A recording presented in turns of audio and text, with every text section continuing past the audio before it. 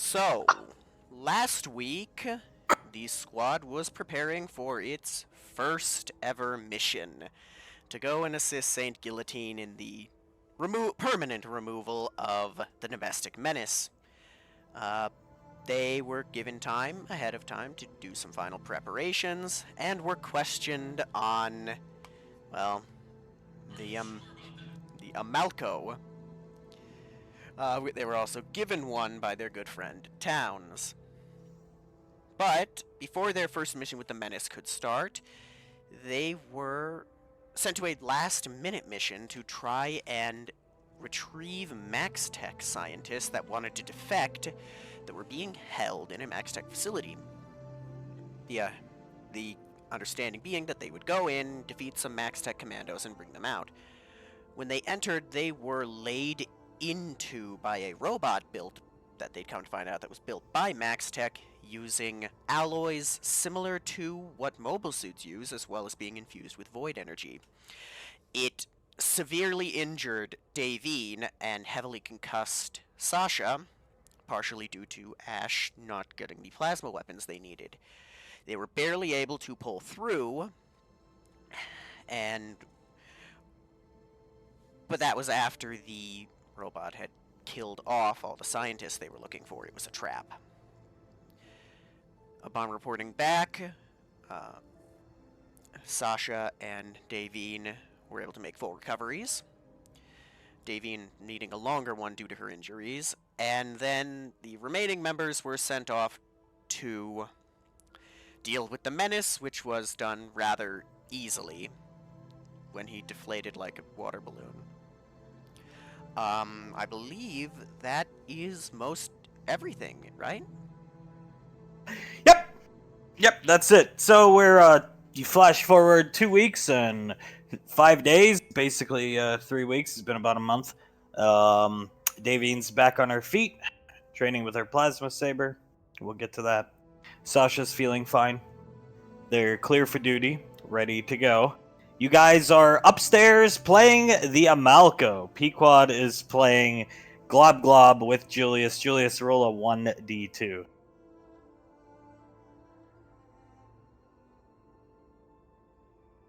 Okay, so it's an evenly matched game so far.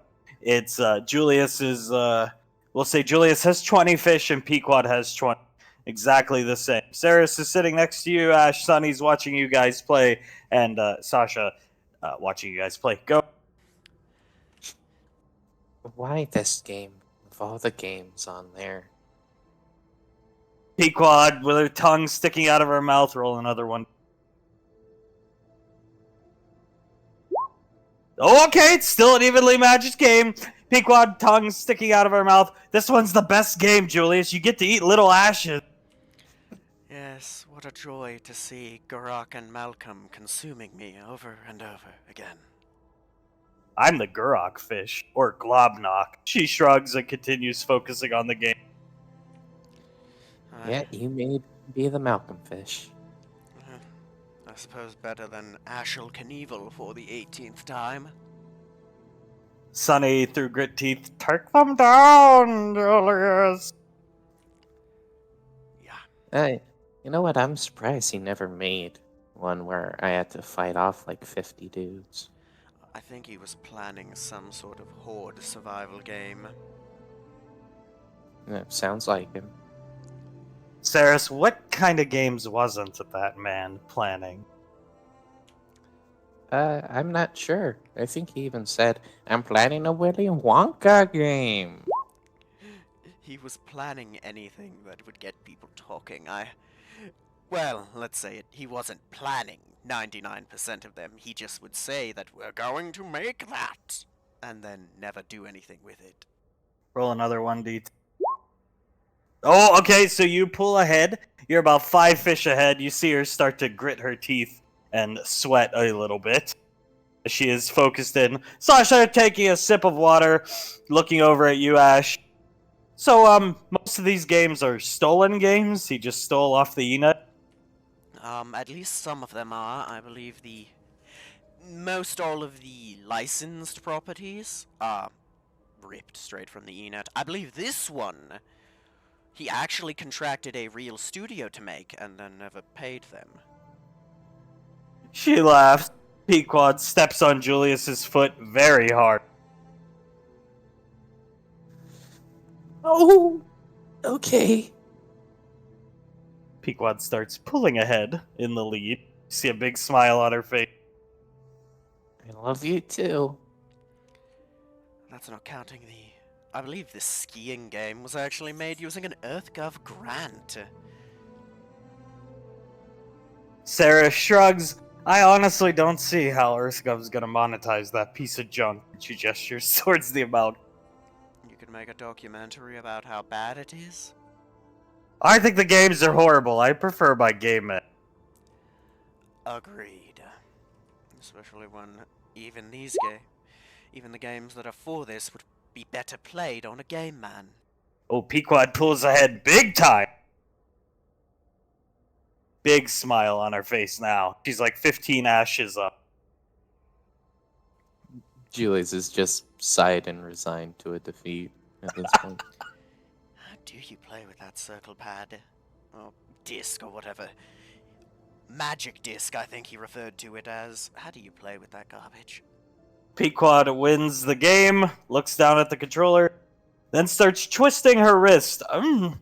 It's very uncomfortable, actually, and she reaches over and hands you the controller. Yes, I know, trust me, I built these, remember? Sarah's laugh. In a dimly lit room that he'd turn off the electricity to at times. Sasha, apparently they found at one of his studios, a colony site on a colony. Game studio, console studio, in Melk Television HQ, Dayvision, whatever you call it. Yes, which one? Was it the R95 colony headquarters, or one of the other 3 colony headquarters he had? Sasha shrugs. I don't know, the SIS agent hasn't gotten back to us on that one yet. I swear, counting the Majestic itself, I think he had like 5 I don't even know the full number. I know at least 4 or 5, but knowing Malcolm, probably more. Headquarters built. Did you guys see the video of him holding the controller Ash made over the bonfire? That's Pequod. I was there. Yes. Oh, you were? She looks at you, Julius. You weren't in frame. No, I wasn't. He told me, "You're the only one capable of taking this video, Julius. It will be safe, no worries. I took the batteries out. He didn't." They all start laughing. And that's why it exploded. You know, I very nearly strangled him because that was the only controller that I had managed to get to actually work. Why would he do that then if that was his only working prototype, Sasha? He thought he could make money off of it because not long after he made the entire squad sign it and then auctioned it off as a collectible piece. Pequod looks right at Julius. I want it. I don't know where it is. Well, Julius, there's this place down on Gateway called SIS. It's their job to know things, Julius. She puts her hand on your thigh. Yes, dear. He'll probably be able to get it for cheaper than you'd think. I believe it only sold for like 10,000 credits. Sarah's only for a destroyed controller. You'd be shocked at how much some of these collectibles will sell for. That Amalco over there? I shudder to think how much it's worth even right now.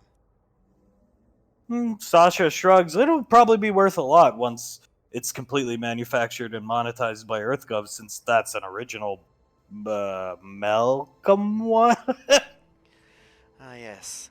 That's true. You know, it just starts laughing. Oh, yes, that's from the era where he was claiming a long-dead man named Jay Allard was on his team. Sonny, who? Have you ever heard of the Xbox? Vaguely, I think. Archaic console. Think of it as the very far removed ancient ancestor of a game man. Jay Allard was a businessman who helped develop the original Xbox in like 2005. Oh, Sonny, what company made Xbox? And Sasha, I think Microsoft. Microsoft. I know that because of the amount of times I heard he helped develop the Xbox at Microsoft. Sasha shrugs. Microsoft is still around today, still big, partnered with EarthGov, but they're still owned by somebody, not EarthGov. EarthGov never tried to buy them out. And Saris, and starts typing on her wrist computer. I swear, if it's owned by who I'm thinking it is. Same here. Pequod who? Let me barter a guess. Tommy Wiseau? Our resident Renaissance This- man? Saris just starts laughing. That's what I thought. This guy's got his fingers in everything. He does. I'm surprised EarthGov hasn't come after him for near monopolizing with how much he owns of everything. Pequod laughs. He probably doesn't even know what he owns at this point, Ash. I think he's too busy just doing Tommy things. That's true. He's got a talent for it, I'll give him that. It's a good thing that he's a genuinely good person, because imagine what somebody who isn't so genuine could do with that talent. Sasha, you know, if you were to go to the CEOs of these company he owns, the board of directors, and ask them about their owner, I bet they don't even know much about Tommy. I'm pretty sure we know more about Tommy Wiseau than anyone else in the galaxy.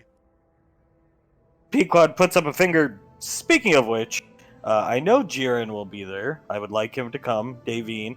But we should invite Tommy to the Chancinator 2 premiere. My dad has us all set up. We're going to Jupiter Falls, and we're going to watch it in a private theater they have there. I want the ice cream. That's why we're going to Jupiter Falls.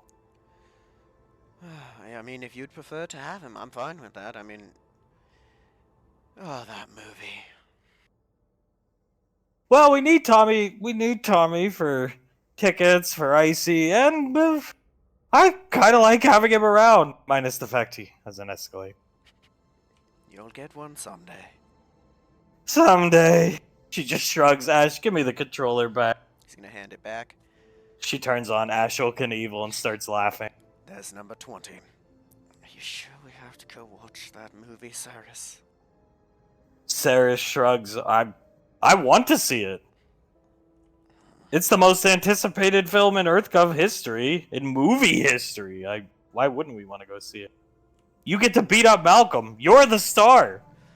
Yeah. And the difference is I know how it ends. Getting shot with a beanbag. Yeah. Well, win some, lose some, Ash. She smiles warmly at you.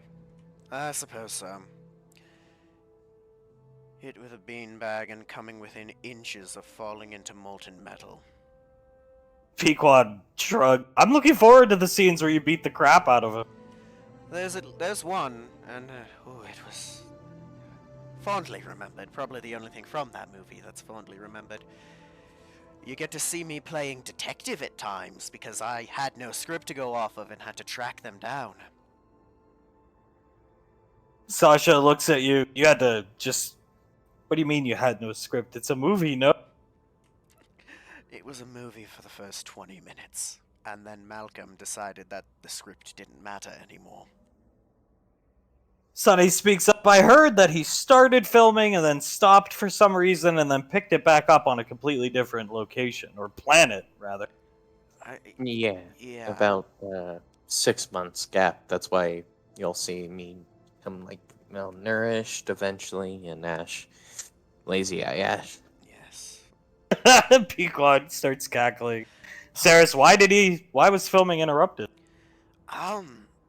Some missions. I think one of them was a favor for Dale, and then he got distracted by other endeavors. He suddenly decided to pick it up one day not long before we did filming again. Very dead set on that colony. Sasha shrugs. The one that we're pretty sure got nuked. Yeah, Mhm. That one. Pequod scores the highest score ever, sending Ashel Knievel into a pit of spikes, and he's then fireballed from a Malcolm sprite up at the top of the screen. She looks over at you, Ash. Well, it's not confirmed it was Malcolm's nuke. It really could have been the UIR. For them to nuke a colony, they're asking for trouble. I hope you're right. It just the timing of it suddenly vanishing off the map within days of us having been there does not bode confidence. Sasha shrugs. The UIR attacks colonies, independent colonies, for resources, take what they want. But to nuke a colony is, I think, even intense for them. They blow up EarthGov stations. They're not, maybe small EarthGov colonies, but nothing big, because they know they'll get slaughtered. That's the thing. Doing that is an open invitation that they are ready for. I hate to say it, but an actual form of war against EarthGov. They'd need to have backing on the level of the cult, and I don't think they ever have. Saris, it doesn't necessarily mean it's a nuke. The scans of the planet, from what Icy said, indicate nuclear weapon levels of radiation. Were there nuclear power plants on the colony, stuff like that? I don't recall. I don't think so, but a lot's happened since then. I can't recall. Pequod pauses the game. Independent colonies that have their own nuclear fueling and power systems have blown up before. Not often, but considering the fact there's no regulation, because they don't fall under us, bad things can happen. Yes, like, bigger versions of that Chernobyl disaster I read about. Yeah, but it was a big colony. I think it 29,000 people. It would have had to been a pretty big power plant. I just never saw it. I went all around that city. I never saw it. Or any sign of it. Could have been on the outskirts somewhere. Pequod shrugs and changes the game to cornhole. Cornhole. Do you know that he ripped this thing apart at the code level 6 times and remade it from the ground up? She misses and hands the controller to Julius for his turn. Pequod looks at you. Why? It isn't good enough. We need it to be better. Poor Snarf had to learn how to code. She starts laughing, waiting to see Julius throw the bag. Julius misses. She takes the controller back. Misses again. Good. Hands the controller back to Julius. I really don't see the appeal of this game. Ha! You suck. And she takes the controller from. Well, I mean, when the fact that the gyroscope for it randomly inverts itself as you're swinging your arm isn't going to help. That's a known issue with the final version he released. She holding the controller. Boom! And damn it! Misses again. Hands it back to Julius. Well, I'm glad somebody else sucks. Takes the controller from it. I mean, this might be somewhat enjoyable to do for 20 minutes in real life on a hot day with family, but this? Why didn't he just make bowling? Because cornhole. Oh, she gets it! She gets it! She gets it in. Yes! Fist bumps in the air, pumps in the air, hands the controller to Julia. Fuck you! And she takes the controller off. Prick! She misses and just shoves the controller in his stomach. Well, you're having more fun with it than anyone on that ship ever did. Ha! Sucks to suck, Julius. Takes the controller back. And she scores again! She throws the controller up in the air. Sasha catches it and hands it back to Julius. Yes! I won! She starts fist pumping in the air with both of her fists. This is the first game of cornhole I actually won. This thing's so hard to use. The user interface and the controls are horrible.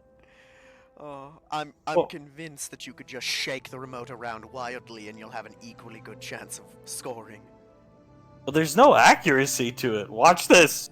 She flicks the controller motion off to the right of the screen, and the beanbag goes to the left of the screen. As I said, whenever you move the controller, the gyroscope that talks to the machine, inside of that just decides to invert or shift itself. There's no calibration to it. So, you're literally rolling the dice on where that beanbag is going to go every time you swing. She laughed. Also, you're gonna have to go down and get snacks from our favorite old lady, Jupiter Falls. The ice cream lady's there, but the restaurant's closed, the club's closed, so we need snacks for the movie. Very well. Oh, right. You want like I don't know. I don't know. What do you take to the movies? Popcorn and stuff? Popcorn, jelly beans, all types of candy, chocolate. She starts thinking, how about cheddar cheese popcorn, Julius? Get a bag of cheese puffs for Rolly. Chips. Okay, I'll do that. You better be writing this down, Julius. She looks at you. I have a lot more. Any quests that you can actually eat, my dear? Sarah shrugs. No, I'm good. I can't really eat food.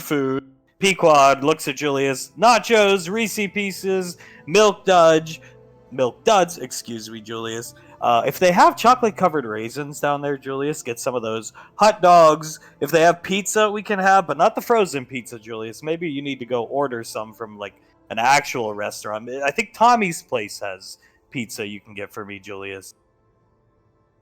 Alright. If you've ever seen these things called snow caps, Julius, or Whoppers, they're Whoppers too, not the burger, Whopper like the candy Whoopers, I think they're called. I can't remember, Julius. Junior Mints, Gummy Bears, and soda, Julius. Lots of soda. Should we just bring the entire grocery store? Sarah starts laughing. There are 2 babies growing inside of her. No, that's fair. I'm just surprised that there's no off-the-wall requests. Well, if the old turtle lady wants to give us one of every snack she has, that'll work too. We have a lot of people coming, and I do want hot dogs, Julius. I've been craving a hot dog. Okay, yeah, I'll get hot dogs. That's not a problem. But good hot dogs, Julius. And you need to grill them before we go. Not boiled. I don't want boiled. That's gross. That's like eating a peanut. Oh, yeah, I'll grill Okay. them. Don't worry. Speaking of 2 little ones, it can't be very long before the due date comes, right, Peakwood? And hamburgers, Julius. Do you think you could cook off some hamburgers before we go? Yeah, not a problem. And get some of those like carrying things to keep the food warm. I don't think she's listening. Sasha, she's not. She's worried about food. That's all she's worried about. And chili, Julius. Could you make chili? Yeah, I can make chili. Actually, you know what sounds really good is buffalo hot wings, like buffalo sauce hot wings. Maybe garlic parmesan hot wings too, Julius. Bone in or bone out? Both. And Sarah's both. And Pequod, some people don't like bone. I prefer the bone. Bone out for me. You get more actual food from them. Pequod, and just don't forget the sodas, Julius. And actually, make sure you get a lot of orange soda. I've been craving orange soda. And Sarah's, yeah, she's not far off. You can tell by the amount of craving. Yeah. Which worries me because we still don't have cribs for the little ones. Sasha, I'm sure Icy will get them. If not, we can go furniture shopping. I don't know. Even if they're not mine, it's a scary thought to have such helpless little things in the apartment. Hey, maybe you can teach them how to shoot when they're right out of the wound, eh, Ash? Pequod, what? Nothing. She looks right at you, Julius. No. Yeah. Don't Don't worry, I'm not letting them near guns for a very long time.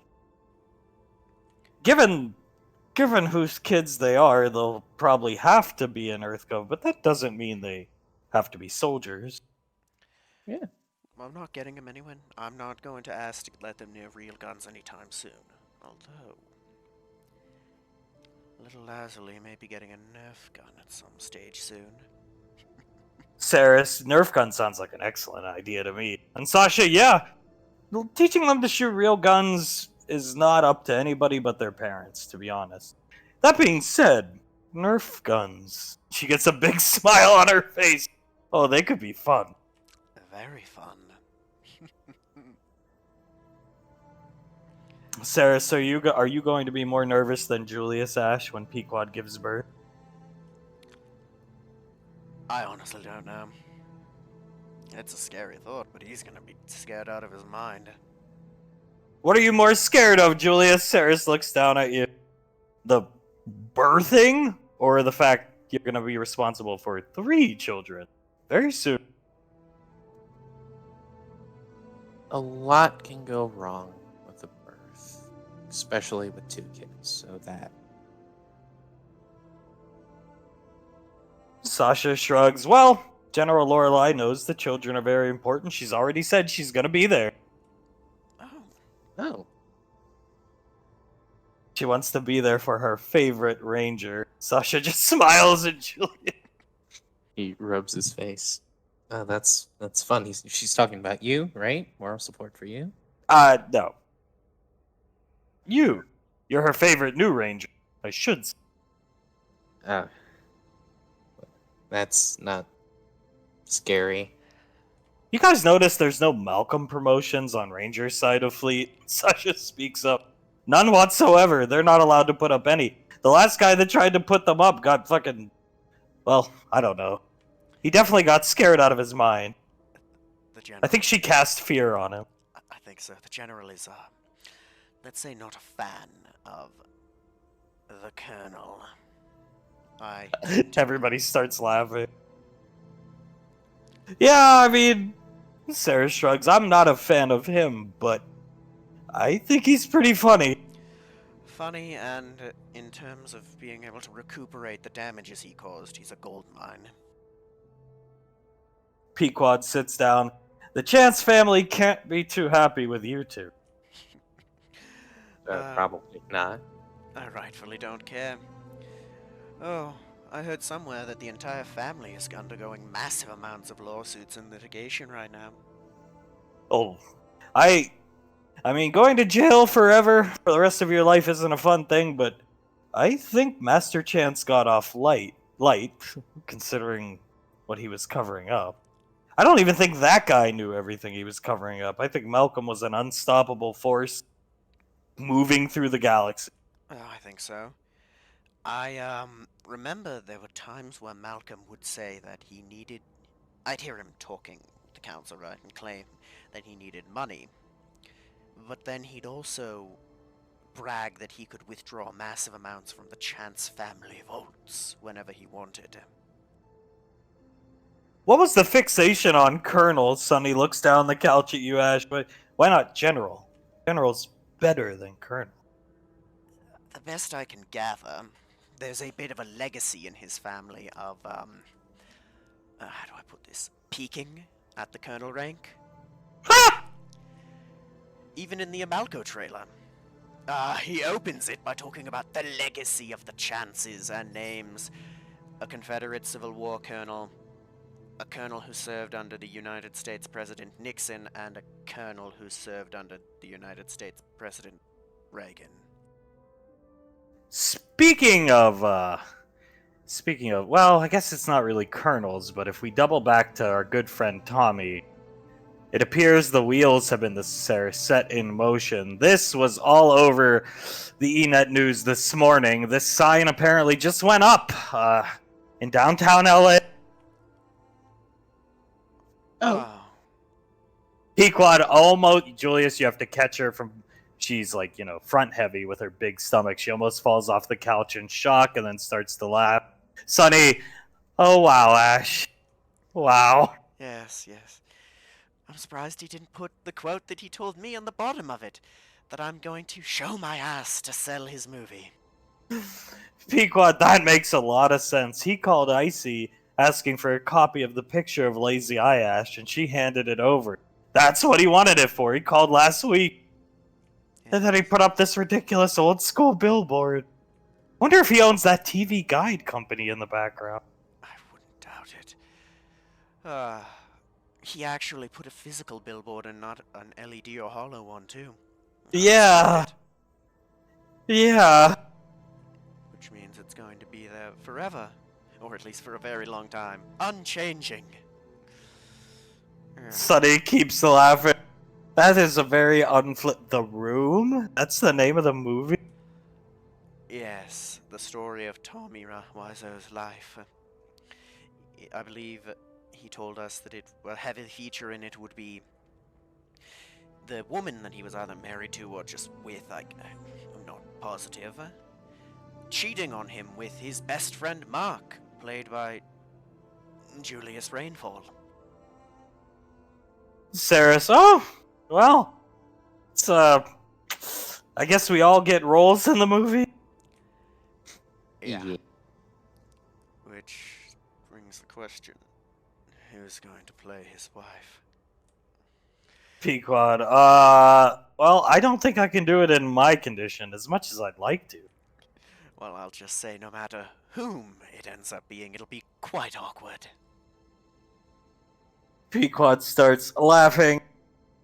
Sasha, not as awkward as that billboard. When he called Icy the other day, he said, time to set wheels in motion of movie production to compete with Malcolm.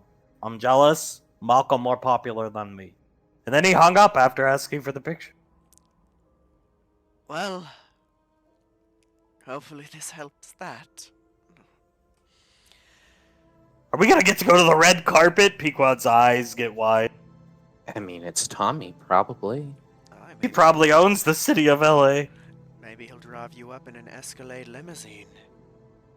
Saris owns the city of LA. If you tell me he's like the mayor or something of LA, He was governor of California 100 years ago. He served 12 years. What? What the hell was he doing at Watertown? Pequod speaks up. He owns all these businesses. Apparently he was a politician. What was he doing in that shitty Watertown all those years ago? Tommy doing Like- Tommy things. That and think of the water. He probably saw some kind of business proposition. That's the lie I told on why we were there. Who owns the Watertown Bottling Company? Sunny starts cackling, smacks her thigh with her hand. Ash is going to look up who owns the Watertown Bottling Company. Tommy Wiseau and JJ Cool J. Tommy Wiseau and M and JJ Cool J. There's your explanation. Oh, so they're business partners. Pequod looks over at you. Yes, and very good friends. I wonder what that JJ guy thinks of Malcolm doing covers of all of his movies as Saris closes the picture on the wrist. Or songs, excuse me. I can't imagine he's very happy about it. He is gonna give us tickets, right? We're gonna have to call in a. That's why we're doing the movie. Yeah. We have to call in favors for Tommy. Don't forget, Ash, Tommy was gonna get you Neon Calamari for General Lorelei. Yes, I'm going to go down and see if he has that, because if possible, I'll bring it to the theater. Pequod, you know calamari would be excellent, Julia. Make sure you look up a good recipe. I know it's for the General, but she'll share with me. Of course, I mean, you are the future of EarthGov carrying the future of EarthGov, married to her favorite brand new Ranger. I mean, you two are perfect with her. Yeah, and she might as well just put me in a straitjacket and strap me down to the pilot seat in the Nova, because I'm not allowed to do anything. You are heavily pregnant. Even strenuous, emotional activity could cause bad complications. I mean, she's not wrong. Commander Integra used to yell at me to stay on the vertebrate. Never listened. Bladsley would. Then I started listening. But I wasn't afraid to leave the vertebrate. This time I'm actually afraid. That's fair. Sometimes I wish you had stayed, like the raptor incident. Sasha, oh boy, you see the hair on her, whatever, she has exposed arms, stand up. My favorite lizard. Or the Ray incident, that one. That one is Pequod, unpleasant. I try not to think about that one. Well, we're all alive here, so it wasn't too terrible. And the Ray's been destroyed. Oh, I was almost raptor food. we all were. Sasha, sometimes, not often, but sometimes I can still hear the weird sounds those things made at night when I'm sleeping or about to go to sleep. Same here. For me, it's the clacking noise they'd make with their toe claws. When they were outside the door, you remember the tick, tick, tick, tick. For me, it's the strange boom, boom noise. And just the sound of... How many of them do you think there were? It sounded like there were like 100 of them running towards that outpost, whatever it was. Counting the ones we killed, I counted a bare minimum of between 1 and 3 dozen. Pequod, the Raptor mission, anytime I think of it, really, I just think of this. It's been pulled up before. It's some college student's animation of Malcolm running across a bridge, pushing Julius off. Screaming, "Out of my way, Julius!" Do it. Out of my way, Julius! I'm the one who matters! Pequod starts laughing, uncontrolled. If he was on that mission with us, he would have shoved Julius into the rapids as he exclaimed that he's more important than Pipsqueak. Pequod starts cackling. Do you think that's what he would have nicknamed me? Oh, 100%. It would have been Pipsqueak, Mooney, Saratoga, and what would he have called Sasha? Sandra. Sasha starts laughing. What do you think he would have called Ice? Chili, yeah. Hunk? Hank. They all start laughing. Sonny, I do kind of like the sound of Mooney. Do you want us to start calling you Mooney, Sonny?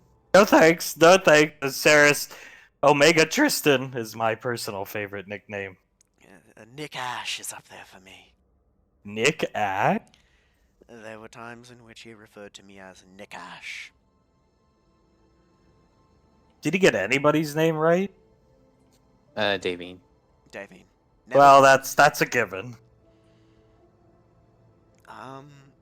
Does calling his grandfather Granddad exclusively count? The zombie outbreak clips are very telling. Him crying and bemoaning about if Granddad finds out I'm finished. Yes.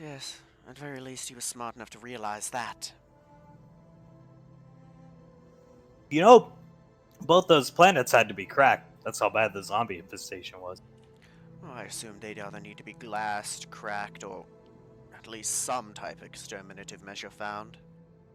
Pequod speaks up. My dad didn't want to send troops in to clean up Malcolm's mess, and since there was no survivors, goodbye.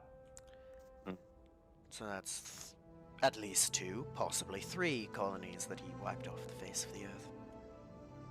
Sarah shrugs.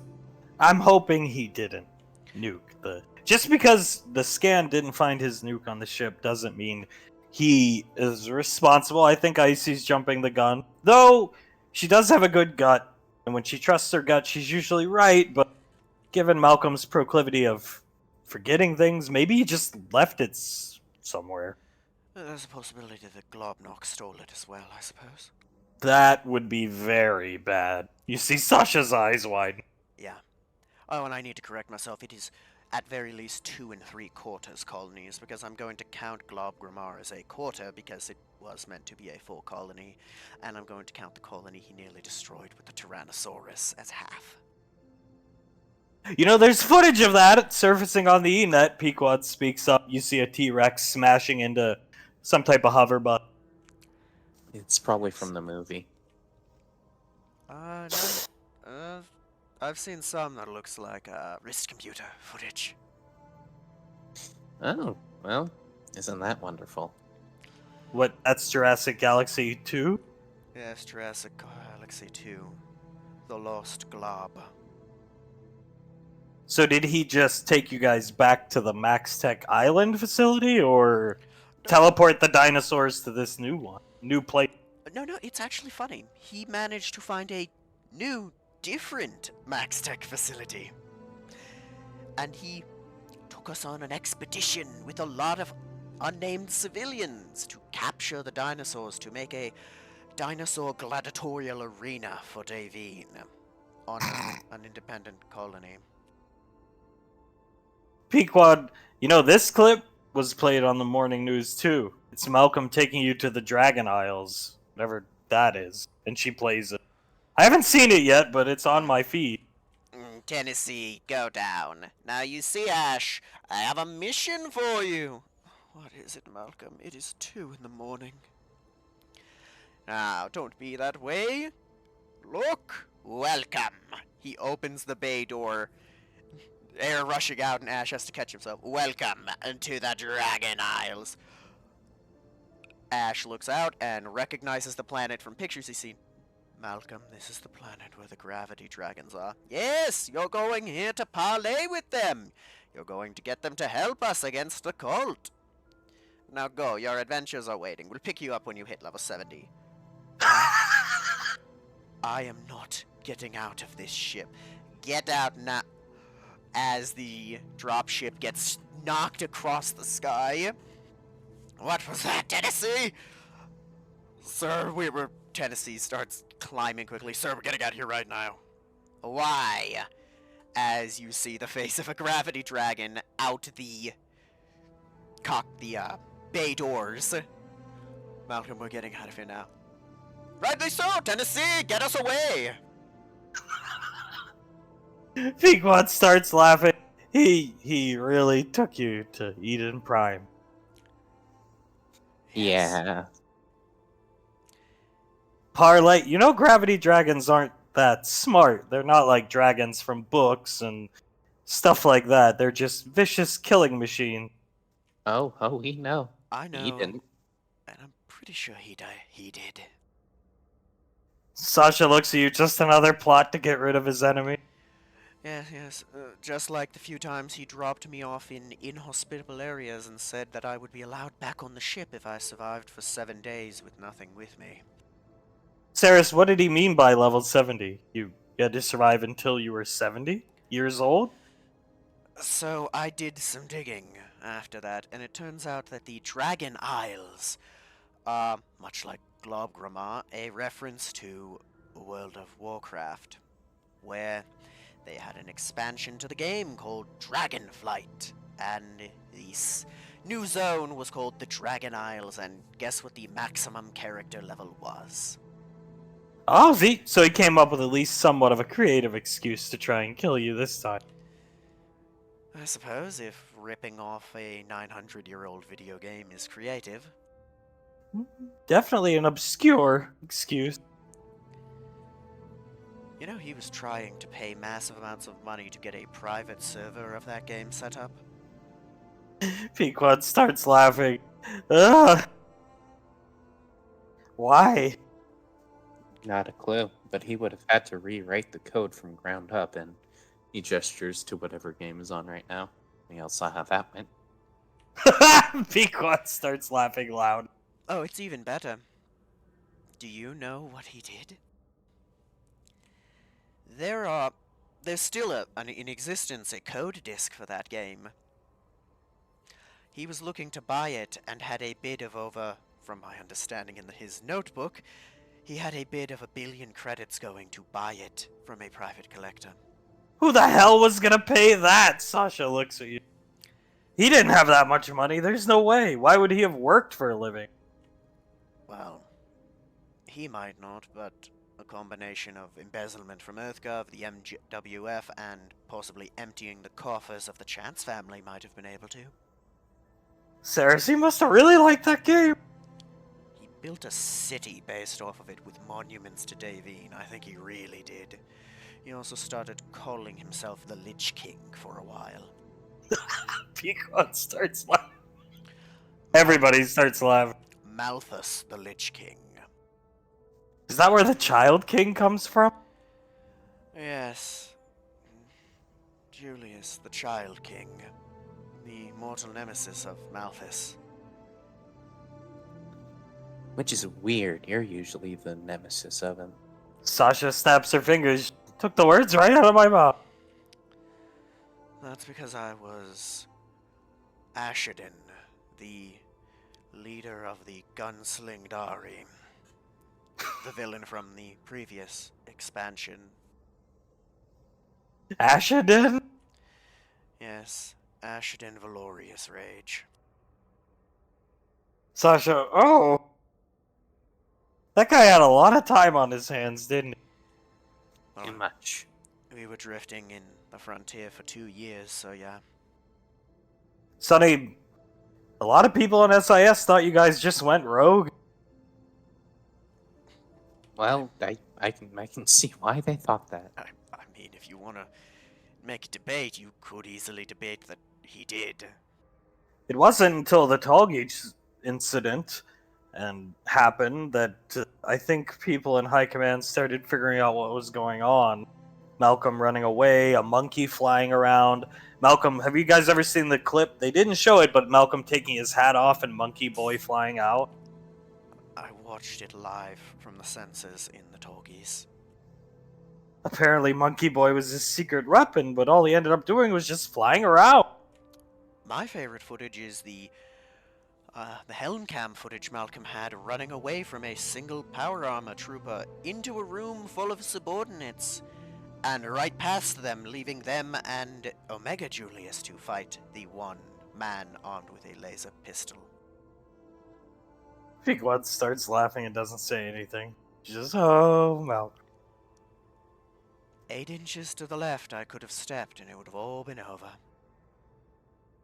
Ceres, you know, he was definitely evil, but I don't think he was that evil. I think the curse mostly had something to do with it. He could have been just like a funny comedian, movie star, you name it. The contexts were a little different. He could have just been a big star on his own if he just put this stuff on paper and wrote like a movie or something. Oh, he could have. I mean, those movies are... If they were, you know, movies and not effectively documentaries of horrible crimes, they're great if they weren't what they are. Pequod, well, it's hard to see them, hard to not see them for what they are, but have to look past it. And she just shrugged. I suppose. As for how evil he was, I think he was always a bad person. But I don't know if he was quite as evil before the curse. I haven't seen anything to point to that, just that he was a spoiled asshole who thought himself above everyone else. And the spoon he was born, the silver spoon that he had in his mouth from when he was born, exacerbated that. Well, he definitely relied on you two. The zombie outbreak clip, him saying those boys always know what to do. Do you know what one of the first things he ever said to us upon meeting him for the first time was? Hmm. You two are fighters, not thinkers. You exist to facilitate me. If that doesn't explain what he did in the zombie outbreak, then I don't know what does. Sarah shrugs, yeah. Icy never liked that guy. Sasha, nope. None of us did. I think the only person who ever liked him was Globnock. Yeah, that's because Globnock was probably getting whatever he wanted from him, and was... What did Agent O say? Feeding information back to his friends, or the cult, whoever. Yeah. Yeah.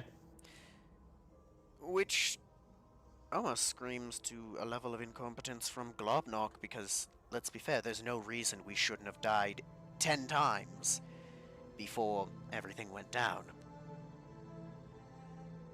Pequod looks at you, yeah. But you guys pulled through. Leslie's training. And your exoframes you had seemed to be really good fighters. One of them saved Julius's life. Yes, Yeah. Xerix and P.T. Valk were very good men. They were very reserved, so I didn't get to know them very well, but good men, phenomenal fighters. Where was Malcolm while Julius was being held hostage by the evil slavery robot? He was freeing all the other slaves in the facility and telling them to get on the Majestic. Play You the can- clip back. Go, go, go, go! He was in the bay. Mind you, he left Davine alone to fight a dangerous former Flauros squad fighter in order to do this. Davine in dog form or Davine form? Dog Dog. form. Oh my god. And then Julius got taken hostage, and thankfully, the exoframe took over while Malcolm was going. Yes, if there are a few people I wish could have made it off that ship, the exoframes would be near the top. You hear cheering coming from downstairs. Sonny looks down the stairs. I wonder what that's all about. I'm not sure. I'm going to go check. Saris gets up and, yeah, that's enough of the crap, Malco. Turns it off, and Pequod, yeah, my wrist is really starting to hurt. Might need to get you a gaming brace. This controller's such crap. She sets the Amalco controller down. Sonny, I'm gonna go check over my supplies. We don't know when our next mission's gonna be. Have fun! Will do. Alright, anyone's coming to check, follow me. Saris and Pequod, get up. Come on, Julius. She grabs Julius's hand. Pequod. All right. You go downstairs, and you see Davine and Jiren sparring. He's got like a little energy shield up. She's using a plasma blade, and she's got him on the back foot. He can barely keep up with her strikes. The cheering is coming from everybody down here. All the kids are down here, and they're just watching the sparring go on as Rolly eats some cheese puffs and cheers for Davine. Davine, definitely, it's a training saber. She catches Jiren off guard. She fakes him out with a thrust of the saber, and then shocks him with it, because it's a training saber, so it only shocks slightly. And he grabs the arm she tapped him in the shoulder, and he, yes, I was a fool to think it would take you time to take to this. This is easy. Way easier than frequency blades. Come on. Steps back. I think he's taking it a little easy on her. Jiren, most fighters have trouble because the weapon is so light, a plasma sword. You took to it very efficiently as he's rubbing his shoulder where he's been shocked multiple times. The lightness means more speed, which means more strikes. He nods, looks over at Lasley. Lasley will have to get her one, or at least one or two. And Jiren, yes, I'll put in the paperwork. I'll get you one. We won't have to wait on Ash for that one. Thank you. Appreciated. He looks over at you, no problem. As Sasha, by the way, Ash, my sniper rifle's all set and ready to go, so don't worry about that. We don't know when our next mission will be, but good idea to stop by the armory, anything you want last minute. Now that they're Davine and I am cleared for active duty, probably a good idea. Yes, I'll take a The look. Ranger. I'll take a look. I think the... Snarf, how is it going retrofitting some of the attachments to the stock weapons I brought? Snarf, comes out here. Sorry, he was working. Zap is blasting country music down here in the armor. Snarf comes out. I'm sorry, Ash. What? It's fine, my friend. I just was asking how it's gone with the adding of the attachments to make those weapons more tradable. Slowly but surely. I've got the AK rigged up and ready to go. The rest, we need some more time. Ever since we got Zap, we've been spending more time on the mobile suit, compiling a list, everything we're gonna need. But the AK is ready to go. You want to take it on a mission or whatever you want to do. Thank you. The plasma rifle. He's gonna go back in and get it. This thing is, I mean, I can't, and he hands it to you. I can't really figure much of it. It's your standard issue, 40-watt range, Max Tech plasma rifle. But this Void stuff is beyond me. And me and Nicole have been looking at it. She's getting a grip on Void energies, but it'll take more time. It's not necessarily safe, I think. This stuff is, I think she said, corrupting form of magic. It makes sense. I mean, anytime we've seen people toy with it, it turns them into monsters. This thing is a lot more dangerous than it looks. You notice he's wearing big, heavy metal gloves when he's holding it. He takes it back into the armory. So yeah, the AK's ready to go if you want to trade it for something. The rest will take time. If there's anything you want done on your M4, I suggest you get down to Gateway and sort out the parts or whatever you need. Right. Alright. Does anybody have any specific requests? Hunk looks over at you from over here. I'm good. MP5 is what I got, and that's all I need for now. Sasha, nope. I'm content with my sniper rifle. And Saris, I wouldn't mind taking the plasma rifle on the next mission. I'm trained in them. Ranger training. Very well. I'll have to get some more ammunition for it while I'm down on Gateway. Okay. All the kids sitting here. Pequod, shuffles past Julius. These Walrus babies are so cute. Picks him up, hugs him. I get the feeling you might adopt some of those, Julius. Maybe. I wouldn't mind. He walks over and crouches down near this one. He's looking up at you. Well, that's cool. He stands up and looks over at Icy. Surrounded by kids? She's sitting on the floor with them. Yeah, it's a daycare. I never thought my apartment would turn into a daycare. I don't mind it. And she pets Rocco, Commander Integra. I love it. And Sasha walks over and picks up this one and starts holding him. They are adorable. They're like big stuffed animals. What is that terrible music? She points back to the armory and Snarf. It's something called outlaw country music. Yes, quite. Let's move. And he's going to close the door behind him, away from that. Jared looks at Davine. So would you'd like a plasma saber? Any request? Plasma saber, I'm not really sure on what they're capable of. Long blade like the training one you have here, or shorter blade, or a concealed carry type. Concealed carry type would be not fun, but useful. But You could also have a double bladed. Normally I wouldn't suggest this, but given the fact your aptitude seems to be quite high for these things, I think you're prepared for a double bladed. It's more like a staff weapon. like a staff, more focused on defense than offense, I'm guessing. He nods his head with a smile and pulls up a picture of one that's ignited. Exactly. Very long. The blades are very long. They can be shortened. I'm sure Snarf could take care of that for you if you'd like. But whatever you want, I'll get you. The double-bladed is sort of speaking to me. What color would you like the plasma blade to be? This are deep gray. Anything for you. He awkwardly smiles and grabs the back of his... Me? No, I'm okay. Just the blade is fine. He laughs. All right, I'll make sure I get you that. Is there anything else I can get you now that you're up on your feet, feeling fine, which I'm very glad. And he grabs her shoulder lightly with his hand to see that. She puts her hand on his hand. Thank you very much, but I am perfectly content as is.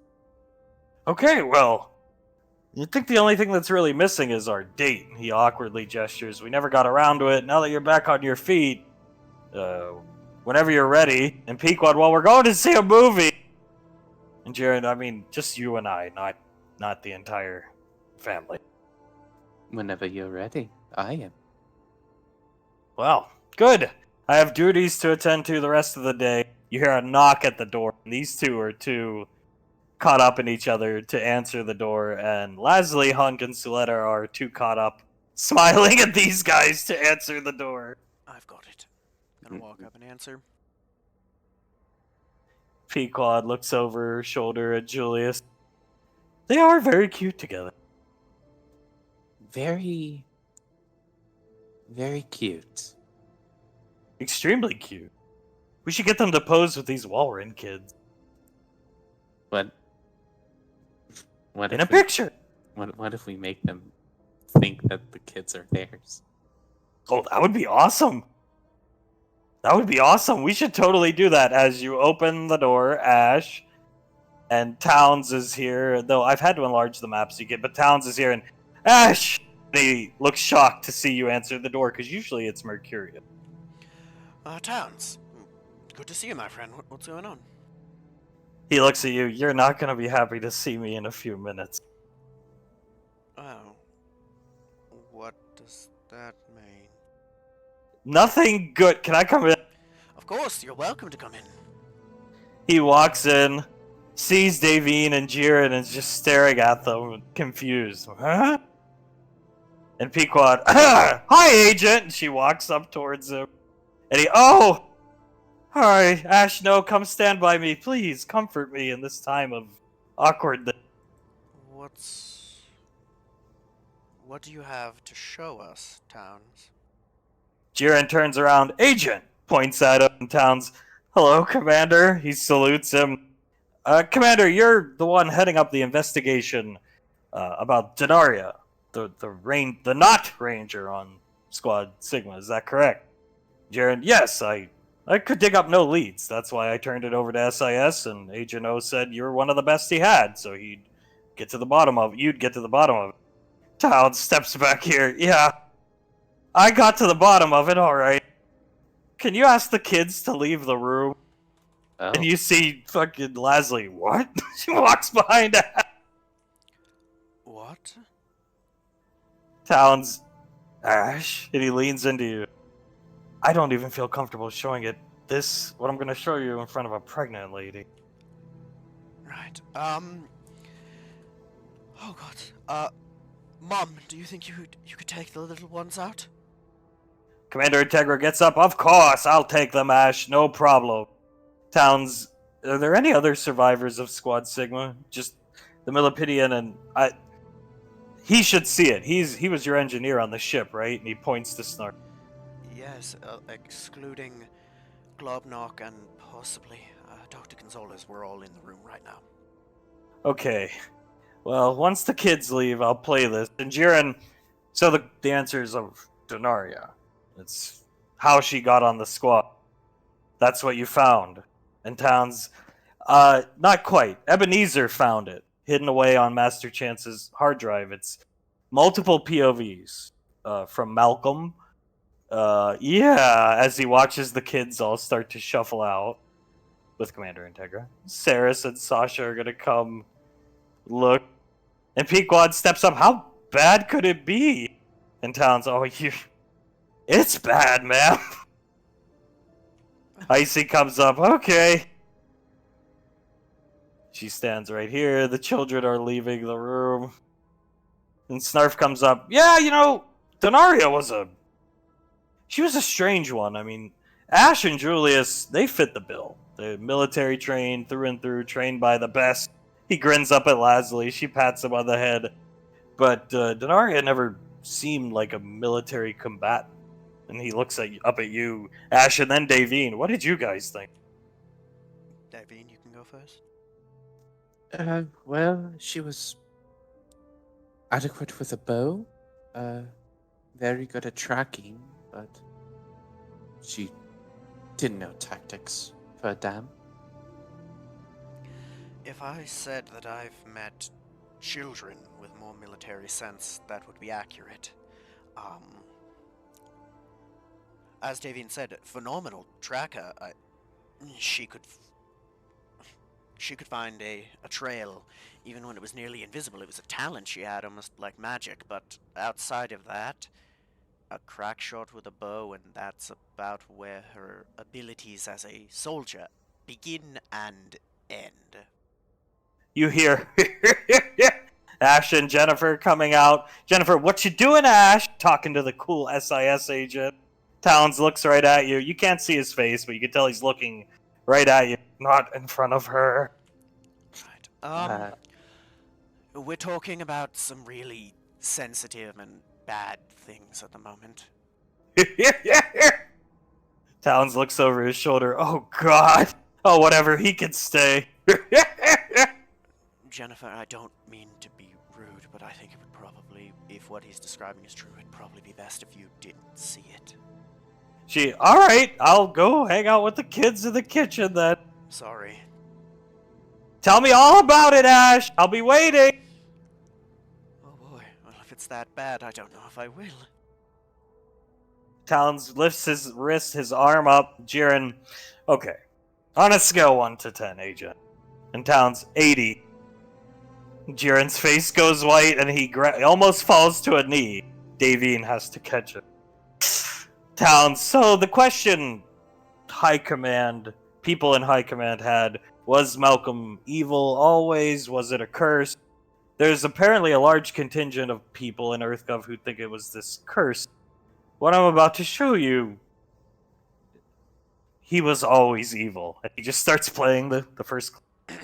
Grandad, I have picked the final member for my squad. This is Miss Denaria. He's gonna...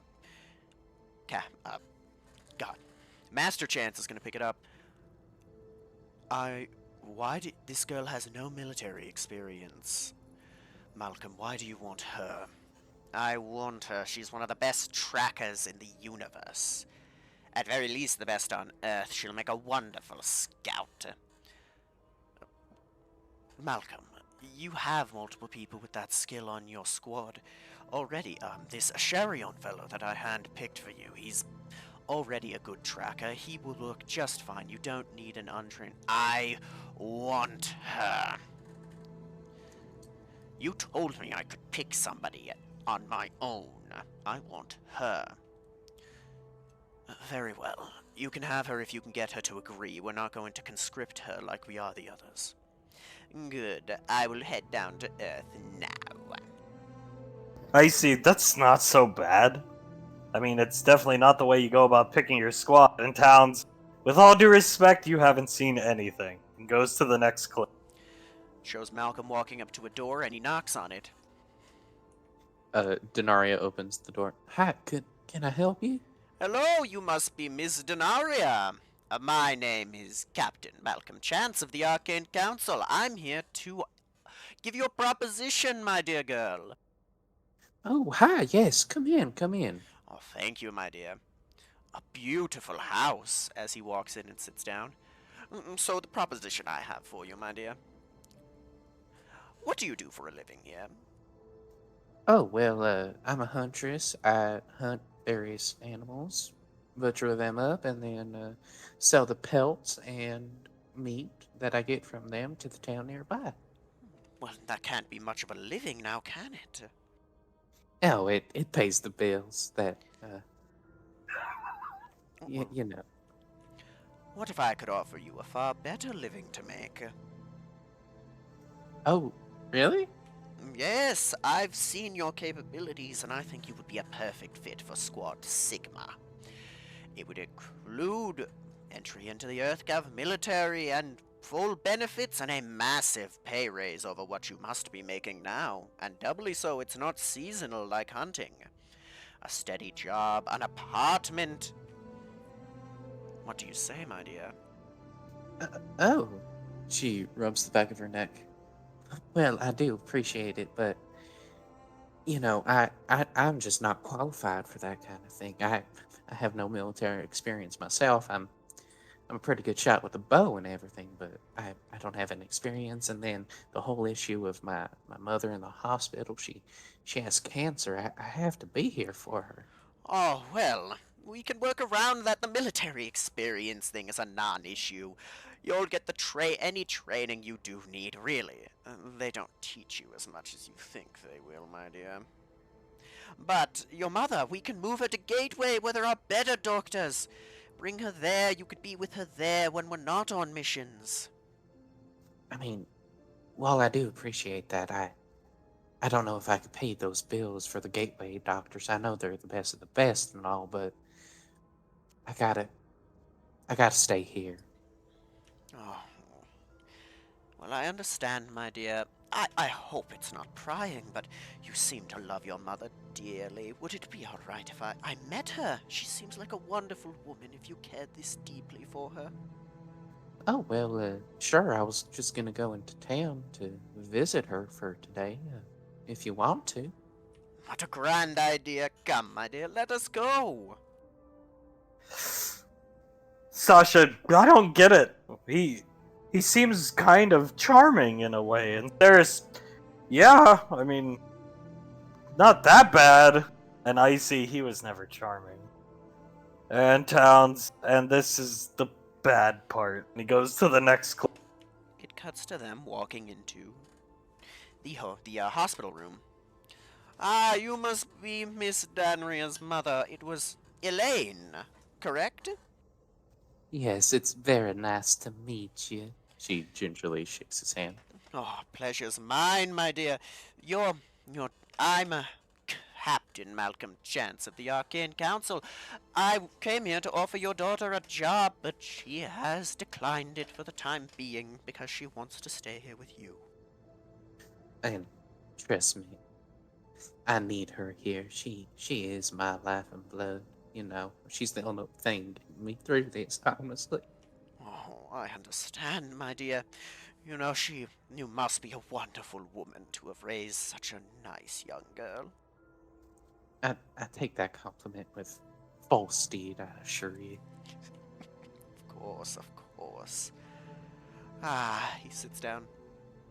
Oh, it must be getting near lunchtime, right? Yes, just about.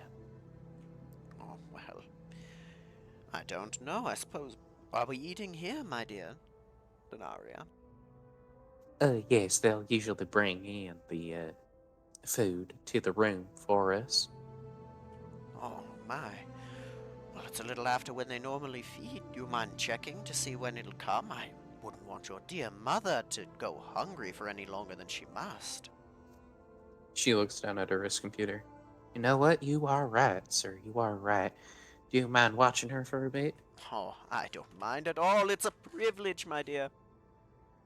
All right, I'll be right back. And she walks out of the room. A wonderful young girl. She really is. Oh, you look so uncomfortable with those pillows like that, my dear. Here, let me fix them for you. No, I'm fine. Oh, no, I insist, as he picks one of them up from under her head and fluffs it. Your daughter's very talented. Yes, she is. Yes. Which is why it pains me to do what I'm about to, as he shoves the pillow onto her face. Pequod, oh my god! Now, my dear, quiet down. This will all be over soon, as her hands are pushing on his face, trying to get him off of her. Yes, but a few more moments and all of your suffering will be over, and your daughter, she will be free from the shackles you put on her. She'll be free to do what I need her for. She's very important to me, unlike you. As he pushes down harder, and after a few seconds, she goes limp. He pulls the pillow off, gently fluffs it, and puts it under her head again before clearing his throat. And, Denaria, come quick! Something's happened! I don't know! Denaria then runs into the room and sees the flat line on the EKG. Oh my god, no. I don't know, we were talking and she began to convulse suddenly. I don't know what happened, my dear. Call the nurse, call the doctor, do something. I've rang them. Come, get out of here. You can't look at this. It will hurt too much. Come with me. As he ushers her out of the room. No, I have to be here for her. When she wakes up, There's, please wake up. there's nothing you could do, my dear. Leave the doctors to try. It's only going to hurt you more. Come, come, come. And they leave the room. Jiren, hand over his mouth, and his head just slowly turns and looks at Davy. Oh my. She goes over to this little ledge and leans on it. Oh my god.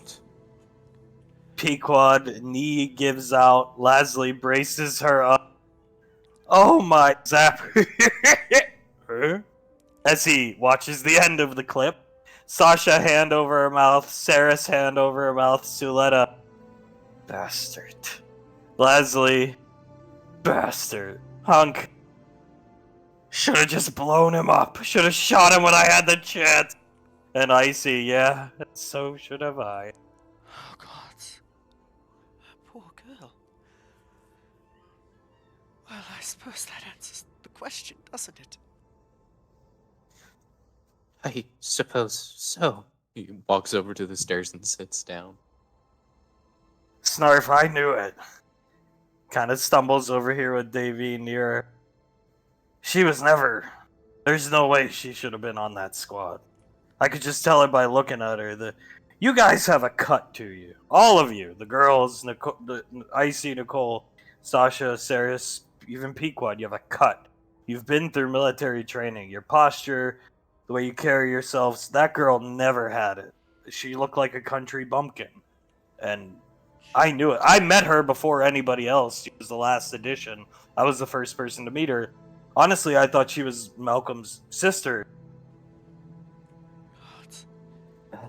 He's watching the conversation back. He manipulated her. He pressed all the right buttons to get what he wanted, that fucking monster. Hounds was, do you know if the cancer was bad at least? Like, late on? Like, was that I don't know, more of a mercy than anything, I guess? Town's medical records state it was skin cancer, which is not fatal. No, it's A non-fatal skin cancer. That's awesome. My God. Suletta, why would he want her so badly? And Towns, from what we can tell from private messages exchanged between Master Chance and Malcolm, he had a thing for Denaria. And then I think he found, and he gestures awkwardly towards Davy, and Denaria played second fiddle after that. In a weird way, Agent R put it, Denaria was the first Davine, if you will. Oh, God. My god. He murdered a woman and stole her daughter away because he was attracted to her through this young girl who couldn't have been more than her early 20s at the time, into war that she wasn't prepared for, and then brutalized her and mutilated her. Icy, what's the date on those clips? How long was that before Squad Sigma officially set off from Swordbait? And Towns, 1 week. One week? God. The only reason she was alive is that she was talented with a bow and had people like Julius looking out for her. That poor thing. Commander Jiren, not that I want them, but I'll need them to show to High Command. Forward me copies, please, Agent. And Towns, already done, sent to your office. And I've already told and shown General Lorelei. So you guys don't have to. Thank you, Towns. Thank you. He was evil. He closes his wrist computer completely. This proves it. Do you guys want copies? No, I'm good. Gods no. Well, Yeah. he starts typing on his wrist computer, shutting it down. That's all I have, but the questions, Commander, should be answered. Jiren, yes. And it stumbles over towards Davy. Ash is gonna grab Town's hand and put, like, I assume cred coins are a thing. Oh, yeah. He's gonna put like 20 in his hand. Get yourself a drink, please. He looks down at them. Trust me, I've stolen enough. He hands them back to you. Besides, you could put that towards an Escalade. That's Pequod. Yeah. And looks over at Julia. Right. Anyway, that's all I have for you. I'm out of here. And he starts walking out, and I see Agent. And he, what? Turns around. You'll be there to cover our back this time, right? And he, yeah, I'm exclusively Alpha 9s for better or worse. And walks out of the door, disappearing. Pequod, I can't believe it. Comes and sits down here. He was always evil. Ash is going to come over and put his arm around Ceres. Yeah, he was always evil. You know, we knew he was. I mean, he did horrific things in those movies and all of that, but this hits so much worse. Icy crosses her arms, standing in between Hunk and Lasley. Almost a calculated level of evil. And Hunk, I believed you. And Lasley, Council wasn't gonna listen to us. That wasn't just... Oh, it was calculated. He knew what he wanted. And he manipulated everyone around him to get it in the quickest possible fashion. Zap sits down next to Julius. Yeah, you're always good for a laugh, Zap. And he pats his shoulder. And he's just laughing randomly, staring at Mercury. Davine is covering her mouth. Denarius, so does Julius. Oh, God. She could have been my child. If... Oh my God. She could have lived a happy life as a huntress. Or parlayed it into something more. She was a talented tracker. She could have parlayed that into a better career down the line. Instead, she was his punching bag. You see Suletta typing on her wrist computer, putting in Denarius' full name. It was ruled a murder by suffocation. That's why he was rushing her out of there. Right.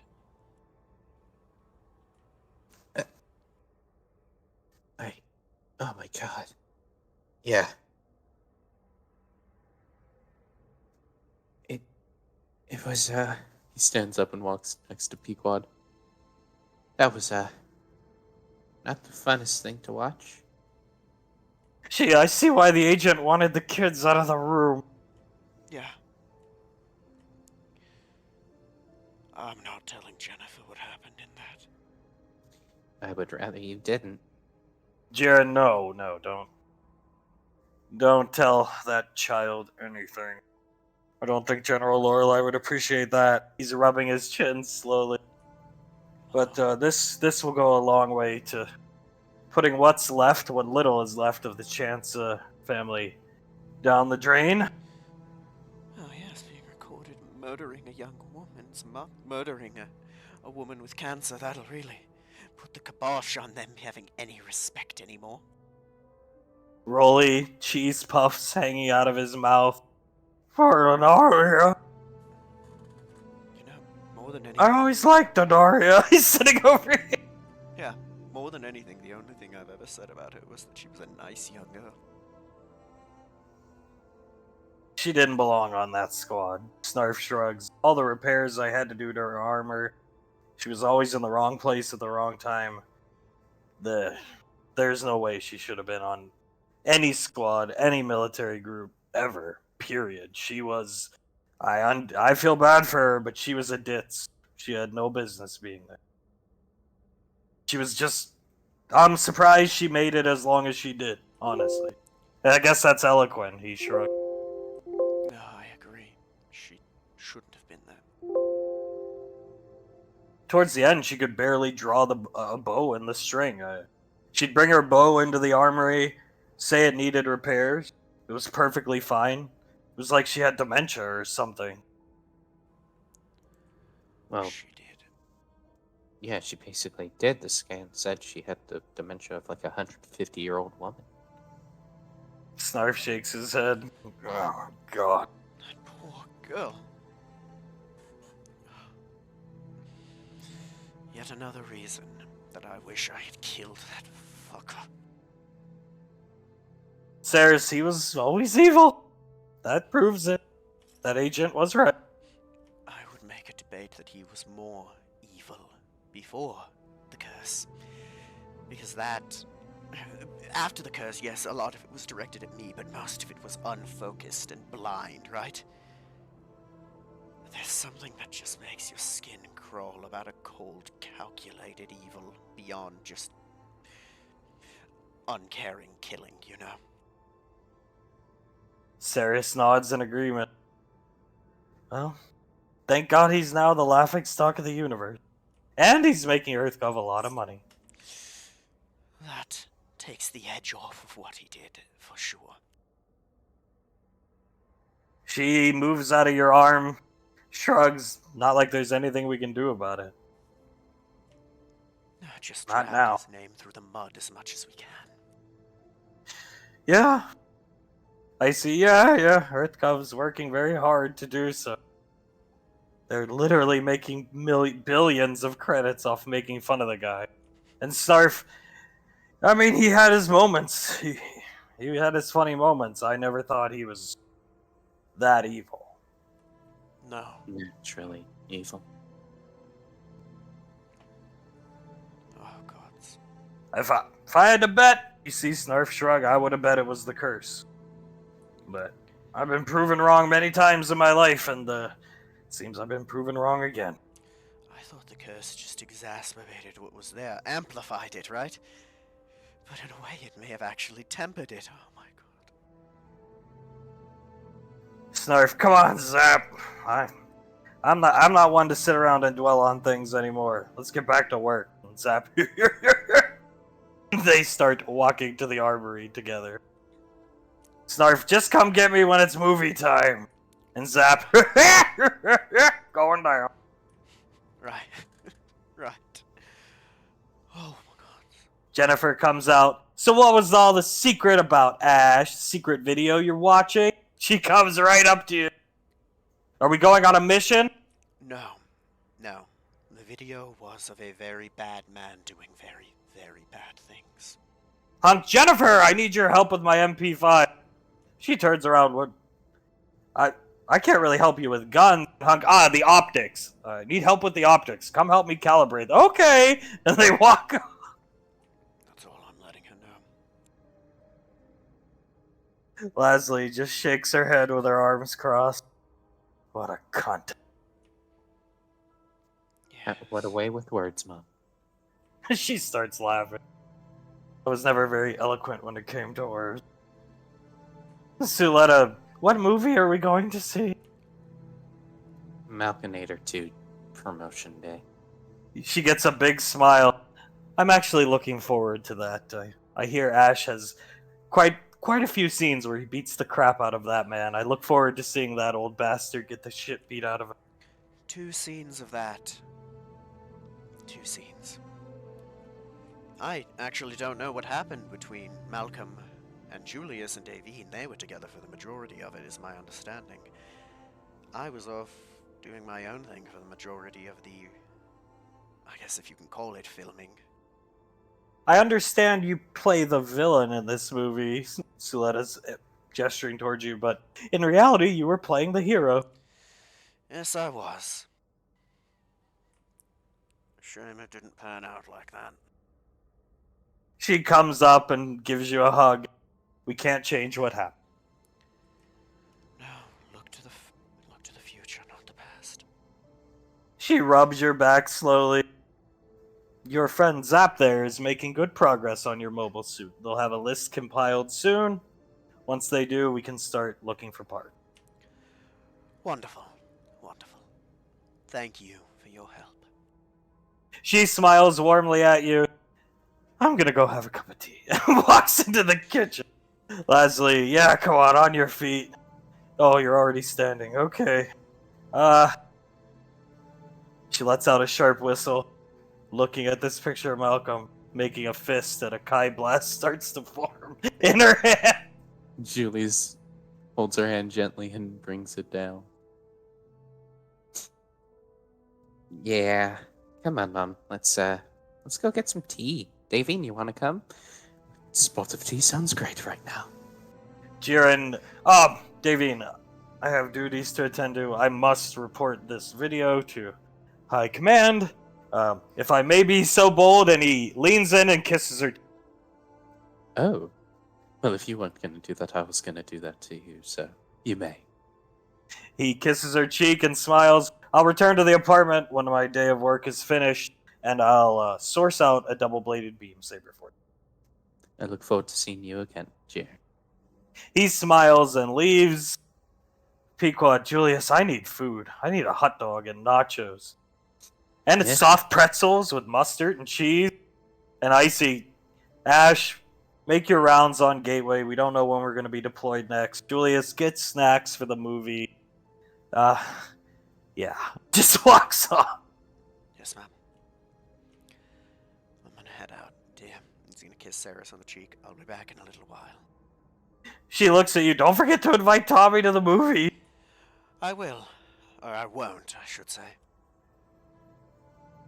Pequod looks at you, Julius. Nachos. Not lots of nachos. Oh, don't worry, baby. I got you. And don't forget the pickled jalapeno peppers, Julius. Okay, yeah, I'll add that to the list. He You know, leans there's- down and kisses her. She kisses you back. You know, there's a very good thing you might like, Pequod. It's nachos, but they use Doritos instead of regular tortilla chips. You hear Rolly, yeah. I love cheese food, cheese snacks, cheese puffs, Cheez-Its, Cheetos.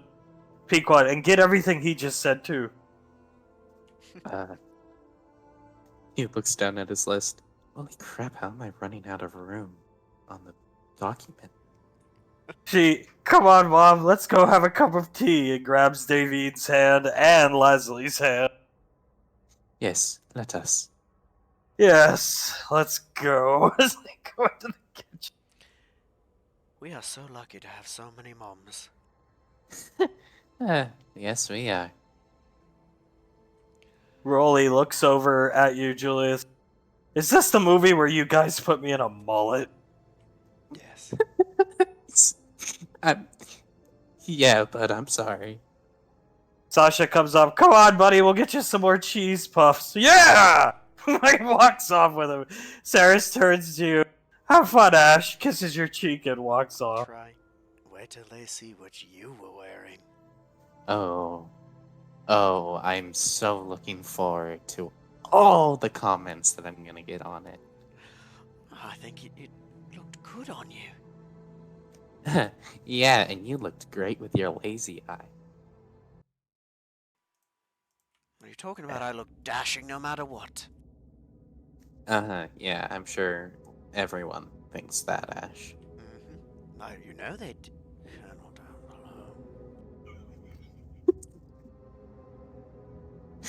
Well, isn't that just a great thing to see?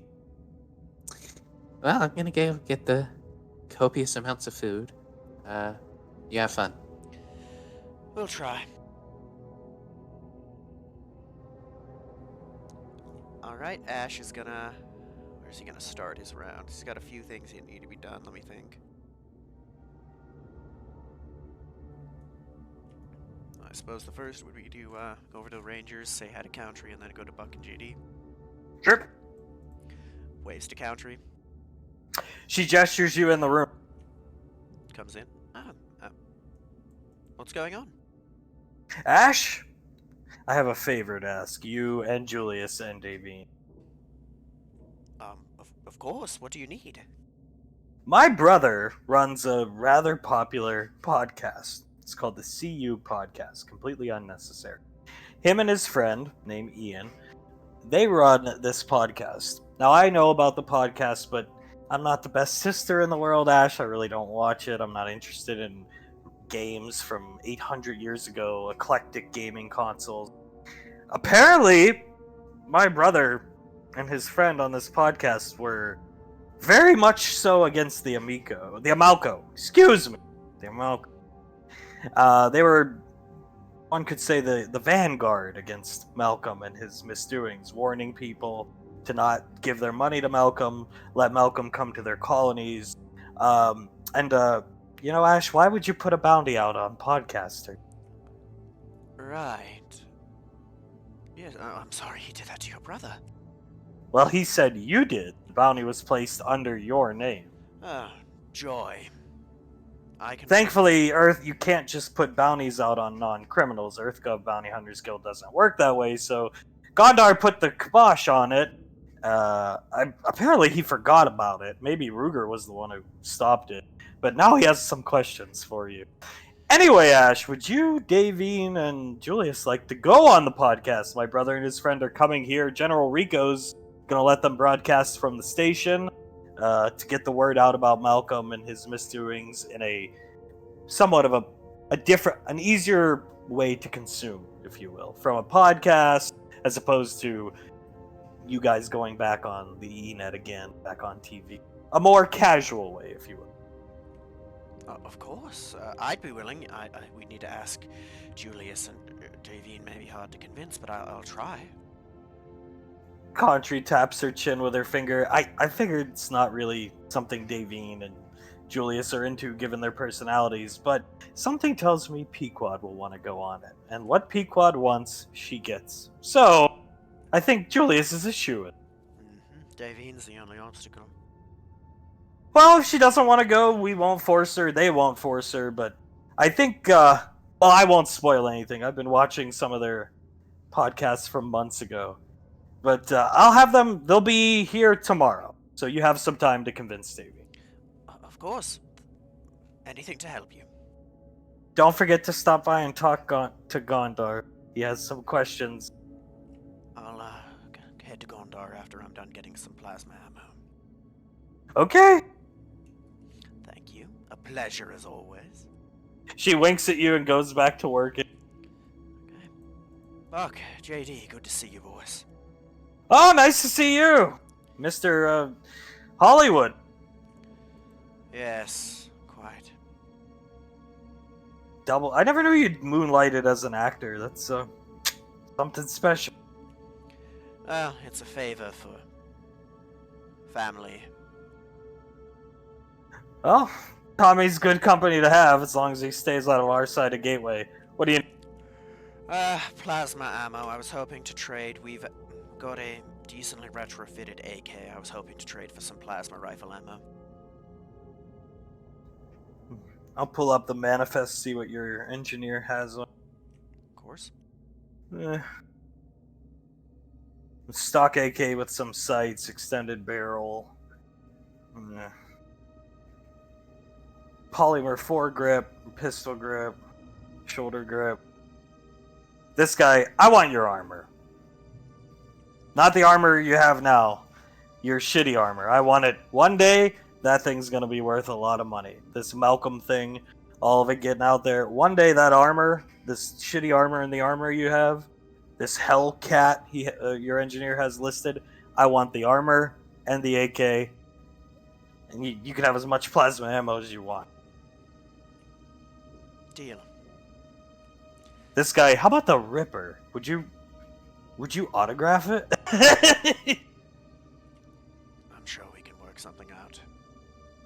I mean, you're kind of a movie star, you know what I'm saying? Yeah. Yes, of course, I can do that.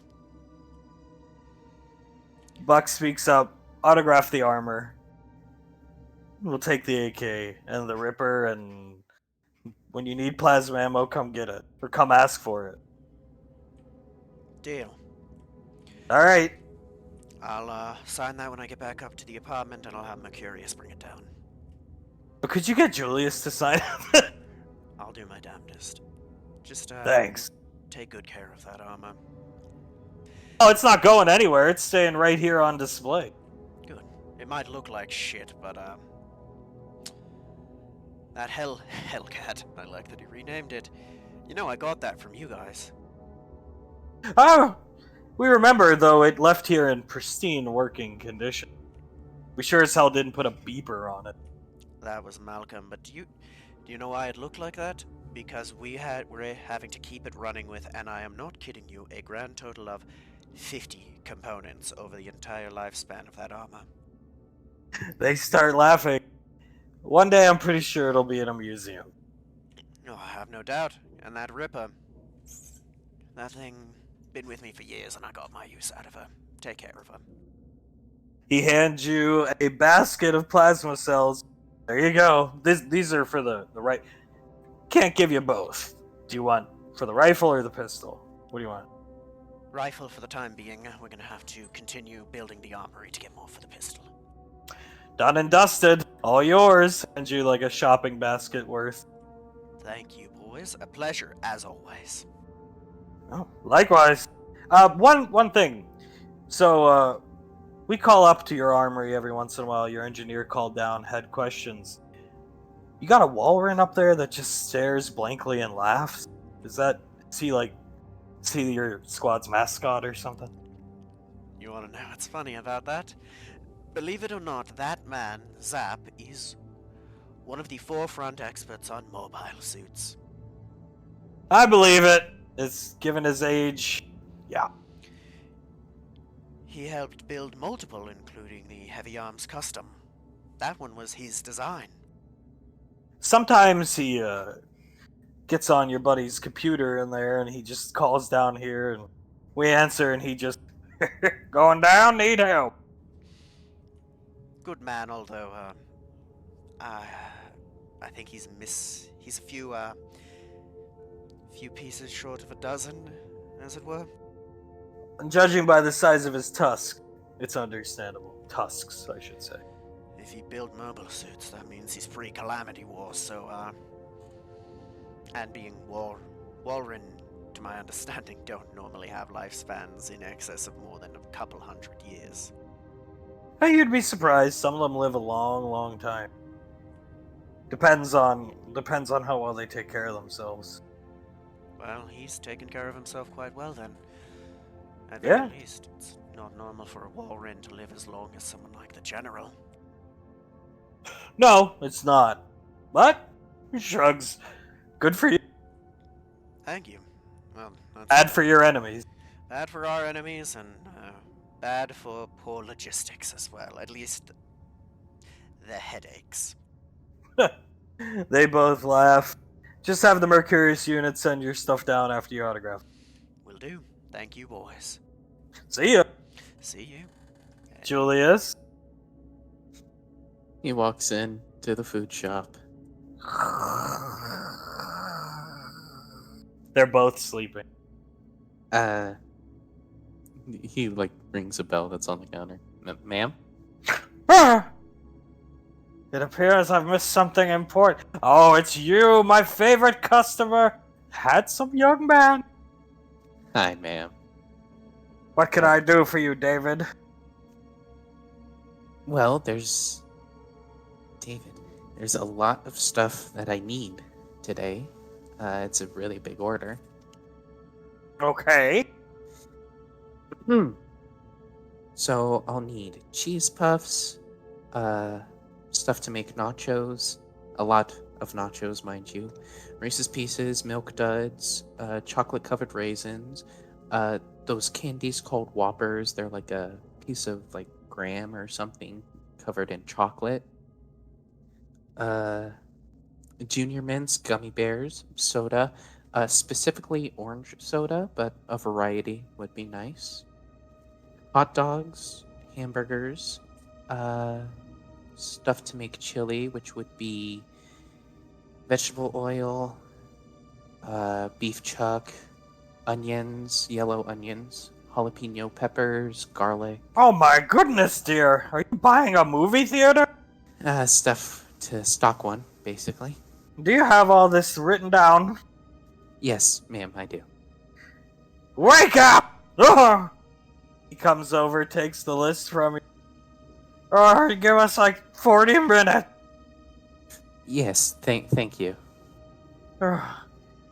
The old lady looks up at you, feeding that pregnant pretty thing you bring down here, yeah? Oh, I love her. I love her to death, but you know how it is. She's ready to pop soon, isn't she? Yes, very much so. Is it a boy or a girl? Both. Oh my goodness. Yeah, twins. Well, we sell baby food down here and formula. So when the time comes, you know where to find us. Oh, you already know that I'm gonna be coming straight to you. Here, we'll just get this out of the way. 3,000 credits. From my best customer, Dave.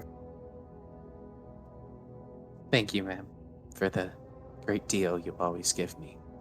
And Thank you, Dave. He swipes his card. Oh, Julius Rain. Well, Dave. We'll just stick to Dave. That sounds good to me, man. Give us some time. I'm going to watch some clips from Colonel down below. Well, you have fun with that, ma'am. I'll be back, or my curious unit will be back in about 40 minutes. I'll forward it all to him and have it sent up to the apartment for you, Dave. Sounds very good. Thank you, ma'am. Thank you, Dave. And she falls asleep. He walks out. Dave? You're free to meet up, go wherever you want. Tommy is here, but wherever you guys want. Yeah, Julius was gonna head to Tommy. Where's Ash? I suppose we'd meet up at Tommy and then he can go to Gondar.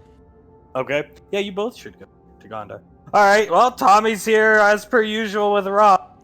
Tommy, how you guys doing? Good to see you today. Care for a drink? Not at the moment. Still some work to do before leisure time.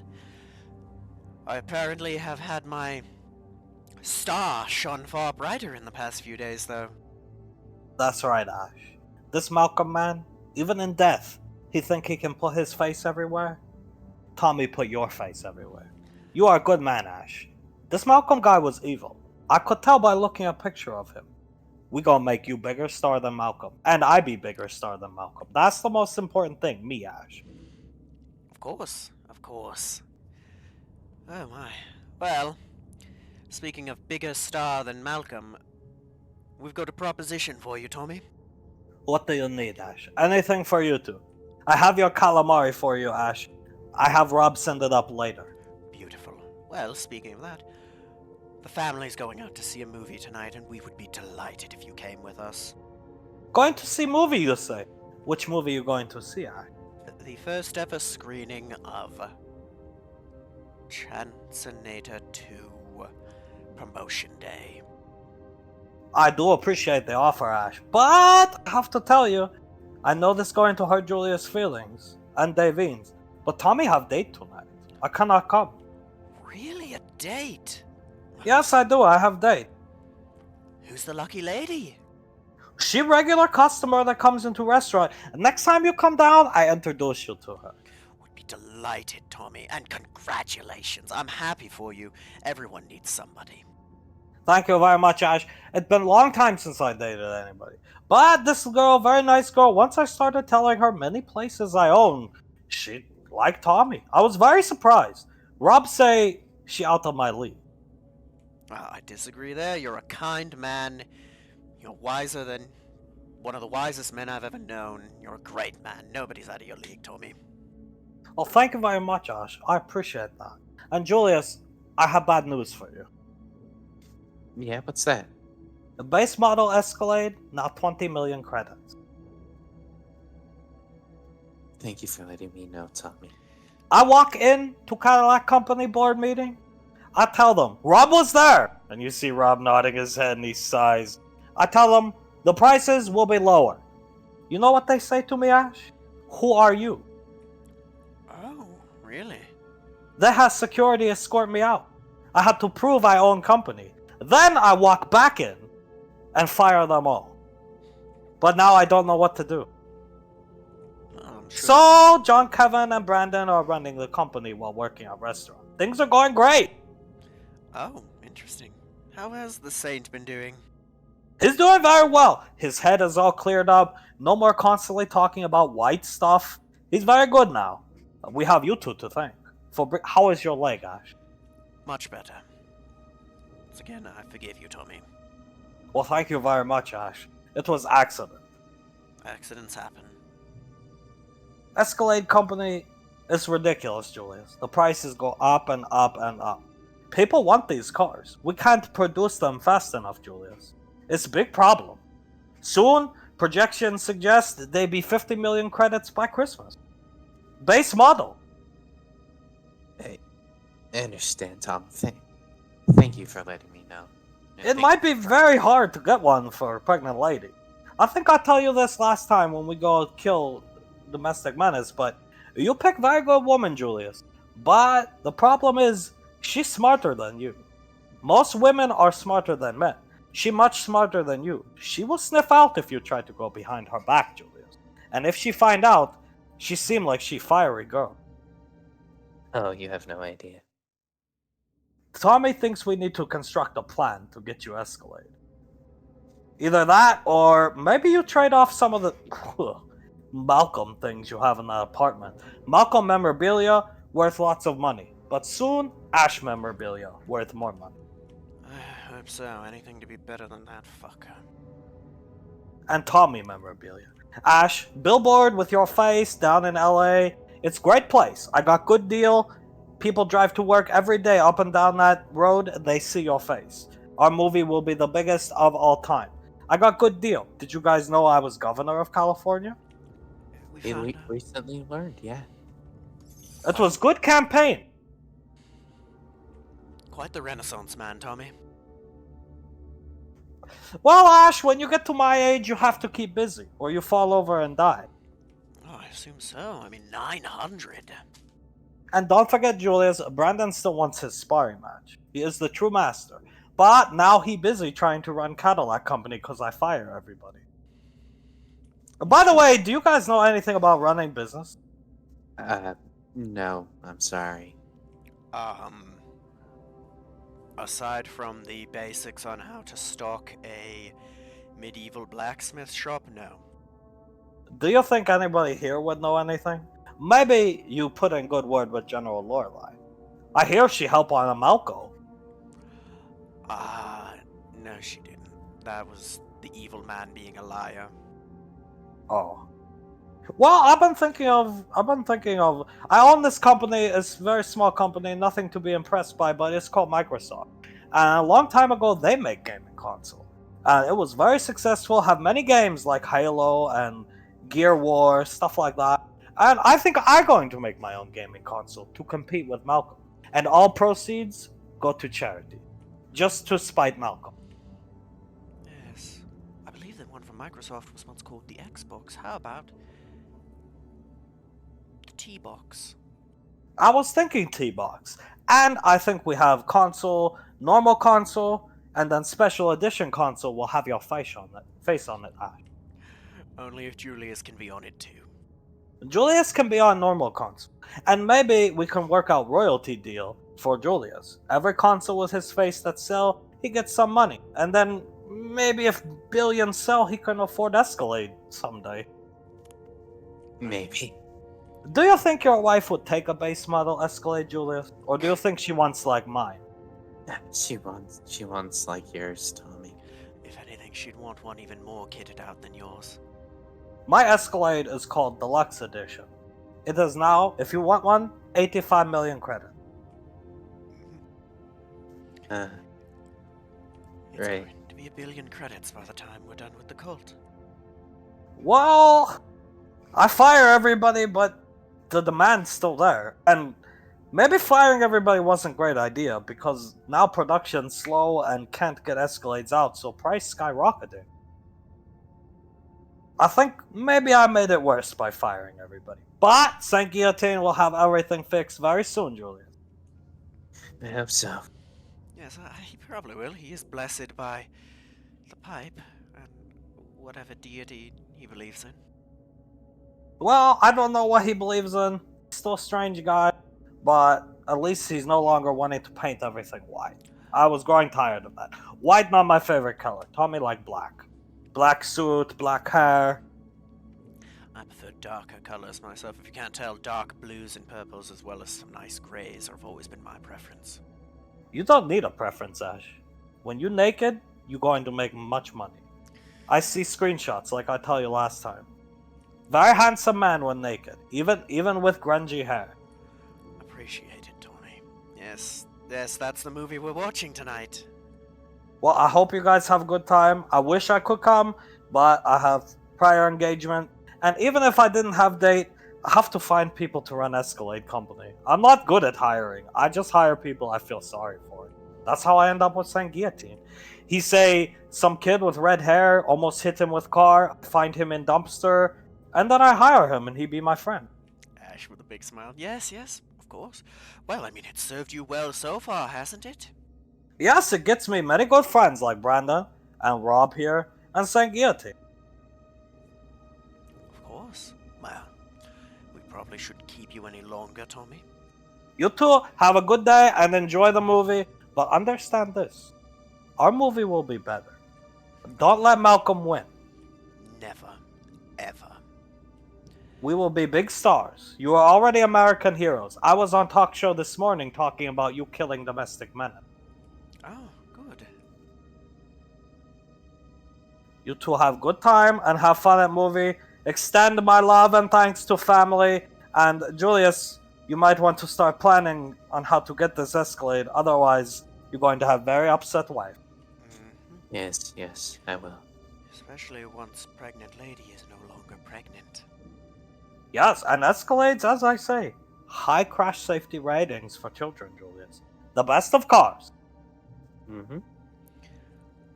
Rob, a little thing for you. Slides him over some credits. Get yourself something to drink. Thanks, Ash. Of course. I'm the new chief marketing officer for Escalade. Right. Slides him over 20 more. Make it a double. Tommy, I don't know why he's not happy. He's making 400k a year now. He have Escalade. Yes, quite. Let's everybody have one now except Julius. Yeah. Just Maybe Julius, you save your money. You should not be spending it all the time. I know pregnant lady is very demanding, but maybe you have to have a talk with her. You have to save money to get Escalade since she demanded you buy it. good luck with that. Yeah, I might. Maybe not when she's pregnant, though. Probably a good idea, Julius. Anyway, go have fun. Me and Rob, we have conference call with Saint Guillotine about Cadillac Company very soon. We just come up here to take the edge off. Of course. Rob, Tommy, always a pleasure. Farewell, boys. Have a good day. You too. Alright, Julius, let's go.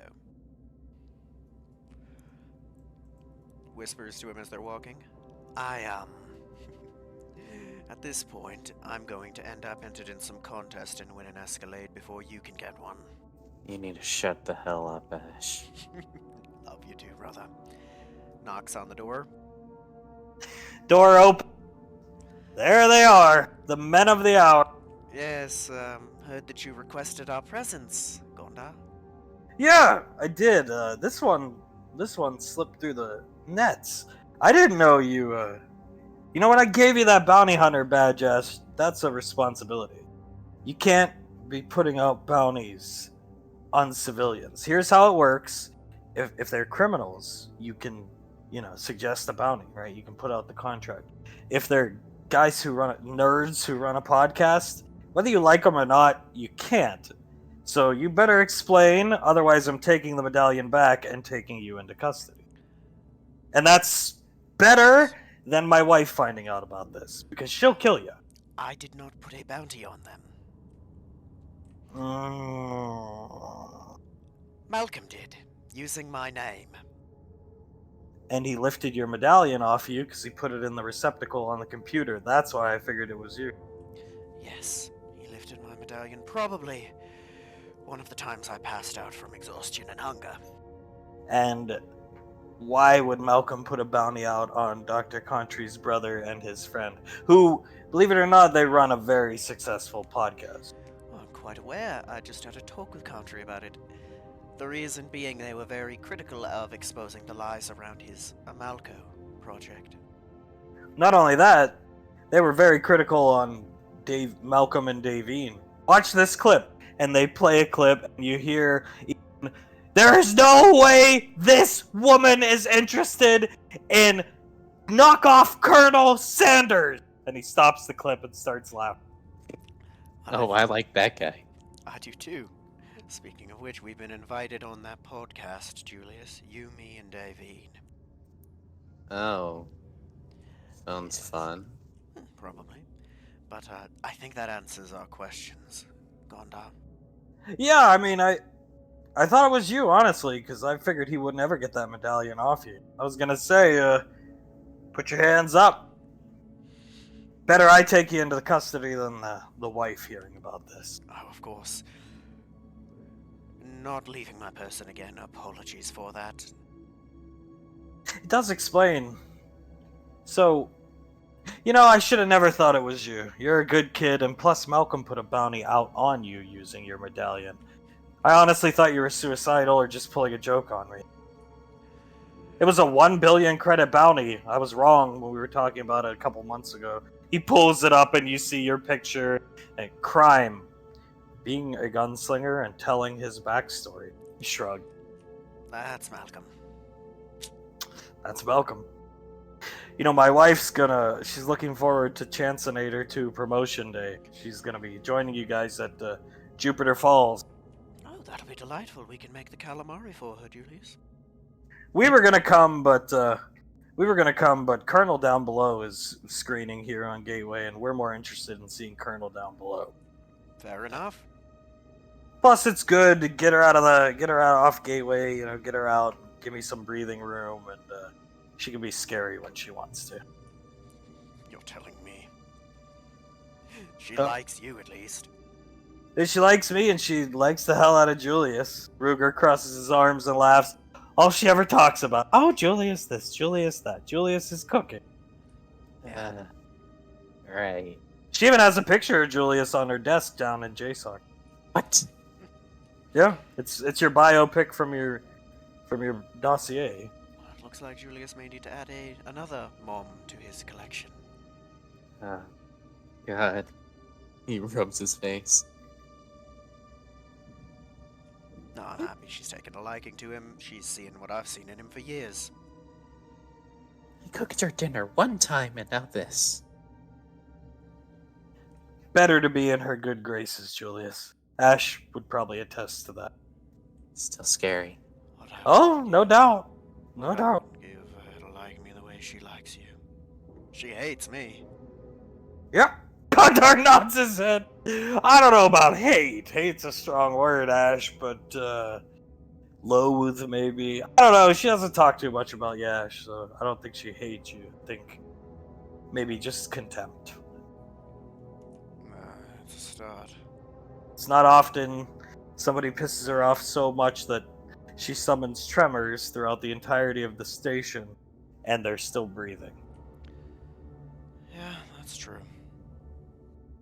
Make her a calamari, make it nice. The way to anybody's heart's their stomach. Look who I'm talking to. He points at Julius. He knows. The man with the magic fingers. How do you feed Saris? Gondar looks over at you. That's gotta be rough. She can't eat. You can't share a meal. You can't. Every night, me and my wife, when she's not eating Julius's food up at the apartment, we have dinner every night together. It's a bonding time. You ought to look into some way to getting her food. Well, at the moment we can make her blood pudding, although you understand the difficulties there. But there's gotta be some way. Where do you get the blood? Delivered from Earthcove? No, I mean the blood pudding blood. Where'd you get it? He's gonna tap his neck. Oh, good husband. There's gotta be. What about blood mashed potatoes? You see, Ruger just wince. Do you think you can make that, Julius? I could figure out a way, I guarantee it. Good, I'll make a stop by Country on the way. Oh, Yeah, you should. Eating together it's a good act. It's a fun act, and it's gotta be awkward for her. Sitting there while everybody else eats, or just sipping on blood. She mentioned it was. That's why I started doing the blood pudding. It just... Ooh, I don't want to I can't give her the same thing over and over. I'm trying to find some variety for her. You'll get to the bottom of it, Bounty Boy. Maybe we could crystallize it into some kind of candy. It's not a bad idea. like nerds or something. I was thinking that, or like a blood Jolly Ranchers. Oh, that's not a bad idea. What about a cake? Like pound cake? Red velvet cake, but blood. Atta boy, Julius! Gondar slaps his desk. That's thinking with your feet. Ash velvet cake, wonderful. Hey, if it gets the job done, I mean, it'd be a hell of a birthday present. Yes, anything for my darling. That's what I like to hear. As he says that, Icy comes up on the wrist computer. You can see the light on in the room behind her in the kitchen. Get up to the apartment, suit up, and we'll meet you at JSOC. Now. Yes, ma'am. Gondar, oh, well then. Guess that's that. Yes, it is. Time for leisure has passed, Gondar. Ruga, a pleasure as always. Be safe. We'll try. No promises. You know how I am with getting injured. Be safe. I'll do my damnedest, sir. Alright, and hold on to that fucking medallion as you leave. You get up to the apartment, you suit up. Everybody else is already gone. You catch up to them. You know your way down. You catch up to them down. Well, you should be somewhere. Nope. Here you go. Put you down here, because you're a little late to the party. You're down here. Hang on. Boom! There you go. Go for it. Let's catch up. Runs up and add attention next to Saris.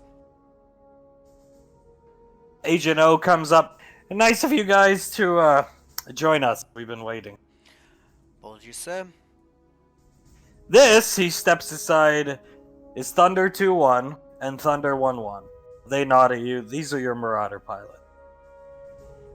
Pleasure. They nod. General Rico's two best. They're men and women. One's a girl, one's a guy. A few words. Puts his hands in his pockets. Town's standing over here with his arms crossed. I assume you know what this means if they're here. Combat. Yeah, combat. Out on the frontier, your favorite place. We're just waiting on the and she comes out of the room right here. The general. And he salutes her, with Achilles licking his paw in the back. She comes right up here, looking at both of you. Julie salutes her. Salutes. Ma'am. Everybody else salutes. Pequod salutes, they all salute. Nice to see you two. Nice to see everybody. Davine, how are you feeling? Adequate, ma'am. Ready for combat. And Sasha, ready to rock and roll. She nods and smiles. Good. Agent, and Towns nods at her. Okay, so, pulls up on the big computer here in the middle of the room. This is not, we're sending you out to the frontier. There is an archaeological dig site, a facility, a research facility, owned by EarthGov. We've lost contact with that facility ever since Ash got back to EarthGov space and informed us of the severity of the threat. We've had all of our facilities reporting back 2-hour intervals. That means, simply put, every 2 hours they must report back. If they miss one of those reports, we know something's probably wrong.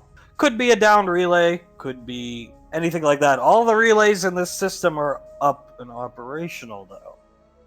And it's an archaeological dig site facility. It had a small guard detail of 5 guards. Something tells me there's more to this than meets the eye.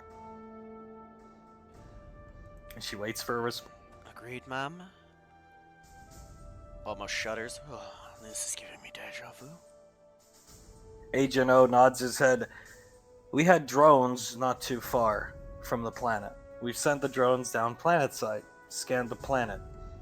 No abnormal life signs detected. No life signs. That's kind of the problem. I mean, there's animal life, don't get me wrong. But there's no life signs coming from the facility. That means the people there are either gone or dead. Right. So you could be walking into a graveyard.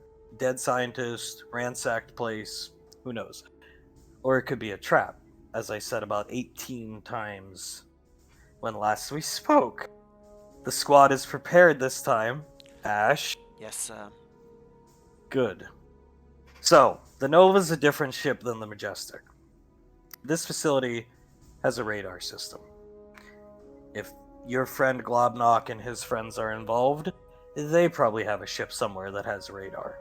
The Dark Star had radar. And they didn't see you guys coming because of, the work of, and he kind of gestured with his head, the work of her. The Nova's not like that. They're gonna know you're coming if they have radar, if they have people looking at the radar and they're there. Your Marauder pilots here are gonna be 45 minutes out behind you. If we send the Nova and the Marauders in, they're gonna know you're coming with Marauders. So, that's gonna eliminate the element of surprise. So you're gonna go in, get to the facility, find out what's going on there. It's probably an ambush. And he's looking right at Ash. Just dead stare, no smirk, no, he's just glaring right at you, Ash. It's an ambush. I'd bet my life savings this is an ambush to kill you guys. But you're going in. It's that, or we send 200-300 troops in, and they walk around, accomplish nothing, and the cult doesn't do anything. Globnock doesn't do anything, because it can't have that big of a contingent. This could be your chance. If he's there, Globnock or Tewaz, this could be the chance. Towns is here. He'll accompany you guys. He'll be with you. Towns is responsible for the Marauder pilots. He'll call in the strike. But just remember, they're 45 minutes behind you guys. Travel time. So you're going to be on your own. Okay? For at least 30 minutes. Understood, sir. Their call signs are Thunder 2-1 and Thunder 1-1. General Lorelei looks at you, Ash. Any questions? Julius? Anybody? No, ma'am. No, ma'am. I believe any questions I had have been answered. We know very little other than this is almost certainly a trap. Agent O nods. It's a trap, but you have 2 Marauders with you. They can have another one of those robots. These Marauders, they're the newest model. They're ready to go. They can shred that thing. If they have another one or 20 of them, these Marauders can shred that thing. An army of them. So you're in good hands. Good. And luckily, it's unlikely they have a ray, or we probably would have seen it on scans. We definitely would have seen it on scans. There's no life signatures coming from the planet. But from everything Towns and I have dug up, these people have used some type of strange teleportation magic. Purple Void Gateway, ring a bell? Yes, Tewaz used one to escape when Icy nearly killed him, sir. Exactly. My bet is they're waiting for you to get planetside in ambush. General Lorelei speaks up. Bring back Globnock's head, if he's there. Yes, ma'am. If at all possible, will do, ma'am. Good. Will do my damnedest not to splatter it. Everybody be safe and be on guard. General Lorelei standing, looking over the party. And stay on the ship. Pequod looks at her and just gulps. Big time. And do not provide air support. General Lorelei puts up her hand. That is why the Marauders are coming. The ship lands and stays landed, Patricia. Yes, ma'am. She gulps again. Good. And walks off. Dismissed. Report to the Nova. Yes, ma'am. Agent O looks over at Towns. Towns nods. All right. Good luck. Be safe. You get to the facility. Towns will handle the uplink. He's not great with decoding and decrypting. He'll uplink in the facility, transfer his uplink back here, and we'll go through all the files, footage, see what happens. But be safe. Yeah? And he nods and looks at you guys. Sir, Yes, sir. All right. Thunder 2-1, Thunder 2-2. Get to your Marauders. Towns to the Nova. Good luck, Alpha 9, and I'll be here with the General, and he's waiting here. Understood. Let's get going. You get to the Nova. Sonny's here. Mercurius is up here in the navigator's seat. Pequod's here. And you guys are all sitting around in the middle of the ship here. You can go wherever you want. Towns is over here with his arms crossed, just flipping his coin. And Icy is typing on her wrist computer. Nobody's saying anything. I'm just sitting down. Well, this is likely the cult, but I don't like the feeling of deja vu. Deja Ice. vu. Oh, you got Deja vu, Ash? Yes, deja vu. An EarthGov facility that should have been continually putting out a signal suddenly going dead is something Julius and I have worked on before. In these, she puts up quotation marks, headhunter days, I'm guessing? Yes, we made our way there, and it turned out there was a space hunter who had gone rogue, killing off everybody on that planet. Space hunter? She looks towards Hunk. Hunk. Alien race. EarthGov doesn't know a lot about them. We think we have an idea of what star system they're from and planet, but we're not into command and conquer. From what little we know, they have very advanced tech. Ritualistic hunters. They only kill what they would deem as honorable targets. And you believe it or not, Davine, this one, is that the thing that was like cackling at Pequod? Hunk shrug. You hear Pequod let out a groan from the pilots. Yes, that was the day she was crowned clan leader. Sasha, clan leader? Yeah. I remember that. Yeah, so do I. It probably isn't the same thing, but it's just food for thought. I see typing on a wrist computer. You know, we need to develop some way to negate their teleportation magic. Otherwise, this is an endless game of us getting jumped by them or jumping them and them getting away. Goes all the way back to the one Hunk fought. And Hunk, yeah, I had that guy on the ropes and he had his arm broke, had a knife in his chest, gasping for air, and I was about to... And he got away. I know there are ways to put anti-magic fields, sigils of protection, and those types of things against standard teleportation magic, at least from what I read from Malcolm's books, but I doubt those would work against void energy. I see, maybe not. We need to collect more. Doesn't have to be weapons, but void artifacts. We need more. A lot more. Agreed. Sunny stands up. I don't want to have to use it, but I will go prep the medbay. Please try to make sure I don't have to use it. Agent, and Towns opens the door for her and closes it and just keeps looking this way. While she's walking away. Oh, but Sonny, what will you ever do if I don't keep you busy fixing me up? You hear, please, Ash? Very well. Towns, come on, come sit with everyone else. You don't have to sit over there like you're not part of the group. He looks over at you. It's more comfortable over here. Fair enough, I suppose. Just food for thought. Hunk, SIS agents.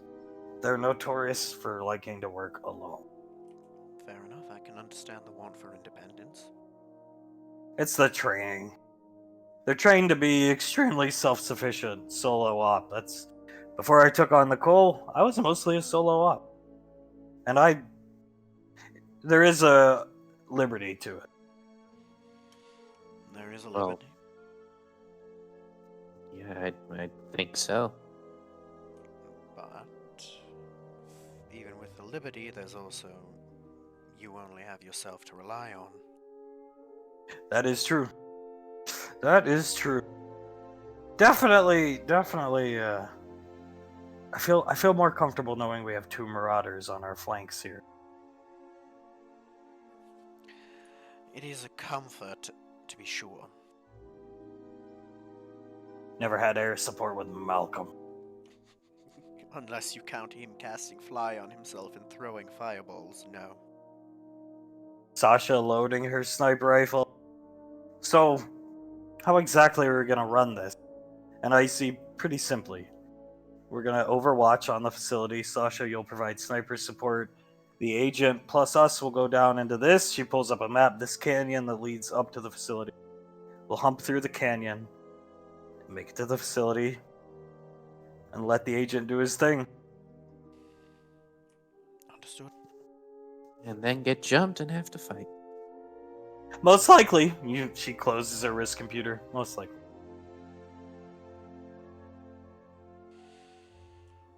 Fun. Saris looks up at you, Ash. If Globnock is here, this is a good chance. Oh, if he's here, he's not making it out alive. A very good chance indeed. Well, just thinking. A lot of unknowns. I don't like it, but it is what it is. That's usually our job. We don't know what we're getting into, and then we deal with it. It's the only way. Saris shrugs. They didn't train us for nothing. No, they didn't. Very But being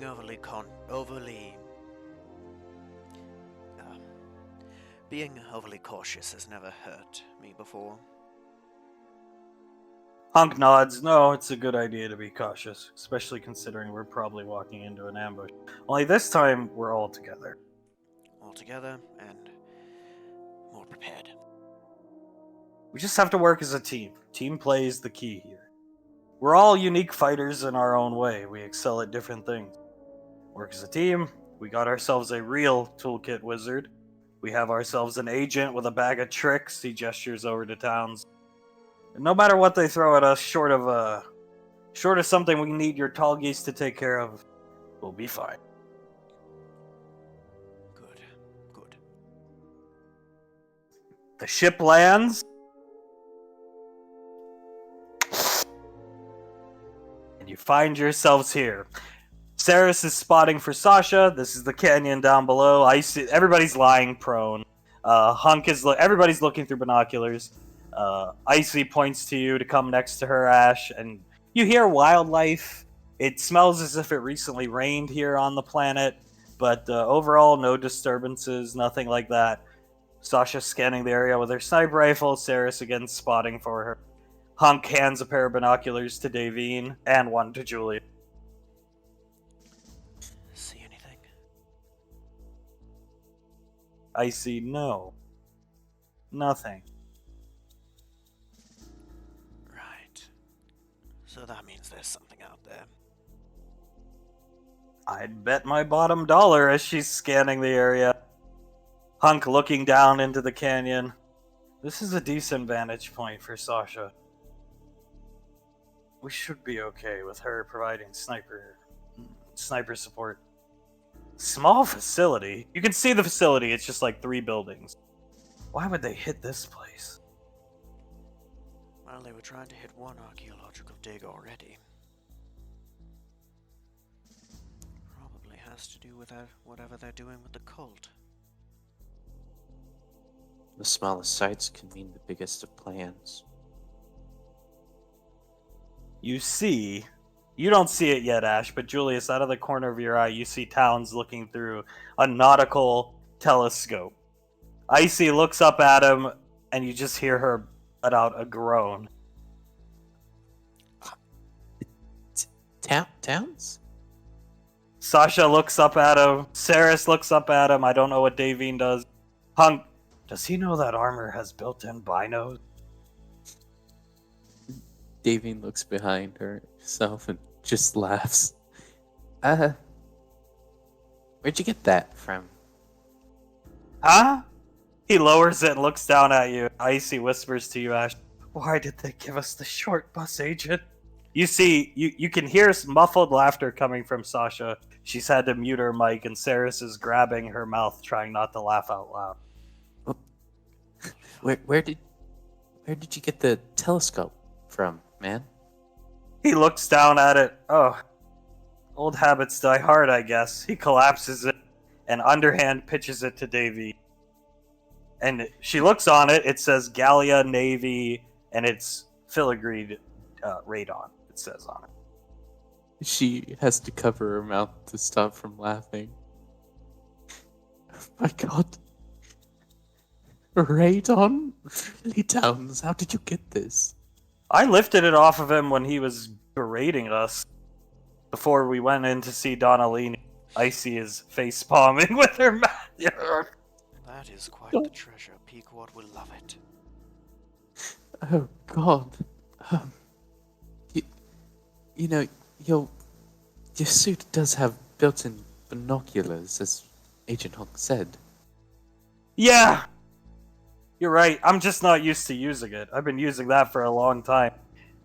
Davine, Hunk comes over. This thing is expensive. He's looking at it. Can I hold this for a sec? She hands it to him. It's bejeweled? Some of these... This isn't really the time. He looks over his shoulder down at the canyon and starts scanning it. Oh my god. He's holding... We cracked Gallia, didn't we? And Towns, yeah. Hunk, well, these jewels would be exclusive to that planet sphere. Towns, is there any way that I could have that telescope, maybe? He shrugs. It wasn't mine to begin with. I stole it when I was cursed. You can have it. Hunk hands it to you. Here you go, Julia. Oh my god, Towns, thank you so much.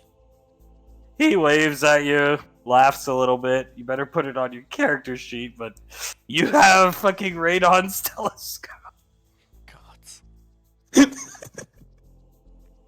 Why do you want it? Towns looks down at you. It's a piece of junk. Expensive thing. Escalade's cost like 80 million credits. He slides down the hillside. They are expensive. I got mine before the price got hiked. You have... Why am I not surprised? Agent R said they're good cars. How do you think I get around Watertown following all the leads that Malcolm left? I use the Escalade.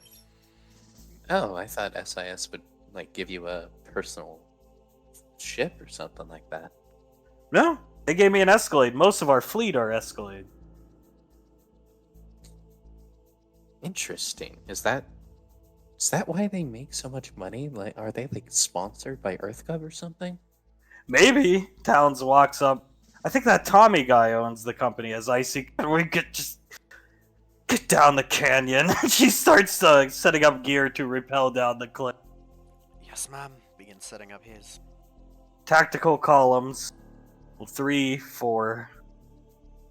You go down. And you're in your tactical columns. Here and here. Ceres, Towns, Julius, Davine, Hunk, Ash, and Ice. And you're in the canyon. Sasha's over the radio. She's got you in her sights, sort of. Because you're in thick tree bush. Okay. You hear wildlife. It just sounds like a, exotic planet. Any spooky magic feelings, Icy? You see her scan the area. No. But that doesn't surprise me as she walks over here. Hunk walks up here. You can get into the water. And he's kneeling down, pointing his gun up. Ceres is going to do the same. Towns is going to come up here. You guys are free to go where you want. Just moving around looking. Julius is going to keep Overwatch on their 6. Icy looking around. It's, this would be the place I ambushed somebody. If I had a choice. And she walks this way. Yeah. Kill box. Ceres takes one step here.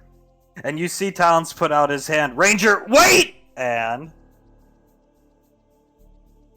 coming up from the ground, and this one's right in front of Ceres, are all these little mines. they shoot up and they start spinning, and you hear a slight clicking sound when they're activated. That's all of them. Lucky for you, only these ones go off. So you hear click, click, click, time slows down. You hear Hunk, ambush! Screaming it. Old scream. He's got his mask on.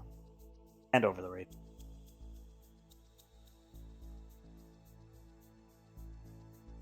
The mines are going to go off for 17 points of damage. One hitting Ash, one hitting Sarah. They blow you each back 1 square. This one's going to go off. Everything in the front line goes off. You can see them all, even though these ones haven't detonated, you can see them because of Town. Unfortunately, Towns has to be a lot closer to see them sooner. And you definitely hear the sounds of footsteps as the explosions of the mines are going off. Fast-paced footsteps. And you hear what sounds like...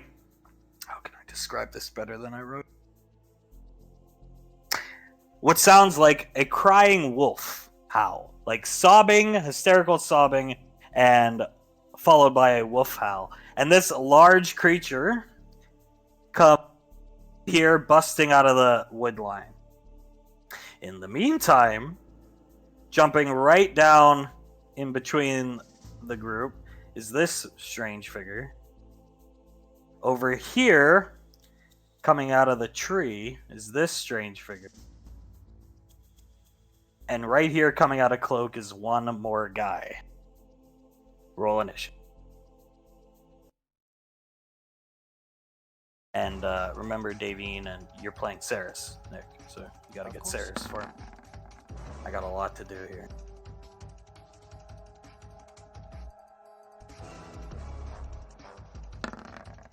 Your ears are still ringing. Everybody's from the sound of the mines going off.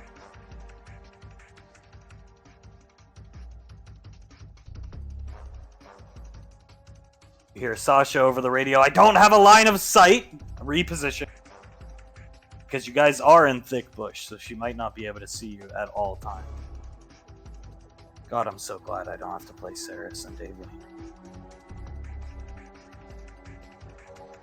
Everything I got going up.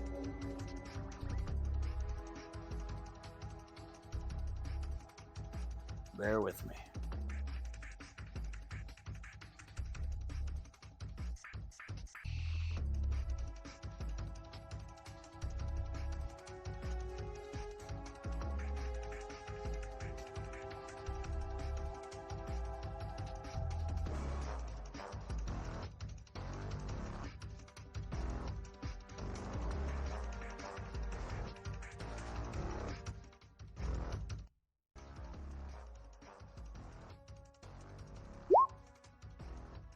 Oh lordy lord, that should be everybody. Okay. Oh, the initiative order window is different this week. Thank you, roll 20. Alright.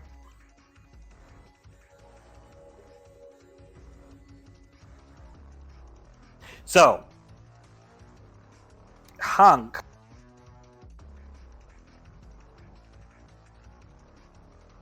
is gonna do that. I'll put up the bubble. Why he does that, you know the sound of mortars? You hear mortars. You hear the sound of them coming in. And you hear Icy yell, they've got this area pre-sighted for mortar fire! Now, I'll put the shield out around Hunk. First, I'm gonna take this guy.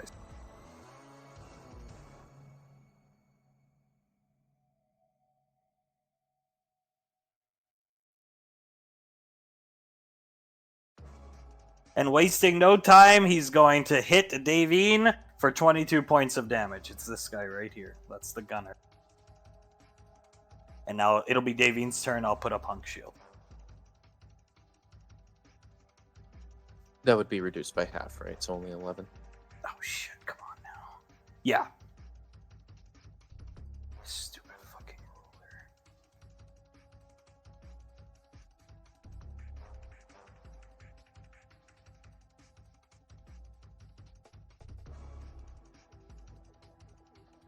ruler. Oh, the ruler of death, indeed. No. No.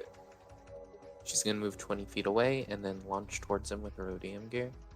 The 19.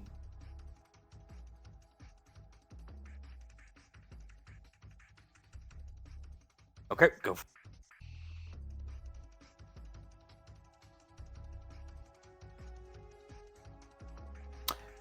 Shot connects, hit connect. Slashes into him. Purple blood splattering all over her blades and her. Uh, Definitely the coat. She's then going to.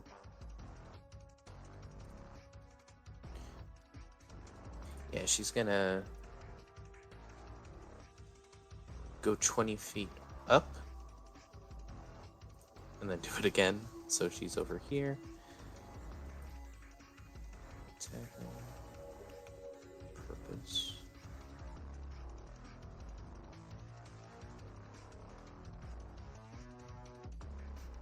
And then she'll just attack. And then 2 more attacks just with redemption.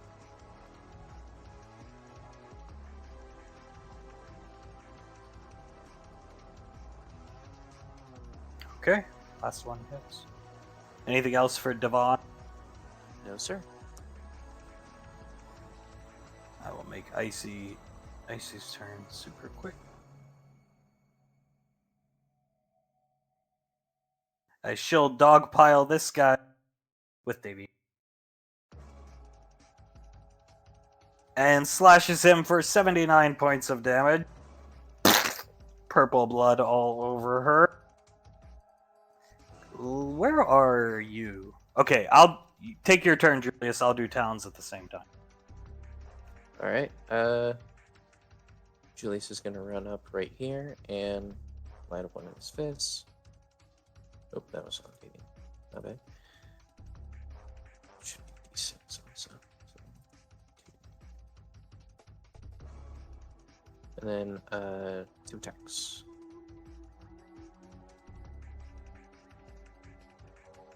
Nice. Wait, what did I have Towns' things? Okay, he definitely can. Towns is gonna grab Saris from behind, throw her back, because this guy's right in her face. Not forcibly, but trying to save her more. Not save her, but get her out of this guy's face. And Towns is going to, he can definitely, his movement speed is his advantage. He's gonna come over here next to Ash, which looks like, what the fuck are you doing? Why are you standing next to me, you fucking idiot? But he's gonna do that.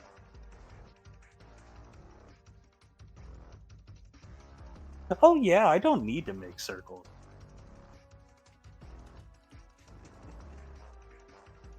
There you go. That's his turn though, since he moved Saris back.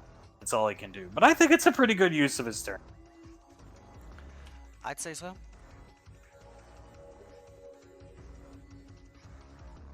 Al, probably one of the more dangerous of the bunch.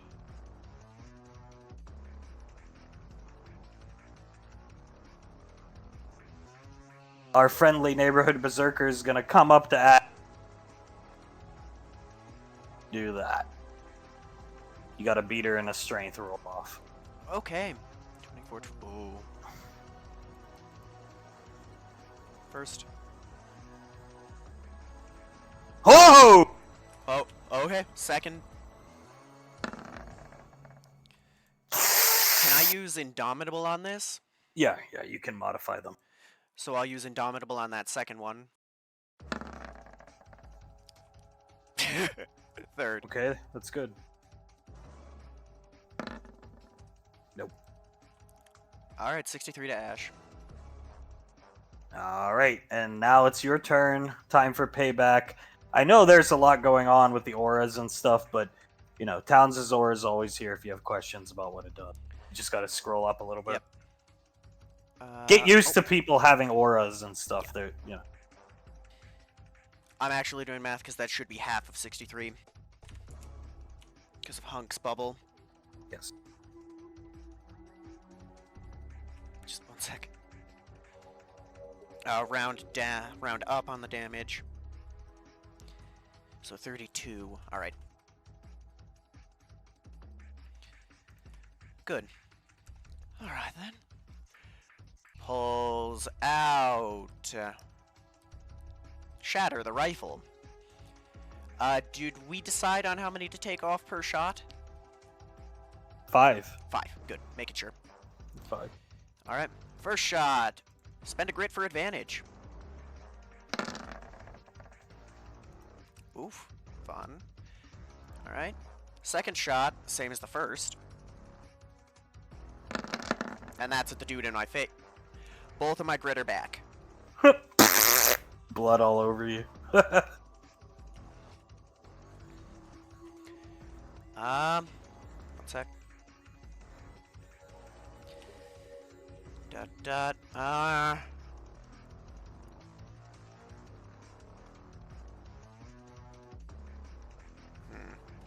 Sorry, I'm just thinking. Mhm. Third shot, spend a grit. Let's probe the water. I'm gonna go for winging shot. No advantage. Con save.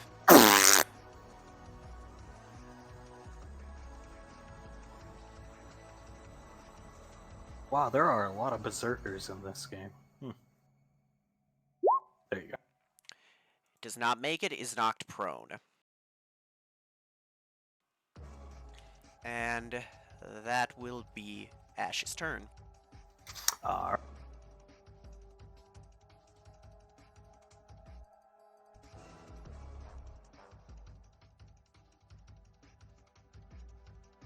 you see this thing? This wolf-like, corrupted void visage come bounding through, blowing this mine up. And this mine, she doesn't care. Bounding through the water and up to the segregated Ser. And she's gonna bring down one large void claw onto Ceres for 21 points of damage. Okay. And that will conclude her turn. Okay. I gotta zoom in. I think Ceres is actually out of the bubble. She's Yeah, just she barely is. out of it. Yep. Alright, well, that's that.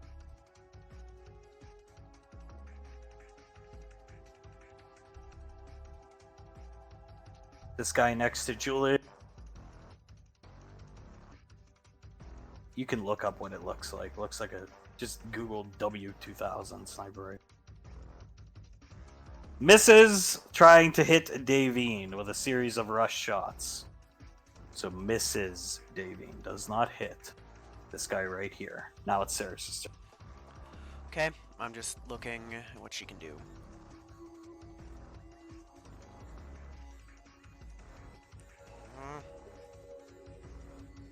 So pre-sighted volley. That's the mortars. I'm putting out the circles. Hang on. Pre-sighted, they're not. If you're in a circle, you're not hit. They're coming in. Because remember, it's like 6 seconds is every turn of combat or something, so it takes time for these things to get here. So if you're in a circle, don't subtract damage until you stay in it.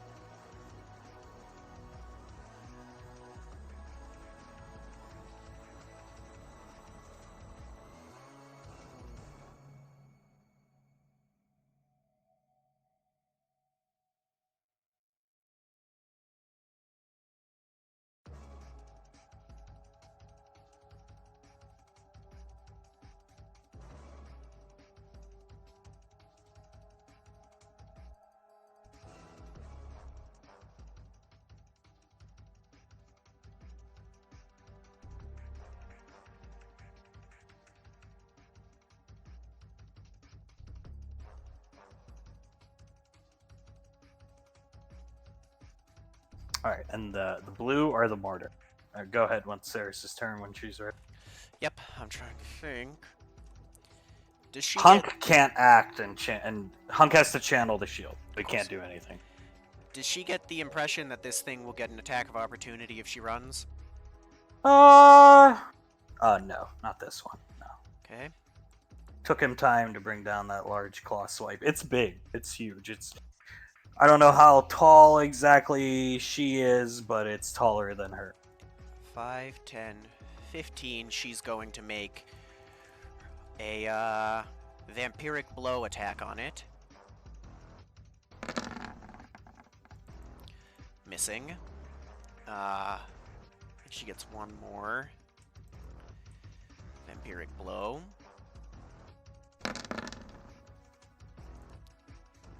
Okay. And then she's gonna... That was 15, 20, 25, 30, 35, 40, getting closer to the rest of the group. And that'll be her turn. Alright, Hunk's doing his channeling. This one here, in front of Davy and Ice, is gonna move here.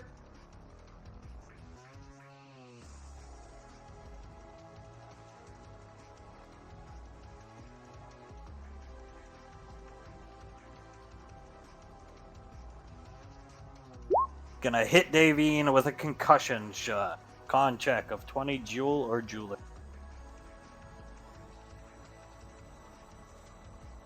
From like his wrist, he's just pew! Concussion round, kind of like from Massive. Oh God! Oh, Davine's sick of it. Davine's ready for payback. That's the end of his turn. It's Davine's. Bear in mind, you stay in the circles, bottom of the order, the damage goes up.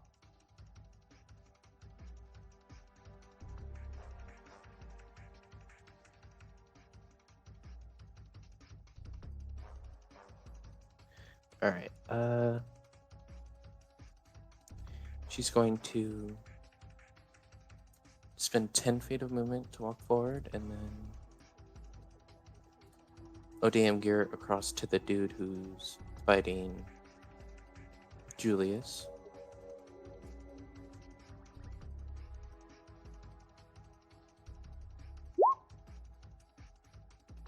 Nice. Purple blood. She'll ODM gear over to the Berserker.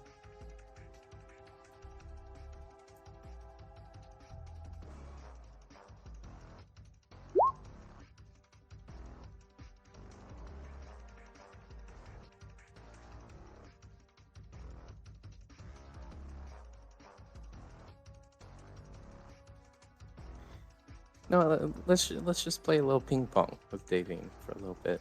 Go back to the one fighting Julius. Hell yeah.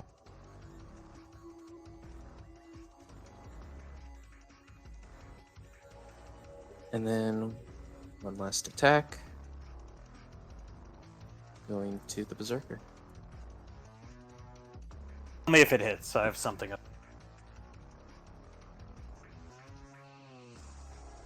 It does. Okay, 1 sec. Davine is sick of it.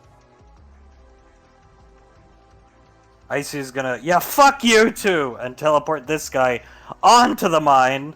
You see him in the air. He falls onto the mine. Ah! The Berserker. He gets blown up by his own team's mine. Is this what it feels like to have Oh. a toolkit wizard? Bad roll, but at least she got him out of your guys' face. Only 5 points of damage from the mine, but at least he's out of the fray. She'll conclude her turn by moving here. Is this what it feels like? Yeah, I think so.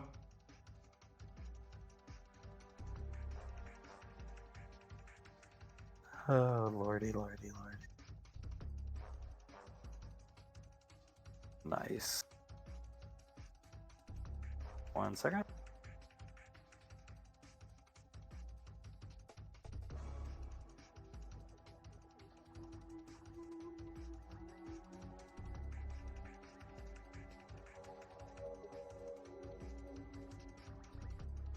And good old Towns is going to lower Wolf's initiative under Sarah. So Wolf's last to go. And that's all he can do. That's a very nice thing to do. Julius, you're up. Light up his other fist. Keep the fucking wolf at the bottom of the order. That's what I would do. Since he's my character, I was like, let's keep this thing fucking. Keep Let's keep this boy. thing at the bottom, yeah.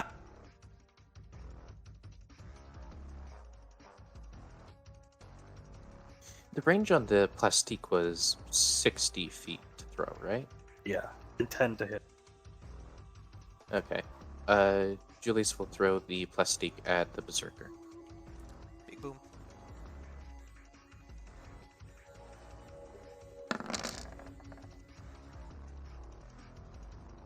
Hits!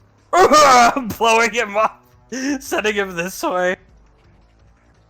Into a mine that pops him. Oh, that'd be funny.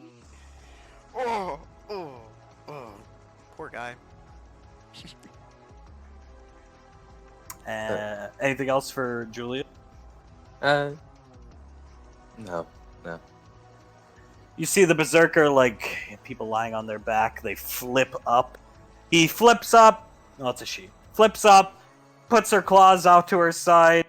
You see the eyes start to glow purple, looking right at that. Read careful. Okay.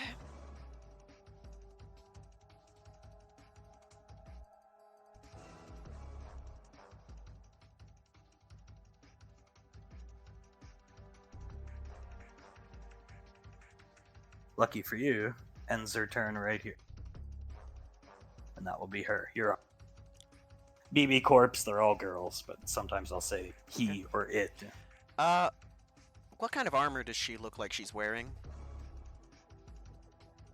Extremely heavy. You could tell she's slow. That's why, like, you got Relentless Pursuit up, but you gotta stop here because it can't make an attack. Understood. Let's see.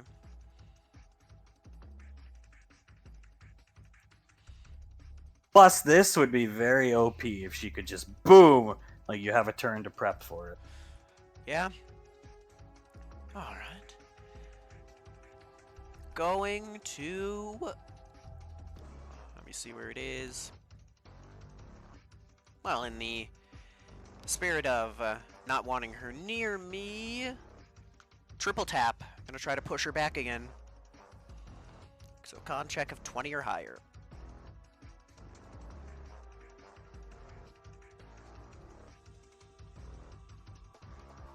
I don't know if she made it or not. I have a screen up. That is a 10. So, Julie? I'm gonna use my, where is it? The solid eye. I'm gonna spend 3 grit to give you advantage on the attack.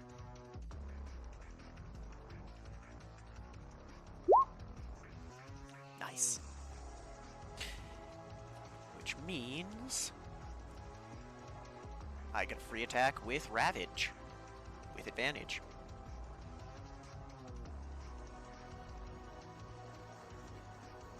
With the ice barrel on it.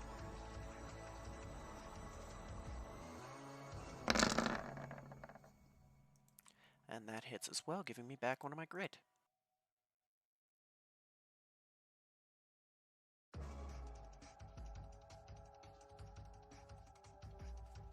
Okay. That's my action. No more attacks after that.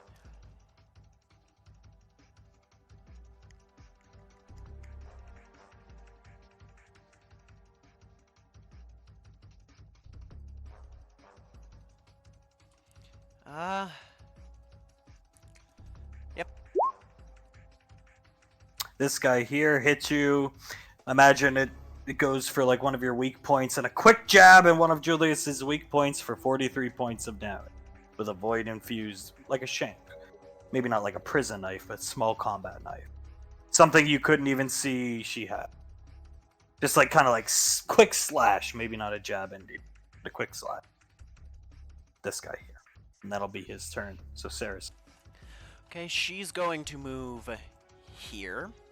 You know, I don't know why it does. And let me do some measuring.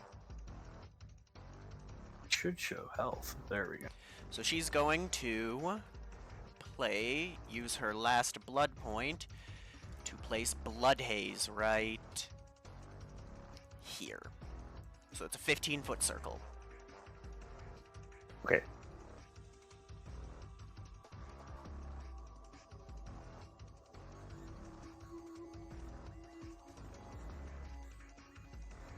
That would be hard to see. This would be easy to see. Here? Yep, 15-foot circle from that point, hoping to get this guy in it.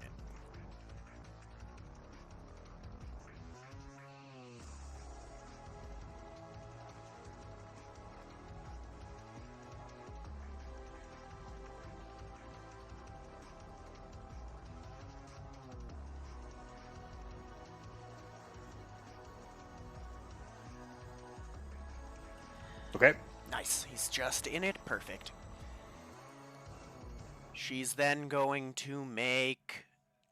She has the plasma rifle with her, correct?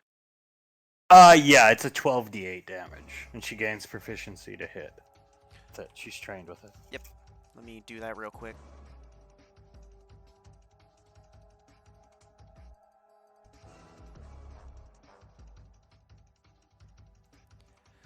Alright, she's going to point at the guy right in front of her and take 2 shots.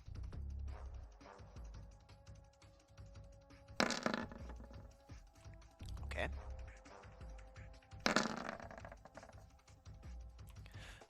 Better. Okay, that gets her 1 more blood point back. And at the end of the turn, Blood Haze hits the guy. So, read this. I mean, it's not that big of a description, but grouping up is not always the best thing to do. So this thing's tail shoots up, twin laser beam. Well, 2 on the top of the tail and 1 at the bottom, and it fires 3 beams that bounce at Ash between Towns, Hunk, Davine, Saris, and Ice. And let me measure out to be sure Julius is safe.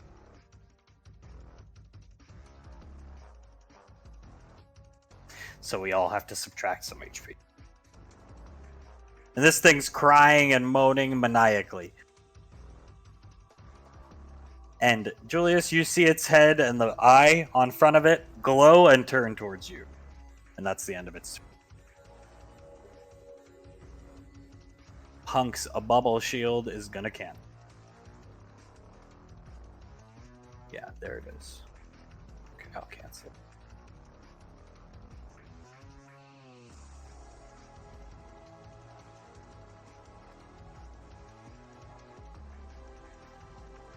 You can half the damage because it shoots him and the damage is halved while the bubble shield is still up, of course, but it is now gone. Alright.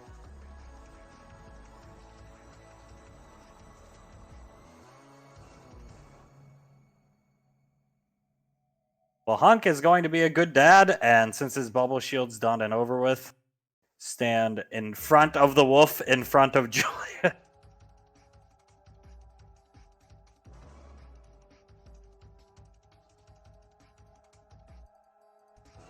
And riddle this thing with, thanks to Ash, good armory master, 95 points of plasma damage phased bullets into this thing's head, trying to protect Julius. Take Davine's turn, and I'll take the gunner's turn. Gunner isn't moving this turn, so if Davine needs to know to attack him or not, he's not moving. He's gonna miss at Icy. I should have upped his gun score, whatever.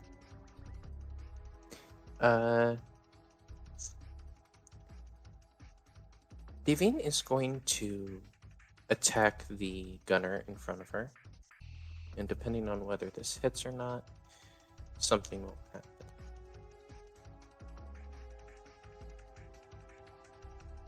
That hits. Alright, she will try out a trip attack. When you hit a creature with a weapon attack, you can expend 1 superiority die to attempt to knock the target down. Add the superiority die to the damage, and if it's large or smaller, it makes a strength saving throw. On a failed save, you knock the target prone. Okay. What do you want me to roll? Give me a second. I got so many fucking sheets on. What do you need me to roll? Strength save. Gotcha. Oh, I still got her up. This shouldn't be too hard. Take the low roll. She shouldn't be rolling at advantage. So whatever the low roll is. It's a 9, so that one is knocked prone. Into the mortar. So, hang on. So she would take 17 points of damage. Mortars hit at the bottom of the turn order. So, yep. Nice. Davine is going to then ODM over to the Berserker.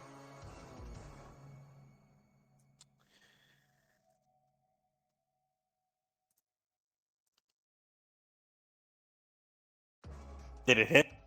It missed. Okay.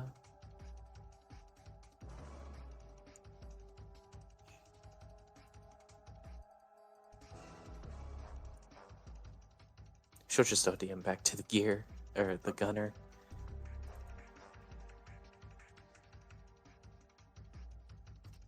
That hits. The perfected restoration is into ash. Thank you. And then one last attack. She will ODM over to the big thing.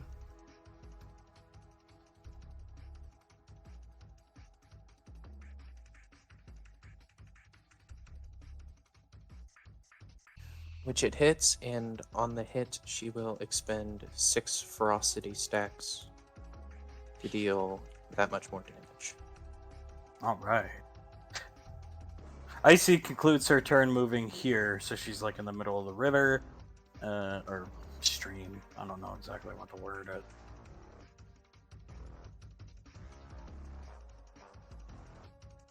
Julius, take your turn, because all Towns is going to do for this turn, because he doesn't want to top out on, or run out of dice super quick.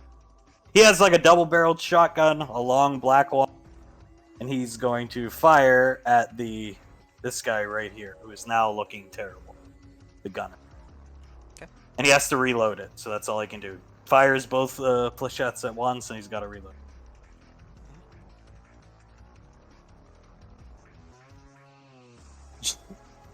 Julius is going to run over to the Berserker and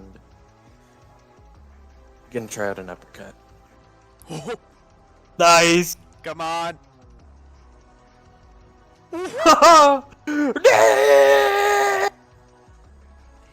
Well, you punch her.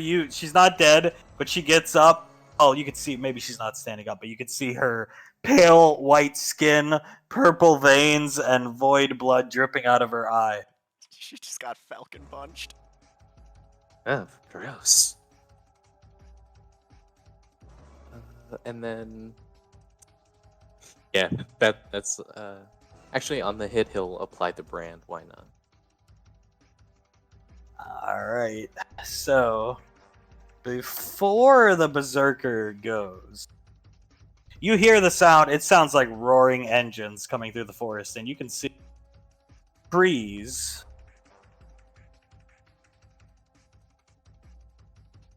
Trees getting like knocked over.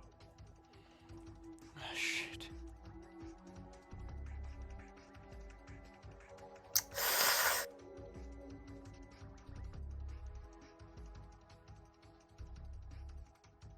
And none other than the fuckwad himself comes jet charging through, slamming into Towns and Ash, and he shoulder checks both of you together.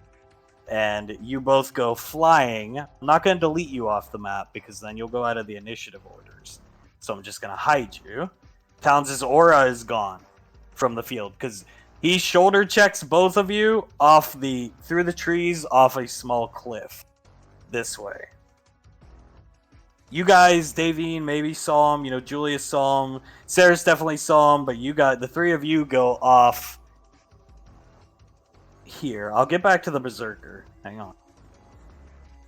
So, Ash, you're on your ass. Good thing Icy healed you. You're on your ass. Towns comes rolling down the hill right next to you. And his face is like in the fucking mud. And he looks up at you. Was that Garrosh? Yeah, there he is. And before anything else can happen, take a good look. It's a different token. These are grunts. And they're not here yet. They're coming down from like the jet boosters and their boots. Take a good look at all of them. And landing here is Globnok. He's dragging his huge warhammer and he's got the moon blade on his back. Hey, man! Hello indeed. Towns looks up at him, stands up, get up, Ash, as he's trying to help you up. Standing up. Looks up at Globnok, Ash, we cannot take this. Run. Run! And Towns grabs you and tries to pull you this. Fine. It's a good thing you run. Towns is pointing this direction. He wants you to run this direction. The grunts fire off a volley at both of you for 11 points of damage, and your movement speed is reduced to 30 points. So this is as far as you can go on your turns. We'll go back here, since you're out of the game up here. Oh, my initiative bubble banished. Probably because we switched maps. See it now? Yeah, we got it. Yeah, Roll20 doesn't like splitting maps for multiple combat, but I do. Cancel out the Relentless Pursuit.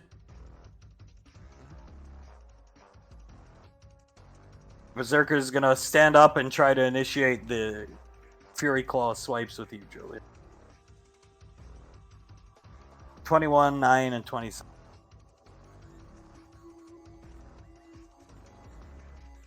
Ooh, alright.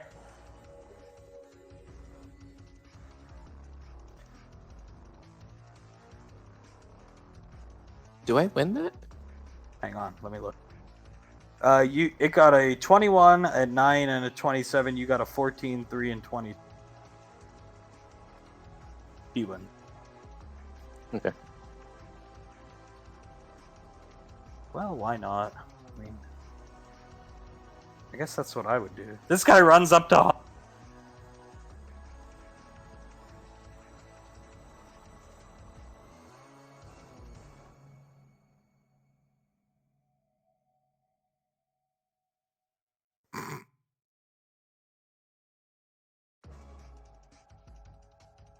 Win some, lose some. Misses Hunk for 43 points of damage with her little combat knife. Saris is up. Okay. Having seen what just happened, she's gonna look and go back to fighting this dude since he's prone. Not only is he prone, but he looks terrible. He's nearing death. God damn it.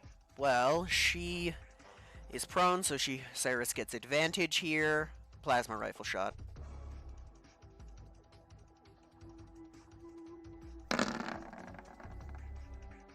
How does he die? Saris is just gonna put the gun down and blow the guy's or the girl's chest out. Julie. Look around. Move to, I guess here. So she's got a good view without being in the circle. Look at this one and plasma rifle.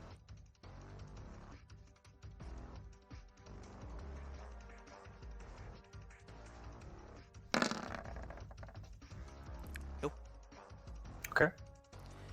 I believe that is all Saris can do. Crying's gonna put herself right in the center of the party. You see her slam both of her void Lovecraftian paws into the ground, the eye glowing purple on her thing, tentacles wafting up from the back of her.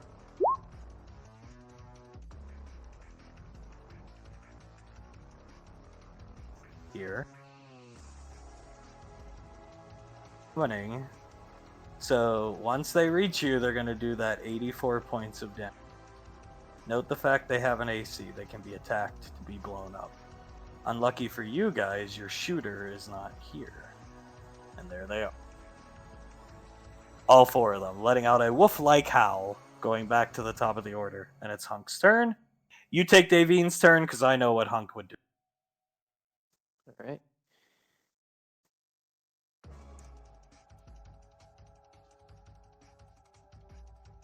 Davine will ODM gear over to the Berserker.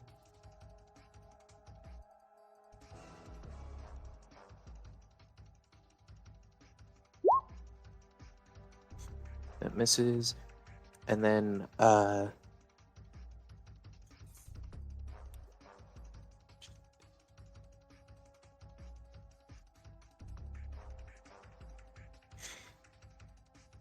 yeah, she'll just do 3 attacks.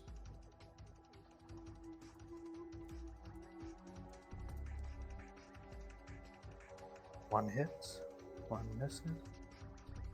Wait for the third one. Okay. On the on the redemption that hit,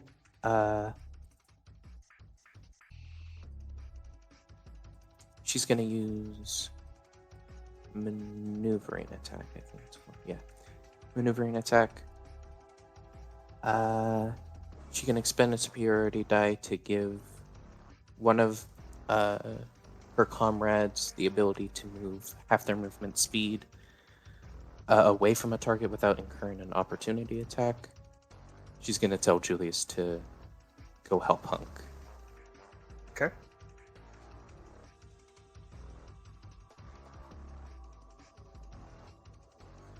Come on, Julie. They can't get us for this. So, Icy definitely saw, Globnock take Ash and Towns off the map. She comes out of the ravine looking this way, looks around really quickly, and then looks at Davine. They can't get us for this. It's too short. Trust me.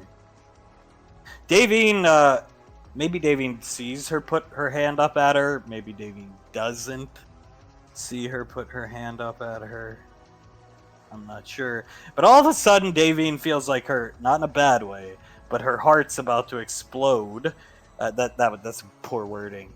Blood is pumping through her system unnaturally fast.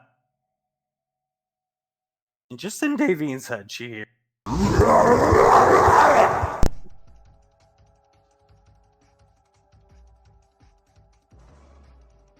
Well, that'll be on Davine's next turn.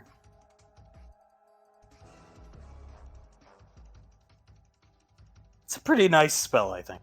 It is. It's a good spell.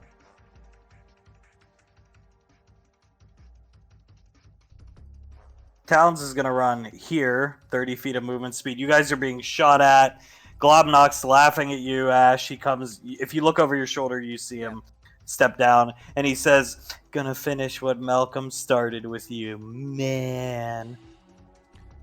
Yeah, all the help, you pussy. Runs to catch up to Towns, pulling him a little along with him. This is great. You pull him with you, and as you're pulling him, he sticks you with this. Oh, god damn it! So you can move 30 more feet. If you want to drag him, I'll give you both 15. Yeah, he's gonna drag him 15 more. Alright, nice. And Gurok's just laughing at you both as the volley from the soldiers continues. I'll take your guys. That's your guys' turn. The Berserker. Oh, I'm sorry, Julius. Julius, you're up. All right. Julius is going to fire a light key, or I would have to limit break for that. Yep. Julius will limit break, and then fire one like key blast at the orb he's nearest to.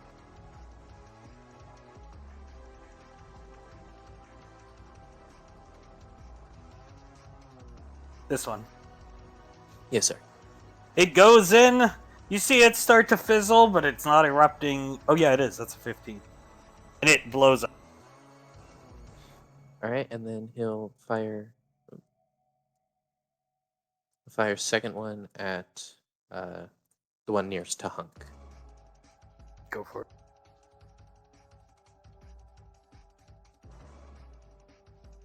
Blowing up the trees, disintegrating them in purple energy. And then we say he could fire a maximum of 2 or 3 like key blasts. Oh, we said per 3. match. We said 3. All right, he'll spin his last key blast to shoot the last one.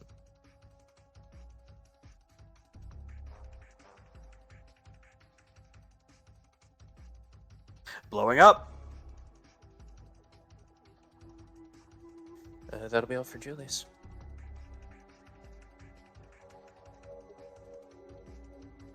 The Berserker is going to get Davine for 8 points of damage.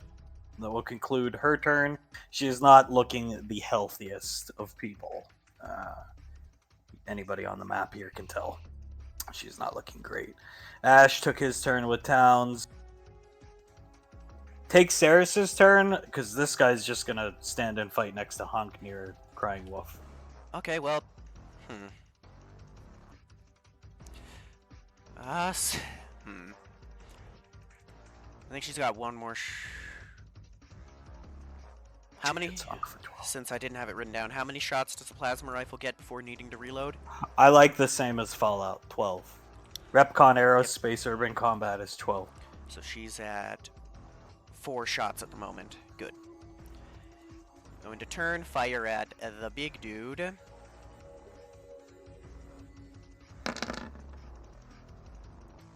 Nice.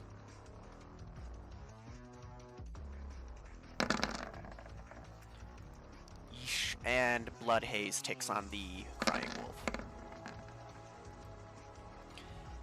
Got it. And she's going to move here.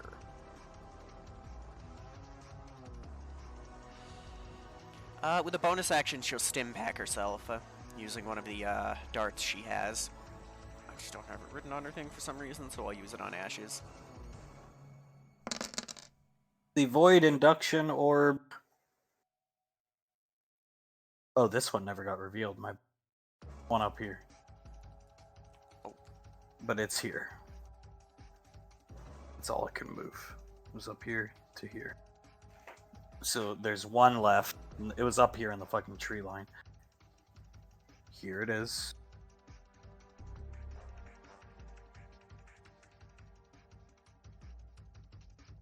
Wolf herself is gonna bound up to Julius.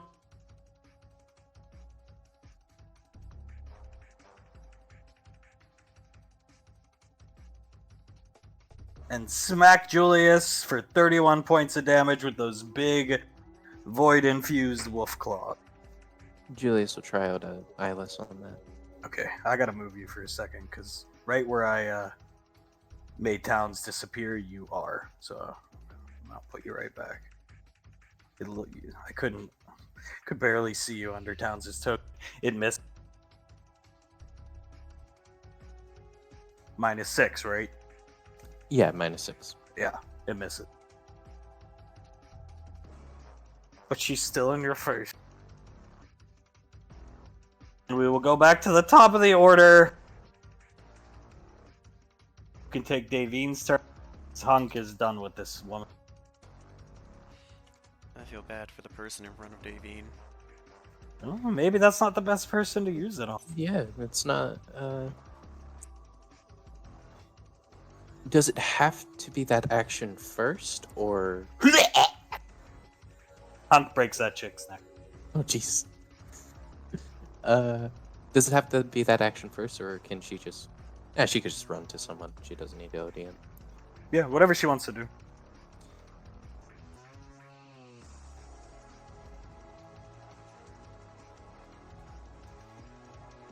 She'll run right here, and do bloodlust. Roll them off, whatever she likes, strength or dex.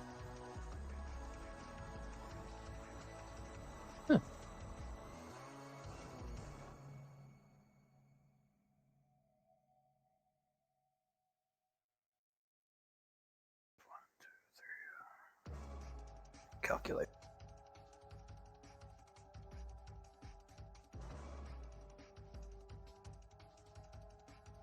Times 3.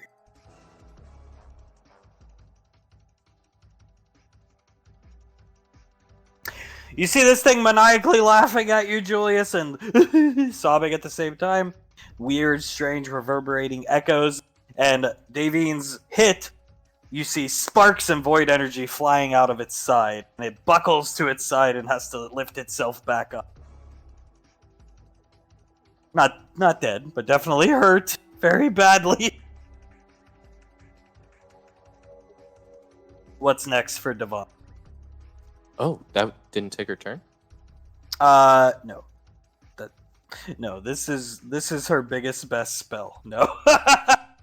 Alright. It's the one she's been training to use for years when she actually had you guys on her team. Alright. ODM, over to Berserker.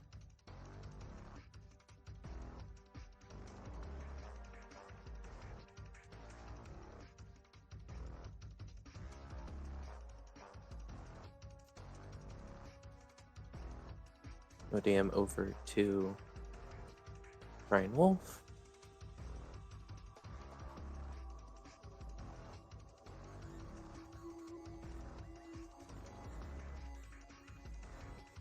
Action search. And yeah. ODM.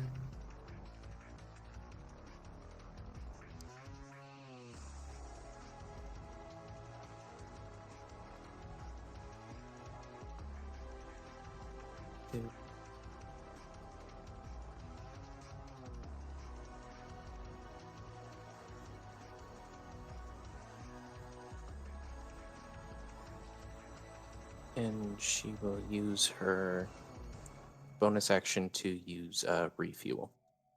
Okay.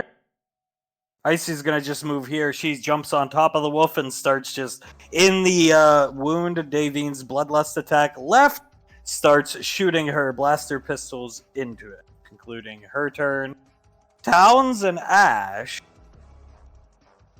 they were right at the edge of the map, so I'm just gonna give it to you guys. You're running through the forest together, and you come. It's one measured off, but it's okay. You come out of the tree line together. I'll move you guys together. And landing in front of you is Globnock. Right. He rears up one of the Warhammer like a cockroach, man. Just like Malcolm said. Scurrying away. T-Town stop running, looking up at him. Jesus, that's a big orc. Yeah. You take your turn. I'll have Towns decide what he wants to do based off what you do. Well, let's look at what I can do.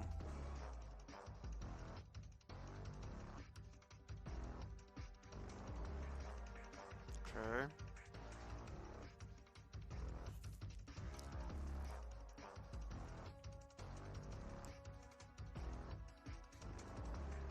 Sorry, I'm just trying to figure out.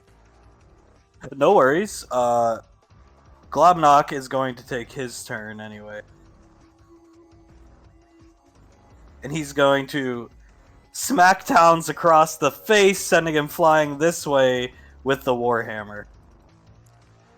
Right. Well, in the chest. Imagine he brings it down and you just see Towns go flying. Well, not much Ash can do but fight. 5, 10, 15, 20, 25, 30. Shatter time. They're not here. All those grunts that have been chasing you and shooting at you are on the way. Okay. Sorry, I'm just thinking.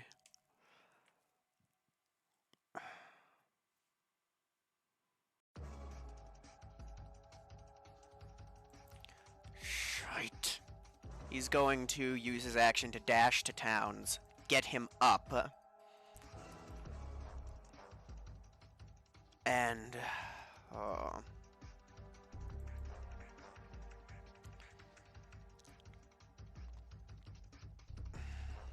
Where you running to, man?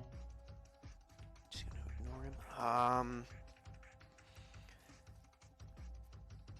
Just gotta survive. Not gonna use that yet.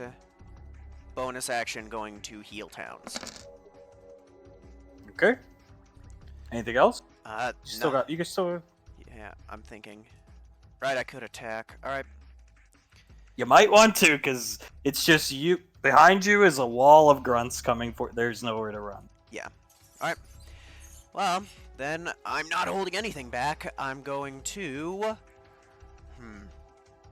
Shatter pulled out. First attack, I'm going to pop my... Where is it? Vented Barrel. 3 shots on my first attack. Advantage on the first one. Okay. Second one as is. Okay, with that one, I am going to pop a grit for deep impact shot. So Gurok has to make a... Where is it?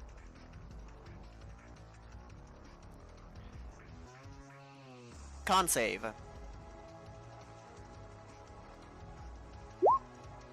He makes it. Third shot. Okay. Let's turn that third shot into this. You see Towns' armor start to glow. His visor. Right. So, let me see if I can roll an auto crit.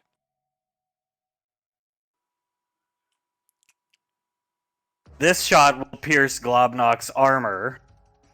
You see him grab his chest. You motherfucking piece of shit, man. Yeah, pussy. Need someone else to make it for you. Alright, 2 more shots.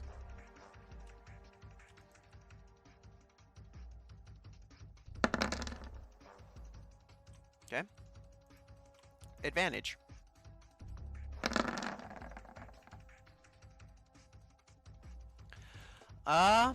You know what? Action Surge. Oh, can Towns hit? God, if he hits, this would be so good. Alright, Action Surge. Bonus action. Gonna reload with Frost round. No, Incendiary rounds. Can he make it? Because the range. Yeah, he can. Shot number 1. Shot number 2 with advantage.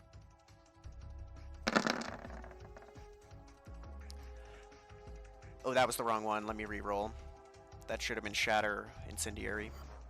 I gotta measure something out anyway. I gotta check this. I think he can make it. Yeah. Shot number 3. That hits. Let me see something.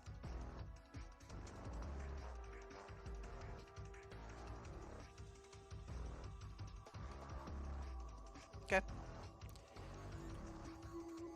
Well, whatever he's planning, if he's going to actually do it, I might be able to help. He can do it. He's gonna run up here. He's gonna hit Globnok right on the mask. He's wearing his arm. And you see this thing just right on his mask. Globnok. And poof! A flash grenade goes off and Globnok and grabs his eyes. And his turn is skipped next turn. Bloody brilliant. These guys really hate you, Ash. I'll take that as a compliment. He chuckles, and we go back to the boss fight going on here. Icy looks at Davine. Davine, Saris, peel off! And she points in the direction Globnock took Ash and Town. Peel off and get to Ash. Davine sees Ash and Towns' position on her wrist computer, and Ceres does as well. Get the agent and get to Ash now. Yes, ma'am. Yep, you know what Sarah's is going to say. They are out of the turn. They do not act anymore here. We'll get them when they get to where you guys are. Hunk will deal with this. I am positive he can hit that thing. So that's what he's going to do.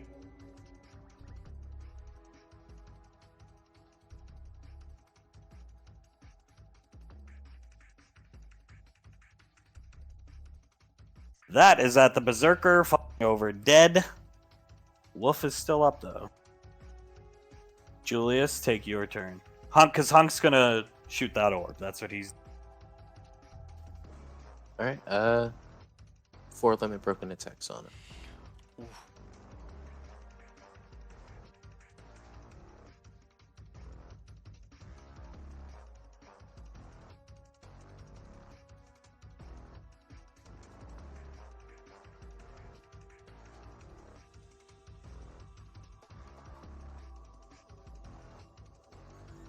One sec.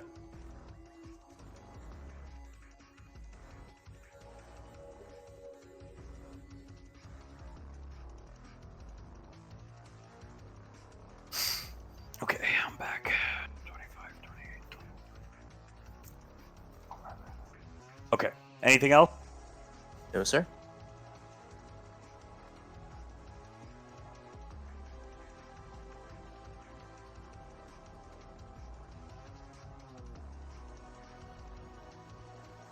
Now that the numbers are limited, seeing that, she's going to summon, and we'll just use the 75 if they make contact.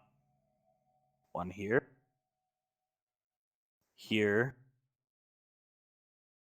There. And the most dangerous problem.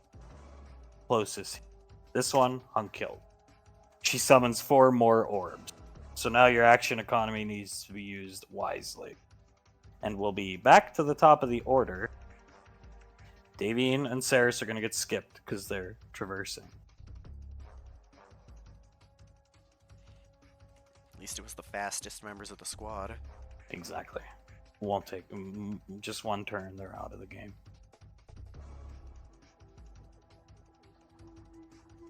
I see seeing Julius is limit broken. She lifts her hand and then lowers it and lifts her other one and chooses to heal Julius instead of giving Julius blood. Hunk killed the orb. Icy heals Julius. You're up again, Julius. We'll go to Towns. Julius is going to use his action to use the Dragonhide belt and regain all of his key points. Okay. Excuse me. Ooh, gotta take a drink.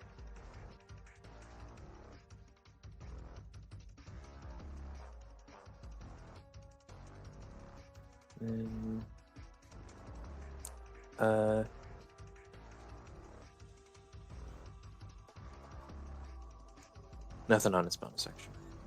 Okay. All right, I'm moving you. I know it's disorienting, but it's cool. All right, so Globnock's turn is skipped. He's fucking grabbing his face like a loser. Ash, why don't you run your... Yeah, one sec. The grunts have arrived, and they're going to start firing off their volley. I'll do them next turn.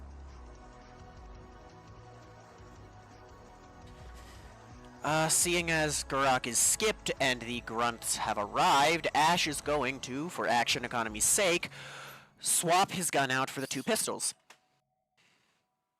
And he's going to take, starting with the one closest to him, 4 shots. Okay. Don't expect them to die in even 40 points of damage. Okay, The word grunt does not. These are BB Corps. Even their Yeah. grunts are well geared. I understand. Okay. That should have been Icy Ravage, one sec. So first shot is going to him.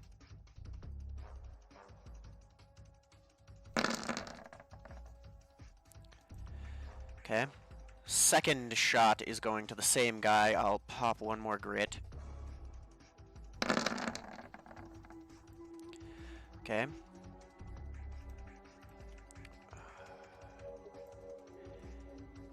Backing up while shooting.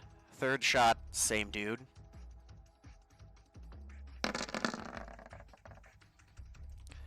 Okay. And offhand with silence on the same guy. The James Bond music plays. How does he die? Shot to the knee, shot to the knee, shot to the head. Oh, it's a girl. I don't know. I'm starting to run low on options here. Towns looks back at you. Yeah, and Big Dude isn't going to be. And as he says that, you hear a crack. And you can't see where she is, but Gurok gets hit in the neck and the bullet goes through you. Man! And he's grabbing his neck and he falls to one knee. Maybe you shouldn't have run into a clearing when you know we have a sniper on our squad, you dumbass. You see Towns look at you. Did you teach her to shoot like that? Gods no. Where the hell? And Towns, whatever. It'll be Towns' turn. I hope you've got some trick. You see him like shuffling around. There you go.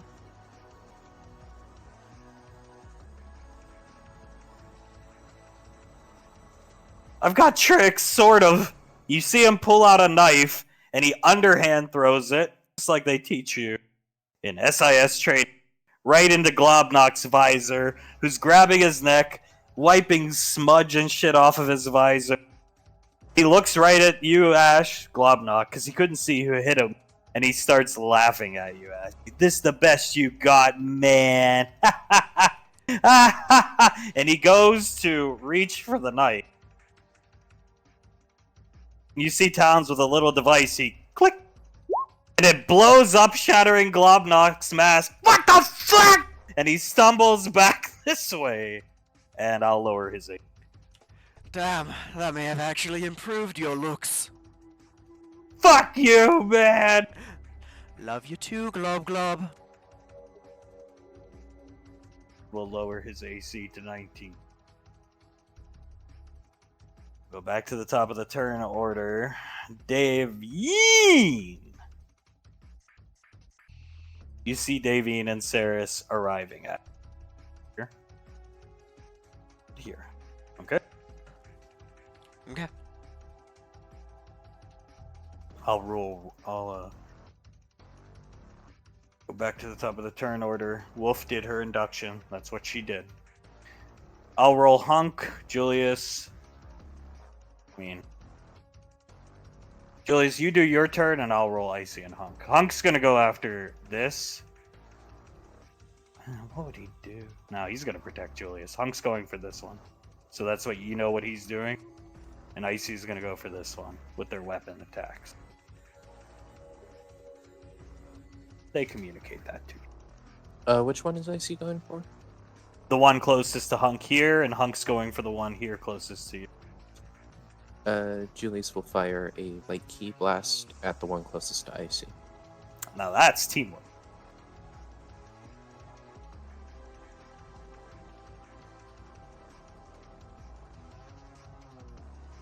It hit, right? Yep, it hit. Very good.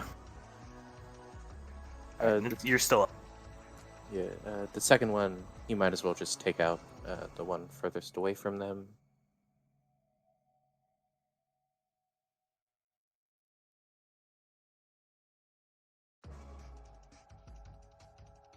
They explode. The natural preservation of the forest is ruined. Somewhere Denaria is rolling in her grave. And then 2 attacks at Brain Wolf.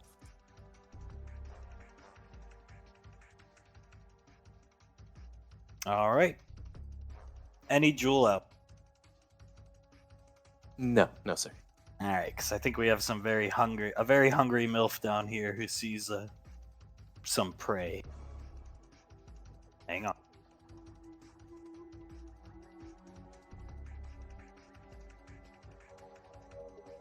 Okay. So, I'm gonna put Davine. I'm gonna put Davine here. I'm gonna put Ceres here because they're running in. Because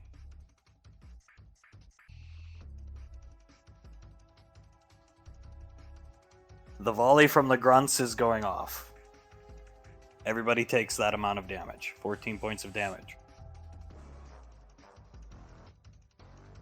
Let's let Davine take her turn, since she's at the top of the order. And then we'll go Ash and Towns and Ceres, since you guys are on a different map. Globnock is going this turn. So Davine, then Globnock. Globnock sees Davine, ripping some of the, whatever material on his mask, the visor he has on. And hey Davine! I heard Carter died like a bitch. And he spits out some purple blood on the ground. You would know him. You would know about that, wouldn't you? He laughs. Well, you're gonna die like the bitch you are. And she's up. Oh, sticks and stones from a man with no balls. She's in range. Her and Ceres are in range. They can get in range of him if they so choose. She'll odium to him.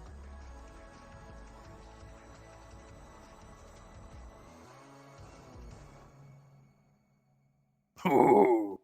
Davine's pissed. That's a beefy hit. As she's launching forward, she does a signature rainfall cackle. And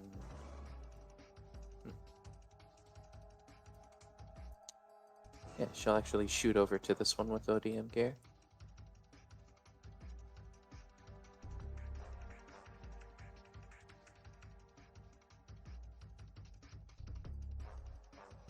And then back over to Gurok.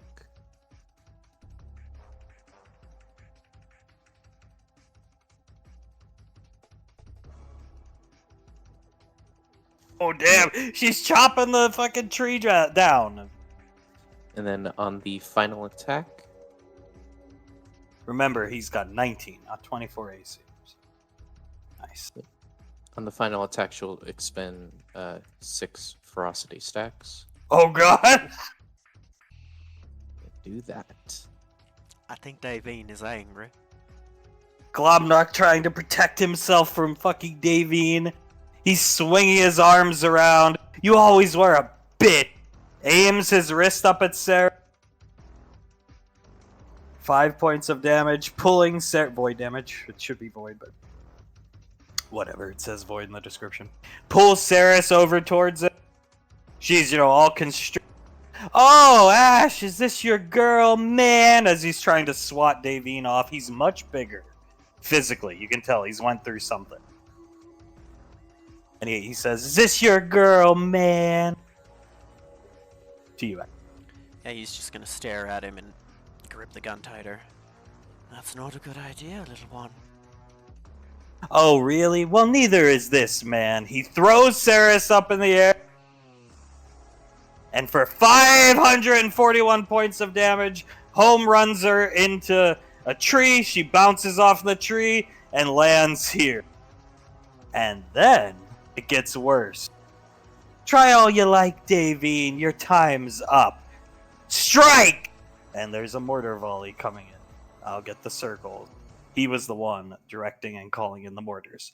You can infer. Ceres is out. You can go over and heal her. She's not getting it. Okay.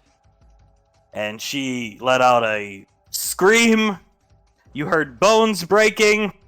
And Globnock laughs at you. As he's trying to, he just can't protect your woman, man. You're up, Ash. Okay. Swaps back to Shatter. Bonus action. How much do I have? I have just enough. No. No, not yet.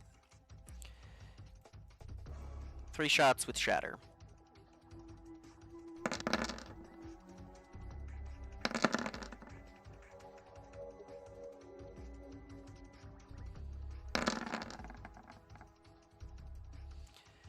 And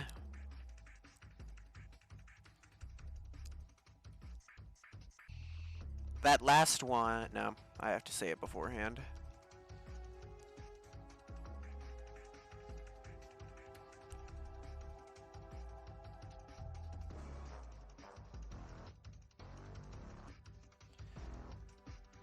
Even though he knows it won't do anything, well, I know it won't. Ash would. He's going to hit her with a med pack. And just come running there, trying to get to her.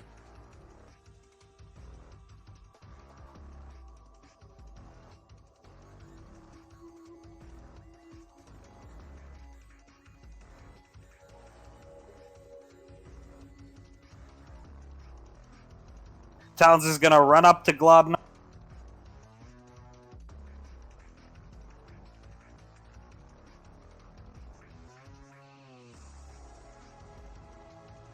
Sticks him in the side of the armor. He's trying to swat Towns and Davine away. And just Towns just point blanks. Detonates the fucking knife.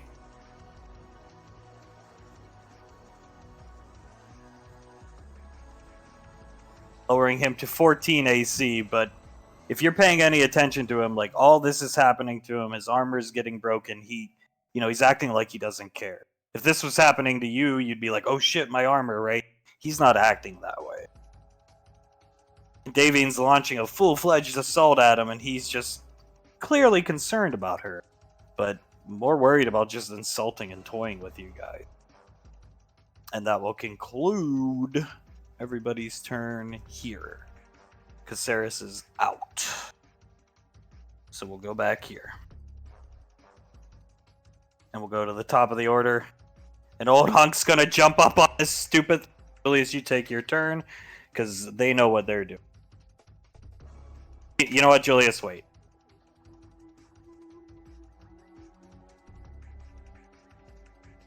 I thought your health. Yeah. Switching between maps. I'll get better at it.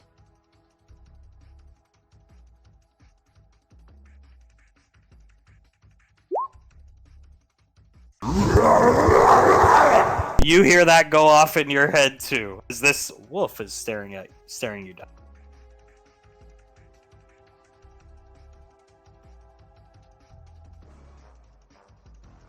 Hunk's gonna shoot it in the exposed area. Oh my god, I love the sound of rolls in the morning.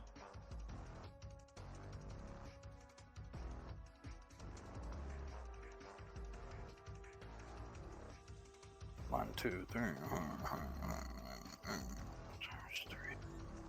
Alright, then take the rest of your turn.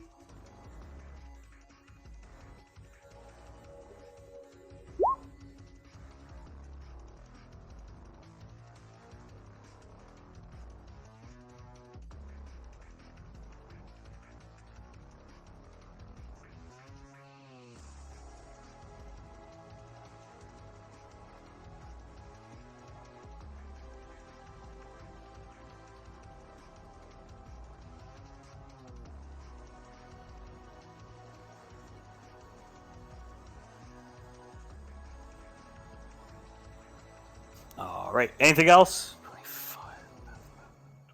Nope. Okay. So this thing buckles and its head falls down into... I like to imagine this is like kind of muddy. Head falls down into the mud, but it's still letting out the moans and cries, sparks coming out of its armor where they're shooting into it. But you do see its tail laser raise, and you see a vortex of energy appearing around the 3 laser tips. So it's probably charging something up, you can infer. Back down here in the battle to end all battles. Davine is up against this piece of shit. Davine, as she's doing these attacks, she's screaming in his face. How you think, Garrock? Those cost Malcolm a fortune. How about the arm? How's that working for you? How about that knee of yours? All of those injuries inflicted by the bitch who's about to kick your ass.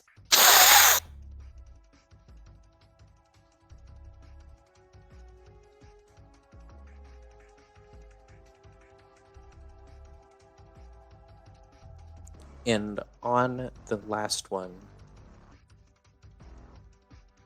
she'll expend a superiority die and try out Distracting Strike. Okey-doke. So he has to make a Wisdom saving throw or have disadvantage on attacking everyone but her. Oh man, he ain't gonna make it. Take the low roll, whatever it is. Yeah, that's a 2. Yeah.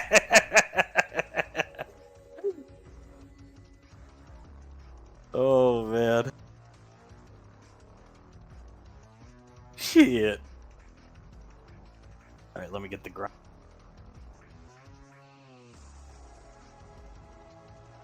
So you see the mortar circles. The mortars are hitting now. So be aware of.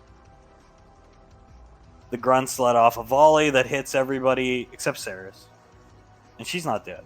But 11 points of damage to everybody.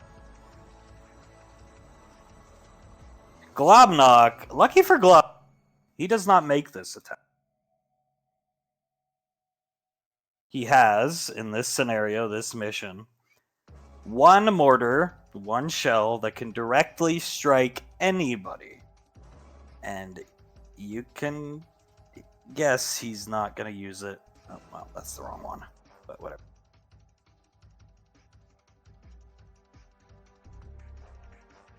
He is not going to use it on himself. He's going to use it on a. Okay.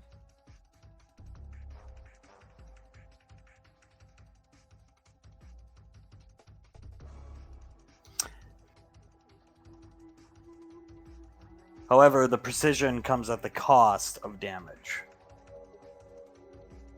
So you see it, you don't even hear it. It's like a missile strike more than it is a volley from a mortar. However, what it does do, it's a direct impact. So it sends you flying this way towards Sarah. And Ash, you look down and you see your knees are covered in shrapnel. You can't move. You're on the ground prone. But you can still fight. But yeah, your knee and Globnock covering himself, trying to protect himself from Davine. He looks over at you, Ash. I'll bury you right next to her for you, man. Fuck you, Davine. Hey, dumbass. Got a present for you. Go for it. Bonus action to reload, slotting in a very special gift along with those. These are going to be Frost, bonus action for advantage. And this is a tracking round. Oh, that's good for Davine. And Towns. I'm definitely going to wait till the tracking round goes off for Towns, though. Well, this one was a tracking round, so it hit, and yeah. Well, Towns is going to hit for 72 points of Flesh damage. Plasma Flesh. 2 more shots from Ash.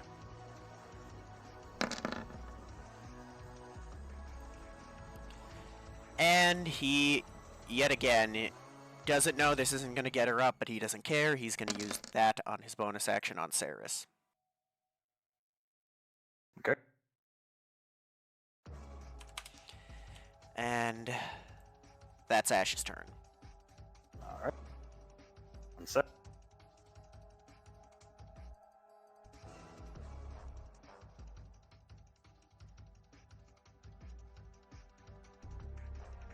The Justifier essentially means is all Globnock gets to do is freely move the next mortar strikes. He's limited on how much he can move them. So what the red ones are the mortar strikes. Mortars zero in on targets. It takes them time, right? They have to shoot them and then, oh, how close were we kind of thing, and they do some kind of math that's way too complicated for me. he can do this freely at any time in this mission because he's in command of the mortar squad. So he's adjusting the fire, closing the gap on you guys. Now, we go back here, see if we can finish this wolf off. Her turn.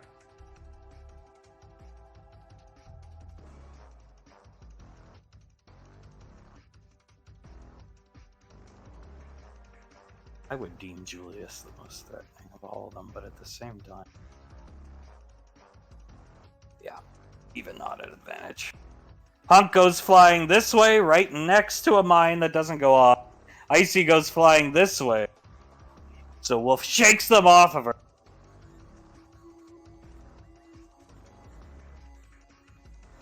And Ren's down. Oh, she low rolled. Hits you for 18 points of damage with her Void Claws. Hunk's gonna get up. Icy's gonna get up. They're gonna take their turns. You're up, Julie. On the Void Claws, he's gonna use his second curse to try and silence it. Okay. Still hit. Hey. Well, she low rolled. You're okay.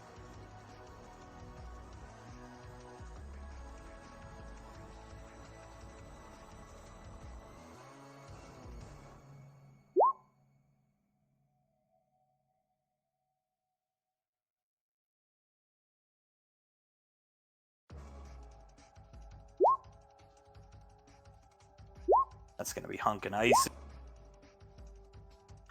Where would you put that 29? She's not dead, but where would you put it? Well, if she was like facing the ground, with the tail laser up, he would just start stomping on it, the head. Okay. On, let's just say the first stomp, you see the eye explode, and it looks like gore, goo, guts falling out of the eye. Looks more like entrails, really, as if this person's grafted into this thing. And it lets out a shriek. Not a cry, not a moan, not a wolf howl, a shriek of its pain. It's not doing good. Come on, Davine, my darling. Oh, Davine, this is your chance, dear. You're up, honey. Remember, all of your attacks auto-hit, Julius. Mm-hmm.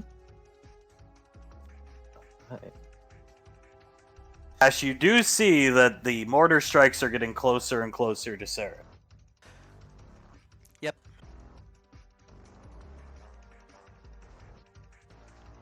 Ash can't move at all, right? Nope.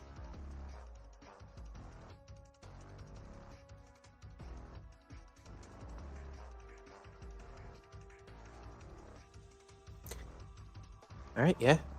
Just 4 attacks.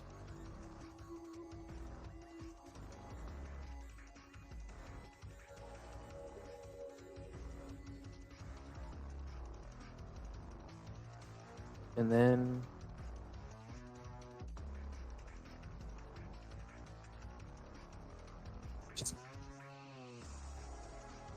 she's gonna maneuver and attack, so Towns can move away.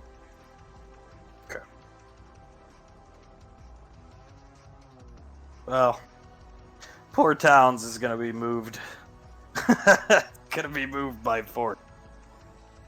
Because Globnock fucking side swipes him with the Warhammer, sending this dumbass flying backwards all the way out here. He goes flying. He's just a normal guy. So he goes flying, falls on his ass. Globnock looks up at Davine. Tell me something, did Carter cry like the dog he was, cunt? Not like I'm about to make you when I broke your arm, Dick. His mouth is exposed, spits right, void blood right on her face. And I will bathe in the blood that I draw from you. Oh, Davine is angry. Holy shit. Towns is gonna come up here. Ash, you saw a canister fly over your head shortly after Towns went flying. It's right here, and it was trailing red smoke, and the red smoke goes off behind Globnock. So you saw it fly over, trailing red smoke. Towns comes up to you. He's grabbing the side of his helmet, and he's saying, as he's dragging you this way, you feel something hit your chest. It's the Tavar I had you put on your sheet. He's handing you the rifle he's not good at using. Remember, if you crit, it does like bleed damage. And he's dragging you this way, and you hear him, Thunder 2-1! I've popped red smoke in the tree line! Stand by to engage on my mark! And he's slowly dragging you this way. And he gets you just out of the mortar circle. As unfortunately for Saris, the mortars are gonna close in. This whole time he's been yelling, "Get her out, not me! Get her! Get her!" You see him look down at you. It's you or her, I'm not superhuman! Huh? He starts running towards Saris, and you take your turn, Ash. You can use the rifle if you want. You don't have to. Oh, he's gonna. 3 attacks, all with advantage. Now, granted, it's been retconned, but a little nod back to the, you make your attacks, to the Sigma days. If you remember, B1 had a lifelink spell he tried to use on his hostage. Mm-hmm. Towns' armor is made from the recovered remains of B1. So you see the same thing. I just retconned it and said you guys gave it back to EarthGov instead of whatever you wasted components on. And Towns is able to drag Saris out this way, and you see the same thing B1 had. Strange, like, luminescent yellow beam into Saris. Okay. There's my 3 shots with it. I guess that's it. Ash is very low on tricks. Too bad none of them crit. Yep, I got one more try at that using the crit fishing. Towns is out of agent dice, unfortunately. So, Davine is safe from any form of friendly fire. So Ash, like a fucking rocket ship. Now Rico's Marauder is an old one. These are like the newer one. There's from Halo anime. That's kind of where it's from. And this guy with a huge minigun and no friendly fire, he can't hit friendly fire, strafes the tree line. You just see all these dudes, the grunts, explode in a red mist.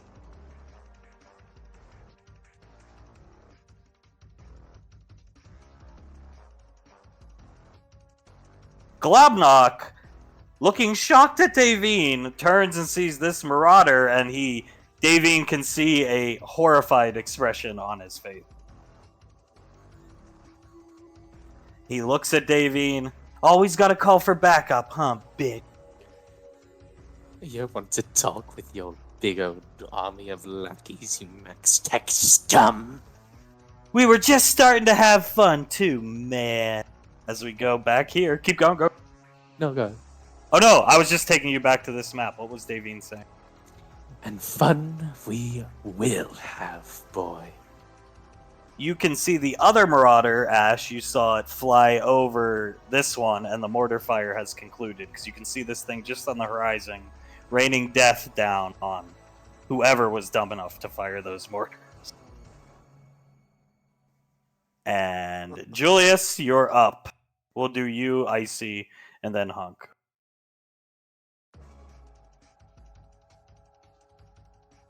Hunk's just done. He's gonna come up here.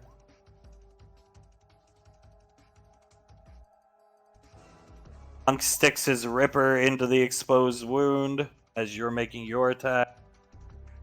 Actually, I don't even think Hunk has to. 28-7. How is fire mitigated by this thing?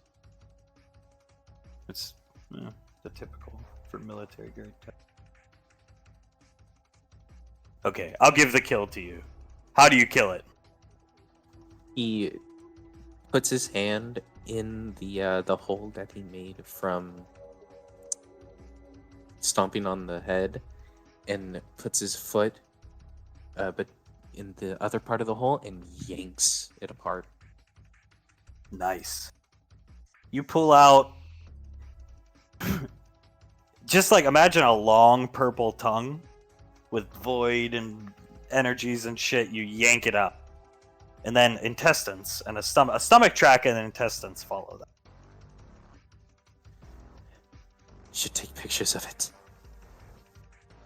Right, as Icy looks down at it, and down here, Globnock looks at Davine. Davine goes before him, so.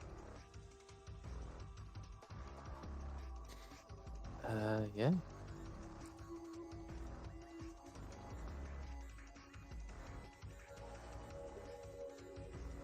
On the last one, trip attack. You notice the Nova has landed. Sasha riding on top of one of the wings.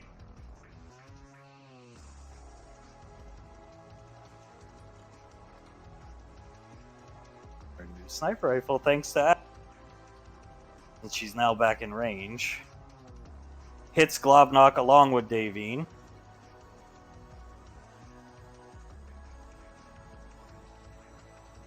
Let's see, Globnock's strength. He's got a pretty good strength. We'll take whatever the lowest is, though. Oh, that doesn't make it. You bitch, man! I will bring your head to the general and I'll enjoy it as I give it to her. No running this time, fucker. He looks at you. Ash looks at the Marauder who's waiting to take his turn. And, as Icy alluded to earlier, no running, man. Fuck you, Ash. And fuck you, Davine. He swings the Warhammer, missing Davine. She definitely ducks out of the way. And Globnock hits something on his armor, and you see an eruption around him, knocking Davine back. And he disappears through the port. As he's going, Malcolm's bitchin' now Tay was. Look who's running. He heard that, by the way, before he disappeared. Sasha jumps off the vertibird. I'm sure Davine is not happy that he got away. Poor Davine, she was so close. Sasha jumps off the vertibird, looks down at Towns. Towns gestures her away because she was coming to help Saris. She comes over to you. The Marauder pilot goes off to finish off any of the stragglers, the mortars. And you see Towns pull out a big ass fucking needle, and it's filled with something red. And he just right into Saris' stomach. And she doesn't move or make a scream or anything, and he has to use a hand to push down the top of the syringe into her stomach. And Sasha, Ash! I'm fine, help her. She looks over her shoulder. Hang on. He's got her. We gotta get on the ship. Where's everybody else? They're stuck fighting something else. We got separated again. Mercurius comes rushing out to your aid, Ash, to pick you up and take you aboard the ship. Sasha's gonna wave to Davine. Come on, Davine! She's standing there with her swords put away, just biting her nails at where she saw Gurok. Damn it. And she starts walking towards the ship. Sasha helps Towns carry Saris onto the ship. The Nova is going to come and pick you guys up as well. Everything's still here. Don't worry about being thorough. There'll be time for that. That's why Towns is here. And you are back on the Nova. Saris has been taken into the medbay. Pequod comes waddling up. Icy in the medbay. And Ash, you're not in the tank, but Mercurius has taken you into the medbay. Is she gonna be okay? Is she going to be okay? Towns is now standing here. Pequod, Julius! Yeah, You're okay? yeah, perfectly fine. She gives you a big hug and pulls you in for a kiss.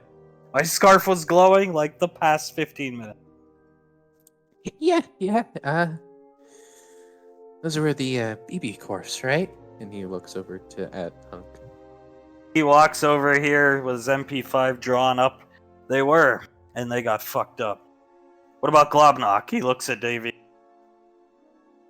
She looks over at him, clicks her tongue, and walks over to Towns. Okay, in the med bay, Saris, Sunny's putting on her gloves, she's getting ready. Saris, ding, Undertaker style, sits up, startling Icy and Sunny. Oh god, are you okay, Cyrus? She looks around the room, she makes a fist and slams the bed they put her on. Where is that stupid green motherfucker? He got away. We're on the Nova. She smacks her lip twice. Who licks her lips? I can taste that. Whose blood? Who fed me? And she looks right at you and then Icy. Towns injected you with something. Oh my god, that is the most delicious blood ever. Ash, are you okay? Alive?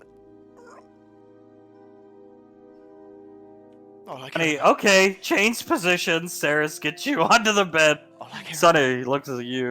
Go ahead. all I care about is that you're okay. Yeah, I'm fine. You're shrapnel leg. Yeah. Sunny, it's these two, right? And Ash, this is gonna hurt. Do it. She rips them out. There you go. And this is gonna hurt even more and starts spraying biofoam into your legs. Just clenching his fist. Yeah, that's fine.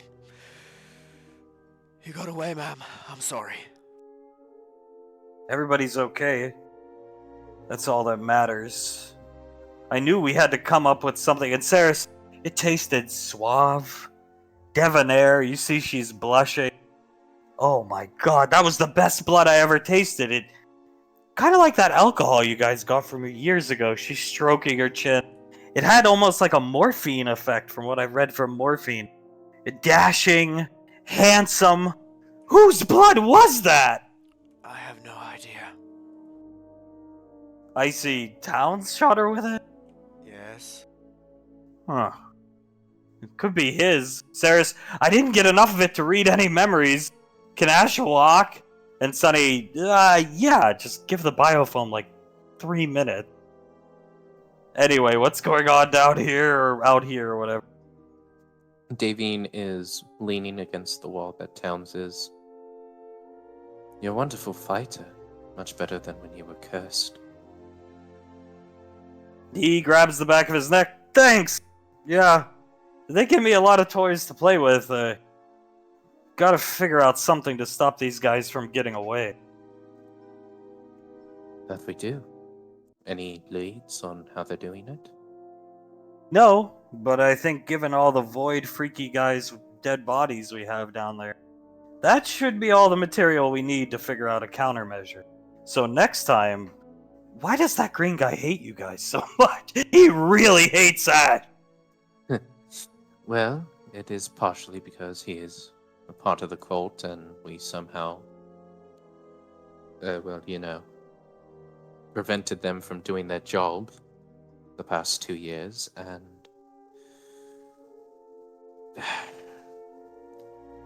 I don't know, because Malcolm hated him, so Gurok was on his ass the entire time. He did whatever Malcolm told him to, so... Next time, he won't get away. Oh. She looks at him and smiles. You can bet your bottom dollar. Towns chuckles. Saris, the bleeding is not that. Here, Ash. For once, I'll carry you. And she carries Ash out of the Never med gonna bay. complain. Oh, I kind of like carrying you, Ash. As Icy walks out, Sunny walks out. Icy puts up her hand. Everybody's okay? Yeah. Pequod, shuffling with Julius up here. This way. Hunk, yeah, we killed the wolf thing. And the stragglers. I guess the Marauder pilots took care of the grunts and the mortar dudes. Saris is going to, whose blood? And she sets Ash down. Sunny brought out a wheelchair, even though Ash doesn't need it. She sets a, whose blood did you shoot me up with? It was the best tasting blood ever. It was suave, debonair, handsome. And you see she's like blushing. And Towns, Tommy's. Tommy Wiseau, the guy that, and Saris's face immediately goes green. Fair enough. Wait. Ceres covers her mouth. I- it's okay. At least what matters is you're okay. And she runs off into the restroom. Julius is gonna cover his mouth. It has to debonair and handsome. You're allowed to make fun of me, not her. Oh god. Towns, we were at Tommy's restaurant a couple months back trying to brainstorm ideas for medical equipment for her. Tommy said his blood had magical properties.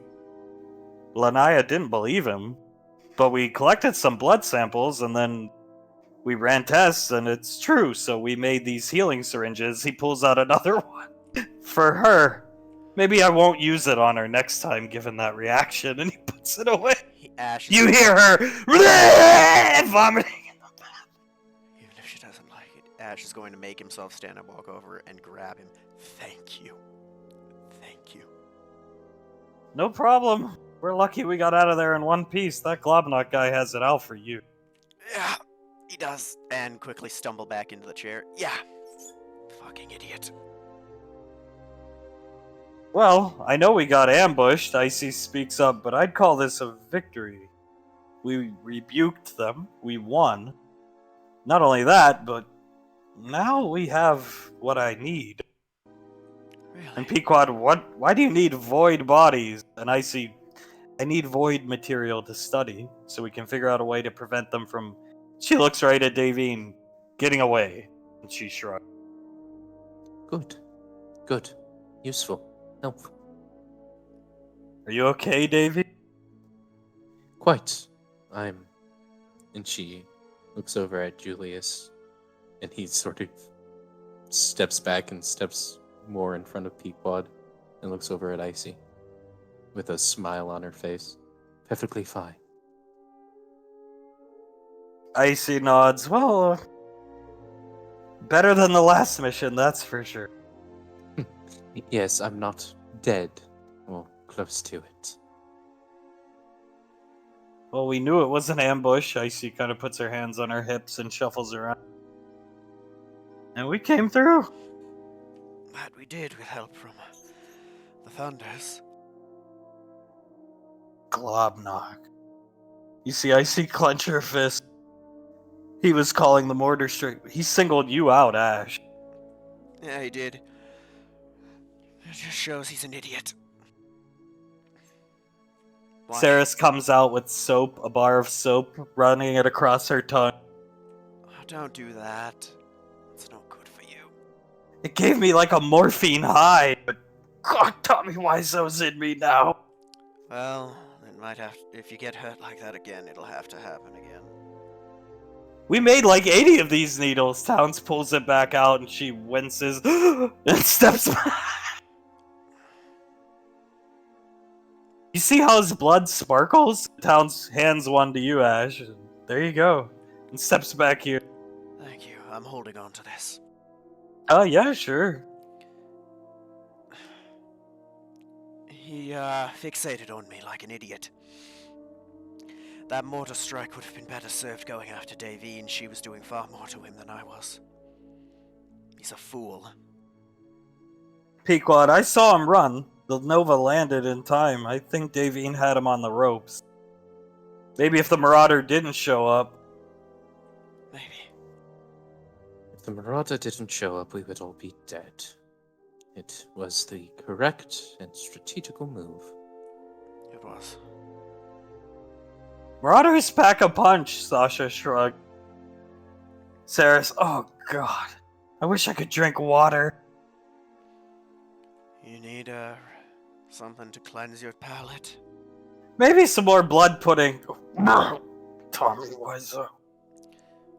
I don't feel any pain though. It is like oddly like morphine. Magic blood. From a guy who claims to have been made immortal by Master Yen. Pequod starts laughing, putting her hands around Julius's hips behind him. Master Yen made Tommy immortal? I would have thought it was bullshit, but, well, what we know is true about him, and the fact that he's verifiably 900 leads me to believe it's true.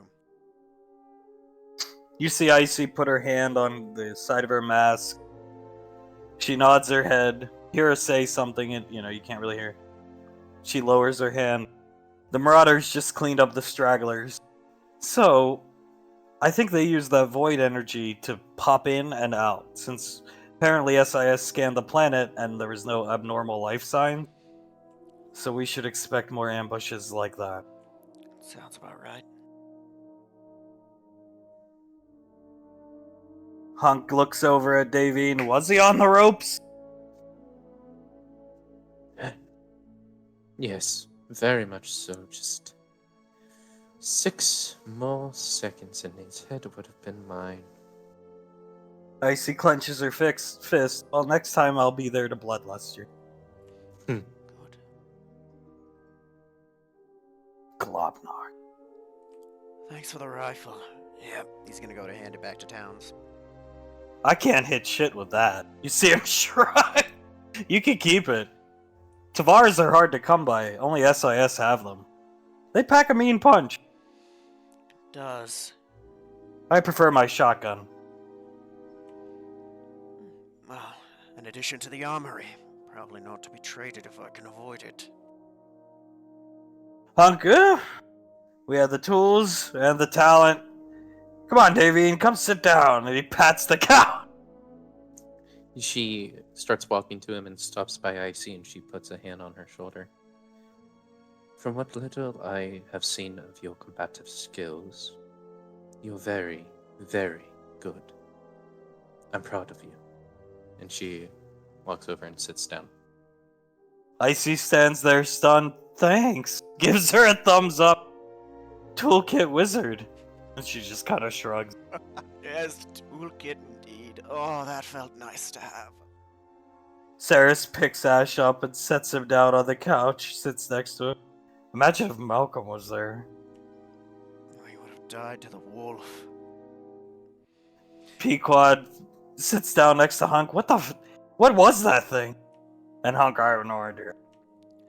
From what I saw, it looks like some kind of biological organism twisted by the void. Sasha, you are pretty good in a fight, Agent. And Towns shrugs at her and thanks. Sonny, well, I'm just glad. Davine, do you need me to look you over? She looks down at her scars, or not scars, the cuts on her arms and her chest. No, I'm okay. Thank you, Doctor. Okay. I see. So, reclamation. We need to get all those bodies back to Gateway Space. And Towns, yeah, SIS will take care of that. The Marauders can carry up to a couple thousand pounds as well. They can tow the wolf back, whatever that thing was. The shards of Garak's armor as well. Done and dusted, I'll make sure we get them. Good. Because that was different from what he had before. What he had before was already monstrous, but that was something else. Towns kicks his foot off the wall. I'll go uplink with the facility. Start the encryption or whatever, Agent Art. I don't know how to do that stuff. And he goes here. Icy, we'll wait here for you. And Towns, no, I'll find my own way back. Thanks. And leaves the ship. As he's leaving, thank you again. He waves over his shoulder. And Pequod, we should get him a shirt. We should. Oh, Hunk. yeah. Hunk, I don't. SIS agents like to do their own thing. That's not surprising. I worked with a lot of them. I don't think that guy is too thrilled to be attached to us. Yeah, he'll come around. I see, okay. We'll go back to Gateway, puts her hand on Pequod's head, and then I guess you guys will have to report back to Lorelei, since she doesn't want us doing so. Yes, ma'am. It'll take time to get there. You guys fly back, nice and slow and easy. Take your time. And you two can report to General Lorelei's private office. These guys are not here. The pilots are not here. Agent O will be in the office. Go for it. Yeah. He's she's gonna wheelchair over. No, you don't need the wheelchair. You can walk. She just brought it out so you had somewhere to sit in the middle of this ship. Okay, well, he'll walk in. Salute. She stands up and salutes you both. Agent O sitting in the chair stands up. Well, you look worse for wears, but I think you've had worse. He gets you a cup of water, Ash, and hands it to you. Thank you, sir. You could say that. General Lorelei, Julius, report. Ma'am? Report. He looks over at Ash and back at her. Right. Okay. We landed planetside and chose a cliff over the canyon to start Overwatch for some time, just to get a lay of the land, see if we can spot any enemies that weren't smart enough to hide. Eventually we rappelled down into the canyon, and we were ambushed, ma'am. Saris stepped on a mine that wasn't spotted soon enough and was blown up, and that started an entire fight of BB Corps, ma'am, with a strange wolf thing, and he pulls up a picture of it. We fought them, gradually taking down their numbers until Globnock appeared, ma'am, and separated Ash and Agent Weebly from us. I'm not exactly sure what they did, but while we were taking care of them, they were presumably fighting Globnock. She's gonna come over to Ash. You can keep talking. She's going to remove Ash's pain from him. Keep going. Thank you. Captain Winters ordered Davine Rainfall and Saris to chase after Globnock, Ash, and Towns, to which they did, and fought him until a marauder came down, took down Gurok's lackeys, or Globnock's lackeys that he had with him, and Globnock then, seeing that he was horribly outnumbered, teleported away.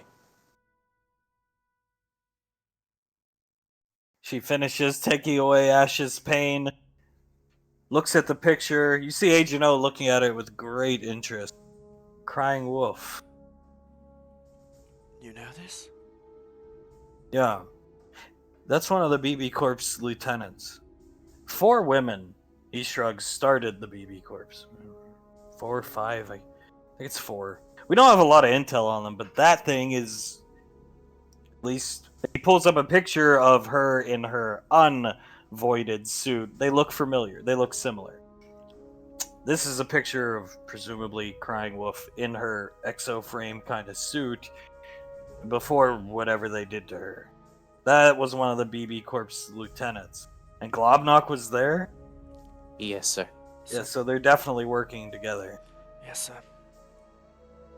And all this stuff is recoverable. Towns uplinked with Agent R, got to the facility. We're gonna decrypt the drives, and then we'll send Lanaya out to get Towns. But rough fight. It was, sir. How's everybody holding up? Besides you there, Ash. Now you're looking okay. Well, I'm at this point the worse for wear. Saris was injured quite heavily by Globnock, but Agent Weebly, Towns, helped her quite greatly, and I'd like to commend him for that. Oh, Ash, by the way, don't tell Saris, but Tommy's blood actually is it's magical. General Lorelei, we're figuring out why. We don't know why. But anyway, what? Well, there's an issue with that. Towns kinda told her already about whose it is. Ugh. I also can give you a hint as to the why. General Lorelei, why is that? Well, according to Tommy, and I only believe this because half of it is verifiably true, you know how he's 900 years old? Yes. He claims he was made that way by a Tortolan wizard named Yen. Agent O starts laughing. General Lorelei, I'll be seeing Master Yen soon. I'll have to ask him about this. I believe it, given everything I know about Mr. Wiseau. You guys walked into a clear-cut ambush and came out on top. Excellent work. You work well together. You would have had to survive. Thank you, ma'am. Thank you, ma'am. I hope I'm not overstepping my bounds, just recommending again the highest commendation for Agent Weebly. He was tremendous. Agent O, yeah, that's why we want to send him with you. He'll cover your 6. He's got a lot of tricks up his sleeve. Whoever cursed him, I think, gave him more powers, but he lost the powers. So I wouldn't count on him to take down the biggest, baddest guys they have to offer, but he's got tricks. Helpful ones, so. Yeah, for sure. He'll be with you.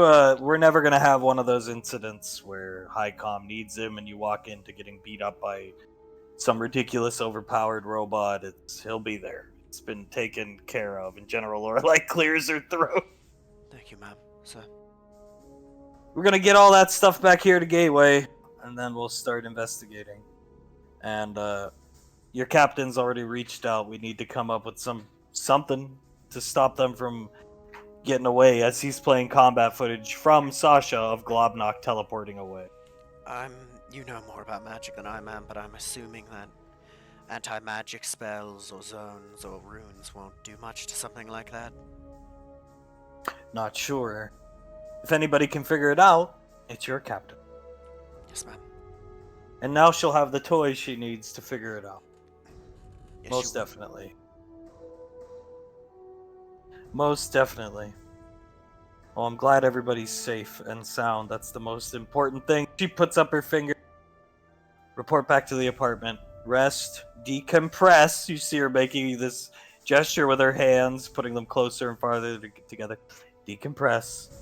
When Agent Towns gets back, whatever SIS finds what happened at that facility, they'll report it to you. Yes, ma'am. Yes, ma'am. Good. And we'll be going to the movies. I'm quite excited. She sits down. You've earned it. As Agent O kind of chuckles and, right, I'm off to report to R to see what Towns and him have dug up. And he disappears. Yes, it should be a good time.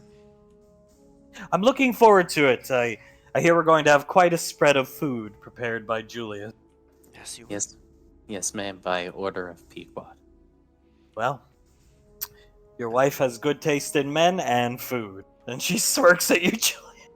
I Uh, have a little gift for you that Julius will be preparing as well. What's that? Oh, no, ma'am, I can't ruin the surprise. Fine, I do like surprises. Julius, look at this, and she turns the picture of Julius on her desk to Julius. This is a picture from your dossier, Julius. You look smug, uninterested. Come here. And she walks over to you, puts her arm around you, lifts up her wrist computer. Smile, Julius. Yes, ma'am. And he smiles. She snaps a picture. I'll have this printed out, and I'll put it, sits back down, right here. Looks debonair, ma'am. He does indeed. She turns around a picture of Icy, Saris, and Sasha. Look at that! The whole set. The best of the best. I need one of Pequod, the one of your wife. You can get me one. Actually, I can get you that right now, ma'am. And he takes the picture that he... Yeah, he takes a picture on his wrist computer and prints it out and hands it to her. She takes it. I'll have this framed. Excellent. I heard you two had proclivity of showing nude pictures of one another or something back in the day. He enjoyed showing pictures of me, ma'am. Well, I can't blame her there. If Ash is looking at Julius, he is obviously blushing as he pulls up the scarf a bit more. Thank you, ma'am. She chuckles. My favorite scene in Jurassic Galaxy was the infamous shirtless, high, drunk Julius. Thank you, ma'am. Cross-faded, shirtless Julius. Well, lucky for you, those days are behind you. How did it feel to fight alongside an actual wizard? Tremendous, ma'am. It felt good. A rush, ma'am. It felt like I actually had someone to work with, not despite. I can't wait to see you beat him up at Malkinator, or whatever this ridiculous movie's called. Oh, I can't wait for you to see it, ma'am. Now, run along, back to the apartment, decompress. It's an important thing to do after intense fight. Yes, ma'am. Yes, ma'am. I'll see you for the movie. See you there, ma'am. Walks out.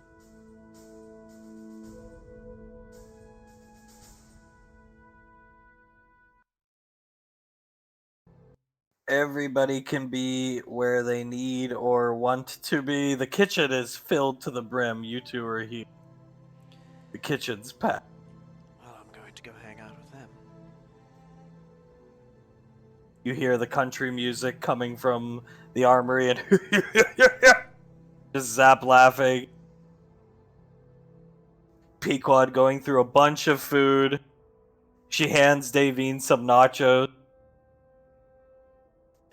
Thank you, dear. We gotta get some cheese, put some cheese on it. Oh, and here, look at this lunch meat. Oh, jalapenos, pickled jalapenos as everybody's just watching her go through the food. Yes, Julius, Yeah, what's up? I think there's something we need to talk about. We need to ask your mother. Go ahead. Davine, Dr. Country asked a favor of Julius, you and I, and it would be to do her brother a favor and appear on his podcast. She tilts her head. What's the podcast's name? I believe it was the CU podcast? She immediately stands up and lets out like a yelp of delight. Oh my god, really? Everybody looks at her, shocked. The hell? Oh my god, they want me on the podcast. I get to meet Pat and me. Oh my god. She grabs Pequod, or Lazuli by the shoulders. Can't you believe it? I'm very happy for you. What is it, like a fighting podcast or a swordsmanship podcast? No. They talk about video games. Oh my god. Oh, well, where's it being done, Ash? Leslie looks over at you, Ash. On station. Oh, really? And as you say that, Mercurius letting in your guests of honor. You hear Dr. Contry, oh, the room's filled. Look at all this. And these guys. Oh, Doctor, a pleasure. You see Leslie triple take at both of them. These are the guys that run the podcast, TV?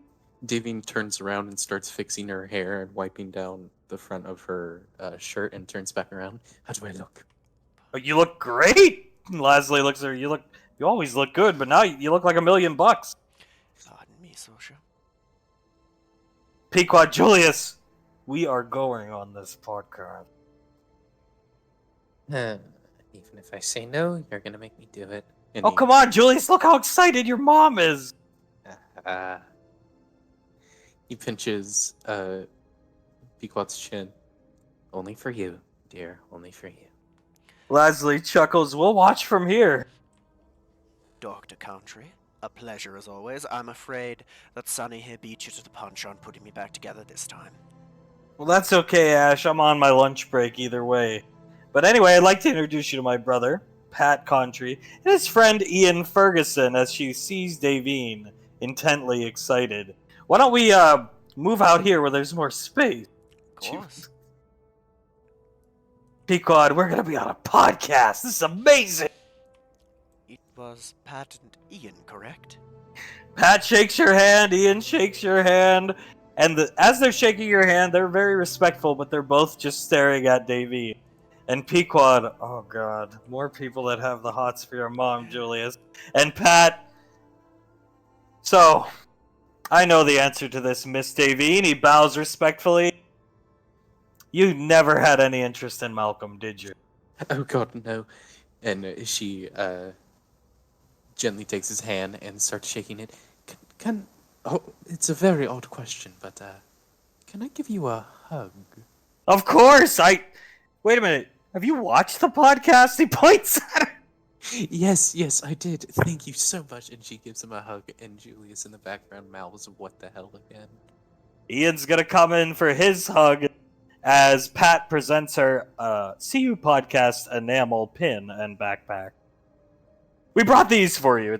We don't got a lot, but if you're a fan, She gasps and, "Thank you so much. Thank you so much. This is amazing." Pequod looks up at Davine. I didn't think you were into, what'd you say, retro video games, Ian? Yeah, that's mostly what we cover. Yeah.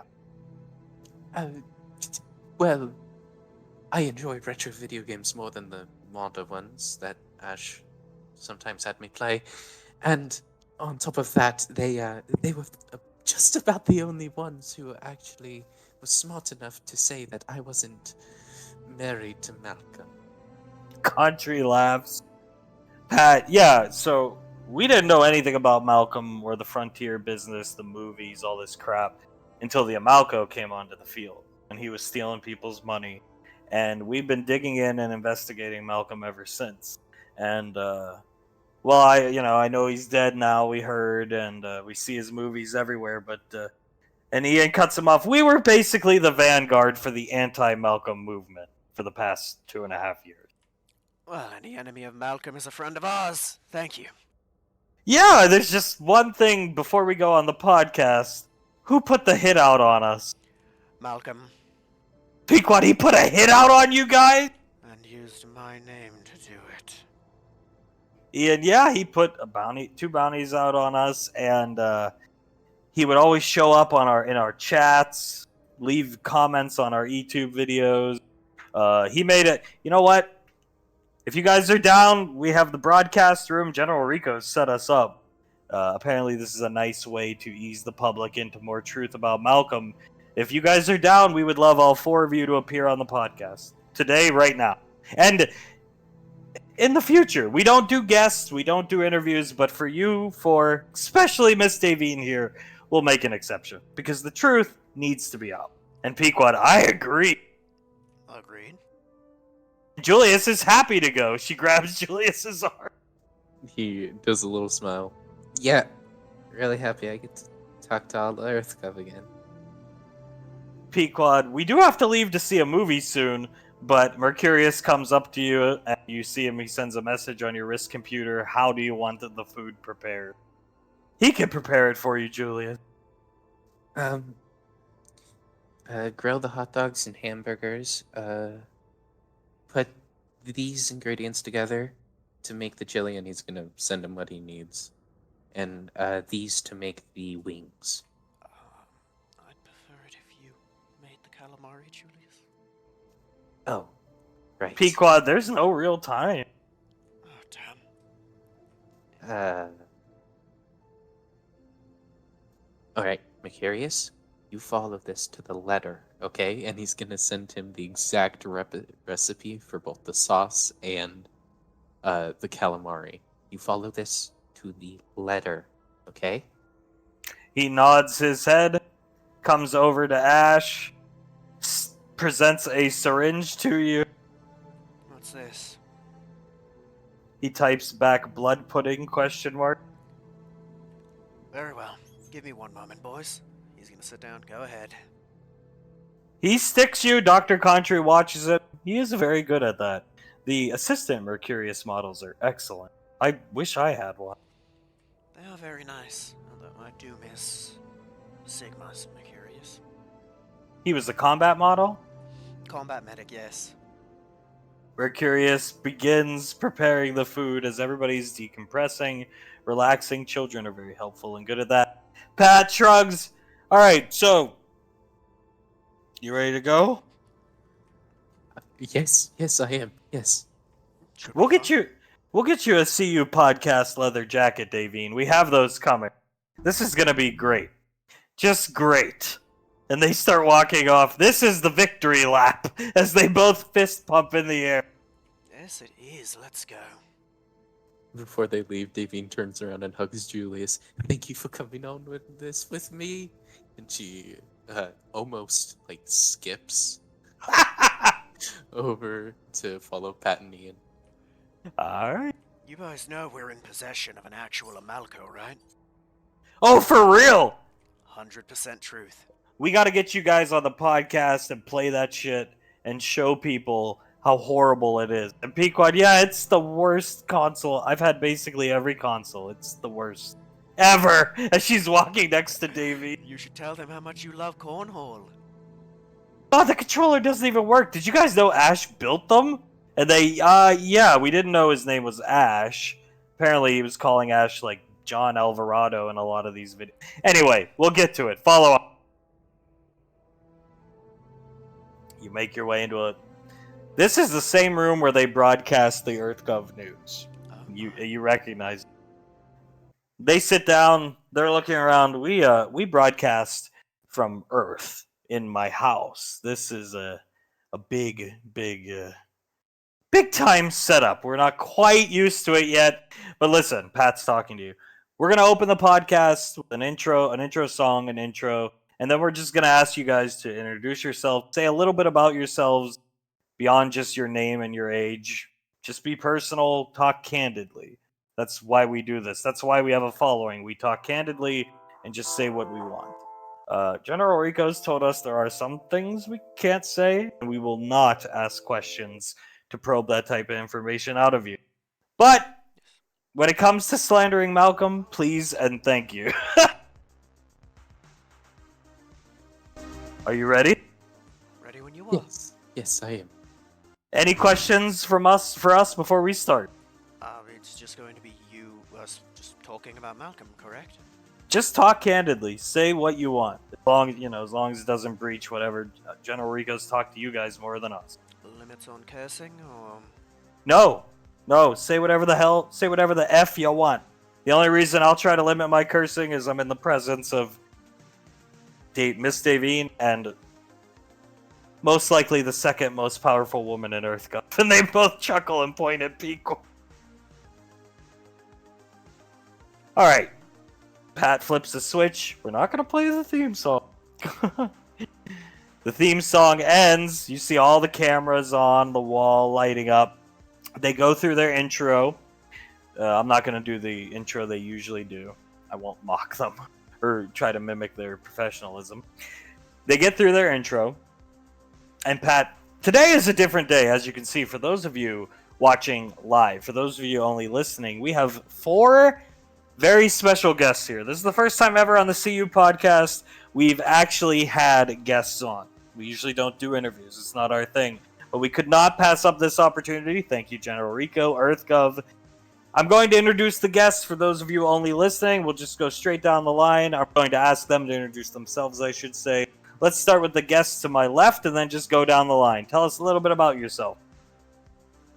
Hi, I'm Julius Rainfall. I was a member of Squad Sigma and spent 2 years on the Majestic on the frontier. Pequod, I'm Patricia Rico. I'm Julius's wife. Any other women out there that find him attractive, suck it and stay away from him. They both laugh. Hi, I'm Davine Rainfall. I was the one who Malcolm falsely said was his wife. I never had any interest in the disgusting man that he was. What about you, buddy? My name is Master Sergeant Asherion Lazuli. I was a former member of Squad Sigma, now a member of Alpha Niner, and a gunslinger by trade. probably up there with Miss Davine for the sheer amount of abuse suffered at the hands of Malcolm. So all the villains you country bumpkins love so much in these movies you like. Ash, this is Ash for those only listening. He played the villains in all these movies. Yes. But we're not here quite yet to talk about movies that Malcolm did. We're not going to lead off with money Malcolm stole. We're going to come out with a big announcement. These four are in possession of an Amalco. An actual Amalco. Pequod, do you have any pictures of it? She pulls up footage of it. It works. He looks over at you, Ash. Pat. Does it work? It runs, if that's what you're asking. Works, that's up for interpretation. Would you say the console's worth 350 credits? All of you. Julius just laughs. It's not even worth 50. You can get garbage shovelware plug-and plays that are better for $20 or 20 credits. So as you can see in the background here, we've got Melky Tellerico Studios up, the logo for the company he made, which Davine was not married to him. The Amalco. Malcolm. We've been investigating Malcolm for years here on the podcast. It's our biggest topic. It's what all our listeners come for. A week doesn't go by where we don't talk about Malcolm. And we were telling you people, you country bumpkins out there on the frontier, don't give him your money. Do not invite him to your colony for wrestling events or movies, because he left a trail of destruction. Am I wrong? Ian's looking right at Julius. Is he wrong? No, he is completely correct. He left a trail of destruction in his wake. Everywhere he went, he stole from people, but this is the victory lap. So we're going to pull up some pictures here. Now, for all of you watching, what's up on the screen right now is a picture of Miss Davine. Taken, unbeknownst to her, mind you, this is Ian talking, unbeknownst to her, at a bathhouse on an independent colony that Malcolm sent her to. How do we know this? We went and interviewed the people who own the bathhouse. They have footage. They play footage of Malcolm setting up cameras to take pictures of her while she was in this bathhouse. Now, there is no way, just for all you country bumpkins, we're going to put them side by side. Here comes a picture of Malcolm, a production image from Jurassic Galaxy, the first one. There is no way in hell, on whatever god you believe in, whatever religion you're into, whatever you believe, nature, God, you name it, there's no way in hell, this is Ian putting up his hand, that this man, and he points, gets pissed, pushes his chair out of the way, comes, this man was involved with this, he points to Davine and then down at Davine's head, woman. Davine, if you'd like to please clear your name for the record, for the bumpkins, for the podcast. Davine leans back in her chair. Thank you, Ian. I did not, I repeat, not have any feelings whatsoever. He stalked me. He listened to my private conversations. He would torment my son and his friend until I was forced to do movies with him that I never wanted to do. Ian puts his hand on her shoulder, comes over here. You see? One last time. He gestures over. Do you see this? Okay. And they come over here. This. No way! And it's now been refuted. The pictures go off the screen. So no more messages about Malcolm and Miss Davine's wedding that Malcolm said he was going to invite you to because you were his biggest fans, or you donated 8,000 of your credits for his stupid fucking console. It was not true. None of it was true! Ash, Pat speaks up. Tell me something. Did he put even, let's say, what do you think, since you apparently helped design the controller? How much money do you think he put back into the Amalco? Because he collected from people, country frontier bumpkins, if you will, millions and millions of credits to make the Amalco. Well, let me think. Does that count media and advertising? Yeah, no. Just because he claimed on all of his fundraiser sites, all the money was going into the production of the console. Well, let's see. Factoring in materials, money he spent on, getting licensing and games altogether. The actual material development of that console could not have been more than a couple 100,000 credits, maybe. Most of the materials he got were already pre-made and pre-packaged. For example, I worked firsthand with the controllers. The internals were wrist computer internals from about 10 generations ago. Inside the console, probably the equivalent of a 25-year-old game man, if we're being generous. We would love to have you guys back. And judging by the chat, this is Pat. People love seeing you here. We'd love to have you back on the podcast. We have a lot of videos we can go through to get the truth from the people who were actually there. The three of you. Tell me something. We'll get into this video. It's a tour of the ship, which is apparently one of the first places he started manufacturing these pieces of shit. But tell me something. Is that person who left this comment on one of these Amalco videos, is that Malcolm in the picture? Yes, that's Cool M. That is Malcolm with a do-rag. Ian points up to. Yeah, that's his Cool M persona. Another thing that he tried to use to impress my mother. He would make rap videos. Yeah, I'm sure you've seen the Deepest Bluest song. We've played portions and broken down portions of it. Apparently some of these country bumpkins don't find it creepy when somebody who looks like Discount Colonel Sanders is shirtless in a tub splashing water around pictures of a beautiful woman. Oh, God. They condone this behavior. Too much time out in independent frontier space, no regulation on the water supplies. You guys are fucking morons. And they take down this picture. Malky T and Globnock. Before we go on to the video, this video, we're gonna pull up a still from this video. This was the big Malcolm fan base video.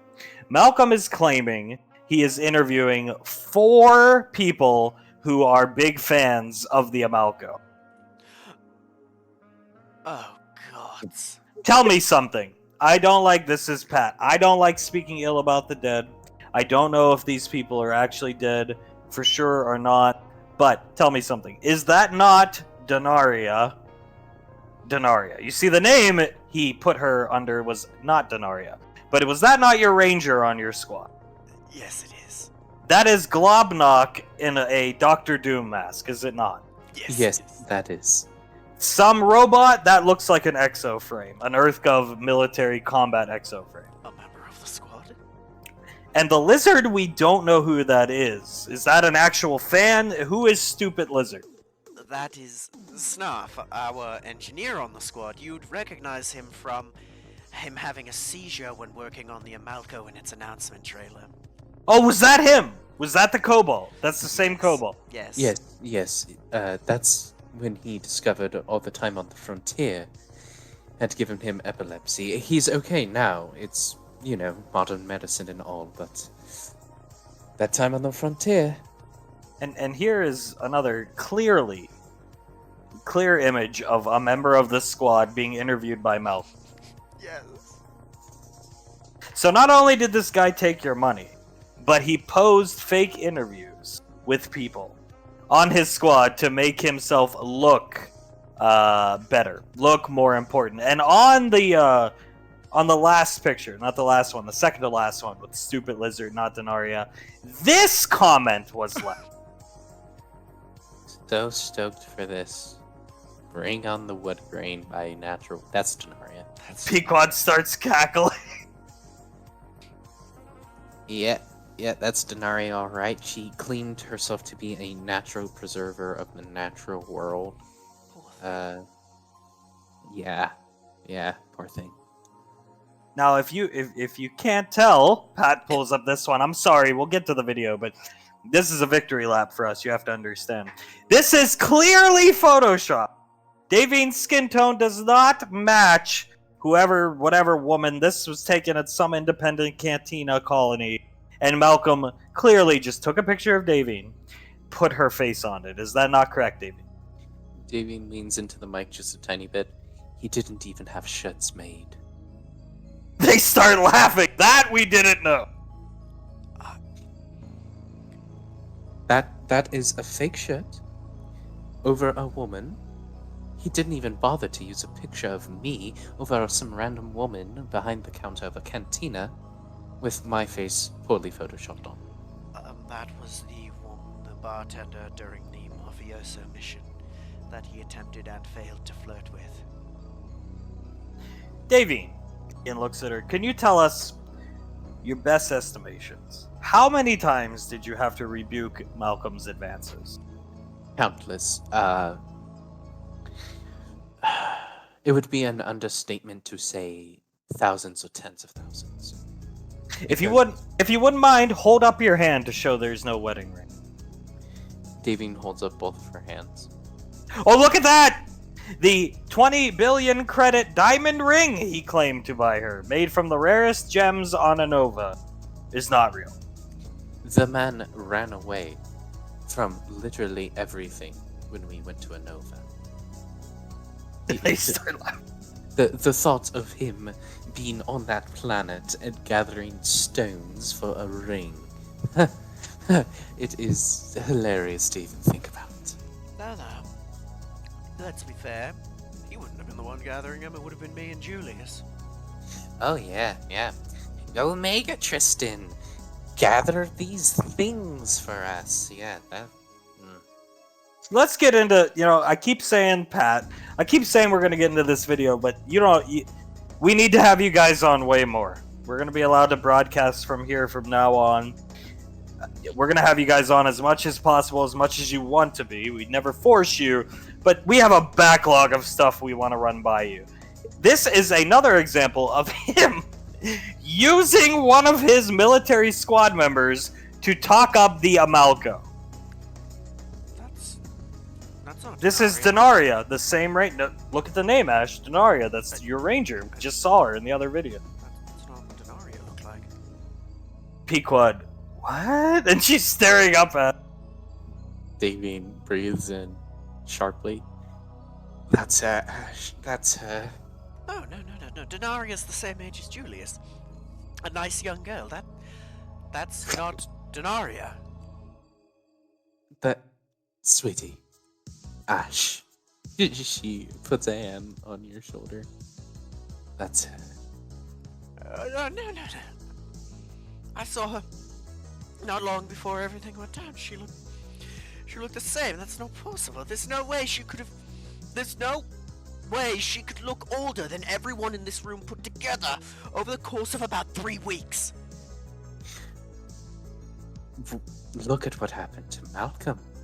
You were in your room for 2 weeks, came out, and he looked like what he looked like. Yes, but That's what you get for raiding a cursed tomb. I'm sorry, Ash. Continue. That's what I was gonna say. That's because he wore a cursed suit of armor of a Confederate general. Ash, think of it this way. She had the mind of a 150-year-old woman by the end of everything, correct? Yes. Who's to say she didn't have the body to match? Pequod pulls up the scans from the Majestic. Oh my god! And she forwards them to your wrist computer, Ash. It's her. You could almost hear him grit his teeth. I really should have just killed him. Pat and Ian both laugh. Yeah. Wish we could have. We're not trained professionals, but again, this is just an example of the depths he was willing to stoop to get your money, steal your money. Malkinator film reel in the background. Jurassic Galaxy film reel in the background. And yeah, that's all we can say on the movies for now. But anyway, here, let's get into this ship tour video, if you would be so kind. Here we go, and he plays. We cut to an opening shot that's Malcolm's face right up in as he turns the camera on his wrist computer. Is this thing on, Klopnock? Good. Ah, hello, I didn't see you there. This is Malky Chancerico to give you a tour of the Day Vision headquarters. This is the bridge, as he turns the camera to face Tennessee. This is our brilliant Captain Louisiana. He does everything I tell him, isn't that right? Anyways, all in good fun, yes, Kentucky. This is our co-pilot, Kristen. Turns the camera to Upworth, who waves with an uncomfortable and scared smile. They keep our mobile headquarters floating strong. Sir, can we talk about going back to Gateway? We're running out of, Oh, no, Ohio. We have work that must be done on the Amalco. He quickly moves away into the mess hall and shuts the door. This is the mess hall, where we fuel our bodies to continue to work on this amazing system. We all eat well here, equivalent to 5-star meals that I cook myself. The camera pans a little to see Ash and Denaria huddled in the corner eating a piece of bread. Those kiddos, let's get them something to eat. Takahashi, get them some food. As he's visibly getting sick. Moving on before I throw up on Ash, makes his way to Julius's room. This is our communications director, Julius Rainfall, my son-in-law. He whips open the door, nearly hitting Julius in the face, who's hanging upside down from his pull-up bar. Ian's hand hits the table. Not true! Continue. Malcolm, I told you I didn't and won't be a part of this. I took part in that stupid little presentation you did, and I took that stupid little picture because you threatened Ash if I didn't, and that we wouldn't go to Gateway for another 4 months. Silence! As he casts silence, but you still see Julius mouthing all sorts of expletives at Malcolm. If you have any problems, just call Julius and yell at him over the phone. Look at all these concept drawings he's doing. He's showing the research into Bloodhunter origins and some drawings he's done of Pequod, which Malcolm takes down and tears up. We won't be needing these. We need to cancel that game. We had to cancel that game, so you won't be seeing her for a long, long, long time, Julius.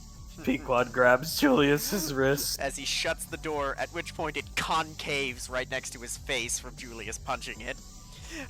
What a jokester. Klopnock, handle it. We walk to another door. This is my wife Davine's room. We share it every night. A ravenous beast, if I do say so myself. He attempts to open the door as Carter walks up. leave. Oh, fine. She's getting changed at the moment. We shall see her soon, though. He walks to a nearby door. This is our controller foundry. Every Amalco controller is painstakingly made by hand in this room. Ash walks up to the door and enters it. We don't need to go in there. Malcolm spits at Ash. Go back in your cave, you beast of a Cyclops. He walks over to the engine room. Here is our engine core. It keeps all of our headquarters up and running. He puts a hand on Lizzie's shoulder, at which point she leans away. Our mechanic Isabella works tirelessly, don't ya? Yeah. Could I get some more food? Moving on! Goes to the cargo bay. This is the cargo bay, where we keep all that is required to make the Amalco system built. He turns the camera around where you see the wrestling ring and the Escalade. We use these over there to make the upcoming MWF video game. Yes, very much so, yes. And my Escalade, which was used in the Cool M music videos. Pretty cool, huh? Davine loves to watch me ride in the Escalade. Reminds me of how she rides me nightly. And he winces. Can we get Mercurius to cut that part? A sudden cut as he's in Snarf's engineering area. Is that Chief Engineering Officer Spackle? What are you doing right now? He jumps. I'm getting your LEDs up and working, sir. Let's test them, Skittle! He flips on the switch, to which the light begins flickering at random and rapid pace. No, wait, Malcolm, no! He looks into the lights for too long and begins to put his hands near his chest, foam at the mouth, and sneeze. As you can see, these lights are epileptic-proof, cannot cause epileptic fits. Rolly in the background. No, wait! He runs over to Snarf and puts him and tries to put him on his side. Julius, help me! Julius runs over as Malcolm runs away. Shit! He rolls Snarf onto his side as Ash runs over and puts a rag under his mouth. Eloquent! Well, Eloquent running past him, slightly shoulder checking him. That just about does it for the tour. I hope you enjoyed it. Davine walks out of her room. What is that commotion? Ah, my sweet has come to visit us. He wraps his arm around her and puts the camera really close to her face. Say hello to all the El Malco fans out there, my sweet. Knowing her knee is off camera, she knees him in the gut and then the nose. Oh, you slipped, my sweet, you poor thing. Puts the camera up again. Say hello, you are the inspiration for all of this. She looks directly into the camera. I apologize. You have nothing to be sorry for, you beautiful Oh, minx! As she noticeably stomps on his foot. He pats her cheek, but alas, I must go. Kisses her on the cheek and teleports into his room. You can hear her, Davine, screaming expletives at Malcolm, and you can hear Carter yelling.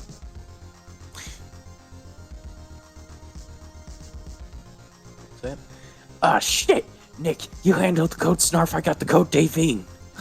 Well, we're going to end this tour where the magic happens. Mine and my wife's favorite room on the ship, my bedroom. He pans around to show all the antiquated tech in the shrines to Davine. This is a fax machine, very important, bleeding edge tech. Just like our wireless contact charging. But this is all the time we have for today. I'll see you, my Malcolm maniacs. Before it cuts off, you can hear Davine scream. I'll kill her with my hands! And Carter, Nick, forget the code Snarf, get over here and help me! As it fades to the Amalco logo.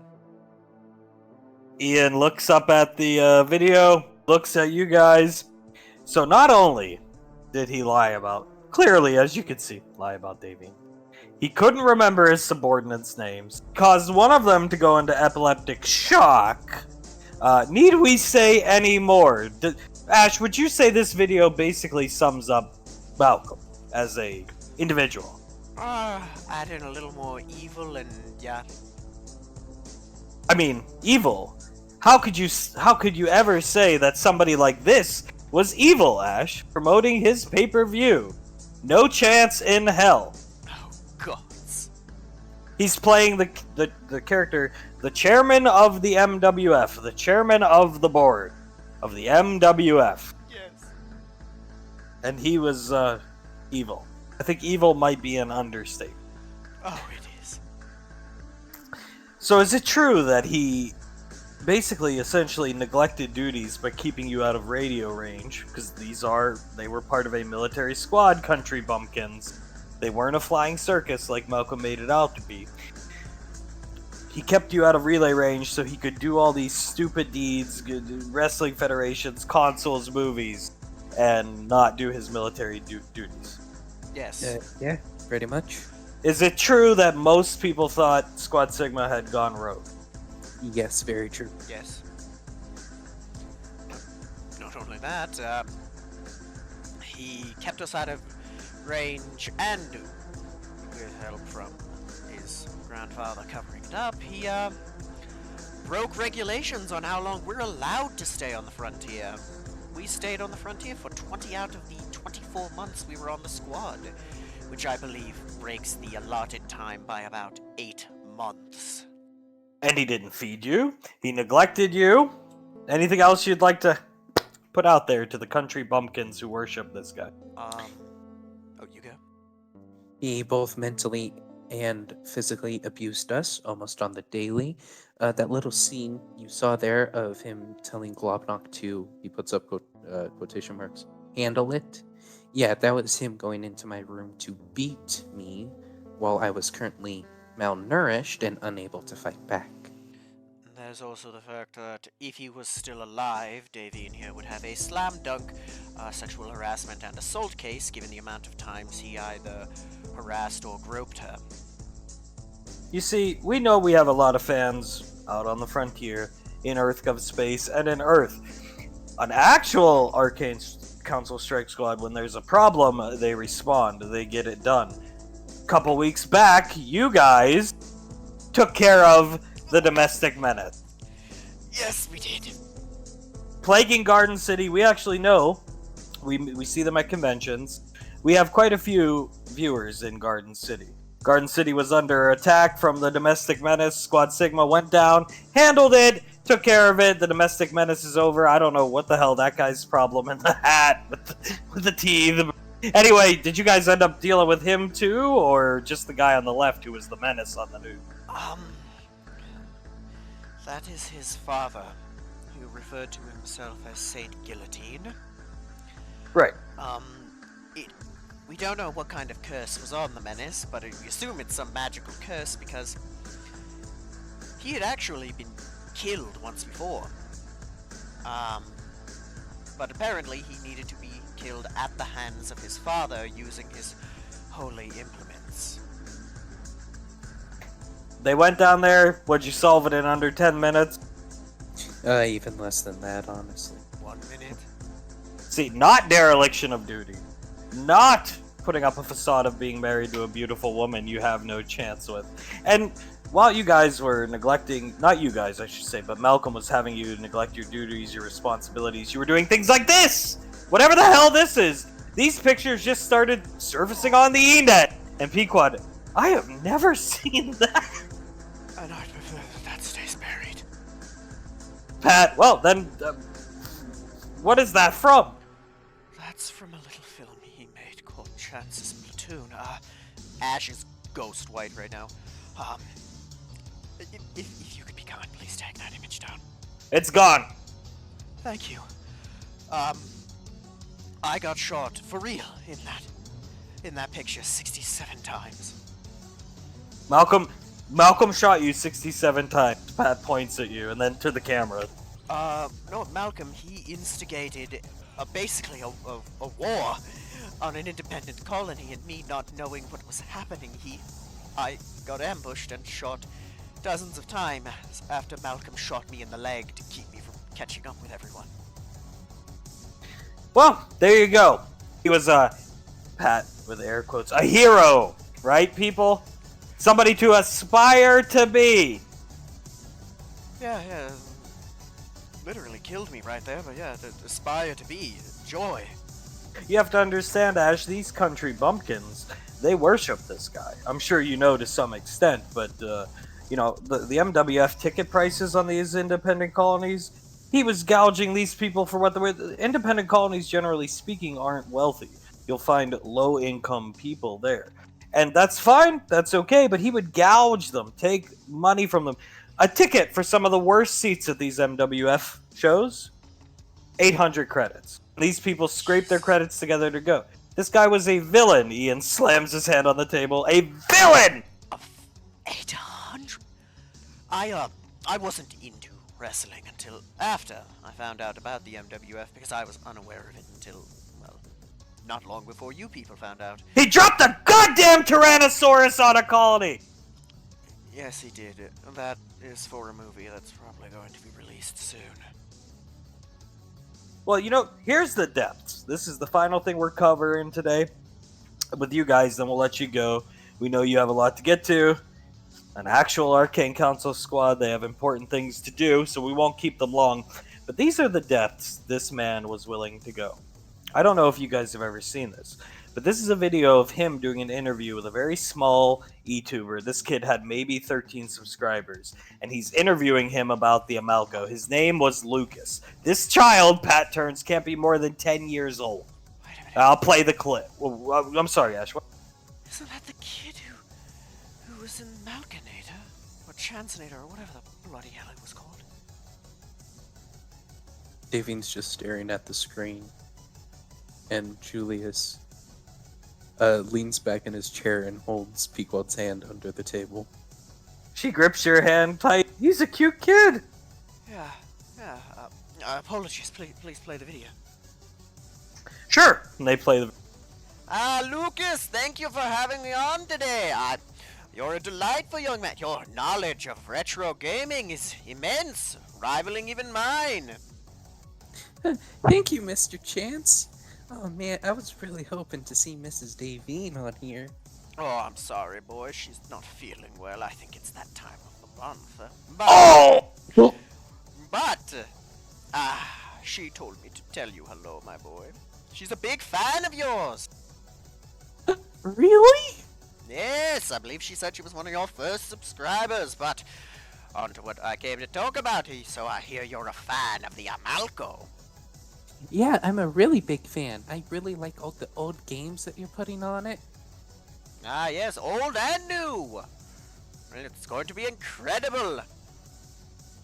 I can't wait, really. I already pre-ordered 3 of them. Oh, my, incredible. Well, we'll have to bring you to take a tour of the ship sometime. I mean, the headquarters sometime, so you can see what we're doing. Really? Would I be able to meet Mrs. Davine? Oh, of course, my boy. But, I'm impressed with you. I think you've got potential to be someone great. In fact, I think you'll be even better in this industry than I.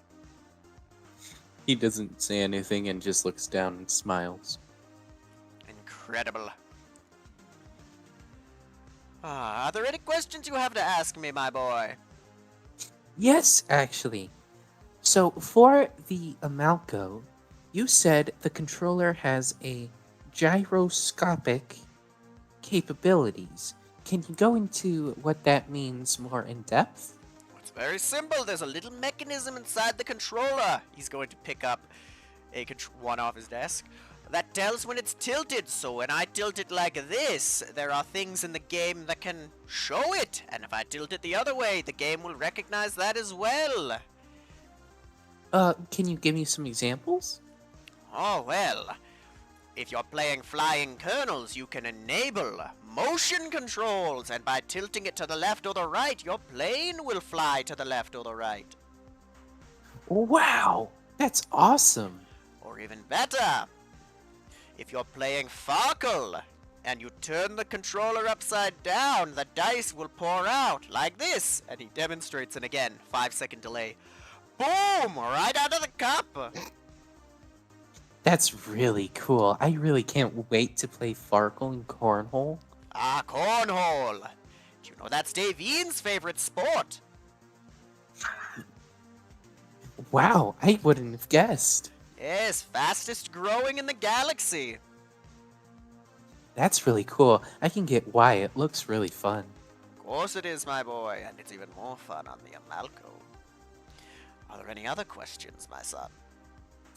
Yeah, I remember you guys were filming a movie. It was a sequel to my favorite one, Oh, which movie was that, my boy? Malkinator. Oh, yes, the filming had to be paused because we had important work for the Amalco. Why?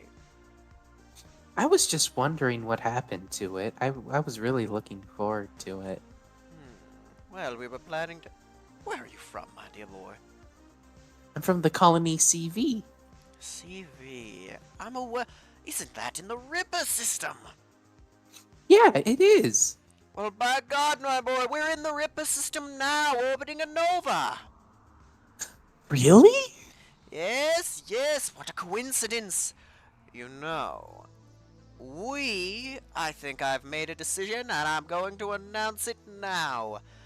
We are going to pick up filming of Chansonator 2 Promotion Day on CV, and Lucas here will have a voice role, a speaking role in the movie. Oh my god! Really? Yes, and you'll even get to meet my wife, Davine. Not his wife! Ian.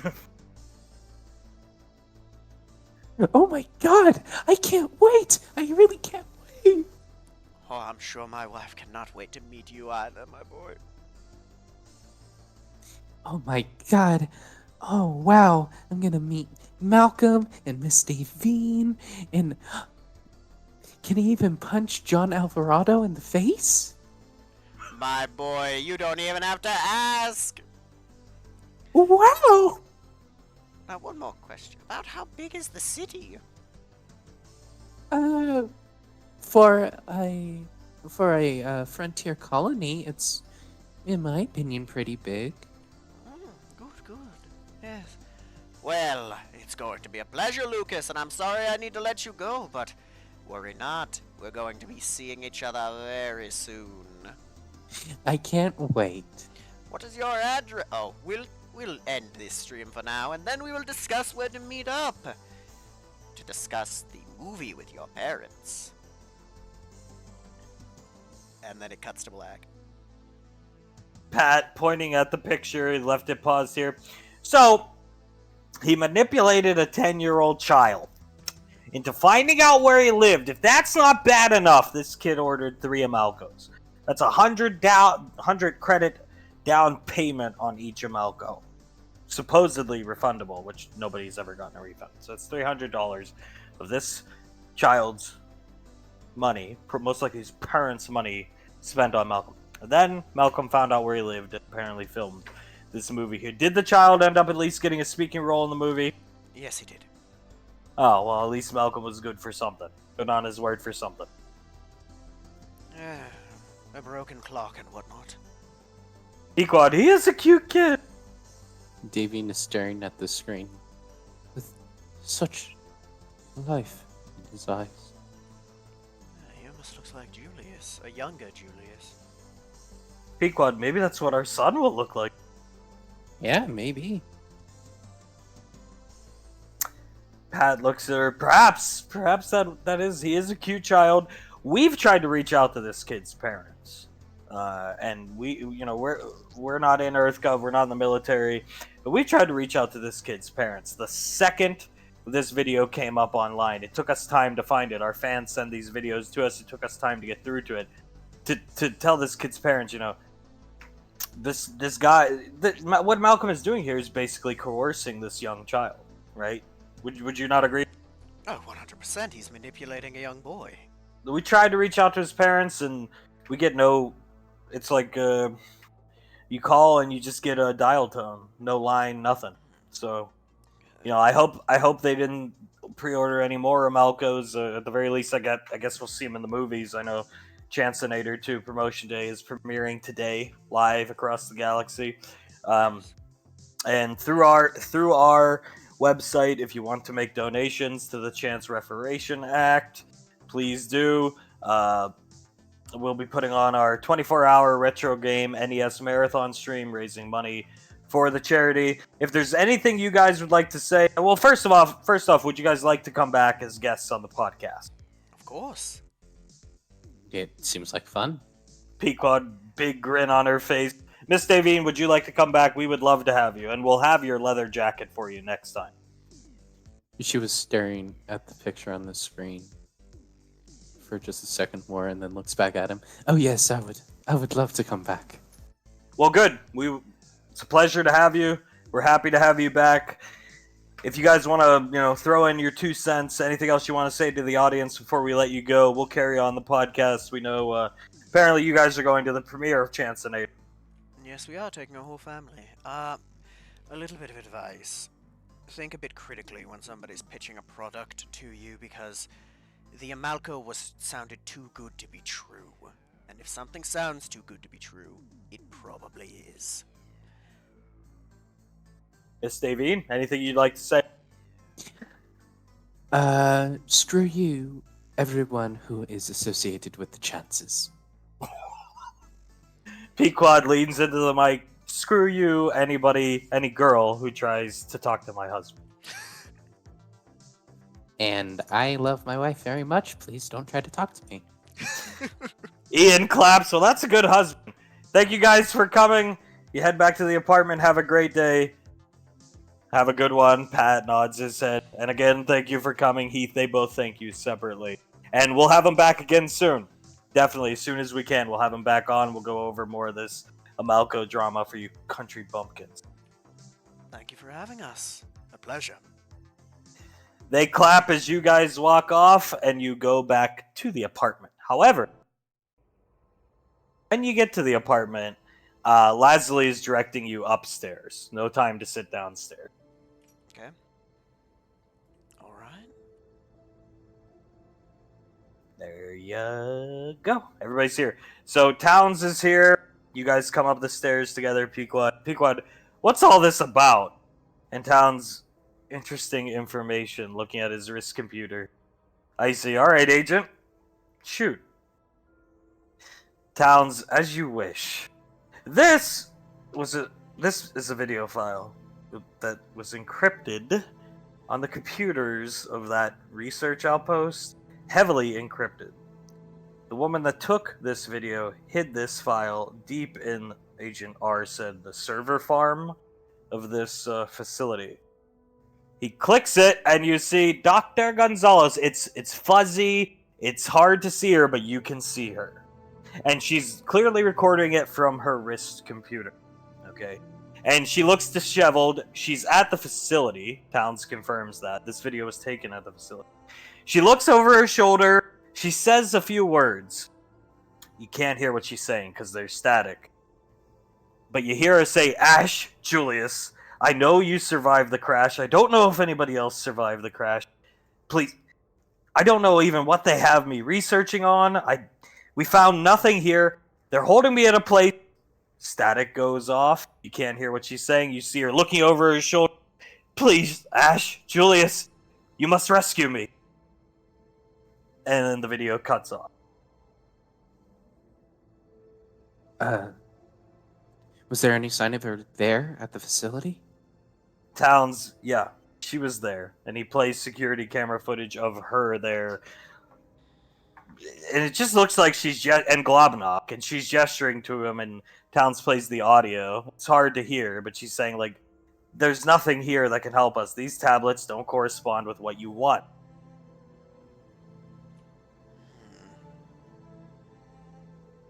Oh my god.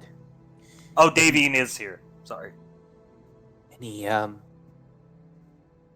evidence on where she might be? Well, she said where she might be. Problem is, the video cut out. Is that the clearest we can get it? I don't think so. I think we can probably have Agent R work on it.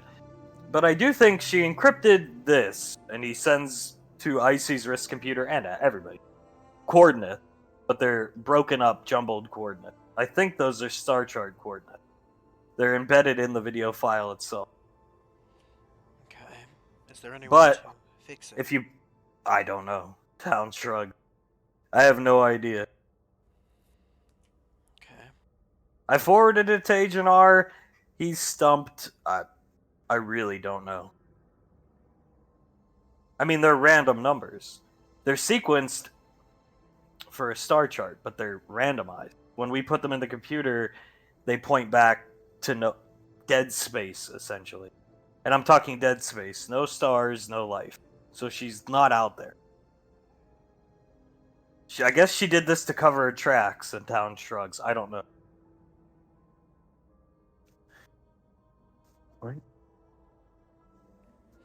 Tell me if I'm wrong, but weren't they like thousands of light years out of relay range? That's what we think, yeah. Isn't thousands of light years out of relay range dead space? Maybe they are out there. Either way. I think she says, he replays the video and you can see her mouth. I think she mouths the coordinates on the video. He points up to her. But static cuts out. She's clearly in a rush. Icy looks at it. Yes, and she seems genuine, but we can't be sure it's not just an act. Saris, I mean, she wants us to rescue her. And Towns, yeah, I've already shown Lorelei, and it's the squad's discretion whether you go after her or not. He's looking up at the frozen frame of her face. I'd like to, but remember we will likely. There's a very good chance we walk into a trap. There's a likely chance we walk into a trap everywhere we go. That's true. How important was she? Towns is looking at Ash to the Majestic. She was decently important. She was a talented linguist, actually. She was one of the few able to translate the runes about the void energy. Towns looking right at you. So if you kidnapped her, you'd probably have her in a well-guarded facility. Yes. He shrugged. Well-guarded facility. As far out of the way as if I were, in theory, to do that, it'd be a well-guarded facility as far out of the beaten path as possible. And would be a headquarters. I'd keep her in the same place that I keep my biggest guns. I wouldn't let anyone near her if she's that essential. Sarah, so whether she wants rescued or not, we're walking into a trap either way. And Towns, not necessarily, but yeah. If we could figure out where they are, get the drop on the facility, infiltrate. Right. That would be nice. I see. Before we do that, we need to have a way to at least some limited supply of something to stop Globnock from getting away. She's just looking at Davy. Is void energy magical? I don't know. Icy shrugs. Corrupting chaos? Maybe instead of magical? Hard to explain. Well, is it possible that we could adapt resonance cascade crystals? We could. I was thinking a knife. I reviewed the combat footage. She gestures to Town. What about a knife? Stick it in him, blow it up, spray him with whatever we can make to cover him with whatever we can make to defuse his way of escape and let Davine finish the job. I'm not sure if it would work this way, so it's a theory, but what about if it is magic, or a magical spectrum, a RC crystal blade, and you stick it in him and snap it off inside of him? Icy shrugs. I think anything's possible at this point. Agent and Towns, all the bodies have been sent back to JSOC. Whatever you need, you can request to be brought up here. And Icy, okay. That's a start. What exactly was that wolf thing? Pequot speaks of. Crying Wolf, one of the lieutenants of the BB Corps. Towns, yeah. Crying wolf, laughing octopus, raging raven, and one we have no intel on. We can assume that all of them are all voided out like the last one. They're the owners, founders, and leaders of the BB Corps. Very high-ranking. And scary individuals to my knowledge, correct? Towns, from everything Agent O says, yeah. I wouldn't call today this mission a failure. I'd say we dealt a blow to them killing that wolf thing. And a blow to their pride, if one could say that. They probably assumed that this would be another very successful ambush like the previous one. Something like this may force them to be a bit more cautious in the future. Which, although they still have the jump on us, that is an advantage. Sasha shrugs, and Globnock was leading them. And Towns, yeah, he was in charge of the outfit for sure. Anything on the armor samples we got from him? Voided out! Agent O's calling it Void Rage instead of Roid Rage. Towns looks at Davey. I think he was just toying with us. I don't think we had him on the ropes from what Agent O and Lanai are saying. She grits her teeth. Bastard. It's fine, we'll just hit him harder next time, right, Davine? I'll hit him harder next time. No. I'm not letting you have every bit of the fun on him. I suppose I'll let you get in a few shots with your pistols, Slinger. Oh, I'm gonna see how big of a... I said it a few weeks ago. I'm as capable as the gun I'm using. I really hope I have a very big gun to toy with him with. Towns pulls up a picture of a chart that tracks this void energy. So he was off the charts. So I do think there's more to that Globnok guy than he was letting on to. Next time we see him, should probably... Anybody know where to get a rocket launcher? I'd assume either the Rangers or maybe if I could talk to the Spartans as well. Sasha, a Spanker rocket launcher I can wield easily and effectively. Okay. I'll ask the Spartans because I'm pretty sure that's Spartan tech, correct? Yeah, but the Rangers might be able to get it for us. They probably have one or two. Didn't you guys have one on the Majestic? Yes, it was used in the fight with Dagon and then deconstructed to fuel Gorok's armor. I see. Alright. Okay. Anything else, Agent and Towns? No, that's it. Closes his wrist computer. They didn't really do much at the facility. Security camera footage. Honestly, I think they just hit the place to draw us out. I think it's a combination of both. They chose an archaeological dig for a reason. They probably were hoping that they could kill two birds with one stone. Pequod, given the fact Globnok's leading the outfit, yeah. Probably just raided the first place he saw. He doesn't look that intelligent. He's not. Case in point. Targeting me with the mortar strike instead of the more dangerous person who's slicing him to bits.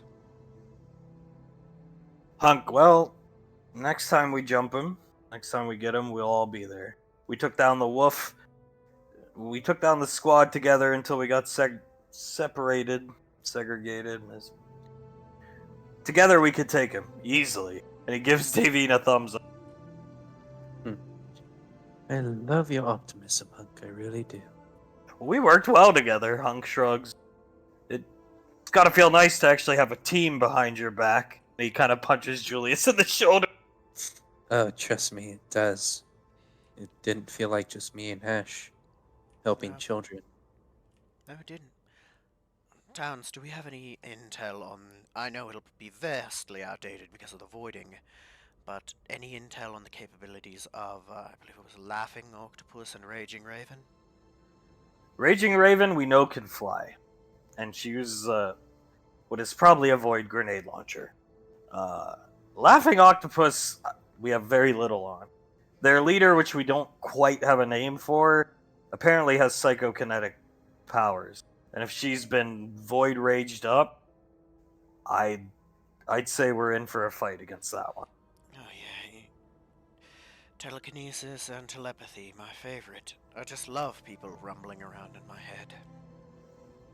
Sarah's chuckles. Hunk, well, whatever. We'll take them down one at a time, piece by piece, brick by brick.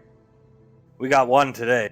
A Delta blow. I'm sure Globnok got a scolding from Tewaz or whatever his fucking name is for getting Wolf killed. The ambush was, yeah.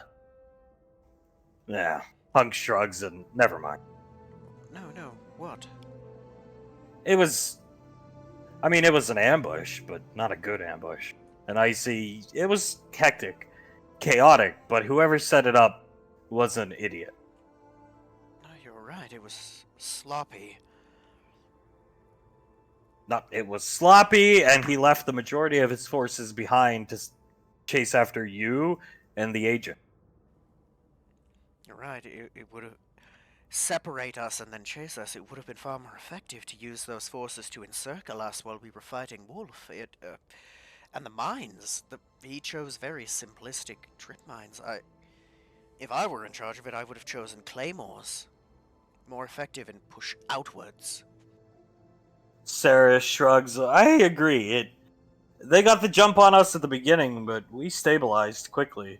And the three, Hunk, Icy, and Julius, were able to take down that wolf thing even after we got separated.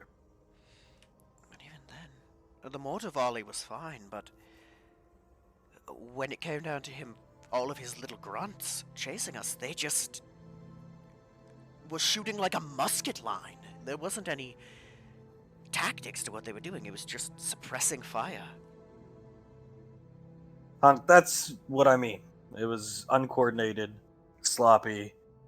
I would expect more if he's leading it. Understood. That can be a benefit to us or a curse. We'll Sure. be fine whatever he throws at us. course we will. What I'm worried about is if someone competent designs the next one. Towns opens his wrist computer. Yeah, Epsilon Squad. Epsilon?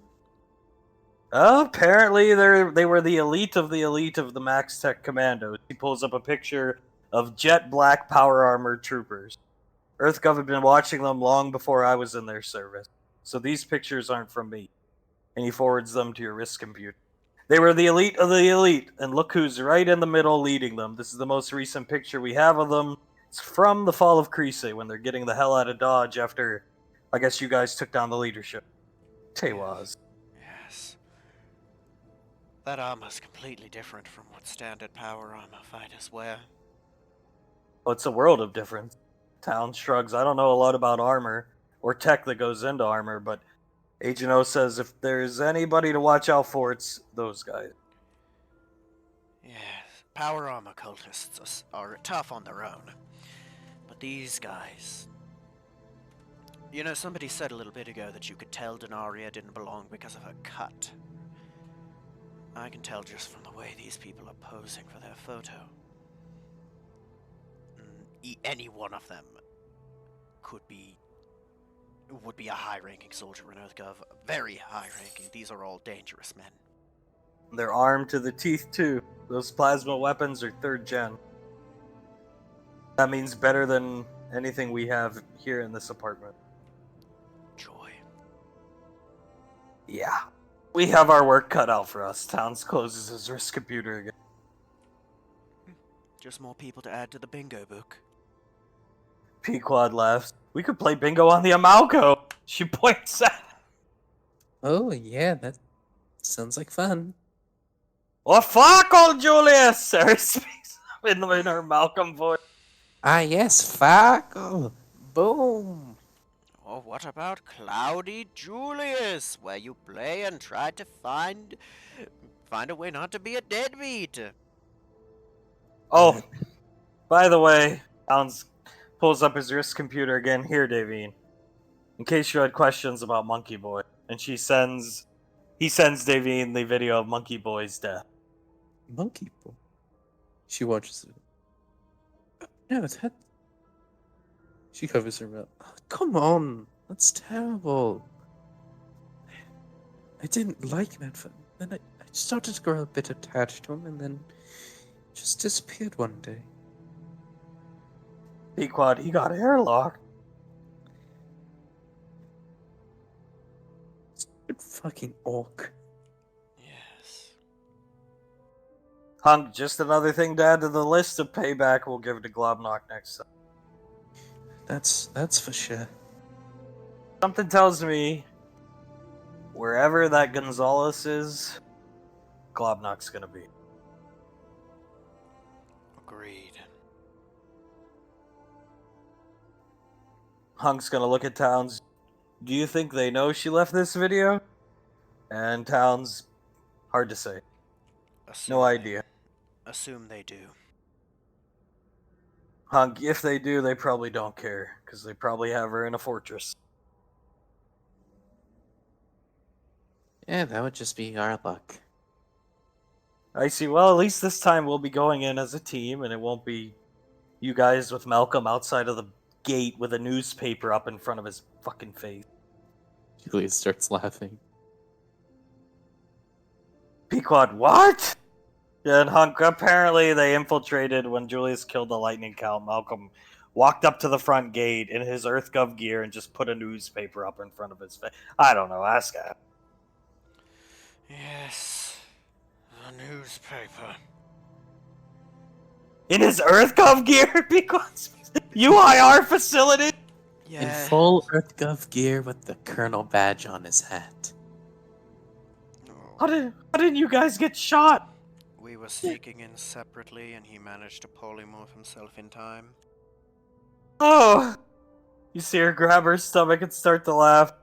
Movie time? Movie time. Pequod, are you ready for the movie, Davey?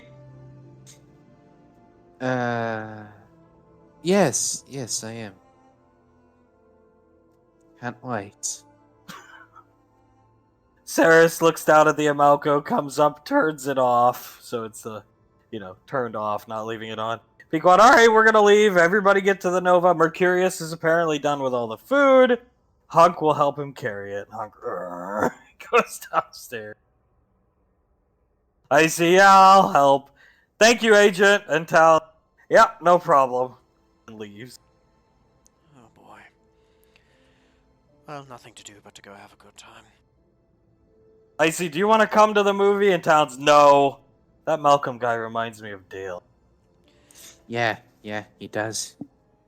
I've said it before, but if I didn't know that Gallia was gone forever and Dale was a time traveler, I'd say that Malcolm was a descendant of him. Sasha, well, given the fact Gallia is, maybe they are somehow. Some way. You never know, she shrugged. It would be that bastard's bloodline that gets carried on. Sasha, I wonder what that agent looks like under that mask. He's real rogue-like, rogue type, lone wolf. And she chases down the stair. And Pequod, I'm going to get the ship ready. Yes. Walks over. Are you ready to have a good time, my dear? I can't wait to see Malkinator. We won today. It's a good thing. And we'll cap it off with an excellent movie where you get to beat the shit out of Malk. Yes, we will. Uh-oh, Julius is with Davy. Julius is gonna walk up to her. You good? And she looks at him. Yes, I'm okay. Yes, I'm good. Ugh. And did you say about our eyes? They're the same? And that you can tell when I'm lying because they look the same when we lie? You're not very good at it. Oh, ha ha, very funny, Julius. Now go help your father. Why do I feel like we're seeing something we shouldn't? Kieran's gonna come up, pat Julius on the shoulder. Heard you had a good mission. Glad to see you. Davine! Yes, hello, Jiren. How are you holding up? I saw you on the podcast. You look beautiful. Oh, thank you so much. You'll make me blush. Yeah, I'm good. Oh, I don't want to overstep my bounds, but I got us some Virginia spots, fried vegetables. And he holds out 2 to-go boxes. I know, I'm sure Julius cooked a lot of stuff for the movies, but I prefer this to eat myself. She chuckles, stands on her tippy toes, and gives him a kiss on the jaw. Thank you very much. He kisses her on the forehead, puts his arm around her. Allow me to walk you to the ship. Oh, yes, please do. What a gentleman. Ash and Saris just watch. Well. Do you want to go to the ship, my sweet? Yep, let's go. Oh, don't call me my sweet. That sounds like Malcolm. She starts walking. It walks with her. Yes, I regretted that the moment I said it. It's a shame. All of the nice little names I could call you, he took most of them. And called Davine them. Imagine if Jiren got his hands on Malcolm. I would have loved to watch that. But I need to pay you back for something. He's going to pick her up. I'm carrying you to the ship. Sure, bottoms up. They walk off towards the ship. You make your way to the movies. Everybody's sitting down. Sasha's dragged Towns along. He looks around. What is this place? What do you do here? It's Jupiter Falls, a station meant for high-ranking officers of EarthGov, just to, sit around and chill out, I guess. But what's This a is movie theater?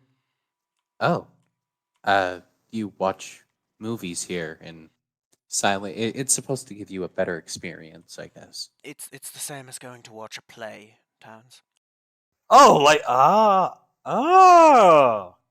And we're gonna watch Dale's movie? Or Malcolm? They're the same person to me. Yes, we are. But, Great. One moment. Do you have those cooked, Mercurius? Yep, he hands them to you. General Lorelei boarded the Nova. Sasha, come on, Agent, and drags him into the back. Hey, I really don't want to watch movies, and they sit back here. Mercurius hands you the calamari. He's gonna walk it over. Ma'am, I told you I had a gift for you. As you're walking out, Pequod, holy shit! It's that ice cream penguin! And she starts shuffling doors. Adorable. He walks up to her. You, General Lorelei, looks over. Ash! Yes, ma'am. I have a present for you. Here you go. Is that calamari at? Yes, it is. And where? She takes it from you. Did you acquire neon calamari?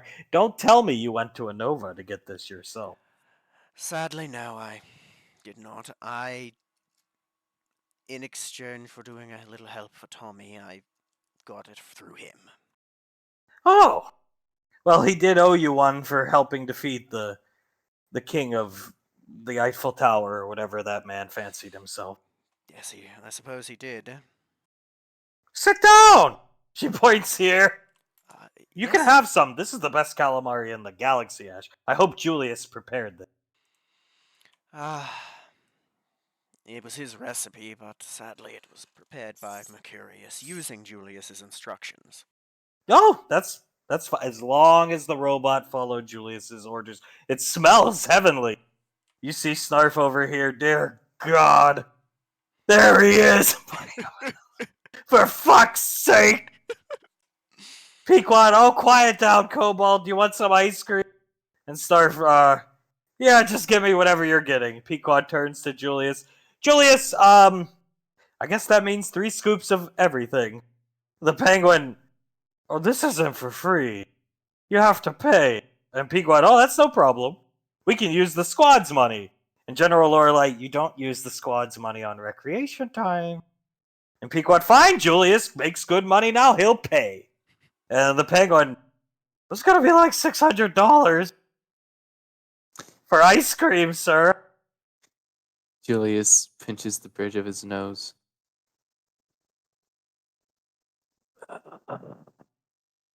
Sasha, do you like ice cream? Towns, what's ice cream? And she forces him to come up. He looks over at Pequod. Get her what she wants. The penguin, are you sure? Steps back here. I'll go get it, but what do you want, sir? Towns, ice cream? Okay. Choose like a flavor, like chocolate, vanilla, strawberry. Whatever, and Sasha, vanilla. There you go. And Towns, yeah, there you go, vanilla, yeah. And Pequod, well, we want 3 of everything. And you could just put his vanilla on Julius's tab. And Towns, what's a tab? A tab is something that you build up over the course of a time at a place that you eventually have to pay off. Towns, oh. Okay. Alone. Oh, no, I'll pay for my own ice cream if I can figure out how to work this credit card. The penguin, actually, hang on, checks her wrist computer. You want 3 of everything, young lady. Pequod, yeah. Okay. That's gonna be closer to 900 credits. I'm sorry, I'm not used to big orders like this. Pequod, no problem, with a big grin on her face. Julius is just gonna nod and help Towns with his credit card and everything. And thus the Escalade slippeth further away. You hear General Lorelei snickering as she's eating the calamari, which is excellent. The penguin, alright, I'll bring out your vanilla for that ranger there, and I suppose I'll have some of the robots bring out... Pequod, you know what? Just get enough for everybody. Everybody. The penguin, oh... Oh no. Yeah, do you know this ice cream is the hardest to make in the galaxy, right? You're looking at like $9,000. Pequod, no problem! And starts, oh! And sits up here, Jesus! Sits right next to Jir. I'm covering half of that. Pequod, no worries. My husband works hard for the family. He can support us. Towns, jeez, walks away. Rest in peace, Julius's wallet. In his mind, he's just thinking, just a couple more weeks and you can have that talk. And then he looks down. Mm-hmm. Yep, I can handle it. Pequod, I'm gonna have an Escalade someday, Mrs. Penguin, Mr. Penguin. The shuffling back and forth. Okay, pay up if you really want this. Julius takes out his credit card, looks at it. Looks up at the penguin. Come on, Julius, what's wrong? She looks at you. It's a lot of money. I know, Julius, but it's a good time. We had a good mission. We won. Everybody's fine. We're gonna see a great movie. You wouldn't deny me, Julius. You wouldn't deny us. She puts her hand on her large, protruding belly. Escalade slippeth away. And he swipes the card. I guess I'll close early today. We're now out of ice cream. Okay, I'll send some of the robots down. I'm sorry, young man. It's okay. I see. You know, normally people spend like maybe $20, $30 when they come to Jupiter Falls on ice cream. And Pequod and sits down right next to Oh my. $20, $30. That's chump change for my Julius. It is. Oh. Lasley's gonna get up so Saris can sit next to you. I'll move everybody down. Everybody's shuffling around getting food from Mercurius. You hear Zapper just sitting up here laughing to himself. Lean over. Thank you, Mum. She nods at you. General Lorelei puts a piece of calamari in her mouth. It doesn't have exactly. It's 99% perfect. Julius's would be perfect, but it's excellent, Ash. Try it! And she shoves a huge piece in your mouth. He's gonna slowly chew and swallow. It's delicious, Mom. Thank you. You know, Ash, I'm a fan of live octopus. Neon octopus from Anova. You can eat them live. It's excellent.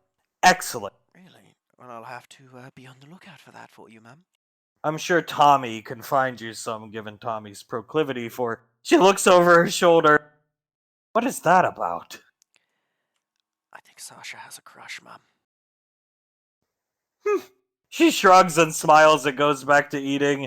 Pequod clicks something on her wrist computer and the lights dim and the movie begins. But as this fades away, you see this is the in text, the unedited version of Chancinator 2 Promotion Day. And everybody starts clapping as Jiren puts his arm around Davy. Well, okay. Alright. So, we open the movie to shots of what appears to be burnt out buildings, playground horses and swing sets that are blackened and on fire.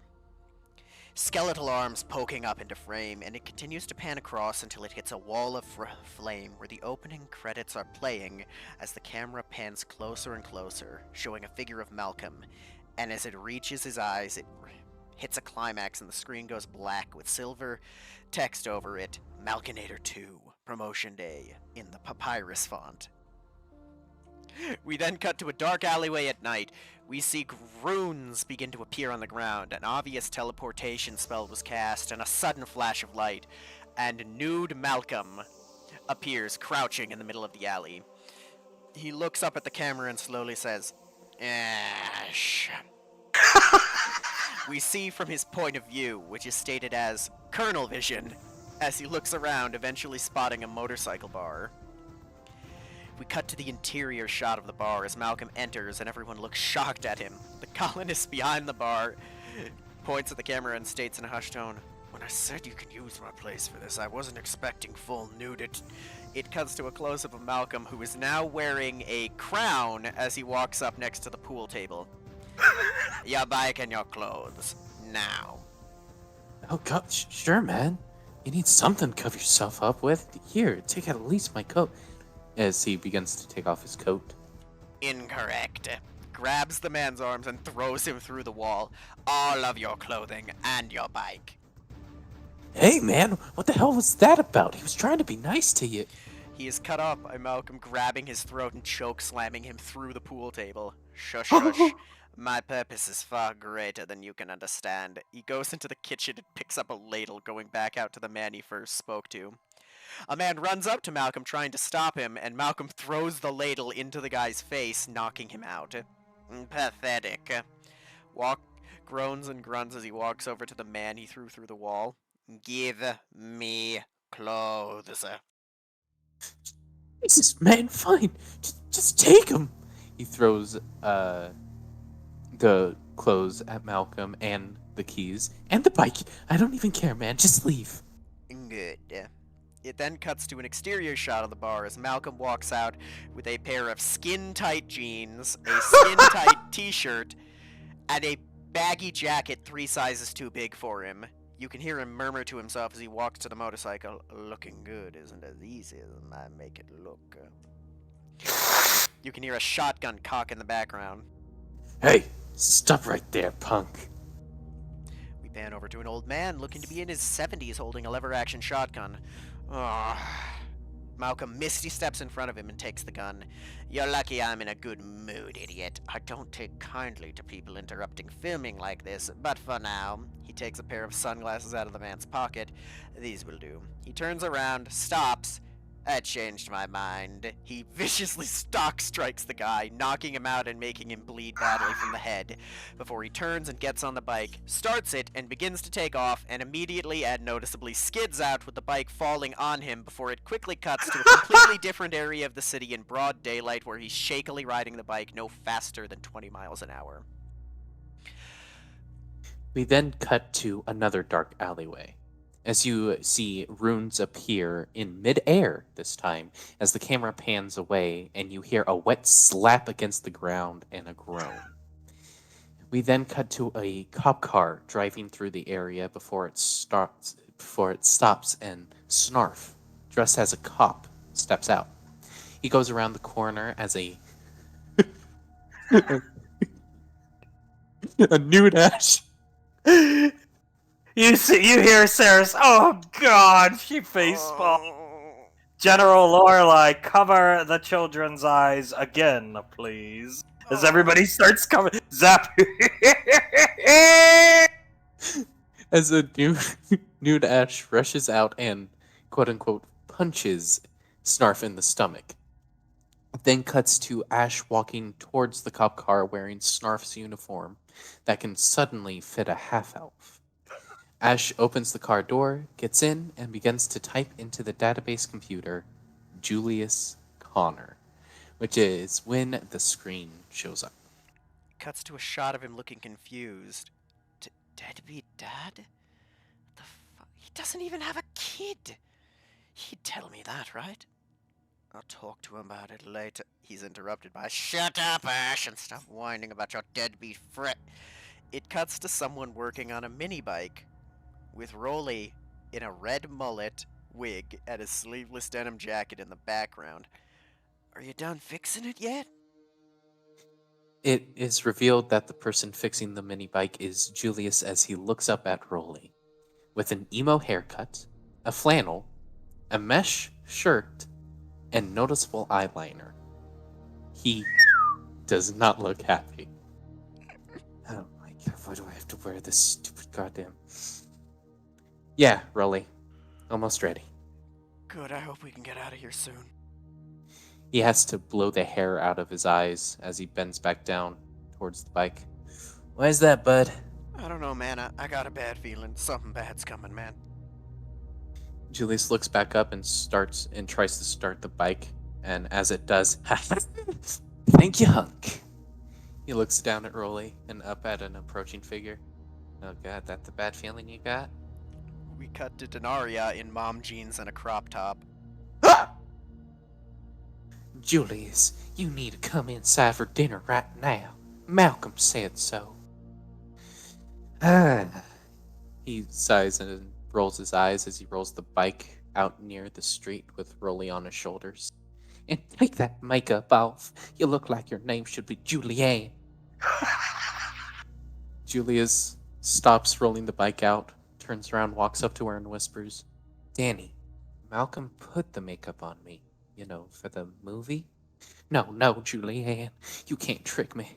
I know that Globnock will hit me if you do. He puts his hands on her shoulders and gently guides her inside. All right, Danny, let's go inside. You need some rest. I am still your mother, Julius. The script says so, so you gotta listen to me. Not Davine.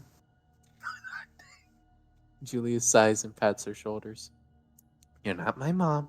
That's just what the script says. For the movie we're filming. And he finally guides her all the way inside and walks back out. Get some rest, okay? Please, Julius, don't leave. He'll be mad if I let you leave. And Julius murmurs, the script says I leave with Rolly, though. And he pulls up his wrist computer and types something in, and it suddenly cuts to Rolly holding onto Julius's waist as they take off on the bike. Take care of her, Scar. And you can hear as they ride off, no, Julianne! Everybody's cackling. Scar, no, Danria, put down the bow. He had to leave. As you see an arrow whiff past Julius's face as he puts way more throttle on the bike and ride off. We then cut to Julius riding down the street, taking a right, as we see a familiar motorcycle come to a stop with a horrible car wreck right behind it. As the deadbeat. We cut outside of the CV Colony Mental Hospital, where you can hear this going on. Yeah, man. It now cuts to the interior where Gurok is leading a group of doctors and orderlies down a hallway. She's been having some delusions, man, saying some Arcane Council Strike Squad leader was the one who was causing all those accidents, and that I'm part of some cult or something. They continue down the hallway until they reach Davine's holding cell, where everything is completely pristine with her doing push-ups on the floor. Hey, man, how are you feeling today? Davine stands up and looks at him. Perfectly fine, you lackey. Huh, still on that, man? I'm telling you, you're wrong. Why would I be a spy, man? How many times could I have gotten you guys killed if I was? No one's ever said anything about you being a spy. Just a lackey. Have something you need to tell me? Oh, you get those new implants for your teeth yet? Now you're just arguing semantics, man. A lackey who's put into a group of his enemies. To hurt them? That's a spy. You're smarter than that. The orderly who was with them looks confused at her than Gurok. Your teeth? He turns to him. She, managed to knock out my tusks when she punched me a couple weeks back. I won the fight, but it was still mean. You only won because I was fighting one of the sedatives you forced upon me. Sedatives? Hey, that's a good idea, man. Take care of it, Doug. He pushes Doug into the room. Well, Doug, she gets into a fighting stance. Take care of it. Wait. Aren't you Davine Rainfall? She raises an eyebrow. Good job, you read the plaque outside. No, from the Amalco and Malcolm. Ugh, Doug, you're an idiot. I'll do it myself. As he takes out a dart gun and shoots Davine in the thigh. You son of a bitch! As she tries to rush forward and falls into Doug's arms, semi-conscious. My job here is done. As he struts away as Doug puts her into the bed gently, saying something to himself. We cut to a police car rolling up to the house It where... cuts to a police car rolling up to the house where Julius and Rolly left from, as Ash steps out with sunglasses on. It then cuts to Ash at the front door. Scar Freetooth answers the door and says, "What are you doing here? Can I help you with anything, officer?" "I'm here to talk about your foster son, Julius." Slaps his hand to his forehead. "Oh no, what did he do this time?" Nothing serious. I'm just trying to find him to ask him a couple of questions concerning something that happened a couple days ago. May I speak with him? Oh, you missed him, officer. He went out with his friend Rolly, probably to the mall again. The more you say, well, thank you and have a nice day. You are not the first to come by asking about him. At this point, you can see he's visibly reading the script written on his arm. A handsome man with a glorious white beard and a beautiful jacket that fit him perfectly came by not long ago. Should I be worried? Ash smiles. No, I don't think you'll have to worry about that at all very soon. We cut to Julius, now with mostly no eyeliner, some still smudged, watching Rolly play Colonel Command at an arcade inside of a small mall.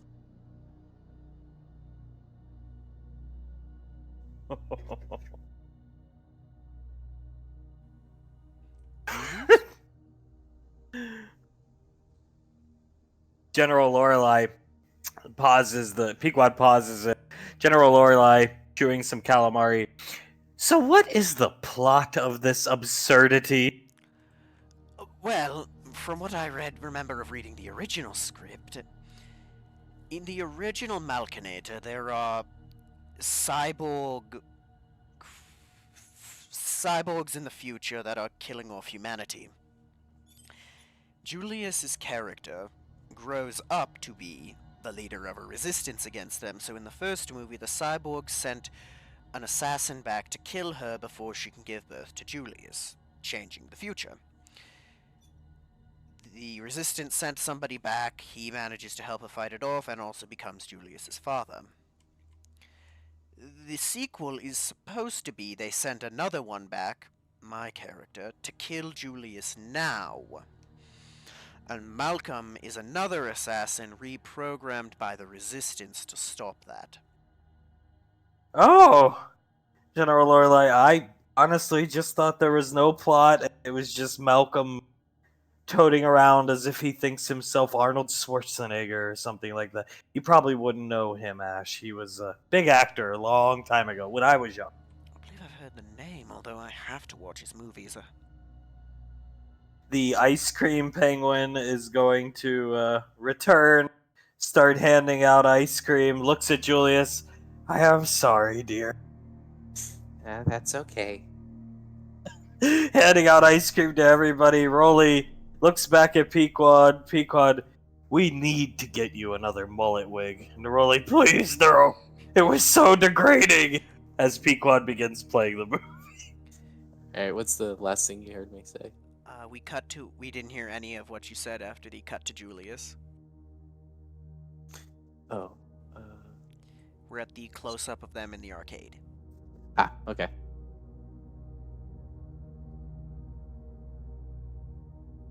Oh, right, okay. It cuts to Julius with no eyeliner on, watching Rolly play Colonel Command at an arcade inside of a small mall. It cuts to a close-up of Julius, now with eyeliner on. You having fun there, bud? We see Rolly playing Colonel Command, blowing up missiles with Ash's face on him. I mean, it's better than the ship, I guess. Julius looks around at the crowded arcade and pulls out a packet of paper. Wasn't Malcolm supposed to be here by now? We now see Malcolm. We cut to Malcolm holding a bouquet of yellow roses as he walks through the mall they're in, scanning the area. Where is he? Walking right past the arcade where Julius and Rolly are. Cutting back to Julius, with the eyeliner put on very sloppily only on his right eye, where Rolly pulls on his sleeve. I'm gonna get some more quarters, okay? Might as well lift this up. He walks off right into Ash. Oh, hey Ash, how you doing? The script, Rolly, the script. Oh, right. What is it, officer? How can I help you? Have you seen a Julius Connor, my boy? Takes out Julius's locket and shows him the picture inside. Nope. Never seen him before. As he turns around and runs back towards Julius. Watches him go by. Alright, let's get this stupidity over with.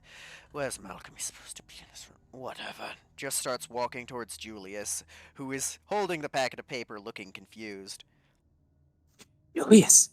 He runs up to him. The pigs are after you. Julius looks up at Rolly. Really? Yeah, look.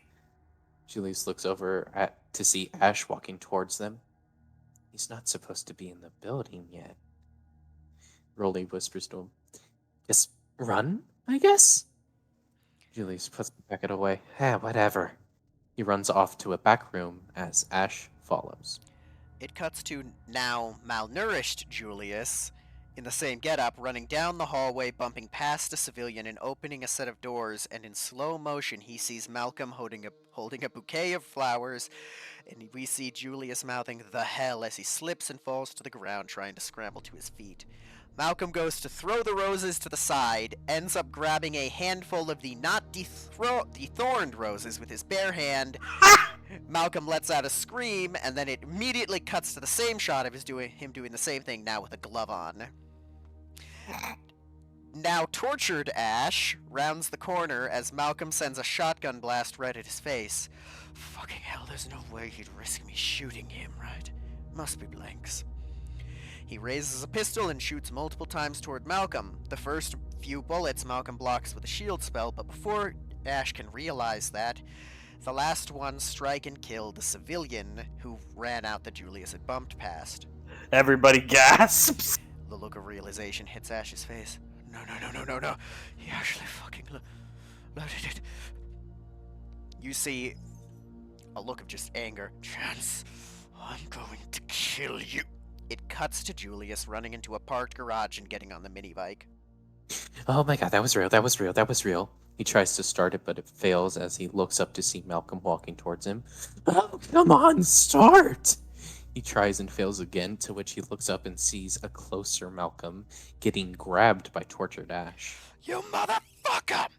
Turns him around and punches him in the face before dragging him away from Julius by his beard.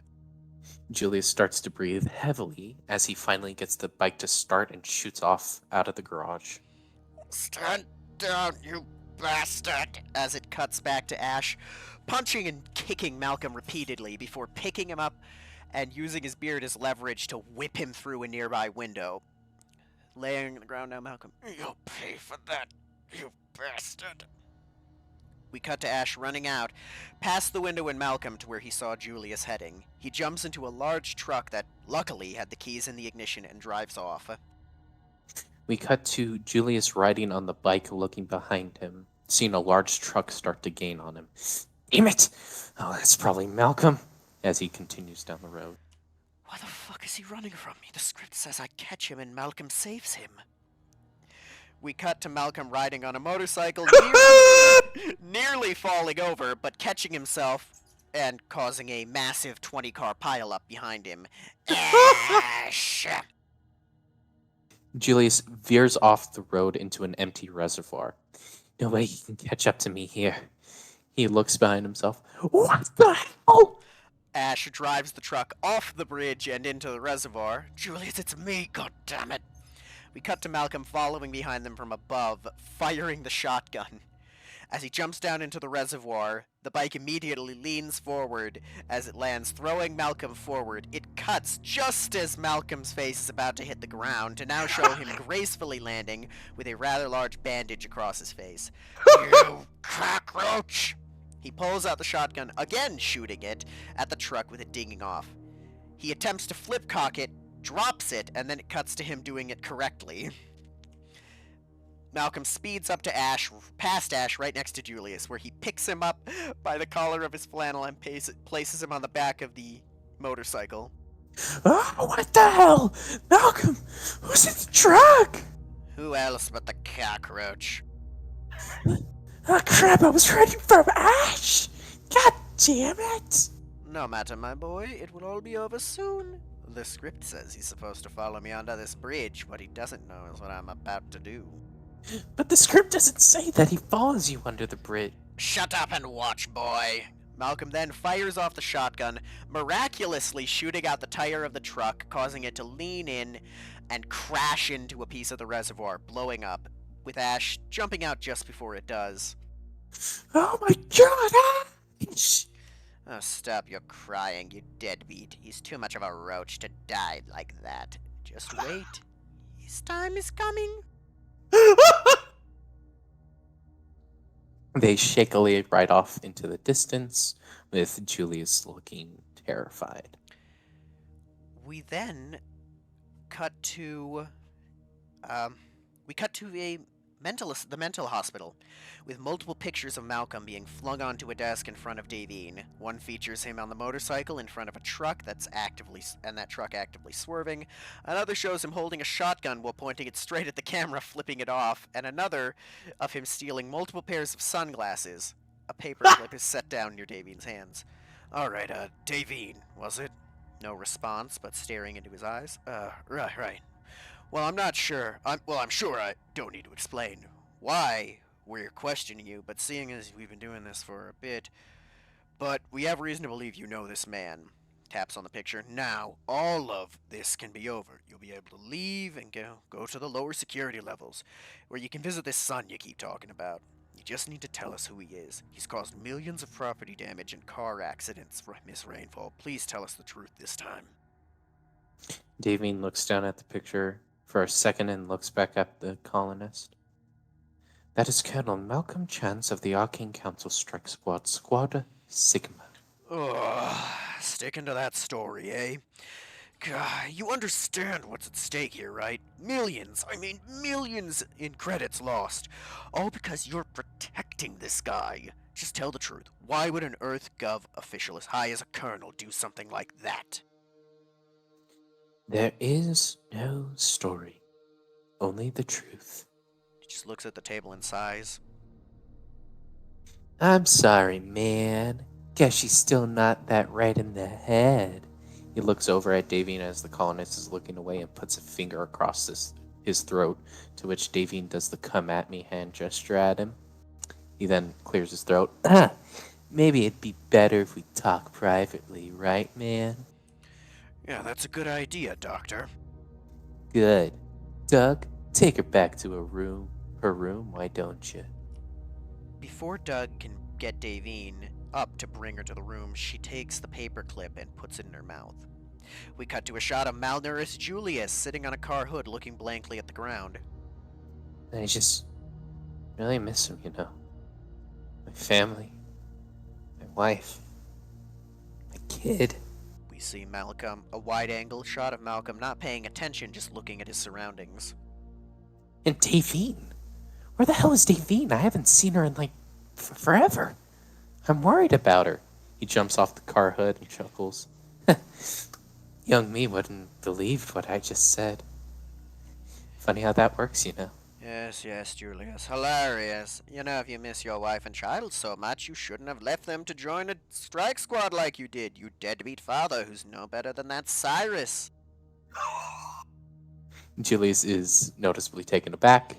How do you know? Shut up, my boy. I have my ways. As for your mother, your real mother, not the washed-up hag that you annoy with calling her your mother, I know where she is. What? How do you...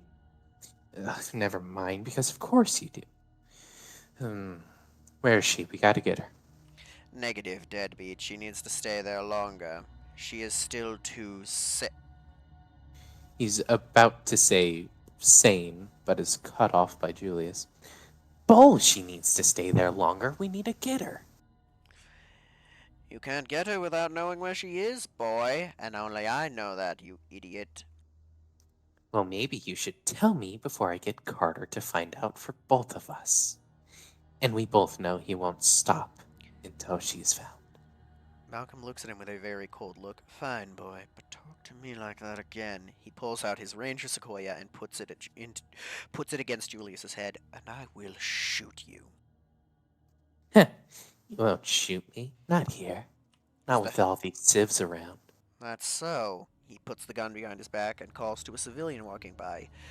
Sir, come here! The civilian walks up. What can I do for y'all? Some kind of car trouble? Not exactly. He pulls the Sequoia up and points it directly at the man's head, and is only saved by Julius using both using Curse of the Eyeless on Malcolm and pushing the gun out of the way. He holds Malcolm's arm down. Dude, get out of here! Oh my god! He turns around and runs as fast as he can. Oh my god, Malcolm, you can't just shoot at people like that. It's only a colonist that doesn't matter to EarthGov. Julius, what does it even matter? Oh my god, because it's a life, Malcolm. Semantics. Whatever gets my point across, boy. Are we leaving to get your mother or not? Fine, yeah, we'll leave. We cut to Ash pulling up to a security booth in the cop car, where the security guard steps out and looks at him. Can I help you, sir? Yes, you can. He pulls out his bounty hunter's badge. I have a calling in there that I need to meet. It's urgent. Oh, go right ahead and go through then. We cut to Doug laying Davine in the bed and then standing to leave without strapping her down. Davine sits up and takes the paper clips out of her mouth. Aren't you forgetting something? I don't know what you're doing here, Davine, but I have a sneaking suspicion that it has to do with Malcolm, and that Golobna being here confirms that suspicion. Oh, okay. How do you know all that? Oh, I used to watch a podcast before I moved out here past the relay range. They really fought tooth and nail for you. I'm one of the only ones that believed him. Davine somewhat starts to tear up. Thank you, Doc. You don't know how much I appreciate it. He nods and pretends to drop his keys. Go ahead and use those. You won't get far with just paper clips. Walks out of the room and shuts it without locking it. It cuts to Davine opening the door to a broom closet, grabbing a broom, snapping it in half, and taking both of the pieces as she runs out down the hallway. We see Ash walking down the hallway of Davine's room, where he stumbles upon her open room door and the open broom closet. I should have expected as much. He goes to walk down the hallway, to run back down the hallway. It cuts to Julius on the back of the motorcycle Malcolm is driving, looking horrified. Where are we going? Malcolm continues to drive, skids slightly, causing him to go into another lane and make a car stop suddenly, turn, and flip over into another car. Before Julius can say anything, it cuts to Gurok talking and an orderly talking with each other, where suddenly one of the pieces of broom is thrown at the orderly, striking him in the head and knocking him out. Davine comes into frame, and before he can react, she takes the other piece and strikes his arm and knee multiple times. Oh my god, man, you broke my arm. She laughs as she hits his arm again. Good. The more pain you feel, the better. She then grabs a syringe and puts it into a bottle of bleach, filling the syringe completely, and as she sticks it into Gurok's neck. Whoa, man, calm down.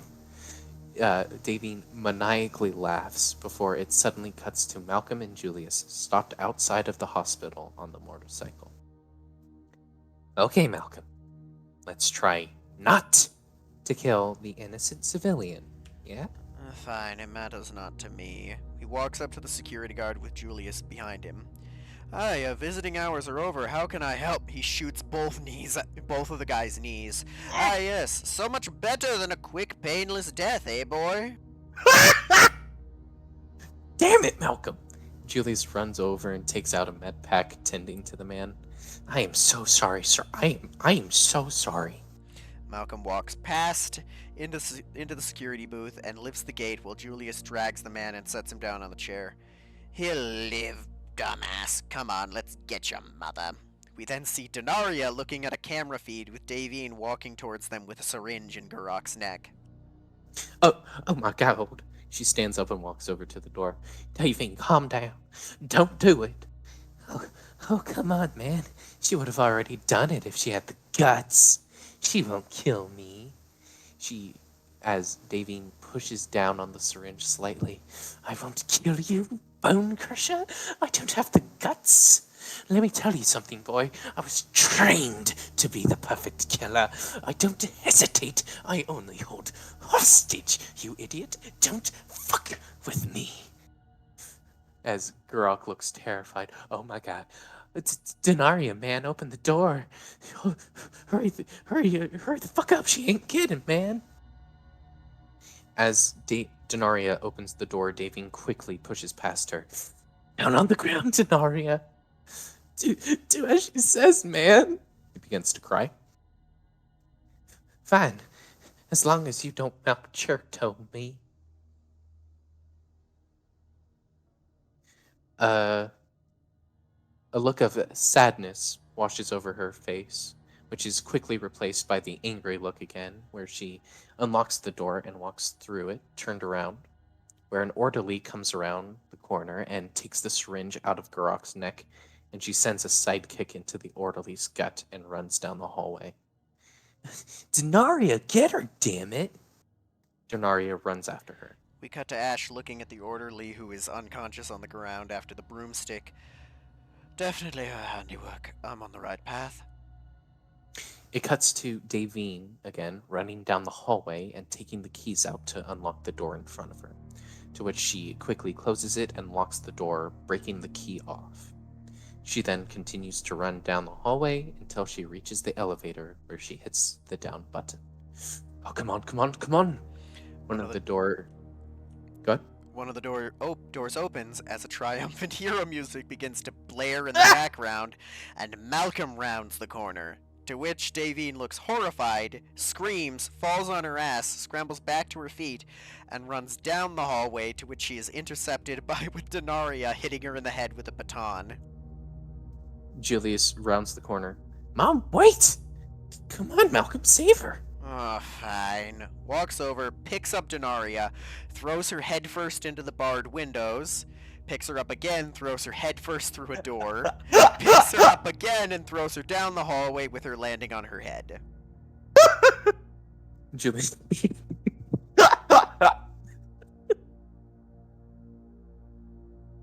Pequod speaks up. Yeah, I can see how she ended up looking like an old lady. Yeah. Poor thing. Pequod looking up at the sea. General Lorelei. I can't wait to get to the scenes where you beat the shit out of Malcolm as she puts a piece of calamari in her mouth. That's the only reason I came besides the food. Well, there's only one more, but my god, is it satisfying. I can't wait. Movie's on pause. Julius runs over and helps Davine up. Mom, are you okay? Son! She holds his face. Oh my god, Julius! She hugs him and kisses his cheek. You're okay. She eventually points over to Malcolm. What is he doing here? Come with me if you want to live, my darling. They hear steps coming down the hallway, and they all look behind themselves to see Ash at the door, to which he simply opens the door and steps through. Oh, thank God, Ash! Malcolm pulls out his shotgun and begins firing at Ash, but at this point it's loaded with blanks. Oh, thank God I did that! He grabs Davine's arm and runs down into the elevator with her, Malcolm following after them. That fucking cockroach. Ash sprinting towards the elevator. Chadsa! Malcolm fires the shotgun as soon as Ash reaches them, making it go off next to his face and stunning him long enough for the elevator doors to close. What the hell is going on? I don't know. None of this was in the script. Script?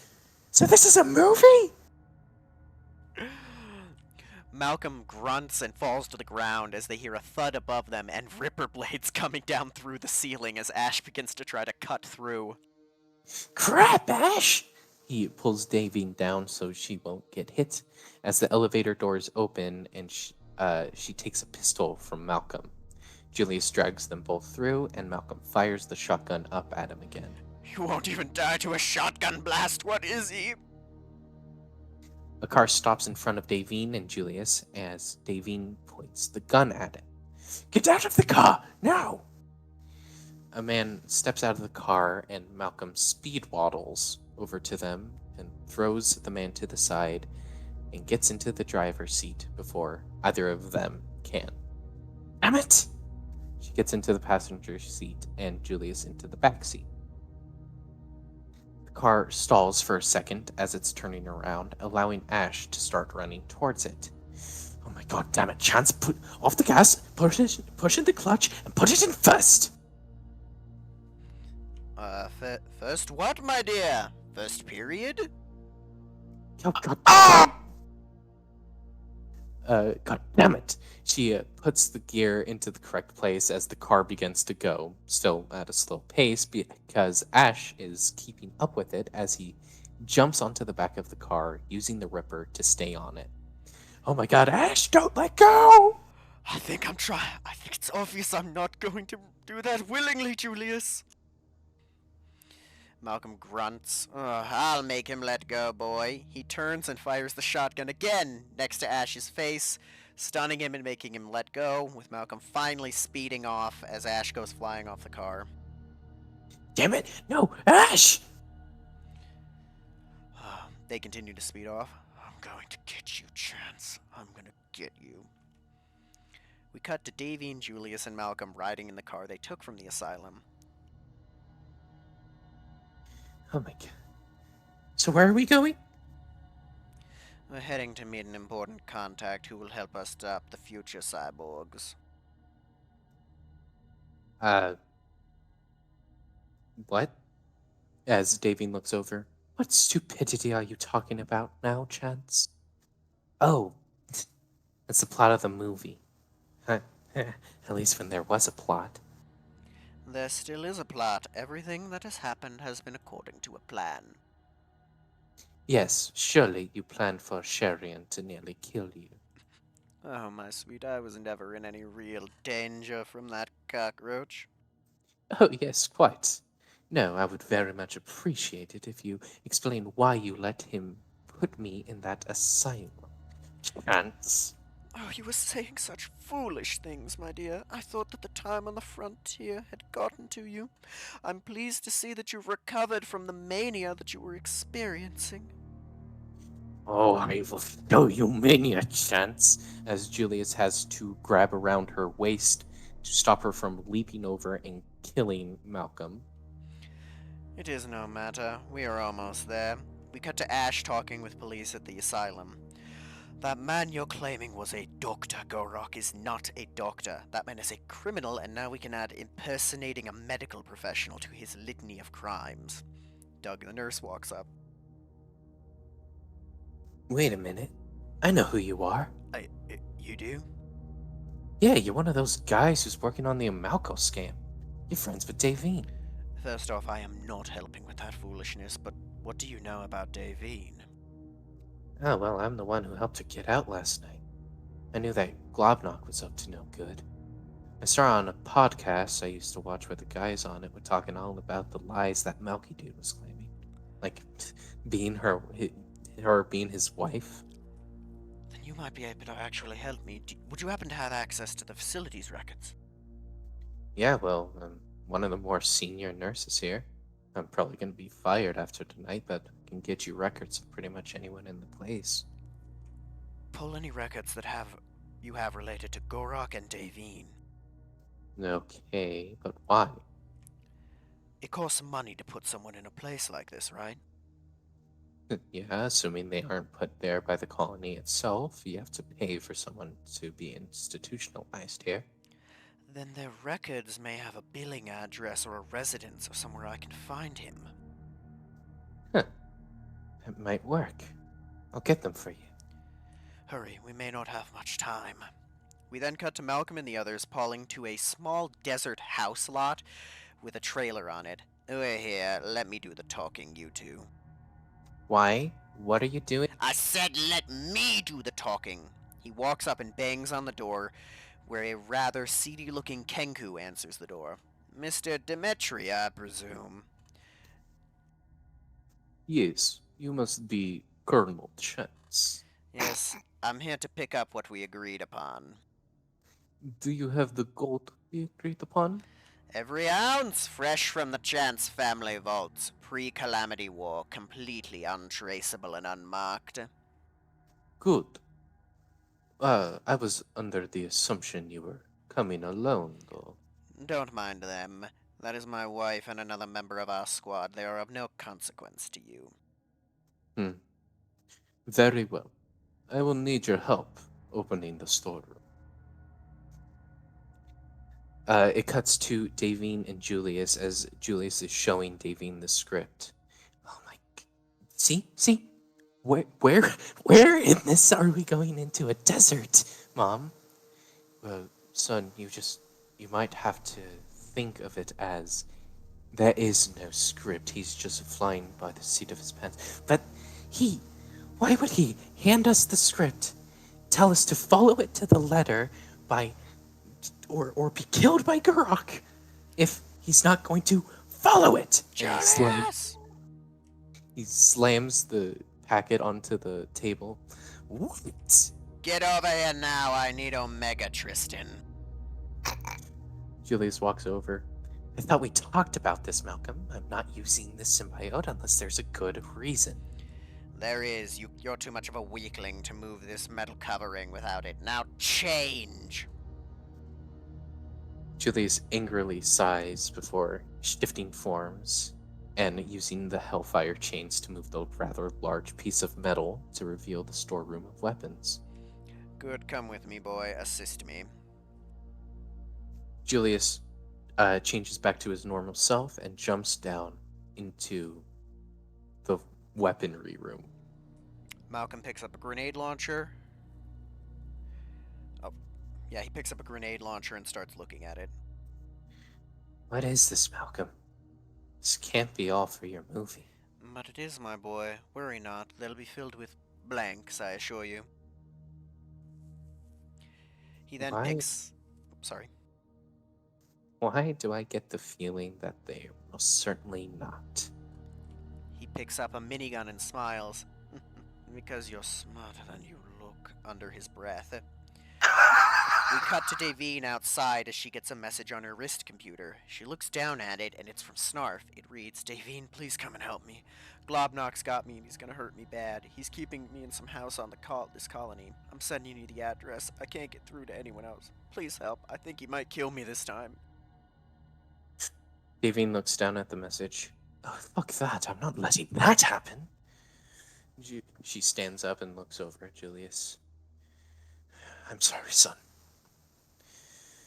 But you can handle him while I take care of some business.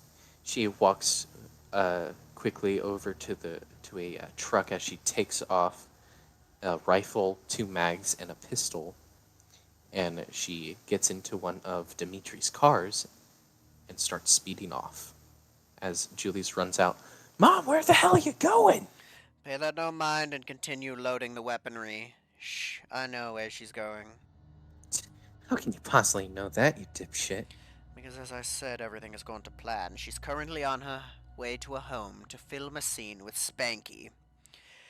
We're leaving now, and we should be getting that just as it ends.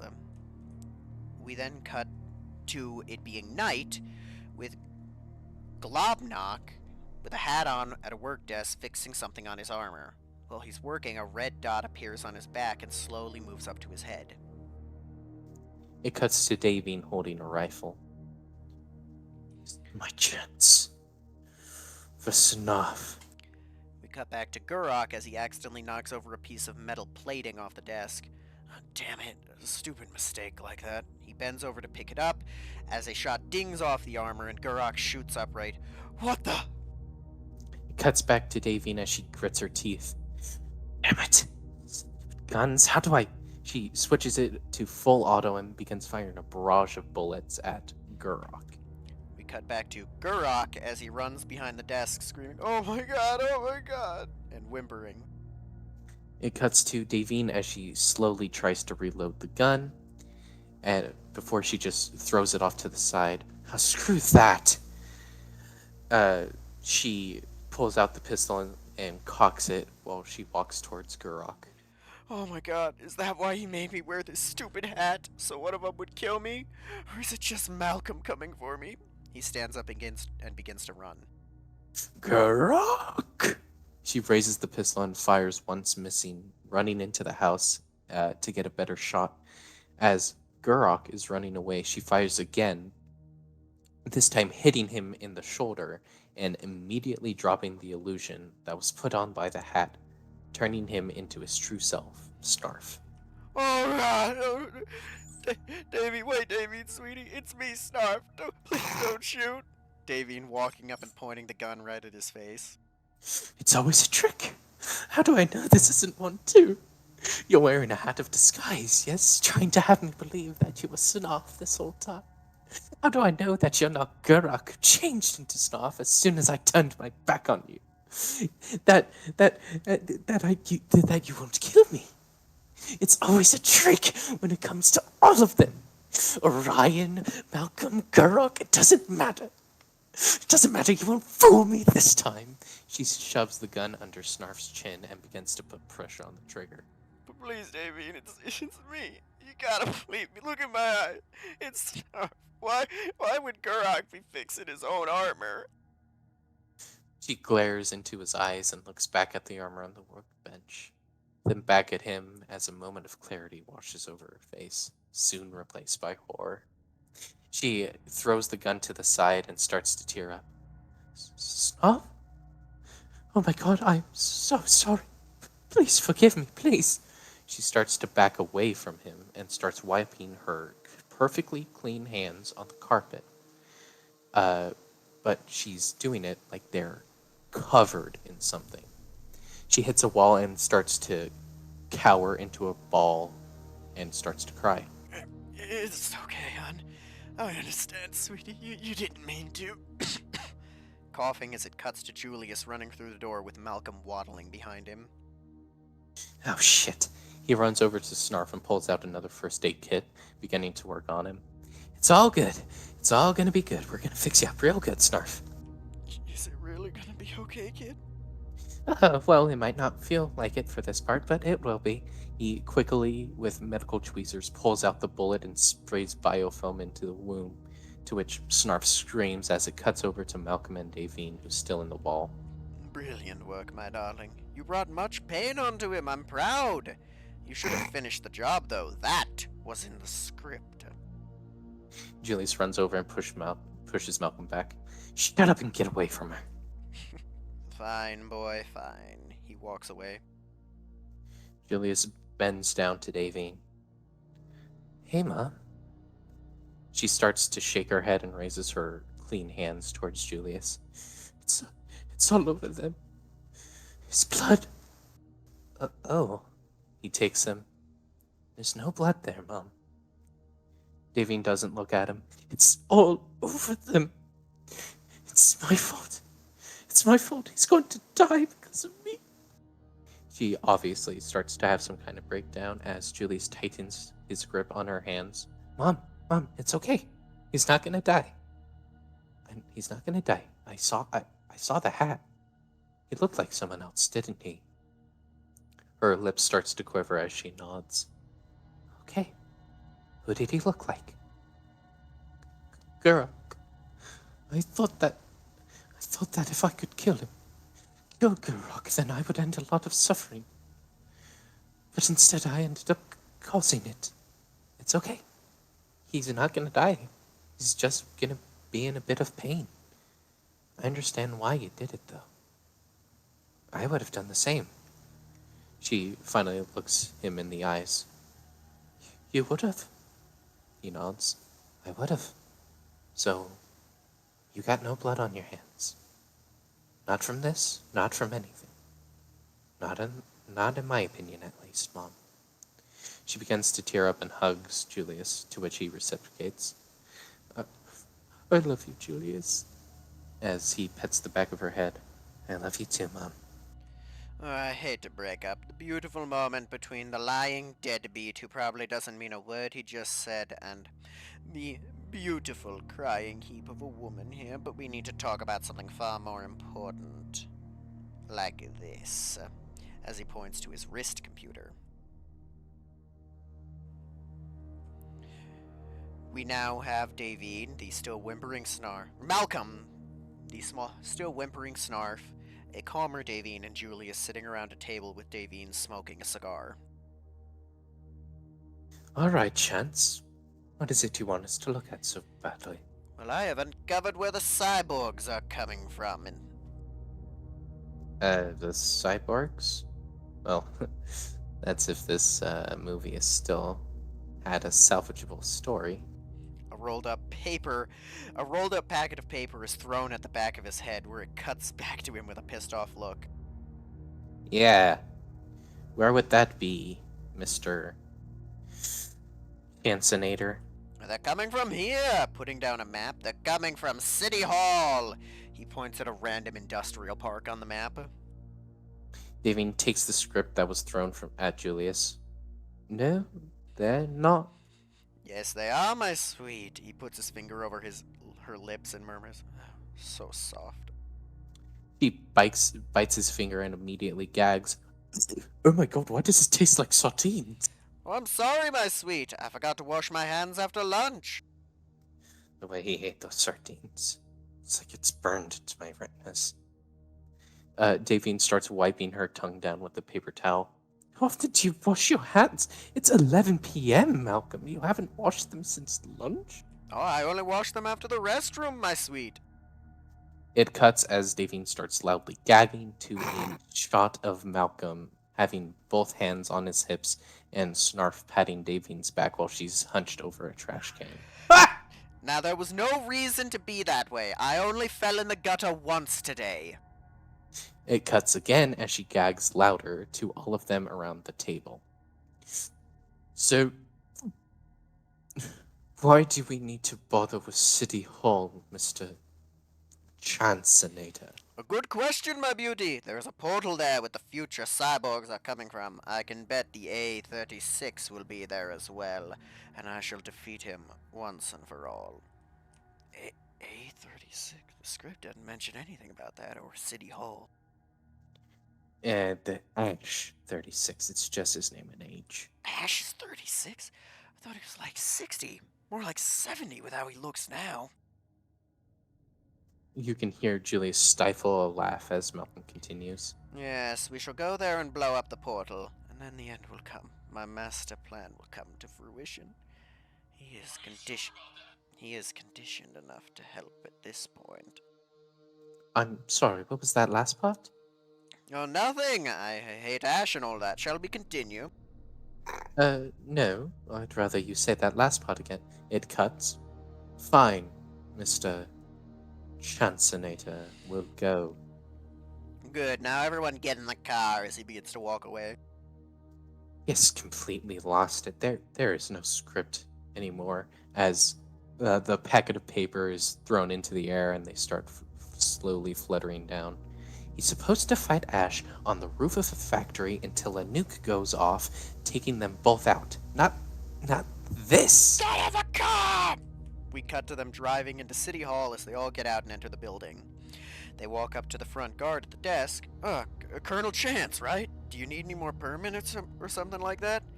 I need you to unlock the door. Come on, Colonel Chance. I'm sorry, I can't do that for you. You'll have to come back during business hours. Malcolm pulls the shotgun and puts it to the guy's head. Don't try to hit the silent alarm. Just unlock the damn door. Snarf yells out. Oh my god! Julius, tie him up. No, I'm not tying down a civilian.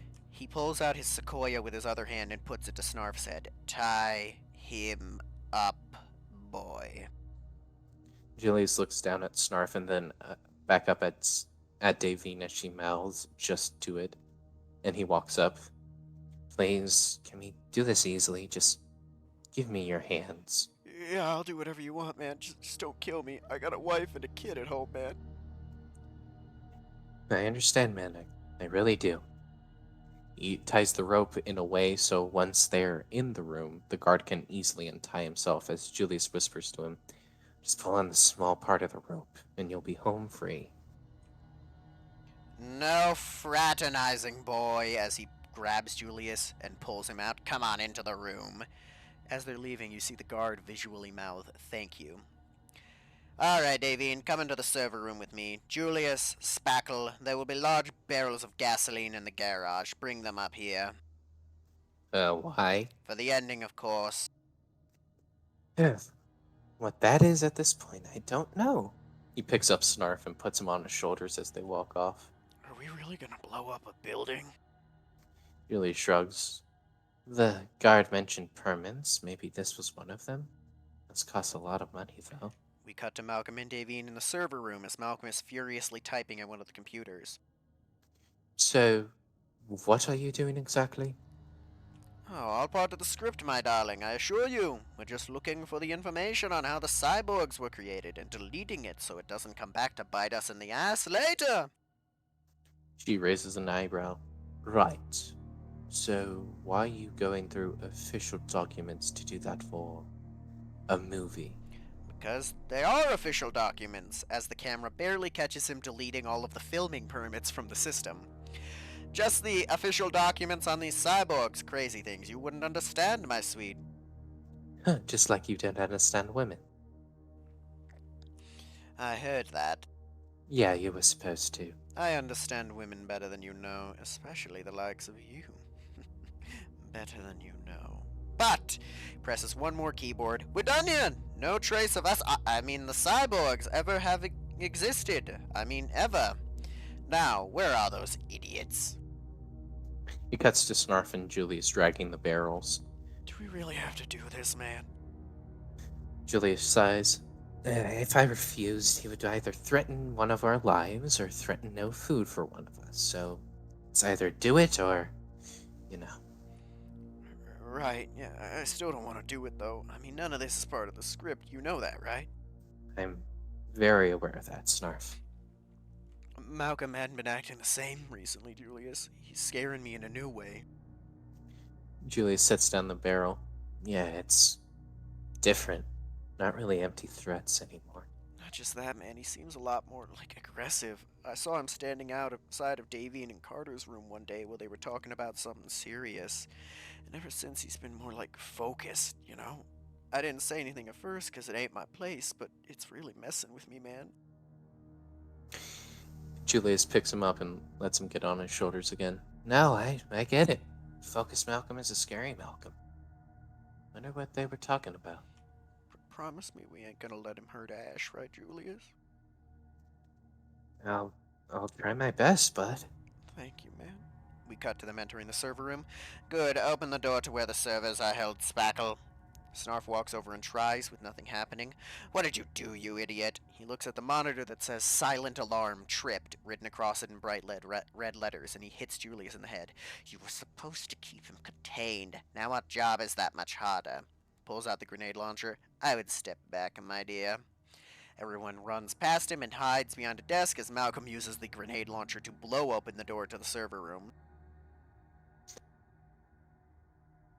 See? I told you he ain't insane. He never has been. In the room, now. We cut to Ash entering the house they were in before. This is where the database said that this Globnok resides. He scans the surroundings and spots blood coming from under one of the doors. Oh, fuck! He barges in to see the room where Julius was patching Snarf up. Somebody was injured here. Looks at the workbench and the bullet holes. These are high-caliber rounds. Looking at the broken window, probably shot from that hill up there. A sniper from Overwatch. But it doesn't match the amount of blood, and somebody of Gorok's stature would have been hit multiple times, even if he took cover. What's going on here? The radio on his belt hisses. Ongoing situation it's in Hall. Possible hostages being held. Suspects include a lizard folk male, an elven woman with short black hair, a Caucasian male with a long white beard. He clicks off the radio. Chance. Damn it, and he's got Davian and Snarf. Probably Julius, too. What game are you playing, you bastard? As he's running to get on his bike. No matter, I'm coming for you. We cut back to the rest of them in the server control room. That's part of the script too, Malcolm? He turns the computer screen to show all the cop cars pulling up outside the building.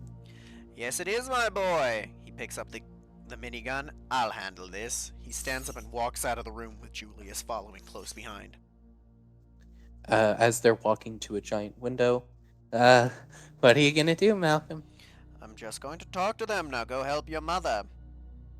Malcolm, what did we talk about? Those are civilians, man. You're not gonna kill them, are you? Reaches the window. Does this answer your question? Hold person. He casts hold person on Julius, paralyzing him, and begins to open fire outside the window. Shooting through the lines of cop cars and killing multiple men, exploding a couple cars. He continues to fire all the while Julius is screaming at him to stop. Eventually, the gun stops and he chucks it at Julius's feet. You monster! Monster, my boy. You would know them well, wouldn't you, son? He pulls the grenade launcher from his back. But you're wrong. I simply have conviction. And he fires it, blowing up a cop car. He reloads it. You see, I'm not a monster. The monster fires again and begins to reload. The monster is the selfish idiot who abandoned his pregnant wife for his own personal gain. Ooh. Fires again before reloading. A monster is one who enables a traitorous murderer. Fires and reloads. A monster is someone who was too weak to save those closest to him. The one he called brother. Fires and reloads. And the one he called love. Fires again. Monster. Puts the grenade launcher back on his back, leaving 2 grenades in the bandolier and walking up to Julius inches from his face. A monster. Snaps his fingers, releasing Julius, who falls to his knees. Get back in the server room, Cyrus. We cut to Ash riding his bike up, seeing the explosions. Shit, I'm too late, as he starts riding the bike closer. We see Malcolm and Julius walk into the server room, with Julius flopping down into a chair away from everyone else. Davine walks over to Julius and touches his shoulder gently, to which he jumps and looks up scared at her, and she immediately, upon seeing that, draws her hand away. Are you okay, son? He keeps his eyes on her, and he shakes slightly and nods his head. Yeah, Mom. She squints at him. Liar. See, son, we have very similar faces, especially the eyes. She crouches down, making sure not to touch him. And those are exactly what my eyes look like when I lie. What did he do to you? Julius clenches his jaw and looks straight at her in the eye. He did nothing. She sighs. Fine, you don't have to tell me. She stands up. I love you, son. And Julius doesn't look at her as he says, You too. Davine looks over at Malcolm and clenches her teeth. I'm going to kill him. We cut to Malcolm talking to Snuff. Alright, hand me the detonator and get ready to leave. That display will only scare the pigs away for so long. Good. What did you do, Malcolm? Shut up and give me the detonator. Fine. Hands him the detonator. He looks back at Davine and Julius. Are you two done? We have to get going. Davine looks down at Julius. You good to go? Julius stands up and pats her shoulder. More ready than you know. Come quickly, you hear in the back. As he says that, you hear in the background, on the ground, as bullets whiz past, one hitting Davine in the shoulder. Damn it! She ducks behind a counter as Malcolm forcibly pulls Julius along outside the room. She'll be fine. He picks up his pistol and shoots back. She's harder to kill than that. Davine starts breathing heavily as she looks around. She rips a piece of fabric off of her shirt and pushes it on the wound. When she looks to her side and sees Snarf hiding, scared. Snuff! Snuff, come here! No, I can't. I don't want to die. I can't move. We cut to Julius as Malcolm is holding him back. Let me help them! Trying to atone for your past sins, are we? Couldn't save those two, now you're trying to save them? Fine. He yanks Julius in closer, showing just how much weaker Julius is at this point. You can help them, but do so from here. Your Omega form is far too valuable for you to die. Maybe use some of that training the whore taught you. Julius tries to headbutt him, but Malcolm moves his head to the side. Not like that. I know she's intellectually challenged, but not like that, before shoving Julius on his ass. Davine, now hyperventilating. Okay, coming to get you, Snuff. She looks around and picks up a cylindrical object. God, this'll work. As she throws it over her shoulder. Frag out! She throws the object at the group of men, all of them diving to take cover as she quickly rolls over to Snarf, wincing at the pain. And then as the men are peeking around the corner of their cover, a pistol is slid over to her by Julius, where he makes the gesture to shoot up in the air and run over to us. to which she nods, lets Snarf get on her back, wincing again at the pain, as she empties the clip into the air, causing the men to go back behind their cover and allowing her to run to Julius and Malcolm. Cowards, the lot of you. It would have been easier just to kill them. He pulls out the grenade launcher again, using his second to last round to blow up the wall in front of him. Move out, go to the elevator. They all run through the hole in the wall, heading towards the elevator where they enter and start to head down. Bang! As he presses the detonator. We cut to Ash as he's walking up to the building when the explosion happens on the 3rd floor. No, no, no, no, no, no, no! As he bolts up into the building and up the stairs. We see them getting out of the elevator, where shuffling can be heard in the next room. Stay here. He pulls out the Ranger Sequoia and mutters, Mage armor, shield, as he walks forward and spots a group of SWAT in the lobby. Stand down now! Put the gun down! He's interrupted as Malcolm shoots him directly in the gut, to which the rest of the SWAT start opening fire with the bullets bouncing off of them, and one by one he shoots them in the gut. He walks up and picks up a tear gas grenade launcher that they were using. Fun. He walks outside and starts firing them off. Do you know what's fun about this tear gas, Julius? The propellant they use on these is rather explosive. Fireball. He throws out the fireball as all the tear gas goes up in flames, taking out even more guards and cars.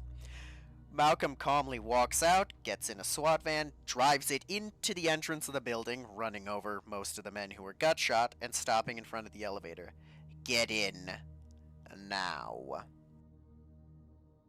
They all get into the van, and they drive off. It cuts to Ash on the 3rd floor, seeing them drive off with Malcolm in the driver's seat as the police helicopter flies up near them. Not this time, Chance. Winces. I'm sorry, Cyrus. I'm about to do something really stupid. He takes a full sprint and jumps out of the window, barely making it far enough to latch onto the landing gear of the helicopter before climbing in and showing the person inside his Bounty Hunters Guild badge.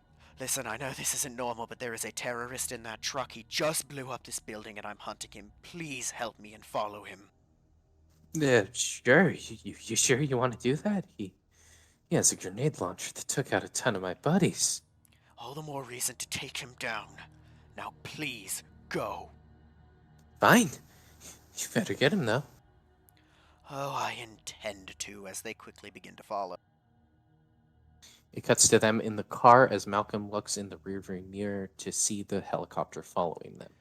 Even more pigs. Julius, get up here and drive the damn truck!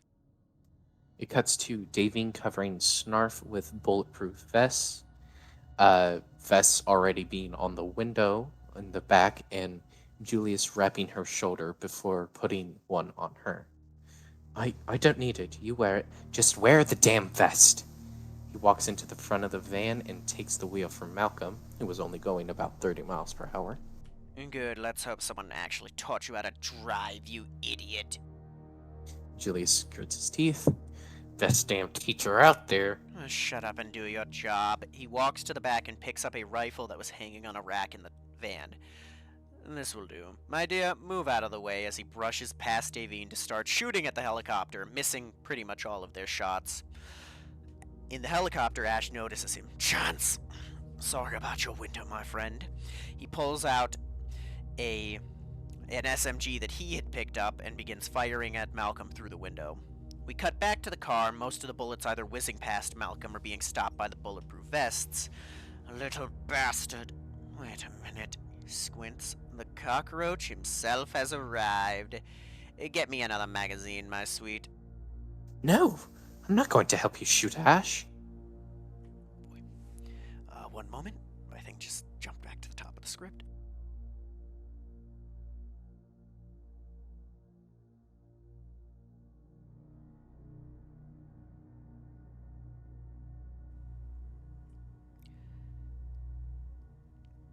There we go. Spackle, now! Snarf comes out from under the vest and starts gathering some magazines with an almost glazed over look on his face, to which Davine takes them from him. Get back under the vest. Oh, right. He crawls back into his little vest cave. Davine throws the mags at Malcolm as hard as she can, most of them going out of the door.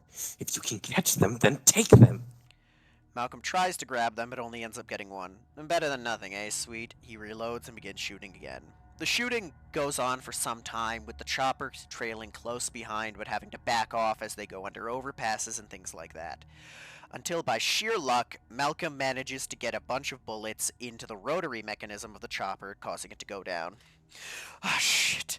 He grabs the pilot. This is gonna hurt, as he pulls open the door and pulls both of them out with him, falling for about 10 feet before thudding to the ground. The chopper carries on for a little while longer before crashing and exploding, with debris being thrown forward into the wheels of the van, taking those out, causing the van to spin out and flip over. The camera jostles in the crash, but you can hear Davine scream in agony. We cut to Malcolm groaning on the ground. I doubt even that was enough to kill that damn roach. A small minivan rolls up next to them to check on what just happened. As it cuts to Julius crawling into the back of the van. Everyone okay? Shit! He looks over at Davine, who has a massive piece of metal going into her leg and coming out the other side. What must have happened in the crash? Oh, what else could it have happened when I was going to get a fucking sandwich? Okay, let's have some positive, constructive thoughts here. He pulls out the very near empty biofilm canister. Shit. Snarf, pull it out. Right.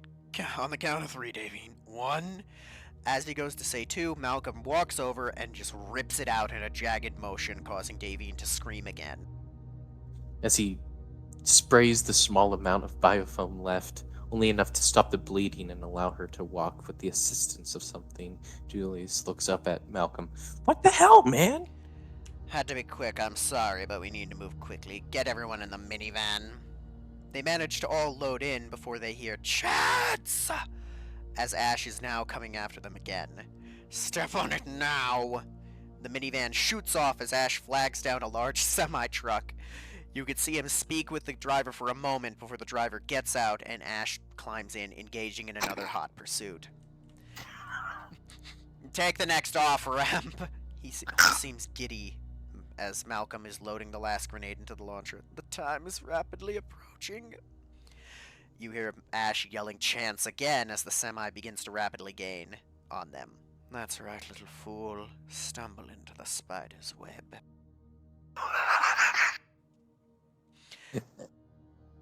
As they blow through a gate, Malcolm leans out the window and fires a grenade into the semi, which it bounces off and keeps going. Even the cars he drive won't die. He grabs an SMG that was in the back of the van that they'd taken from the SWAT van. If you leave without me, boy, I will kill you. Teleport!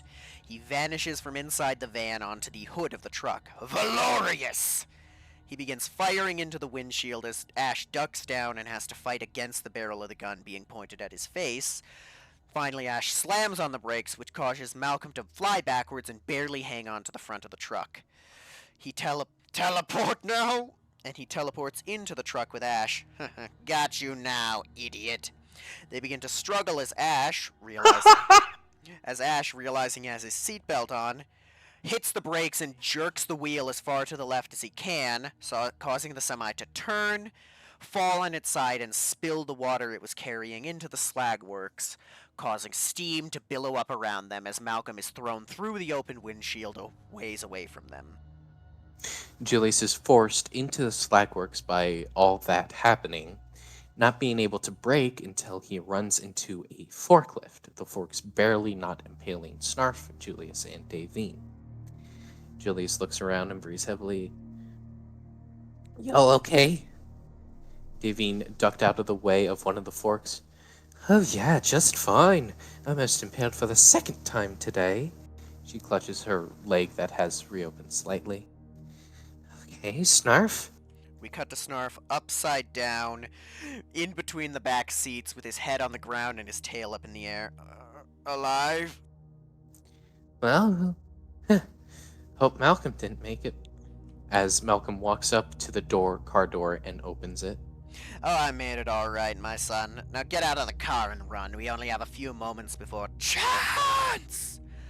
That into the slagworks now. He pulls them out of the car as he pushes them into there with Ash coming after them. Keep going. We're almost to the final stage. Boy, take your mother and Social Security and head upstairs. The camera pans away from them as it focuses on Malcolm. I know it might be difficult to leave me, but it pans to them as they're already all 20 feet away, rushing as fast as they can. Oh, they're already gone. Okay, maybe they are learning. He pulls out his pistol. Time to end this. He begins to walk past the camera and around the corner before you hear a strike, and he is immediately pushed back into frame, into the wall, losing a grip on his pistol. Finally caught up, eh? Have we? Oh, I've caught up. Not gonna get court-martialed for this. Not when everyone will be able to tell the higher-ups exactly what you've done. Especially when you'll be alive to see it. He punches Malcolm in the face. Oh, such a weakling. Can't even do what needs to be done. Can't kill me, but you can kill a little girl. Meh. Ash picks him up and slams him into the wall, grabbing a hold of his beard and using it as leverage to knee him in the face. No, Malcolm.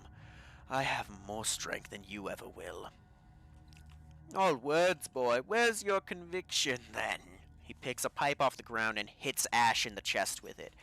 Show it to me. Ash manages to wrap his arm around the pipe so Malcolm can't get it back and pulls him in before headbutting him. Malcolm lets go and stumbles back. That's more like it. At least make this fun. He tries to charge and tackle Ash, but at this point, Ash is so hopped up on adrenaline that he just takes it. He uses the pipe to hit Malcolm in the back multiple times before kneeing him in the gut and putting him in a chokehold, as Malcolm knees him in the groin, causing Ash to let go and stumble. They continue to brawl as it cuts to Julius, Davine, and Snarf. I'm gonna go look for a way out. Can you guys get by without me? Yeah, go. Stay safe. He sets Davine down and takes off his flannel, fully revealing the mesh shirt, and ties the flannel around her leg. Oh my god, what have you been wearing? What do you think? What, you think I chose to wear this? It was even worse when we started filming. Oh, I could see the remnants of the eyeliner. As he tries to wipe it off with his bare hands. He said it was too much of a hassle to put on, so he just stopped. And the hair, son, really, what's up with that? That was not the time! We cut back to Ash and Malcolm continuing to fight as another punch collides with Malcolm's face. Colonel, my ass. I wouldn't even call you a private. With your capabilities, you're weak. I'd say you're more like week 1 in boot camp. You roach! He grabs little shavings of metal and throws them into Ash's face. Ash covers his face to hide from it, but that gives Malcolm time to charge and tackle Ash. Ash! He gets him to the ground before mounting him, proceeding to rain punches on Ash's head. Ash manages to catch one of his punches and roll Malcolm over, getting to his feet quickly as Malcolm rolls away. As Malcolm tries to get up, he's interrupted by another knee to the face. You can thank my mom. What was it you called her, the washed-up hag? For that one, you idiot. Malcolm tries to crawl away as Ash picks up the metal pipe from the ground before striking Malcolm multiple times in the back with it. Stand down, boy, as he coughs up blood. Fuck you. He swings the piece of metal like a golf club, hitting Malcolm in the side of the head and knocking him out. Now to get the others, as he stumbles off. We cut back to Davine and Julius. Really, son, if you want someone again in the future, you can't dress like that. Okay, 1, I didn't choose this, and 2, you don't gotta worry about that, because I already have. She's not wrong, you know. Although the mesh shirt does suit you, probably would have looked very good on you before the journey started. We cut back to Malcolm laying there, semi-conscious. Is this how it ends? He stares glassy-eyed off to the side. No, it can't be. It's you, General Stonewall. Malcolm looks off as if someone's talking to him. But no, the cockroach is too strong. I can't kill him. Another pause. The launcher? Yes, the gas grenade launcher. I have it, but I can barely move. And all I have left is this beanbag round. He pauses again. You're right, Stonewall. You're a true hero who fought for what he believed in and never gave up. And neither shall I. He gets off the ground quickly, almost looking like someone is helping him. Ash! As he loads the launcher. We cut back to Ash with Davine and Julius. Gods, is your leg okay? Yes, it'll be fine. What about Chance? Alive, but barely. I'm not letting him get off that easy. He's gonna suffer and rot for all he's done before he lies dead in a shallow grave. He goes to pick up Davine. She puts a hand up. I can handle myself. I have no doubts you can, but looking at that wound and where it's placed, we don't know what important things are barely being held together by that biofoam, and there are a lot of important arteries in that part of your thigh. Davine looks over at Julius, to which he nods. Fine, go ahead. Don't think this is gonna be a regular occurrence. I wouldn't dream of it. Call it paying it back for the times you've drug my broken body around, or saved my ass. Julius. No, there's not enough picking her up in the universe to pay her back for that, old man. Maybe not, but it's a start. He goes to pick her up as they hear, Dead am I? As Malcolm rides up a conveyor belt. Julius looks around confused. No one said you were dead? Ash turns around and stands between him and Davine.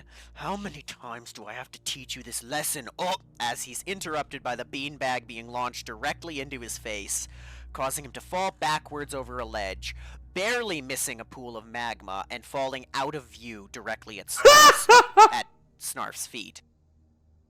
Ash, no!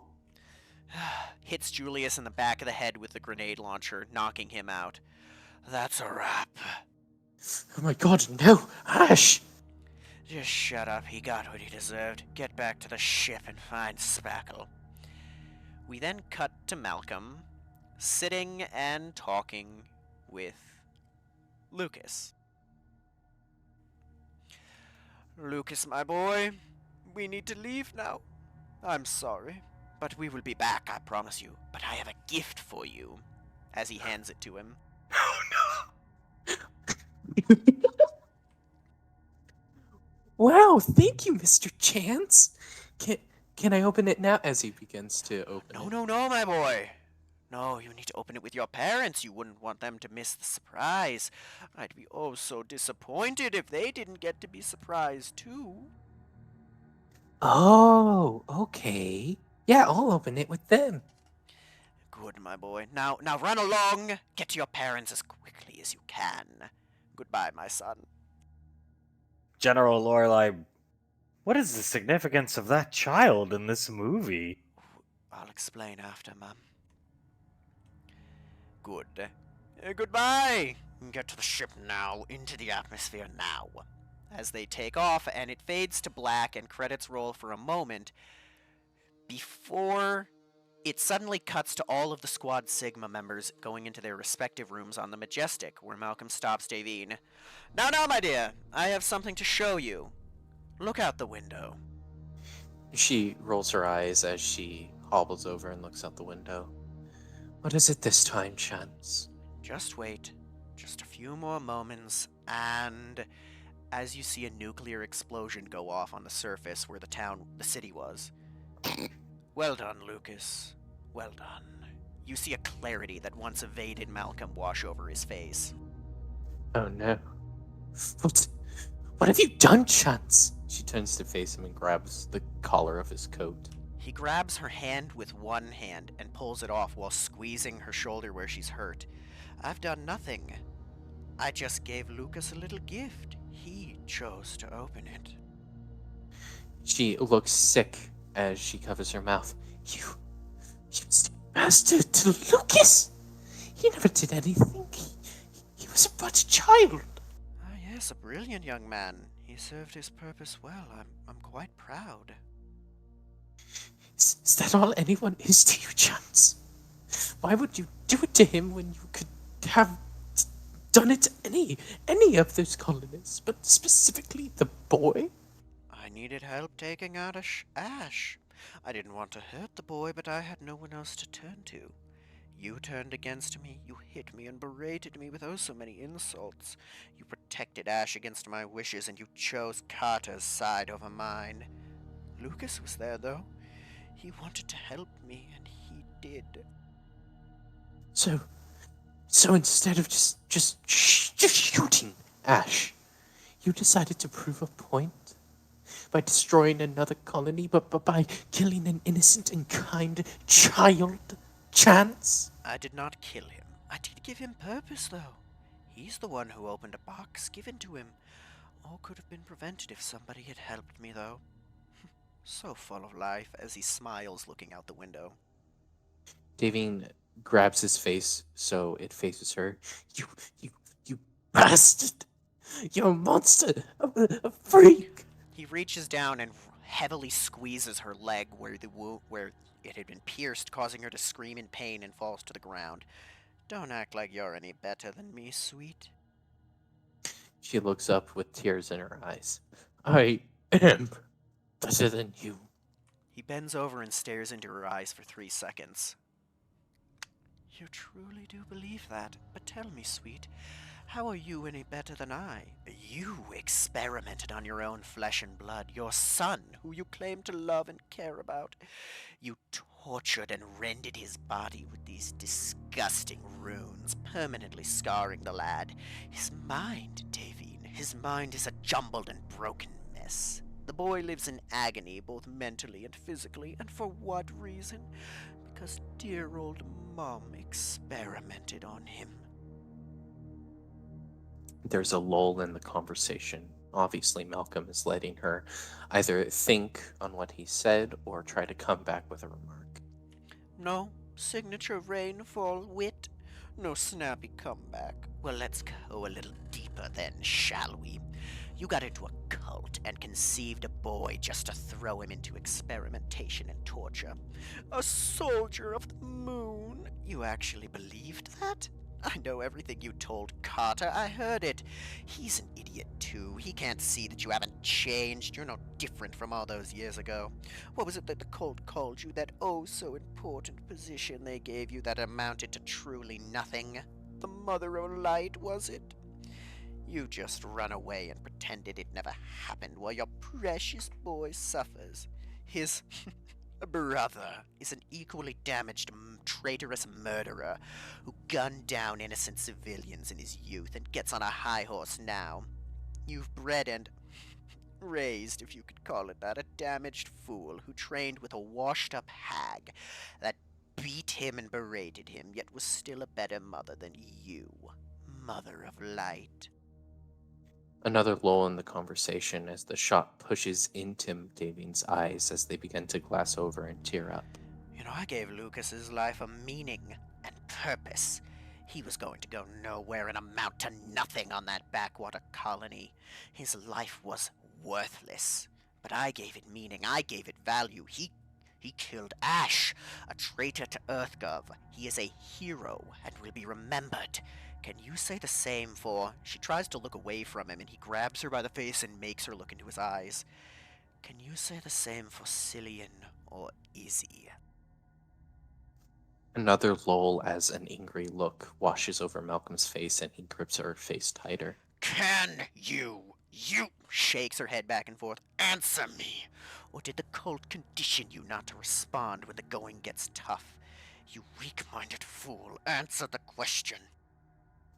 She doesn't make eye contact with him and just mumbles something. He shakes her head again. I can't hear you. Say it so the people in the back can hear, will you? No, sir. Good. He lets her go. I see you can learn. You see, Davine, you're no better than me. In many ways, you're worse. I gave meaning to the boy. He felt no pain in that moment. It was over before he could even feel any of it.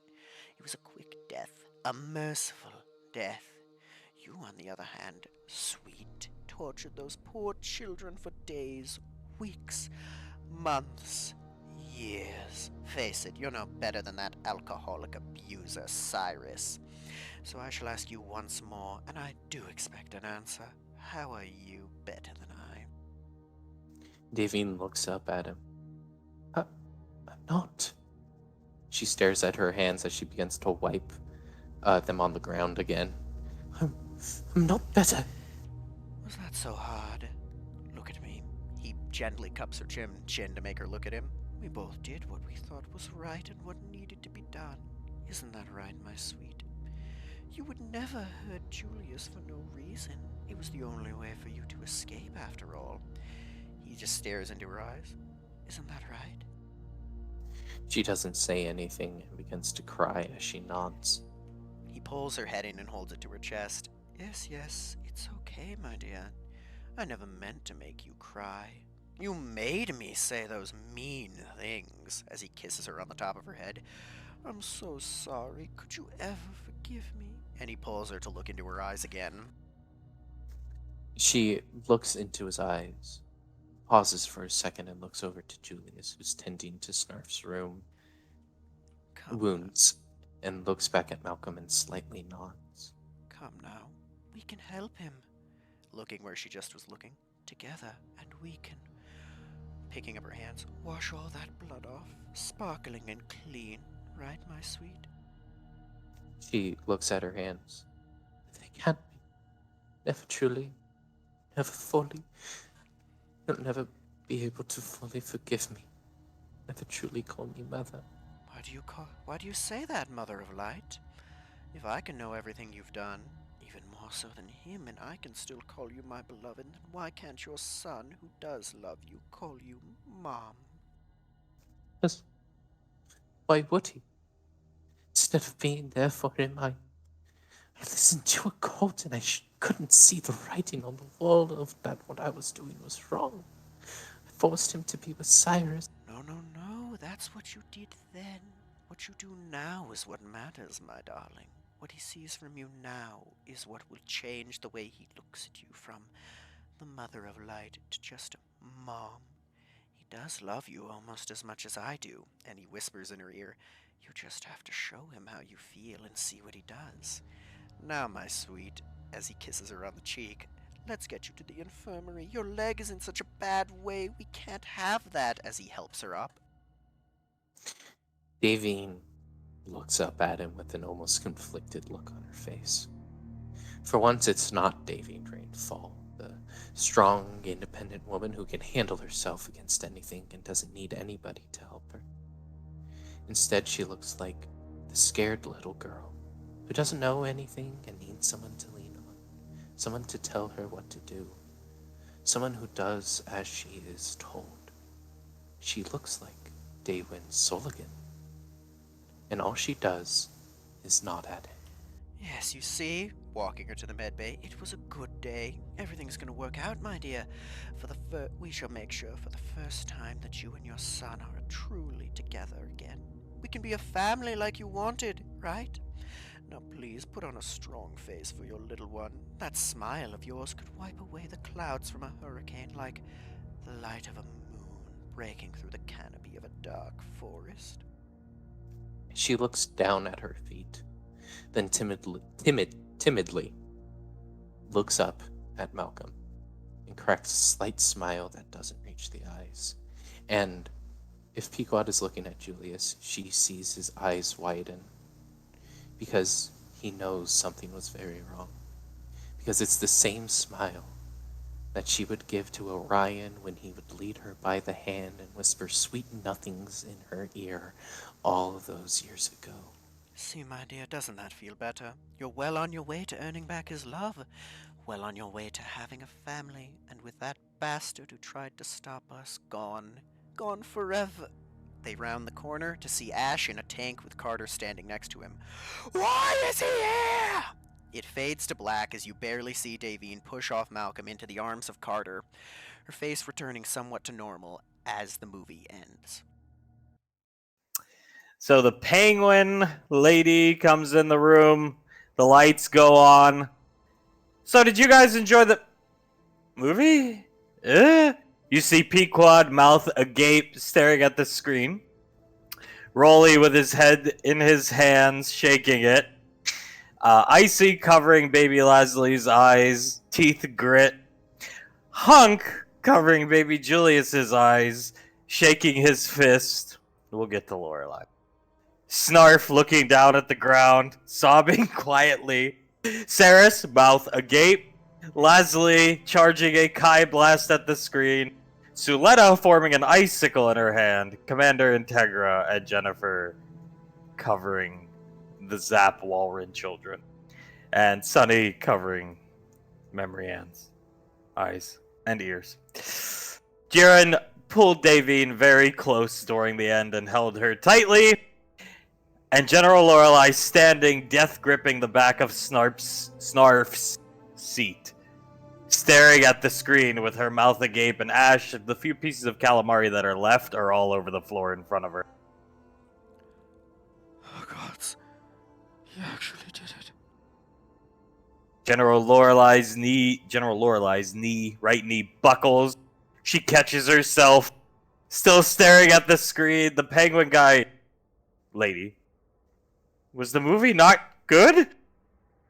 And nobody that I've described answers her. Ash is just staring there in silence. What the fuck? How was the ice cream? Pequod's spoon falls out of her hand, staring at the screen. As you hear a thud, and General Lorelai's legs go up in the air, and she falls backwards, unconscious on the ground. Oh shit! He runs over and picks her up, setting her in a chair more comfortably. She is unconscious. Oh gods. I'm going to get her back to Gateway, everyone. Everybody is left speechless. The penguin. I guess it wasn't that good of a movie. Shame, we rented out the whole studio for you. Sasha staring at the screen blankly, and Towns just... Yep. Pretty sure that guy's related to Dan. You check on Davine. I'll get her back to Gateway. Okay. Icy Yeah. stands up, movie's over. Looks at the penguin lady. The penguin lady. Well, I hope you had a good time. Everybody on the ship. We're leaving now. And she grabs Pequod's arm, holding baby Leslie, and forces her to the ship. Right, he's going to pick up Lorelai and carry her to the ship with them.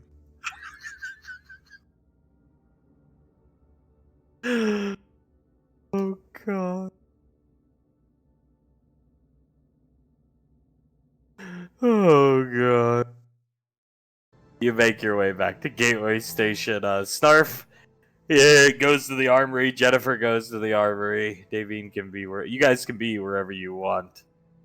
Lorelai is unconscious, though. With you, right here. You don't know where to...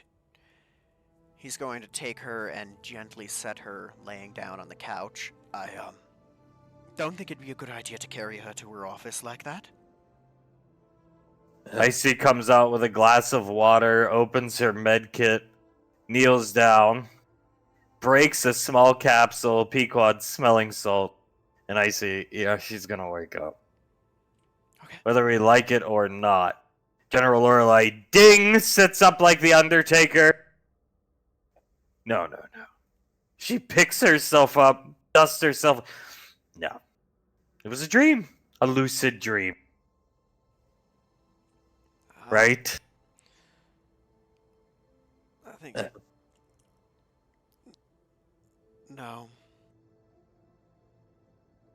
Oh. So not only did he nuke the colony, but he also was a true psychopath. Yes, ma'am. Yeah. Oh. Jiren's here with Davine. Just arm around her, not saying anything. Oh. You see her knee buckle again as she has to catch herself. So much loss of life. I'm sorry. That was the unedited version. We can thank General Rico for gracing us with the unedited version. Pequod winces. Yeah, yes. Should have just hit him in the head again. Pequod, man, I was really enjoying that movie up until the last, 10 minutes. Yeah. Yeah. So he nuked the colony. So, Lucas. That poor kid. And to think he only discovered that kid because of his fucking video game. Jaren's gonna walk Davine out here, trying to comfort her, get her out of the room with a lot of people. The kitchen. she is. She has her arms around herself and is looking down at her feet. General Lorelei, how did Malcolm know all those things about you? She looks at Davine. I told Carter. And he listened, and he must have eavesdropped. And Julius pipes up. Oh shit, that's what Snarf was talking about. You and Carter were talking about something serious, and Malcolm was outside the door. Oh crap. He knew he couldn't make you love him. So he went to push the buttons he could to rip you apart. General Lorelei, he was thank you. Takes the cup of water from Icy, drinks the whole thing. He was a psycho. From day one. He really was. Not only did he murder Denaria's mother, in cold blood, might I add, he nuked a colony. And then did that. Poor child, as she facepalms thinking of poor Lucas. Davine puts a hand on Jaren's chest, steps away from him, and quickly walks into the gym. He watches her walk away. General Lorelei grabbing her face. Dr. Contry, I understand, Nicole, you let Davine off the hook. Clearly, there are issues there that need to be resolved. She will not be exempt from therapy anymore. And Icy, yes, ma'am. And Malcolm exploited them. General Lorelei raises her eyebrow. I think it's almost lucky. It was better off he was cursed. Quite Yeah. the tactical evil. Quite the manipulative evil. Yeah. Just like him. And he walks over and looks out the window. He did it to Julius, too. Who is him, Julius? General Lorelei puts up her finger. Orion. He rubs the back of his neck. Leader of the cults. Davine, if you could get her to talk, would tell you more. He turns around. That was just the experiment. I only saw what I saw. She won't have a choice. General Lorelei crosses her arms. She'll have to talk. Not to me. I'm not a trained professional. To Dr. Contry. Tomorrow. I think you could all use a therapy session. Not making eye contact with her. Yes, ma'am. Sorry, ma'am. Don't say sorry to me. There's nothing we could have done. I could have swung the pipe again. That's neither here nor there.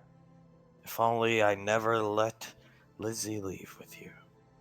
You never would have had your drive, and Agent Lanaya would have found you and killed him. If only his grandfather wasn't an idiot. I wonder if Master Chance knew the extent of his grandson's evil. I The don't- Chances are strange men and a strange family, but I wouldn't say any of them that I know or knew or have met are necessarily that evil. I think he was an aberration, ma'am. from what I've seen of the other chances, they're your standard politician evil. Ruthless, but not to that extent. He's just poison. I see. They care too much about their own hides to nuke a colony or. Yeah. And to think, he did it. Ash is just starting to break down a bit. He did it to kill me. He did hate you. Be quiet looking at you. What did I ever do to him? General Lorelei shrugs. Told him your backstory is all I can gather. What did Denaria's mother do to him? Prevented him from achieving and gaining what he wanted. God. Julius sits down on the floor and rubs his face.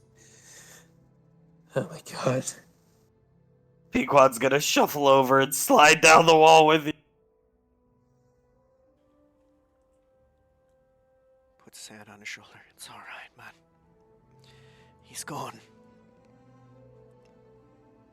Gone for good. Good. Good. Yeah. He'll never hurt anyone again.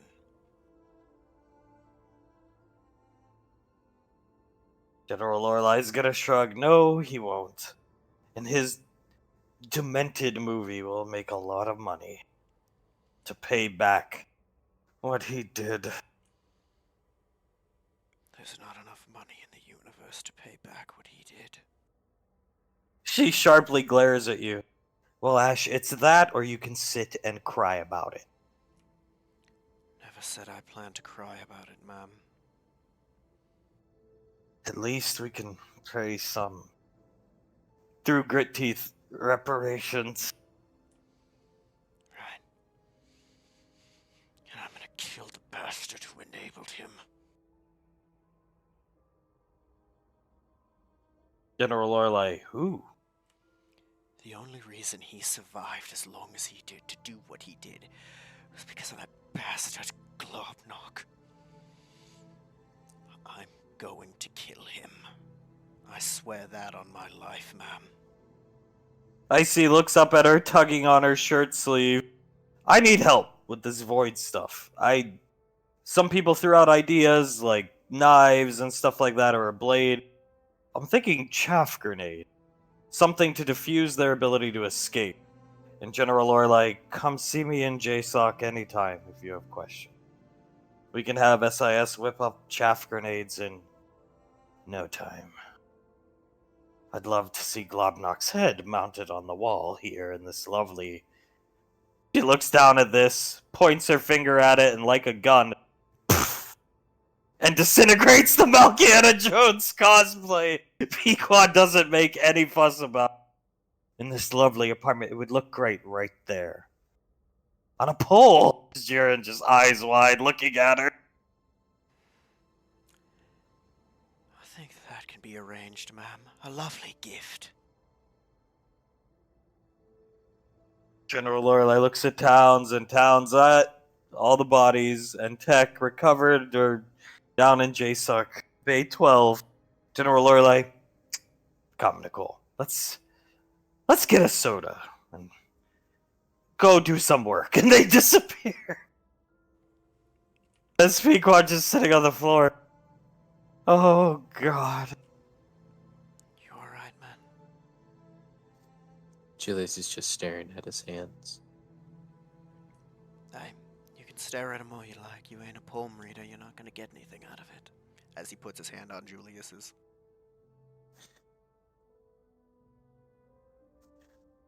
What if he... And he shakes his head and goes to stand up. Whatever. And he walks forward and offers a hand out to Pequod.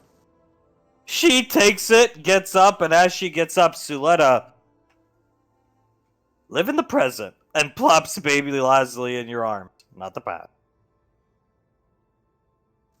He nods. Best advice you can have. Whatever happened there happened. Whoever Friends die, they come and go. You have this, you have this. Feed off that. And she smiles and pats you on the shoulder and walks away. You have everything a man could ever want. It hurts, but just move past it. Live day to day. Julius grits his teeth. You're one to talk about that.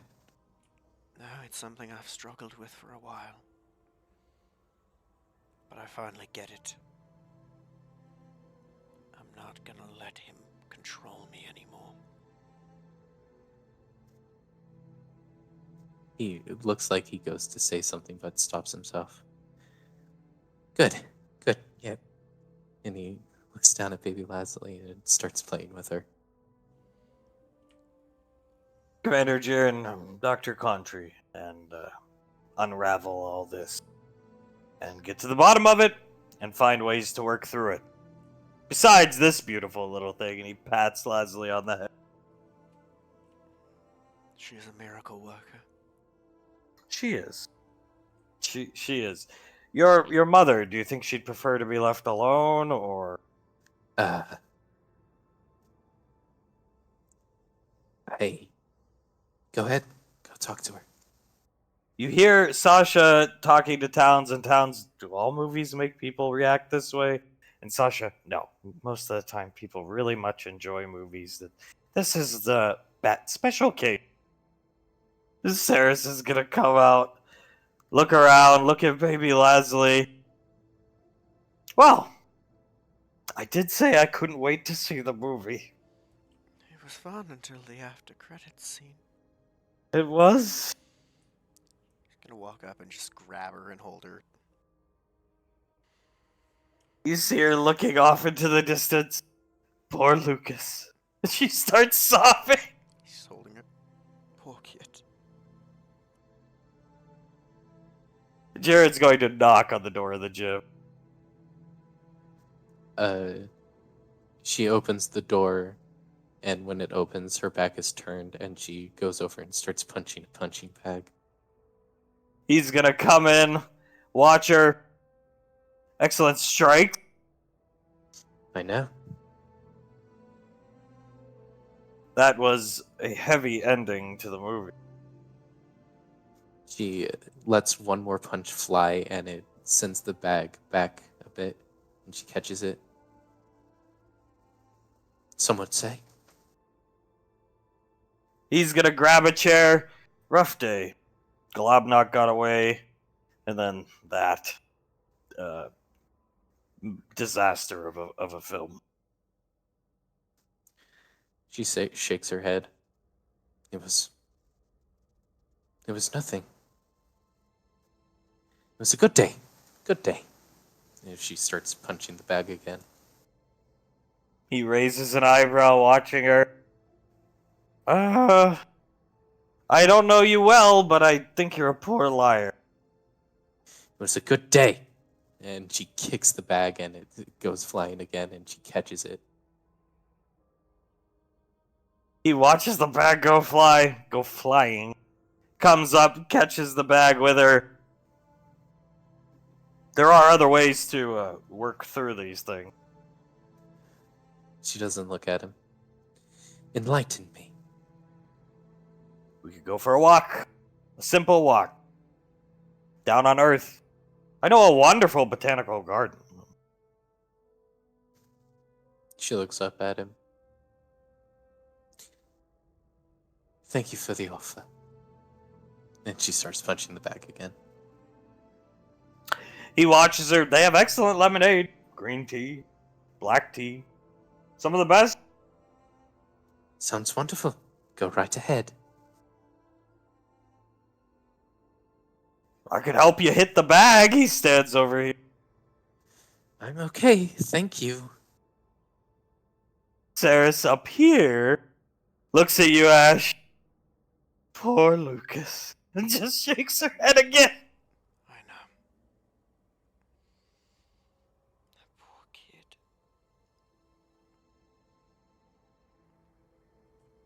He was evil. Towns was right. Towns just shrugs. I think even, Wasn't me. They found the footage.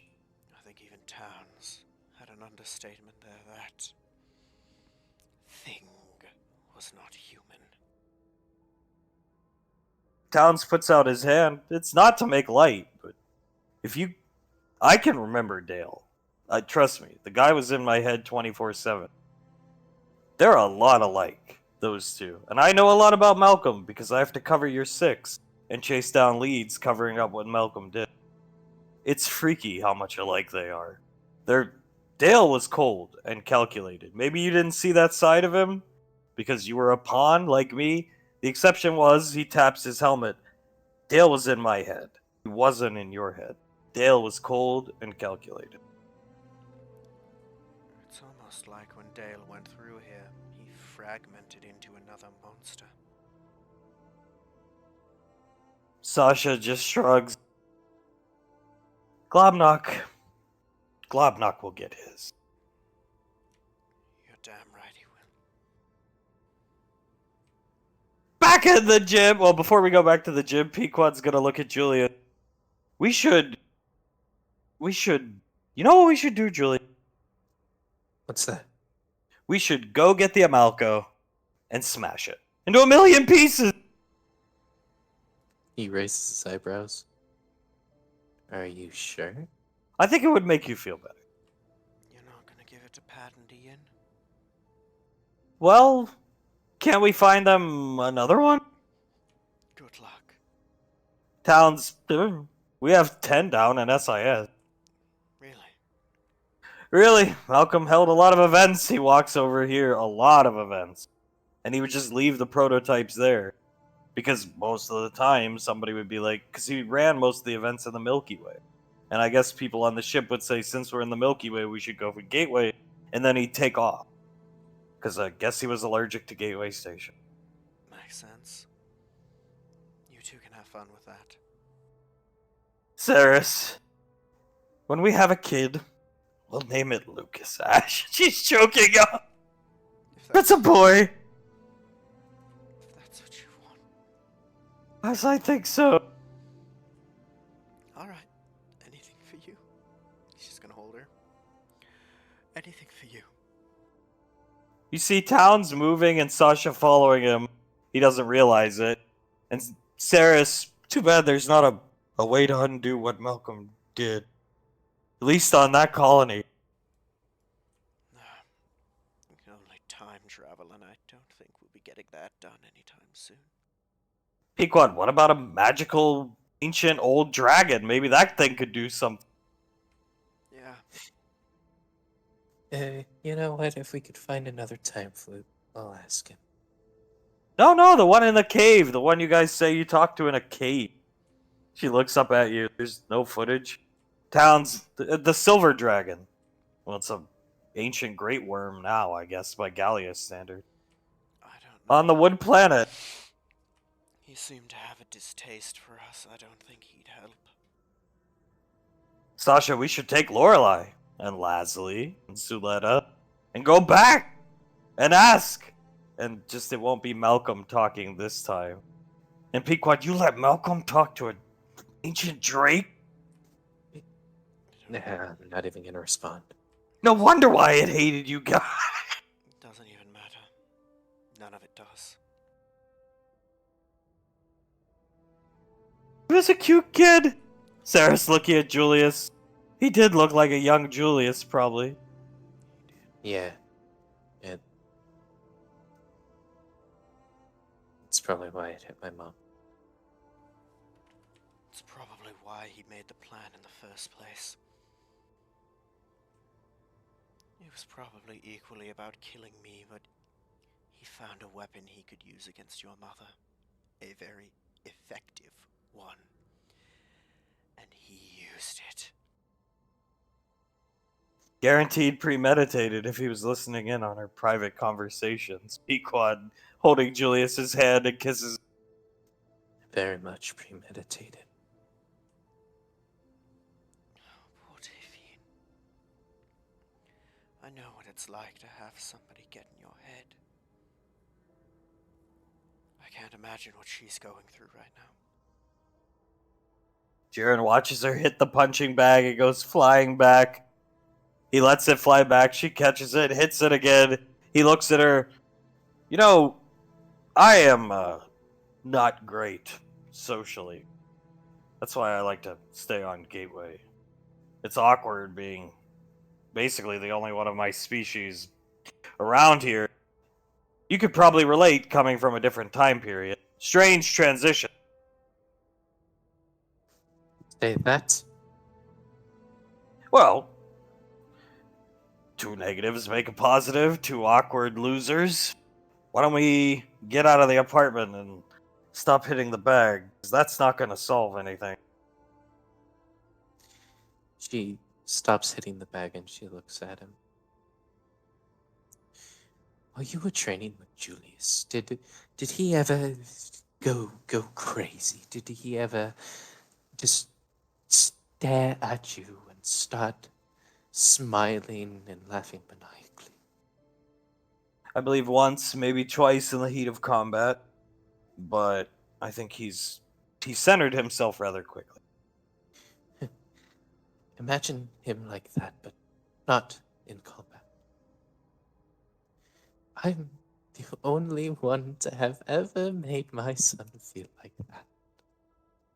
I'm the only one to have ever seen the true fear behind his eyes. And do you know how that makes me feel?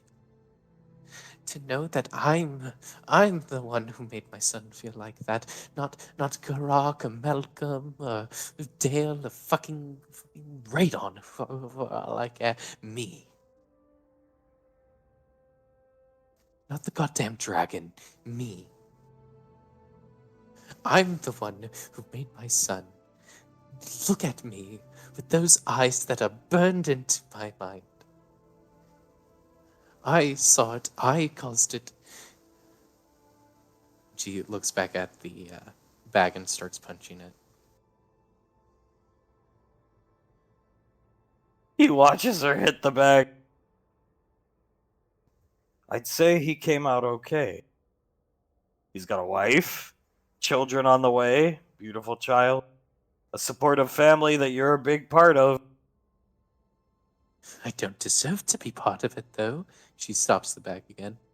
He could have had a life there. A short life, given what happened. But a life nonetheless. He could have had that girl. He could have had his brother. He could have. God! And she punches the bag again as hard as she can. I took it all away from him. I left him with that man Cyrus. By God. Your intentions were good, though. No, they. Hindsight is 2020, I guess, but they were very much not good. Feel free to explain.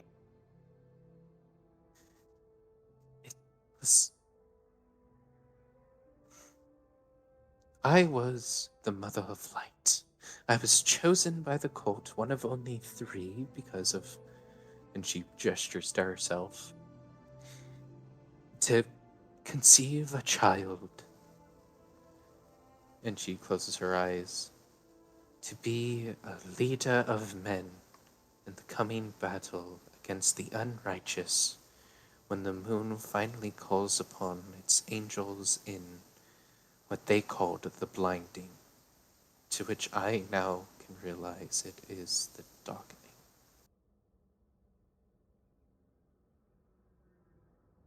You see him rub his chin.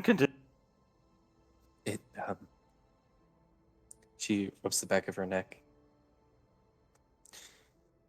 I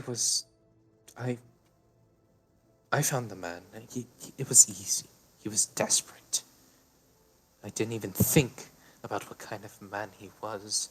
And then I had Julius, faked my fucking death, and left him with him for 11 years. 11 years with that man who wasn't. I don't need to get into that. Then I took him back.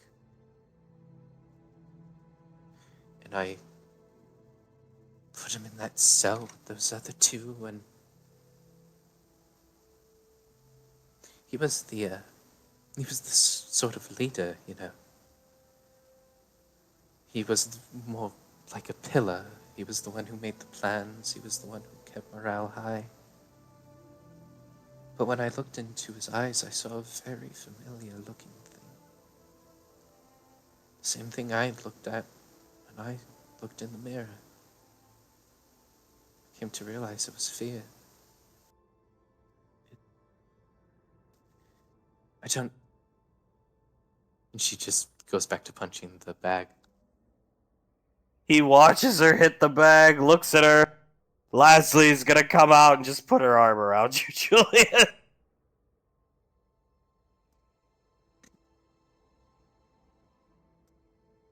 And, Davine, did he always say, from what little you saw of him, maybe it would be better if I asked someone who was closer to him, but did he always say things like, oh, I wouldn't be a good leader. Oh, I don't want to lead. And she punches the bag again.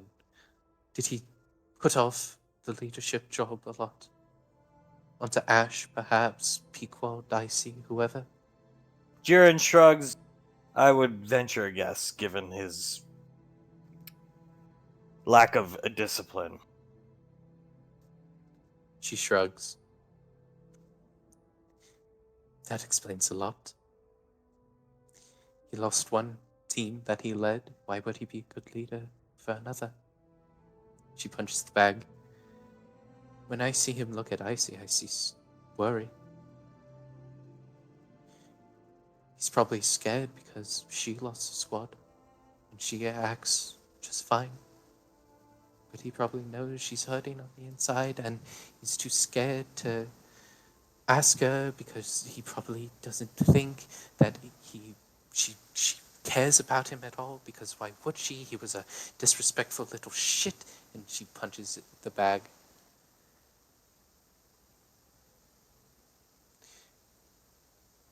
I made him like that.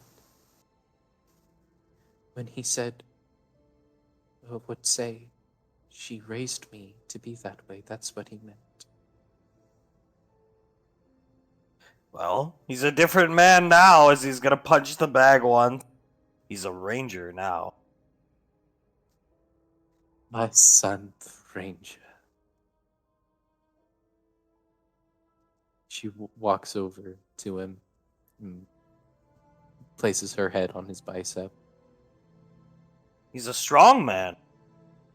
Perhaps these things were done not with the best of intentions, but he came out of it strong. Stronger than he probably ever thought he could be, to be frank. It's almost like fate. He shrugs and takes David's hand. He was set down the path. He met the exact people he needed to. Leslie, Suletta, you're back in his life now. She nods. You shouldn't beat yourself up for what happened 4 million years ago. He chuckles. How does it feel to be talking to a 4 million-year-old woman? Delightful, I must say. And he pulls her in for a hug. I'm not one to judge. I don't think anybody here is judgmental. We've all done not so great things. Everybody has. She buries her head into his chest. I want to go to that garden. Yeah, I do too. Let's go. We could take the Nova. I don't think Pequod will mind. I surely hope not. Given what we just suffered through watching, he's gonna pick her up and carry her up to the Nova. We'll go to the garden. We'll get some drinks. We'll get some dinner. More dinner. It'll be a nice day. A lovely day. She cups his face. Sounds like a plan. Sarah sees them leaving and points at them to you, Ash. she's finally got someone she can rely on. Lasley, well, that, can't say I wanted to see what I saw, but that explains a lot to me about you, Julie. Yeah,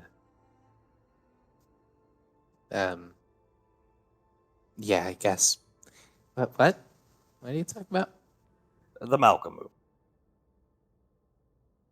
Oh. Yeah, right. He just looks back down at little Leslie. That explains the strained relationship you and your mother have. Yeah.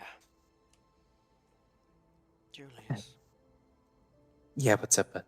who is Cyrus? He was my father. Right. Yeah. An abusive alcoholic. Okay. I'm not gonna pry if you don't want to say anything else. I know it hurts you for me to push you like that. He looks over at Leslie and shrugs.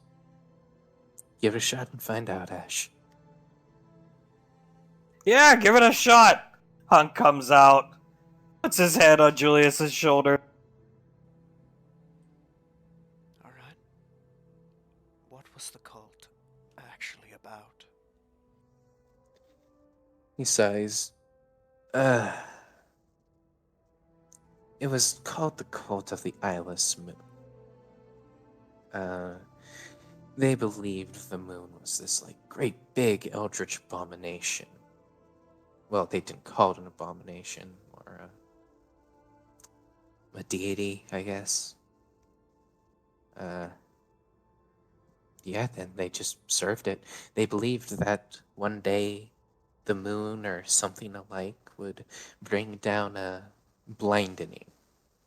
Given the eyeless, that in the name that makes sense. It was the darkening. They were worshipping the one behind the shattered star. Probably. Isn't it ironic? One born and molded by said a cult dedicated to said deity, now going to be the one to permanently destroy it. Hopefully. No, not hopefully. I've said before I don't believe in absolute fate, but let's be honest. There's no way that you, the only survivor of a cult that worshipped that thing, now end up here, now 4 million years later, in just the right place at just the right time to be with just the right group of people to destroy it now. That's fate, and we will take it out. No doubt about it. Hunk's gonna come here. I know I'm not as a drunk abuser, but second best. And he gives you a hug with baby Les.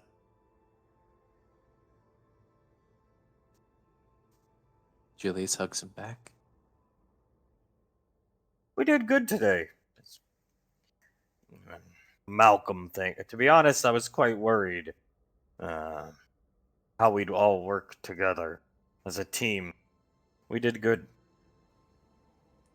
Yes, we're actually Paid. a squad. Paid Globnock back some gratuity. From what I saw in combat footage. Tried, although I don't think we did much. Maybe not, but he ran away. If he thought he could have taken you guys, he would have stayed. So he can't be that strong.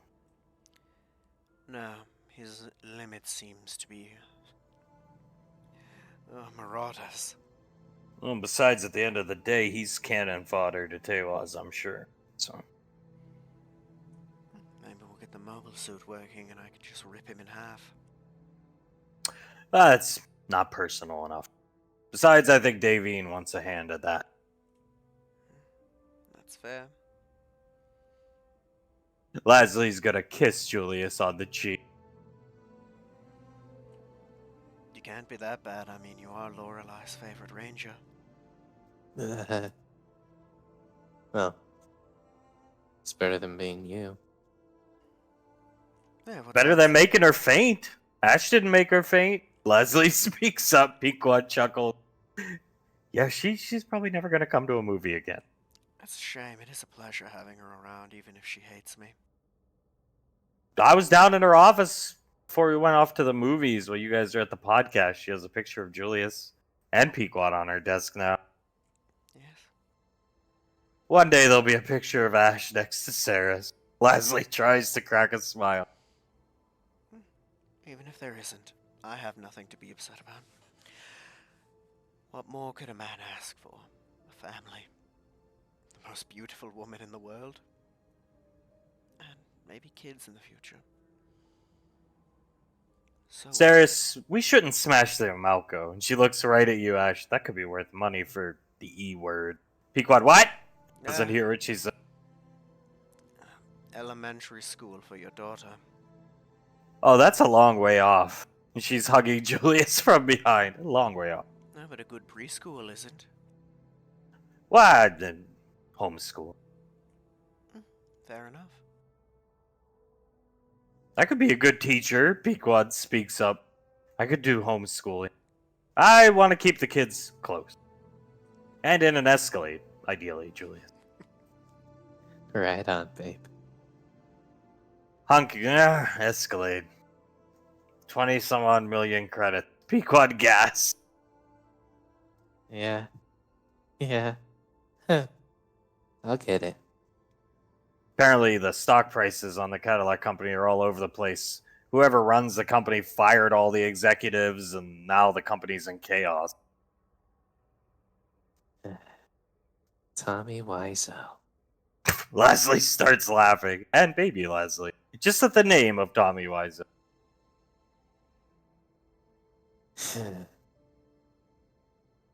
You really didn't like his. Well, you liked his blood, but you didn't like it, did you, Saris?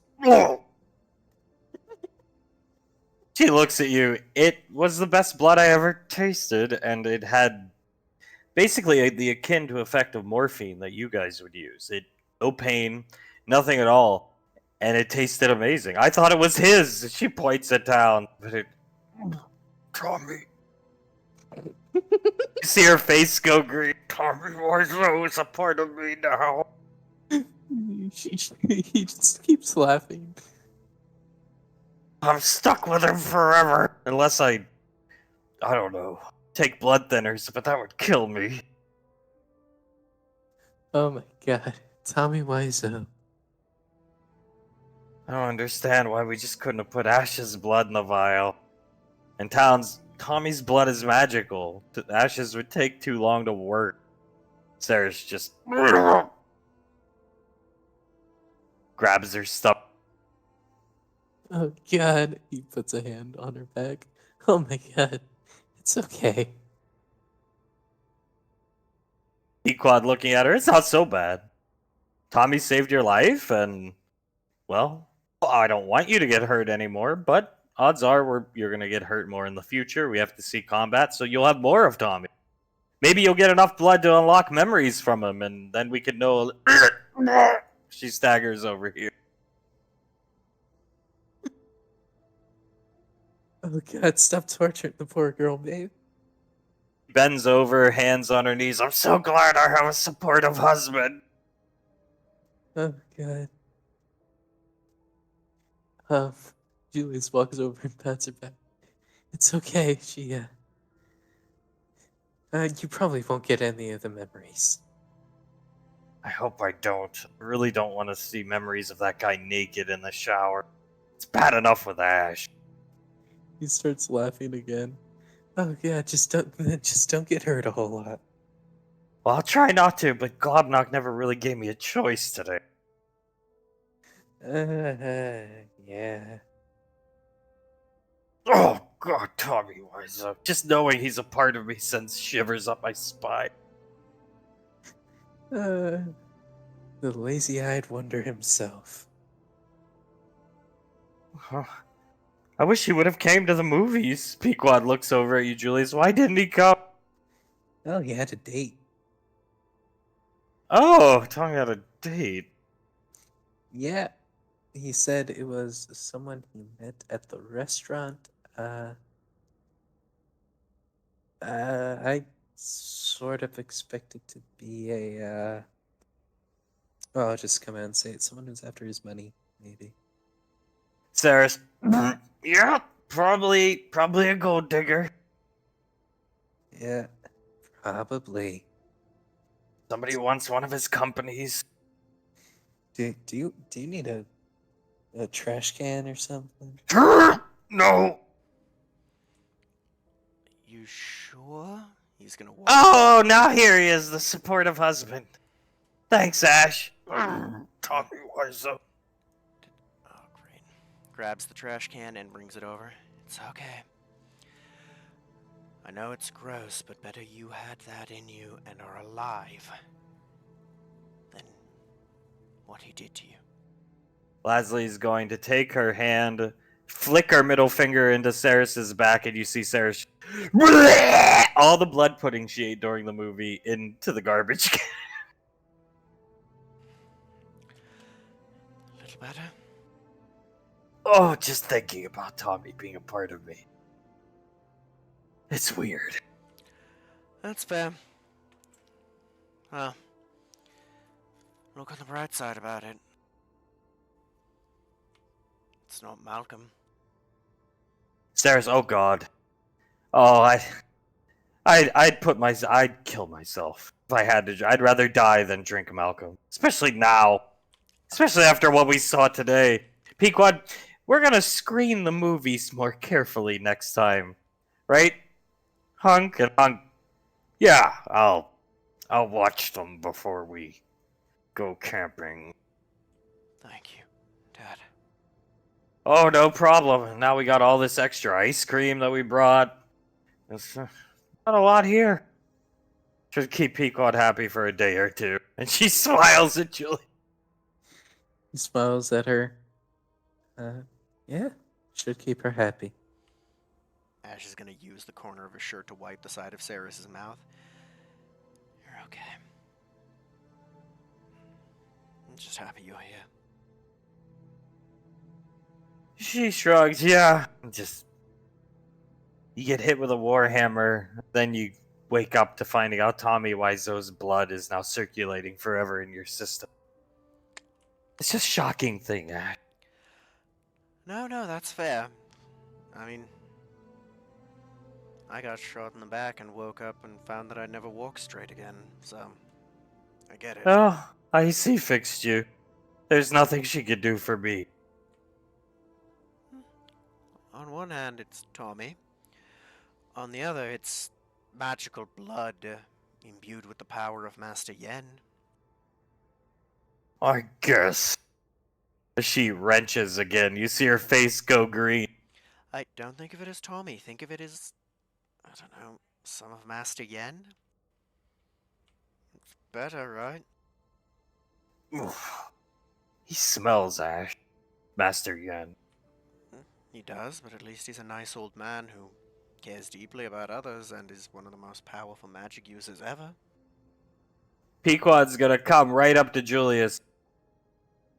How old was your girlfriend when she died? Oh, 17? Never got over her, did you? No, I'm over her. She kind of shrugs and looks at you. Are you really jealous of my dead girlfriend from 9 years ago? More than 9 years ago. 4 4 million years ago. 4 million Yeah. and 9. She just shrugs. Was she older than you, or were you older than her? Stellian was the oldest, then her, and then me. Did she look like me? Pequod looking at you. He looks at her. No, not really. Oh. You see her think for a second. What was she like? She was. She was actually a lot like me during that time. She was. She tried to be funny. She was pretty mischievous. She was. She was pretty depressed, given the whole situation. Uh, she. We had a lot of talks at night, and I had to help her a lot. Let's just say that. She nods her head. And she just looks at you. Is there something else you want to know? Not yet. Okay. What was her name again? Isabel, but me and Cillian called her Izzy. Oh. Oh. Cool. Well, what? Weird. Just weird. Strange. Weird, strange? It explains a lot. About?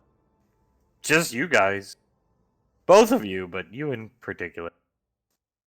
Like what? Like why you were so weird when we first met. Well, yeah, I mean, coming from a different time, pretty weird. And undergoing trauma like that. Yeah. Well, we dealt with it in our own ways. We could name our daughter after her if you want. The new one, she pats her belly. I actually had Soul in mind. Who's that? Your other girlfriend? No, the middle name's gonna be Etta. Leslie nods. That's a good name. So that would be a good name. Sasha following Towns as he moves around, talking to Agent O on his wrist computer. He turns and looks at her. Why are you following me? And he keeps walking around. She keeps following him. And Hunk. Everybody from Gallia is awkward as fuck. And oblivious. Just. Jesus H. I'll imagine the dampened social skills you get living in that world. He's now rubbing Sarah's shoulders for her. Saris is looking at Sasha with a big grin. Towns, yeah, I got this ranger following me, Agent O, as he's walking around. And Agent O, you're a dumbass. You can hear him over the... You're an idiot. One moment, Cyrus. He's gonna walk. Fuck it. Towns, Hunk. Go ahead. Hunk comes up, puts his head on baby Leslie's head. I guess it was hard to develop social skills there. can I tell you something, Towns? He turns, looks at you. 1 second, Agent O. Yeah. Come here. He's gonna whisper in his ear. She's following you because she's got a crush on you. She doesn't even know what I look like. She knows that you're brave, strong, and sound cool. I think that's enough reason to have a crush. And you seemed interested too, so maybe just ask her out. Towns looks at you. Maybe. Maybe. As she walks over here. Win one for Gallia, right?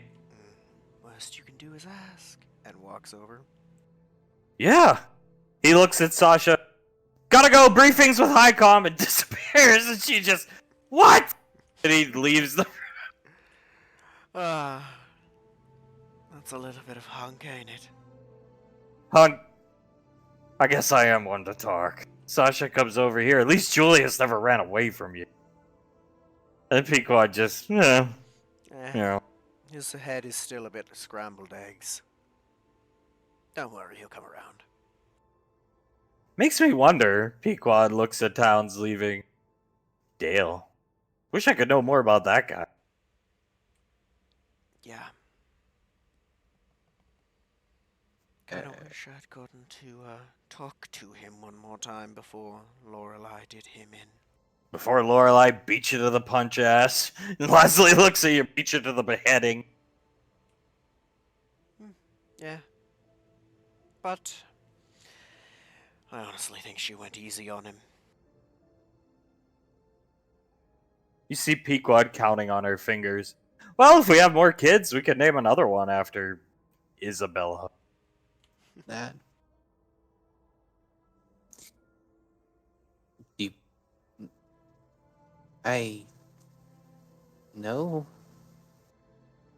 No, you don't want to? Fine.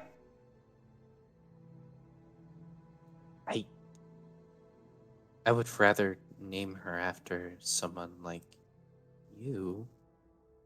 Like something like Patricia, or if it's even a boy, Patrick. Well, I guess we could do that. I think I would very much rather do that. She, whatever you want. Your kids. And walks off. Oh, Goes into the kitchen and starts eating. well, that's going to be fun. Sasha, Isabella's a great name. So is Lucas. And Sarah starts crying. He's gonna pull her in. Yes, yes. Lucas. Has a good ring to it. Sasha's gonna look at you, Julius. You did get over that girl, right? I mean, Okay. I did get over her. Yes. Is it so bad that the memory of her in my arms bleeding out pops up every so often? maybe we could bring her back to life. God, no. Why not? That wouldn't be awkward at all. I And we kinda can't anymore. Oh yeah, great idea. Cracking the planet of Gallia. It was for the best. Maybe. Sasha shrugs. Who knows? Pets Rocco. At the expense of sounding cold, there was nothing there. The only thing there was the chance of everything we have being snatched away in an instant. That rock, True. That rock was worthless, and I am happy that Valorius died on that planet with it. Why couldn't Tommy? He's just gonna hold her, I'm sure he was there. He probably owned it. just petting her head. It's okay. It's okay. Rubbing her back. Probably owned the whole goddamn planet. Probably Cyrus. Now. He's not evil like that. You think... that planet, that world, was like all of the leaders were Malcolm. Oh god, talk about a nightmare. Leslie rolls her eyes. And that's why I said it once, and I'll say it again. There is nothing that anyone, even the general, could do to me that would be worse than going back there, even if the darkening weren't a thing. Sasha's counting on her fingers. Cillian was your friend? Yeah, he was like a brother to me. Oh, damn. Yeah. How did you meet Cillian and Isabel? I was just thrown into the cell. I was the last one there. I was just thrown in the cell with them. That's how I met him, and we sort of had to get along. Had to. Did you know where they came from? As far as I know, Cillian was born of a wood elf, Izzy a high elf, and I was the human that was sent out. That's all they ever really told. We didn't really talk about the past much. Understandable. Probably not a lot of time. Or reason to. Not a lot of time or reason. Explains the strained relationship with Davine. Yeah, it does. I'm trying to be better. I think, as hard as this is a thing that needed to happen. Suletta's gonna come out. Pequod requests baby Leslie in the kitchen. if I may, takes her into the kitchen. Dinner time! As Sasha, for once in my life, I have no appetite after seeing that crappy Malcolm movie, walks into the arbor. That's fair. Sarah's, okay, I think I grabbed your arm, Ash. I'm good. I'm good. You sure? Just wash Tommy down with something stronger, like a pig or rattlesnake, something like that. How about an old man who loves you? No. Something not human or elf. Something strong and gross. It should wash Tommy down. You taste too good. That's your problem. I'll take that as a compliment as he kisses her on the head. I don't think we have anything like that in, but it's okay. I'm sure Icy can get me some as Lazuli. Yeah. Anyway, we'll get Contri up here tomorrow and start working. Yeah. You need a hug, Julius? She looks at Julius. Do you want to hug me? Always. You're my son. He gives her a hug. And that's where we'll come. All right.